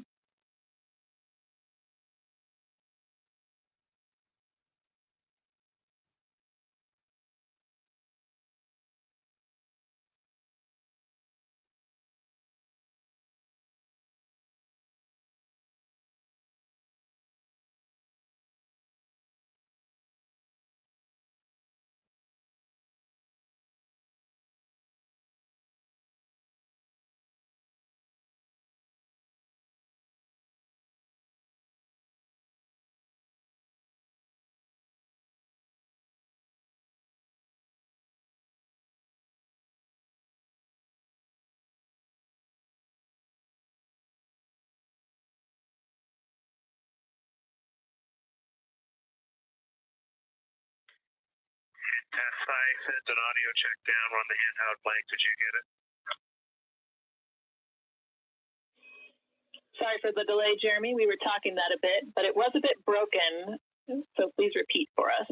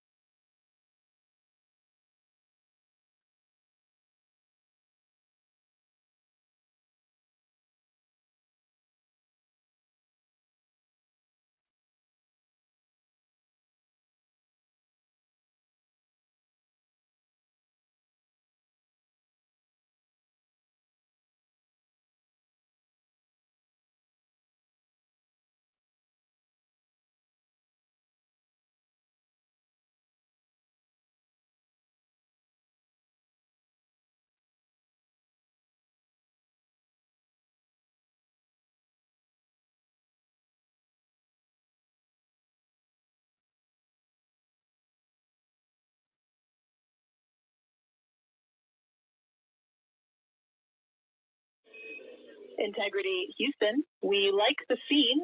At your convenience, we'll take a 10 count with Jeremy in frame.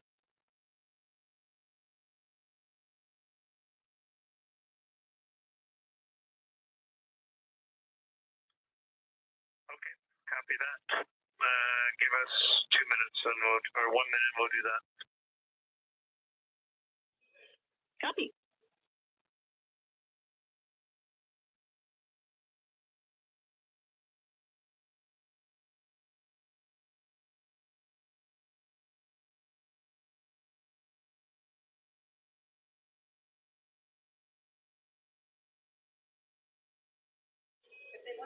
Great voice check and good words. We like the scene.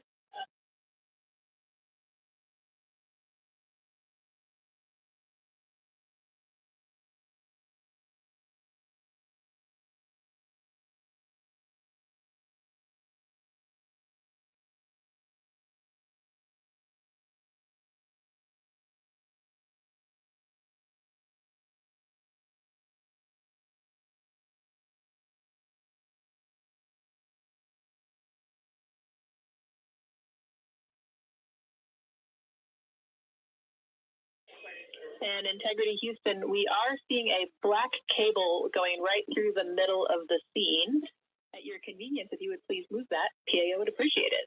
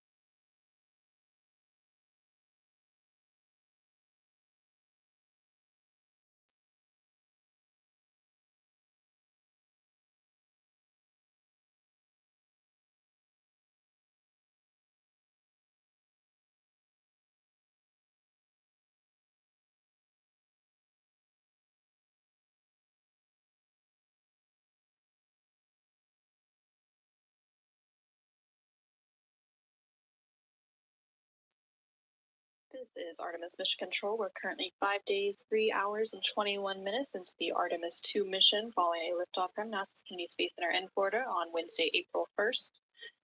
The crew on board the Orion spacecraft is currently wrapping up their lunar flyby cleanup activities. They're making final Houston Integrity high priority PAO images from the eclipse are on PCD1 in a named folder. We copy, Christina. Thanks.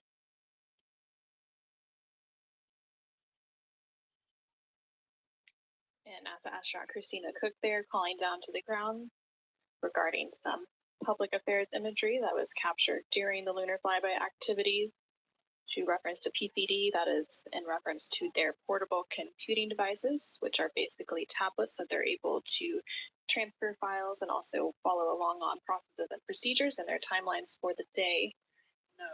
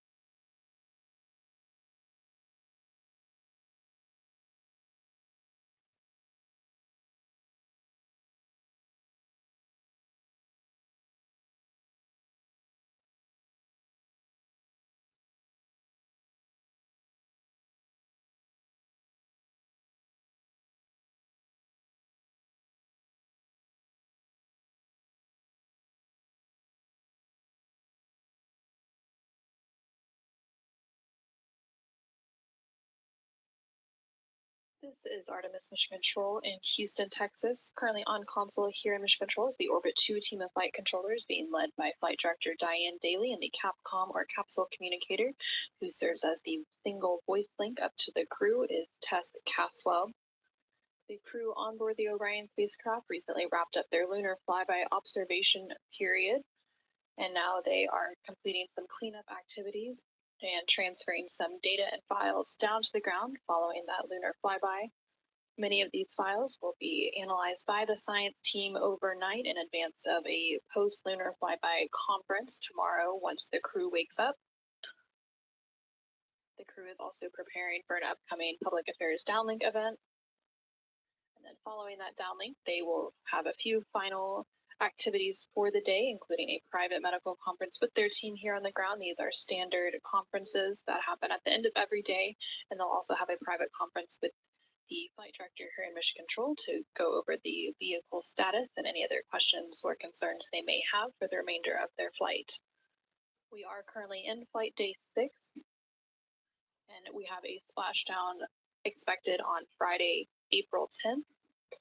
That splashdown expected in about 3 days, 21 hours, and 49 minutes from now.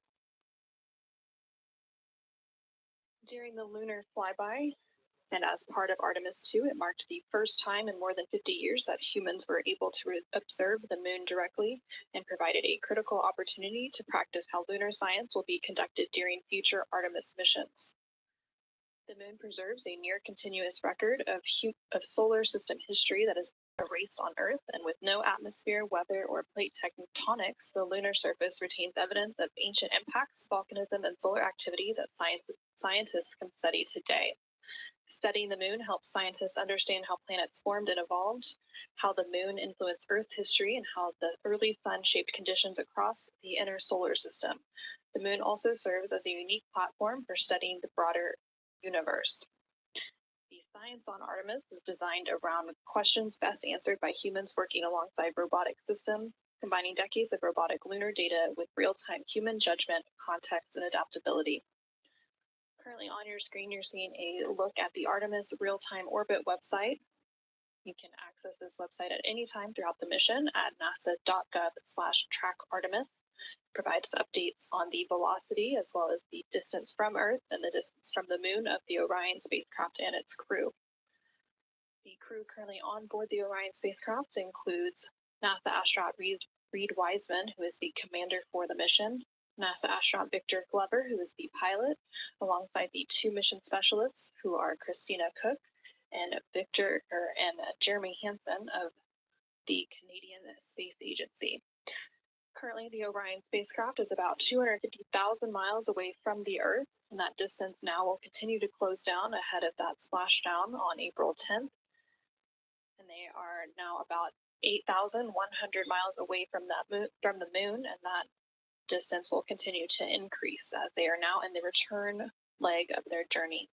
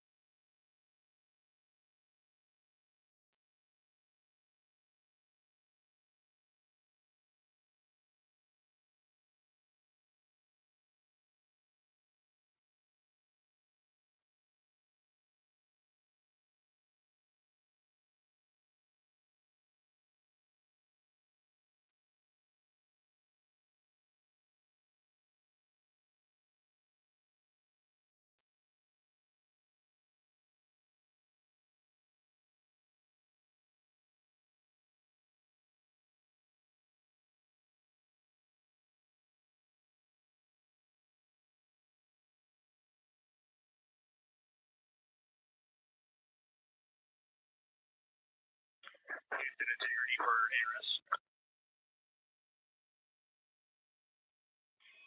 Go ahead, integrity.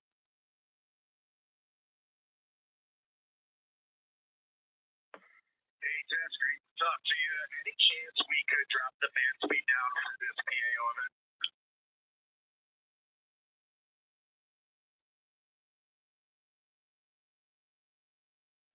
We will put that in work. Great to be talking to you too.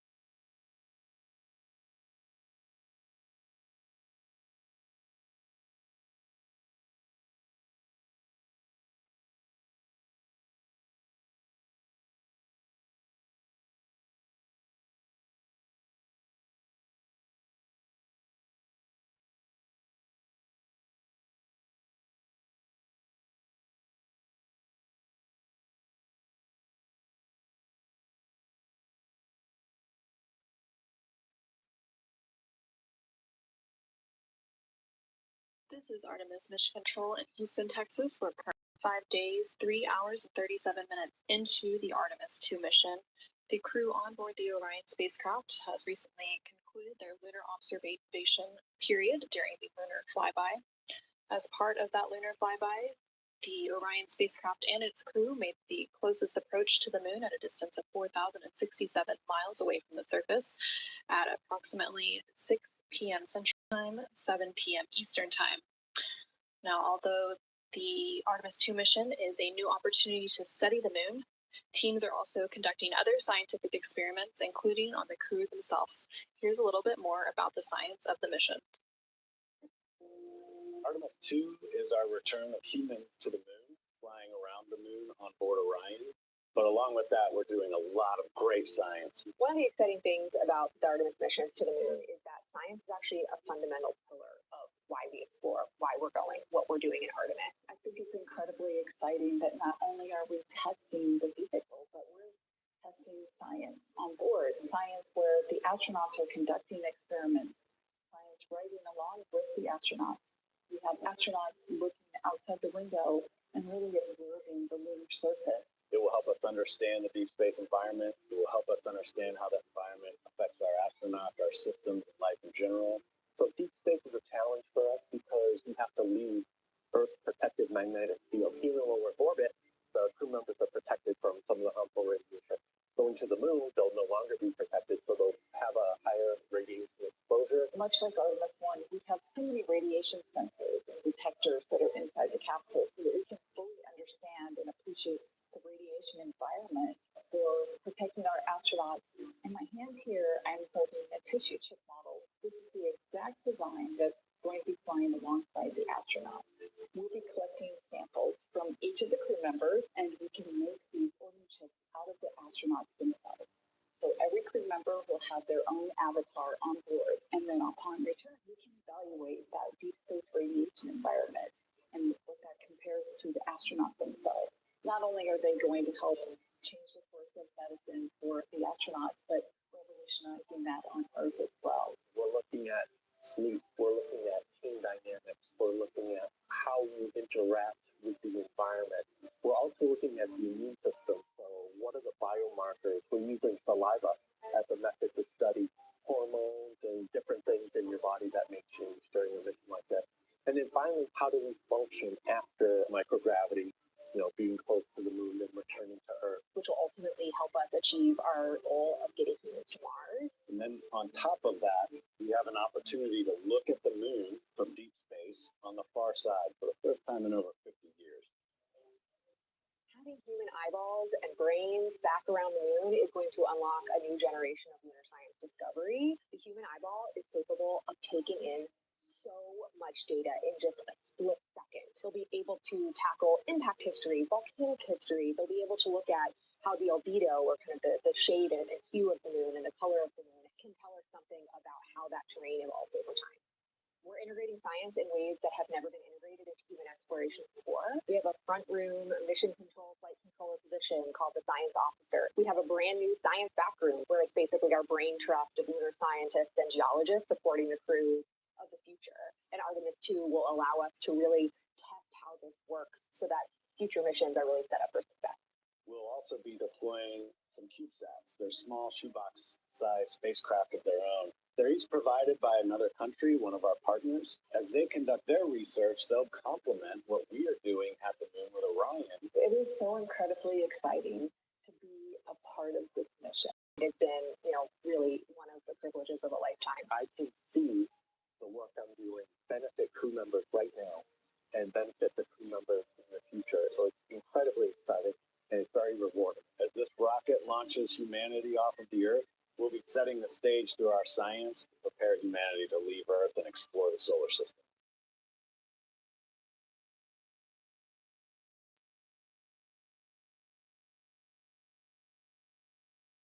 And as part of that, we are going to inhibit cabin leak detection. The edge key manual response is still available. Copy, thumbs up.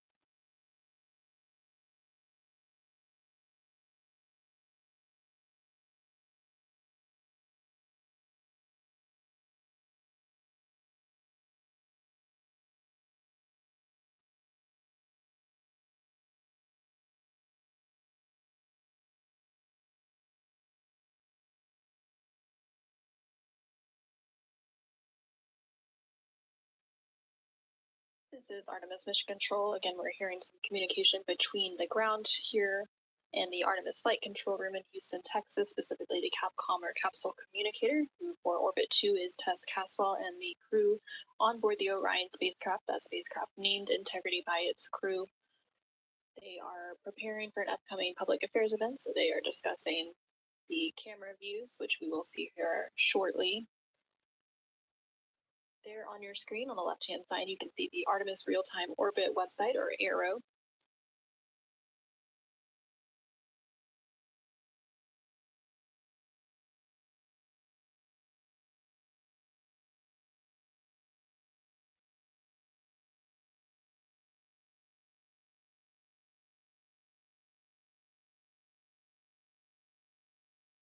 The Artemis Real-Time Orbit website there on the left-hand side of your screen provides updates on the velocity of the Orion spacecraft during its journey around the moon.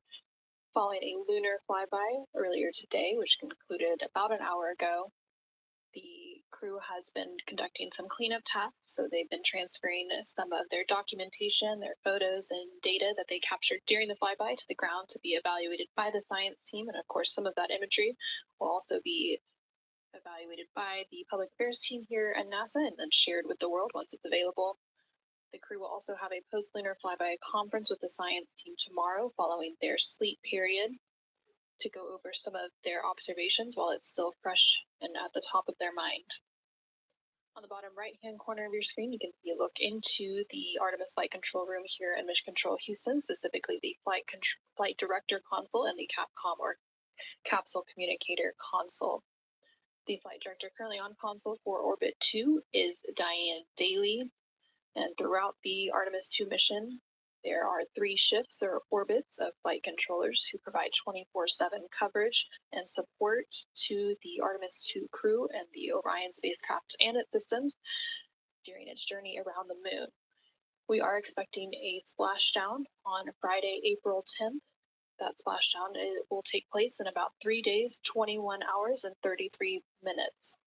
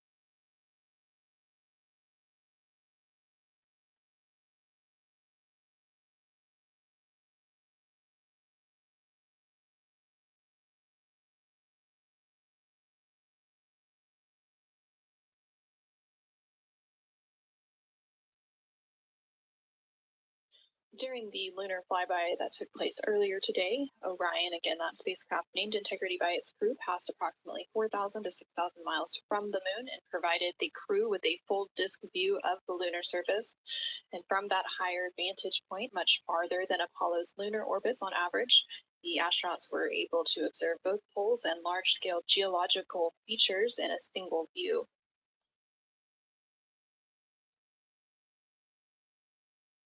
And there on your screen, you're currently seeing a live look inside the cabin of the Orion spacecraft. Integrity Houston, we are 3 minutes out from an on-time start, and we have adjusted the fan speed. We'll take a thumbs up if you're happy with it. Copy, thumbs up.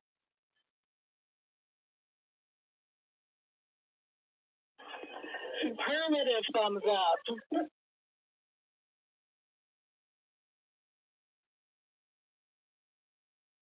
And there on your screen, you can see all of the Artemis II crew members.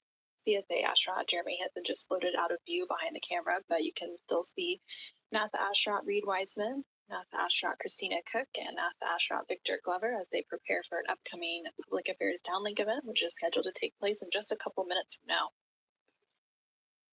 And there, floating back onto the screen, is CSA or Canadian Space Agency astronaut Jeremy Hansen.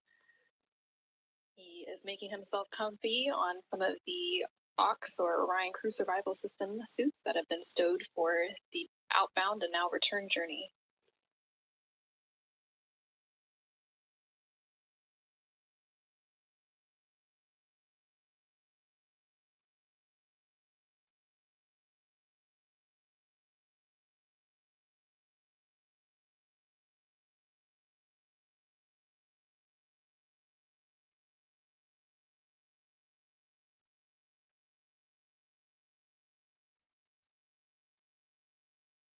Shortly after the completion of these couple of public affairs downlink events, the crew will begin winding down for their day, and they will have the opportunity to eat dinner. Some of the items on their menu today for dinner include chicken with corn and black beans, sweet and sour pork, rice pilaf, spicy green beans, citrus fruit salad, and maple cream cookies. All of this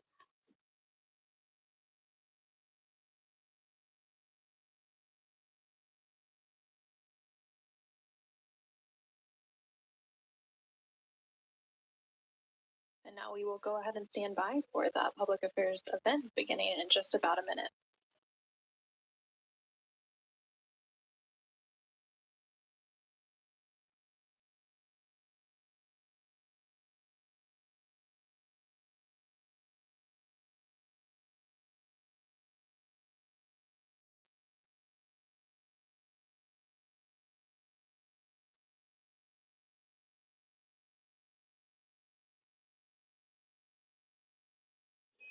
Integrity Houston, no action for the DU-1 caution. We're taking a look.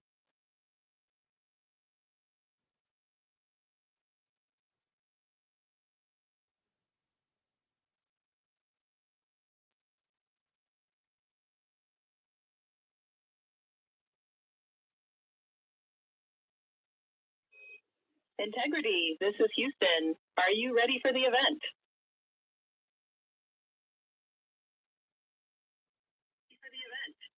Hello, Houston. Integrity is ready for the event. Administrator Isaacman, this is Mission Control Houston. Please call Integrity for a voice check. Integrity, Jared Isaacman, comm check.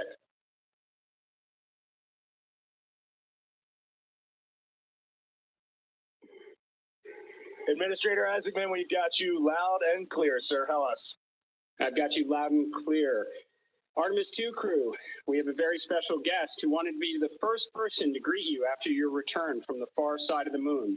Reed, Victor, Christina, and Jeremy, it's my honor to introduce the President of the United States of America, President Donald J. Trump. Over to you, sir. Well, thank you very much, Jared, and you are doing a fantastic job. And hello, very special hello to Artemis II.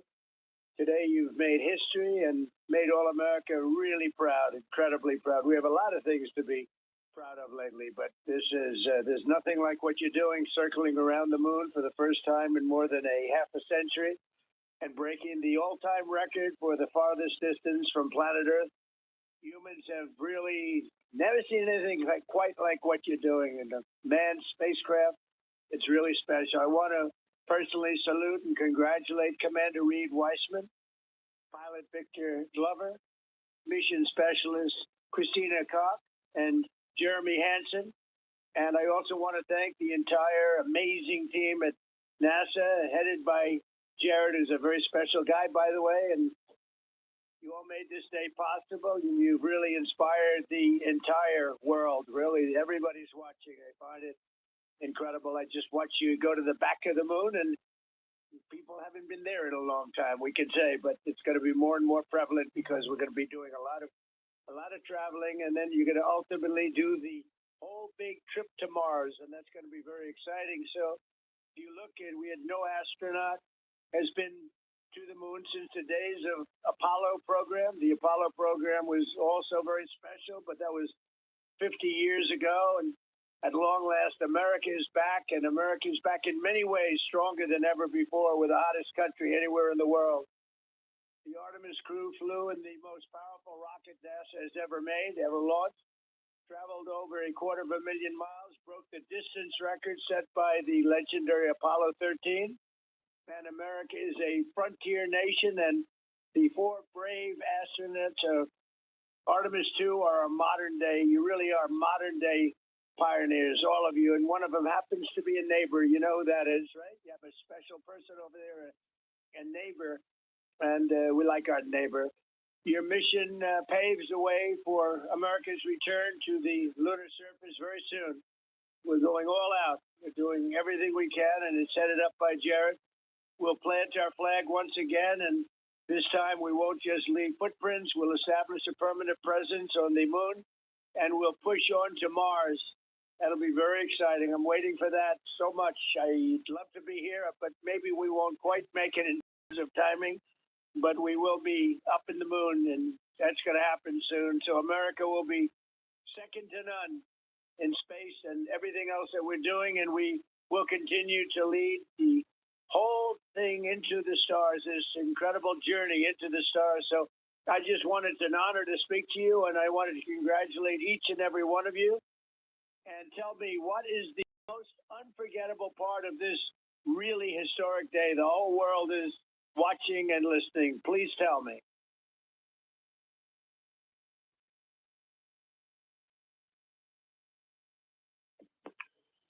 President, this call is certainly special to all of us, and we really have a lot of faith in our administrator, Jared Isaacman, who is with you. We appreciate his leadership in NASA and in the international community. We are doing great things, and we are proud to be a part of.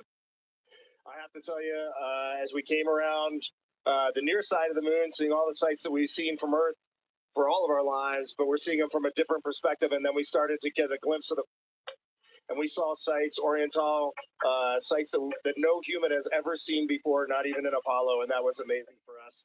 And then the surprise of the day, we just came out of an eclipse where the sun, moon, and the entire dark moon, about that big, right out the window that we were watching. We could see the corona of the sun, and then we could see the planet train line up, and we hit Mars, and all of us commented how excited we are to watch this nation and this planet become a 2-planet species. That is fantastic. You know, I had a decision to make in my first term, and the decision is, what are we going to do at NASA? Are we going to have it be revived, or are we going to close it down? And I had very little hesitation, and it's really great to have somebody like Jared involved, because he really makes it much easier for me. But it was not even a question in my own mind. We've spent what we had to do, and then of course we have Space Force, and Space Force is very much related to what you're doing, and that was my baby. That was a very important one, and it'll turn out to be truly one of the most important, I believe, decisions I've ever made. So we're very proud of Space Force, and we're very proud of all of you.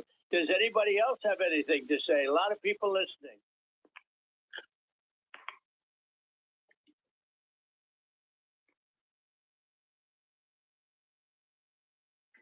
Mr. President, to be here with you speaking about our incredible day today. I think one of the biggest highlights was coming back from the far side of the moon and having the first glimpses of planet Earth again after being out of communication for about 45 minutes. It really just reminds you what a special place we have and how important it is for our nation to lead and not follow in exploring deep space. I'd like to ask, what was your feeling when you had no communication, zero communication, all of a sudden it was cut off by, obviously, your very special location. What was your feeling when you had no communication? A little bit different, perhaps.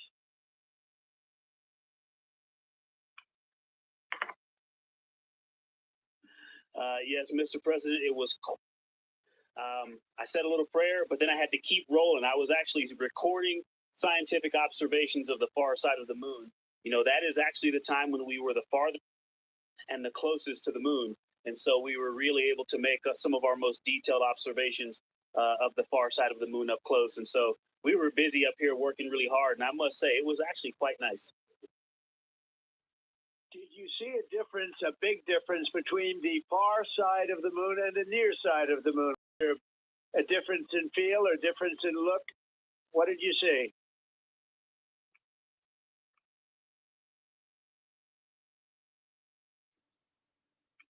Well, Mr. President, we certainly did, and our science team really set us up well to understand what they thought we might see.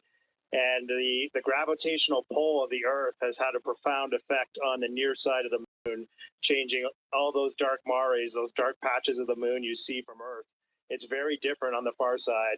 While you see some small patches of those mare in deep craters, it's very much absent on that side, so that's really neat. And while I have the microphone, sir, I just want to thank you on behalf of Canada. The space leadership you spoke of from America truly is extraordinary. I've said this many times before.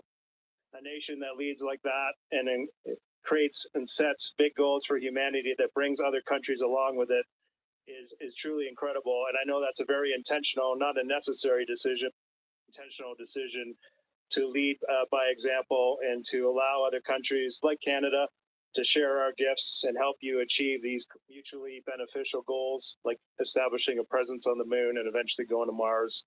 And Canadians are so proud to be a part of this program. Well, I have to say I spoke to a very special person, Wayne Gretzky, who I think you know, the great one. And I spoke to your Prime Minister and many other friends I have in Canada. They are so proud of you. And you have a lot of courage. I'm not sure if they'd want to do that. I'm not even sure if the great one would want to do that, to be honest with you. But you have a lot of courage doing what you're doing, a lot of bravery and a lot of genius. But they're very, very proud of you.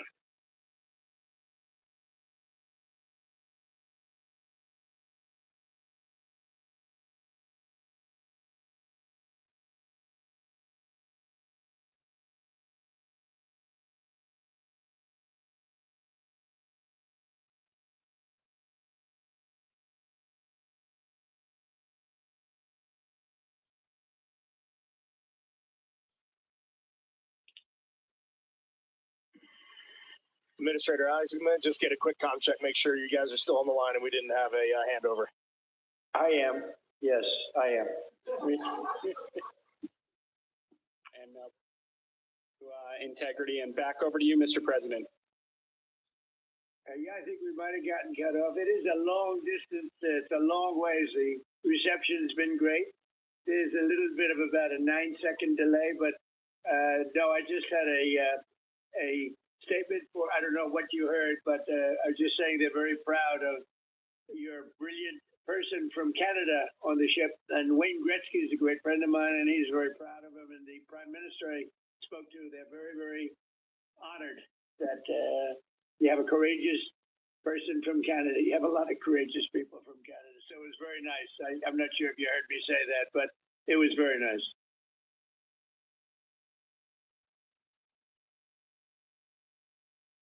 Yes, Mr. President, we heard that, and we do love our Jeremy Hansen. We love all our Canadian astronauts. Jenny Gibbons, Josh Kutrick, they're just great people, and they're such a welcome addition to our Corps.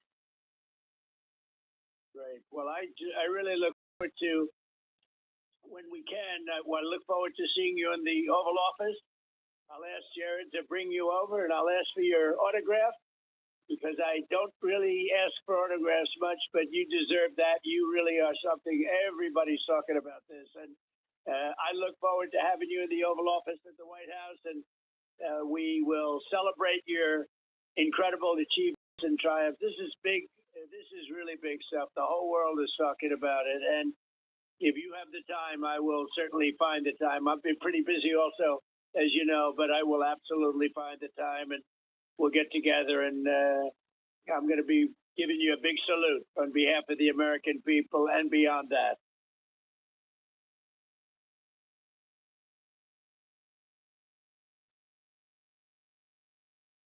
Thank you for that, Mr. President. And when you want us, we will be there. And thank you for your leadership. Thank you to Jared for his leadership. Really, thank you for taking the time out today to visit NASA. It's really special for us, but it's really special for the team on the ground. A whole team of people all around the world pulled this off. And we just want to say thank you to all of you for this. It is the thrill and honor of a lifetime to have been on this journey. Today was amazing, but this 3-year journey has been amazing, and it was made possible by the American people and the Canadian people. And we're so grateful to you all. Thank you very much.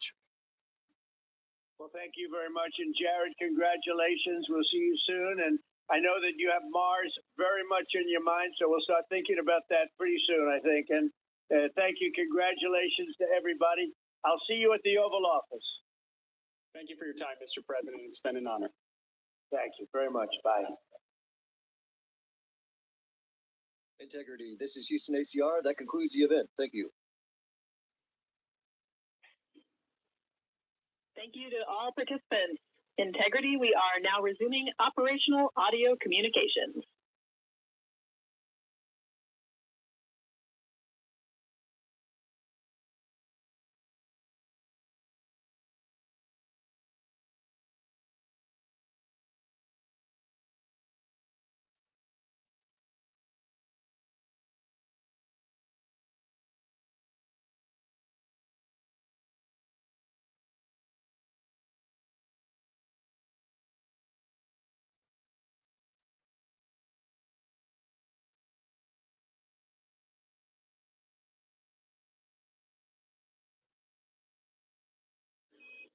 Integrity Houston, great job on the event. Just a heads up, we are on track to start the next event on time at 4:15.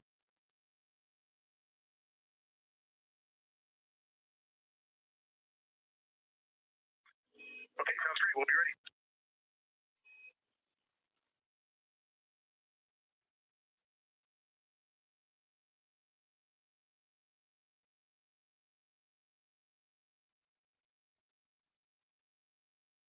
This is Artemis Mission Control in Houston, Texas. We just had that public affairs event with President Donald Trump and the crew on board the Orion spacecraft. And coming up in about 10 minutes, there will be another public affairs event. That event taking place at a mission elapsed time of 5 days, 4 hours, and 15 minutes. Currently on your screen, you're seeing a look at the Artemis Real-Time Orbit website, which provides updates on the velocity as well as the distance of the Orion spacecraft from both Earth and the Moon.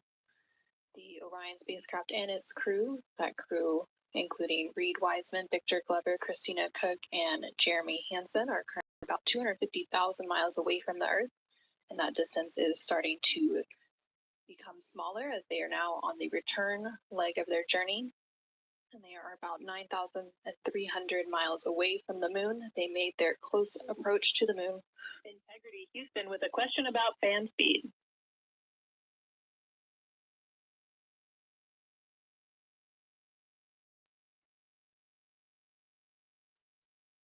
Go ahead. Hey, Reed, we were wondering if this adjusted fan speed is something that you would like to keep going forward, or if it was just a specific change request for the event this evening.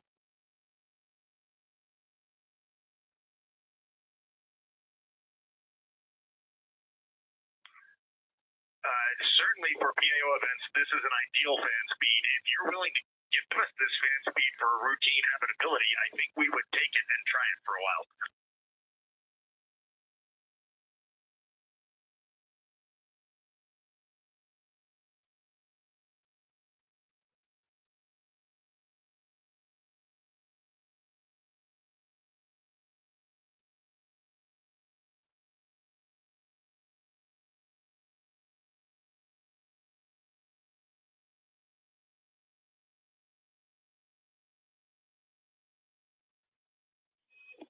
And Reed, we are able to support keeping the fan speed in this control.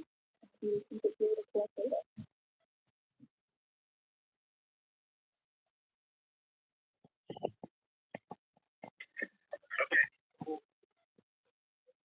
We will be going to exercise. We'll need to bump it up, but I think for quiet of living, this will be great. We copy, and we love seeing those smiles.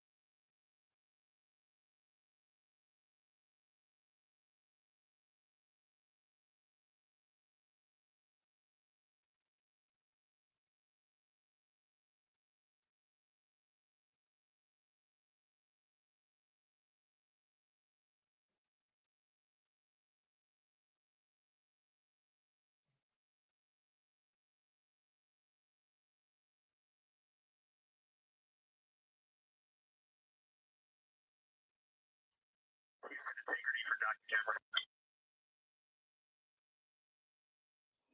Go ahead.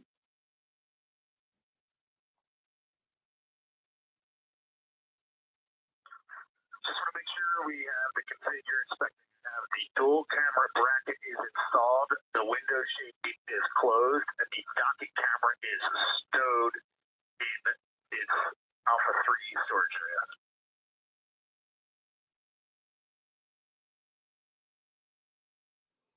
That's a good config.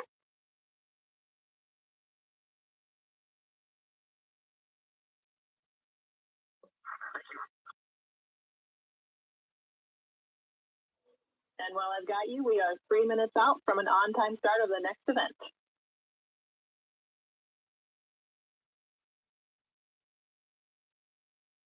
This is Artemis Mission Control in Houston, Texas. You can see a live look of the Artemis II crew inside the Orion spacecraft cabin as they prepare for another public affairs downlink event. There on your screen is CSA astronaut Jeremy Hansen along with NASA astronaut Reed Wiseman and NASA astronaut Victor Glover. Pop it up. Earlier today, the crew completed their lunar flyby observation period, during which the Orion spacecraft and its crew passed approximately 4,000 to 6,000 miles from the moon and provided the astronauts with a full disk view of the lunar surface. And from that higher vantage point, the astronauts were able to observe both poles and large-scale geological features in a single view.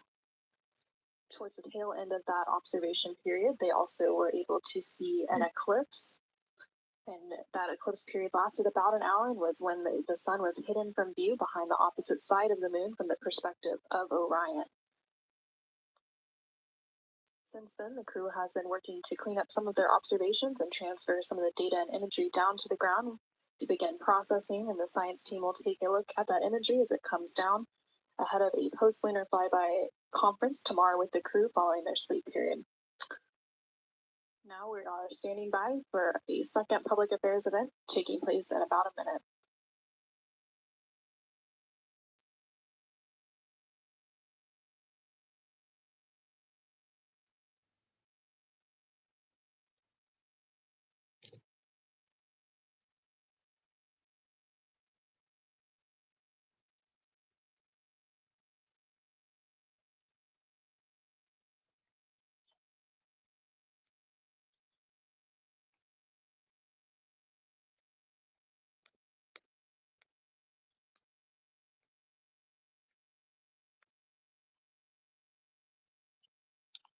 Leute, was geht ab?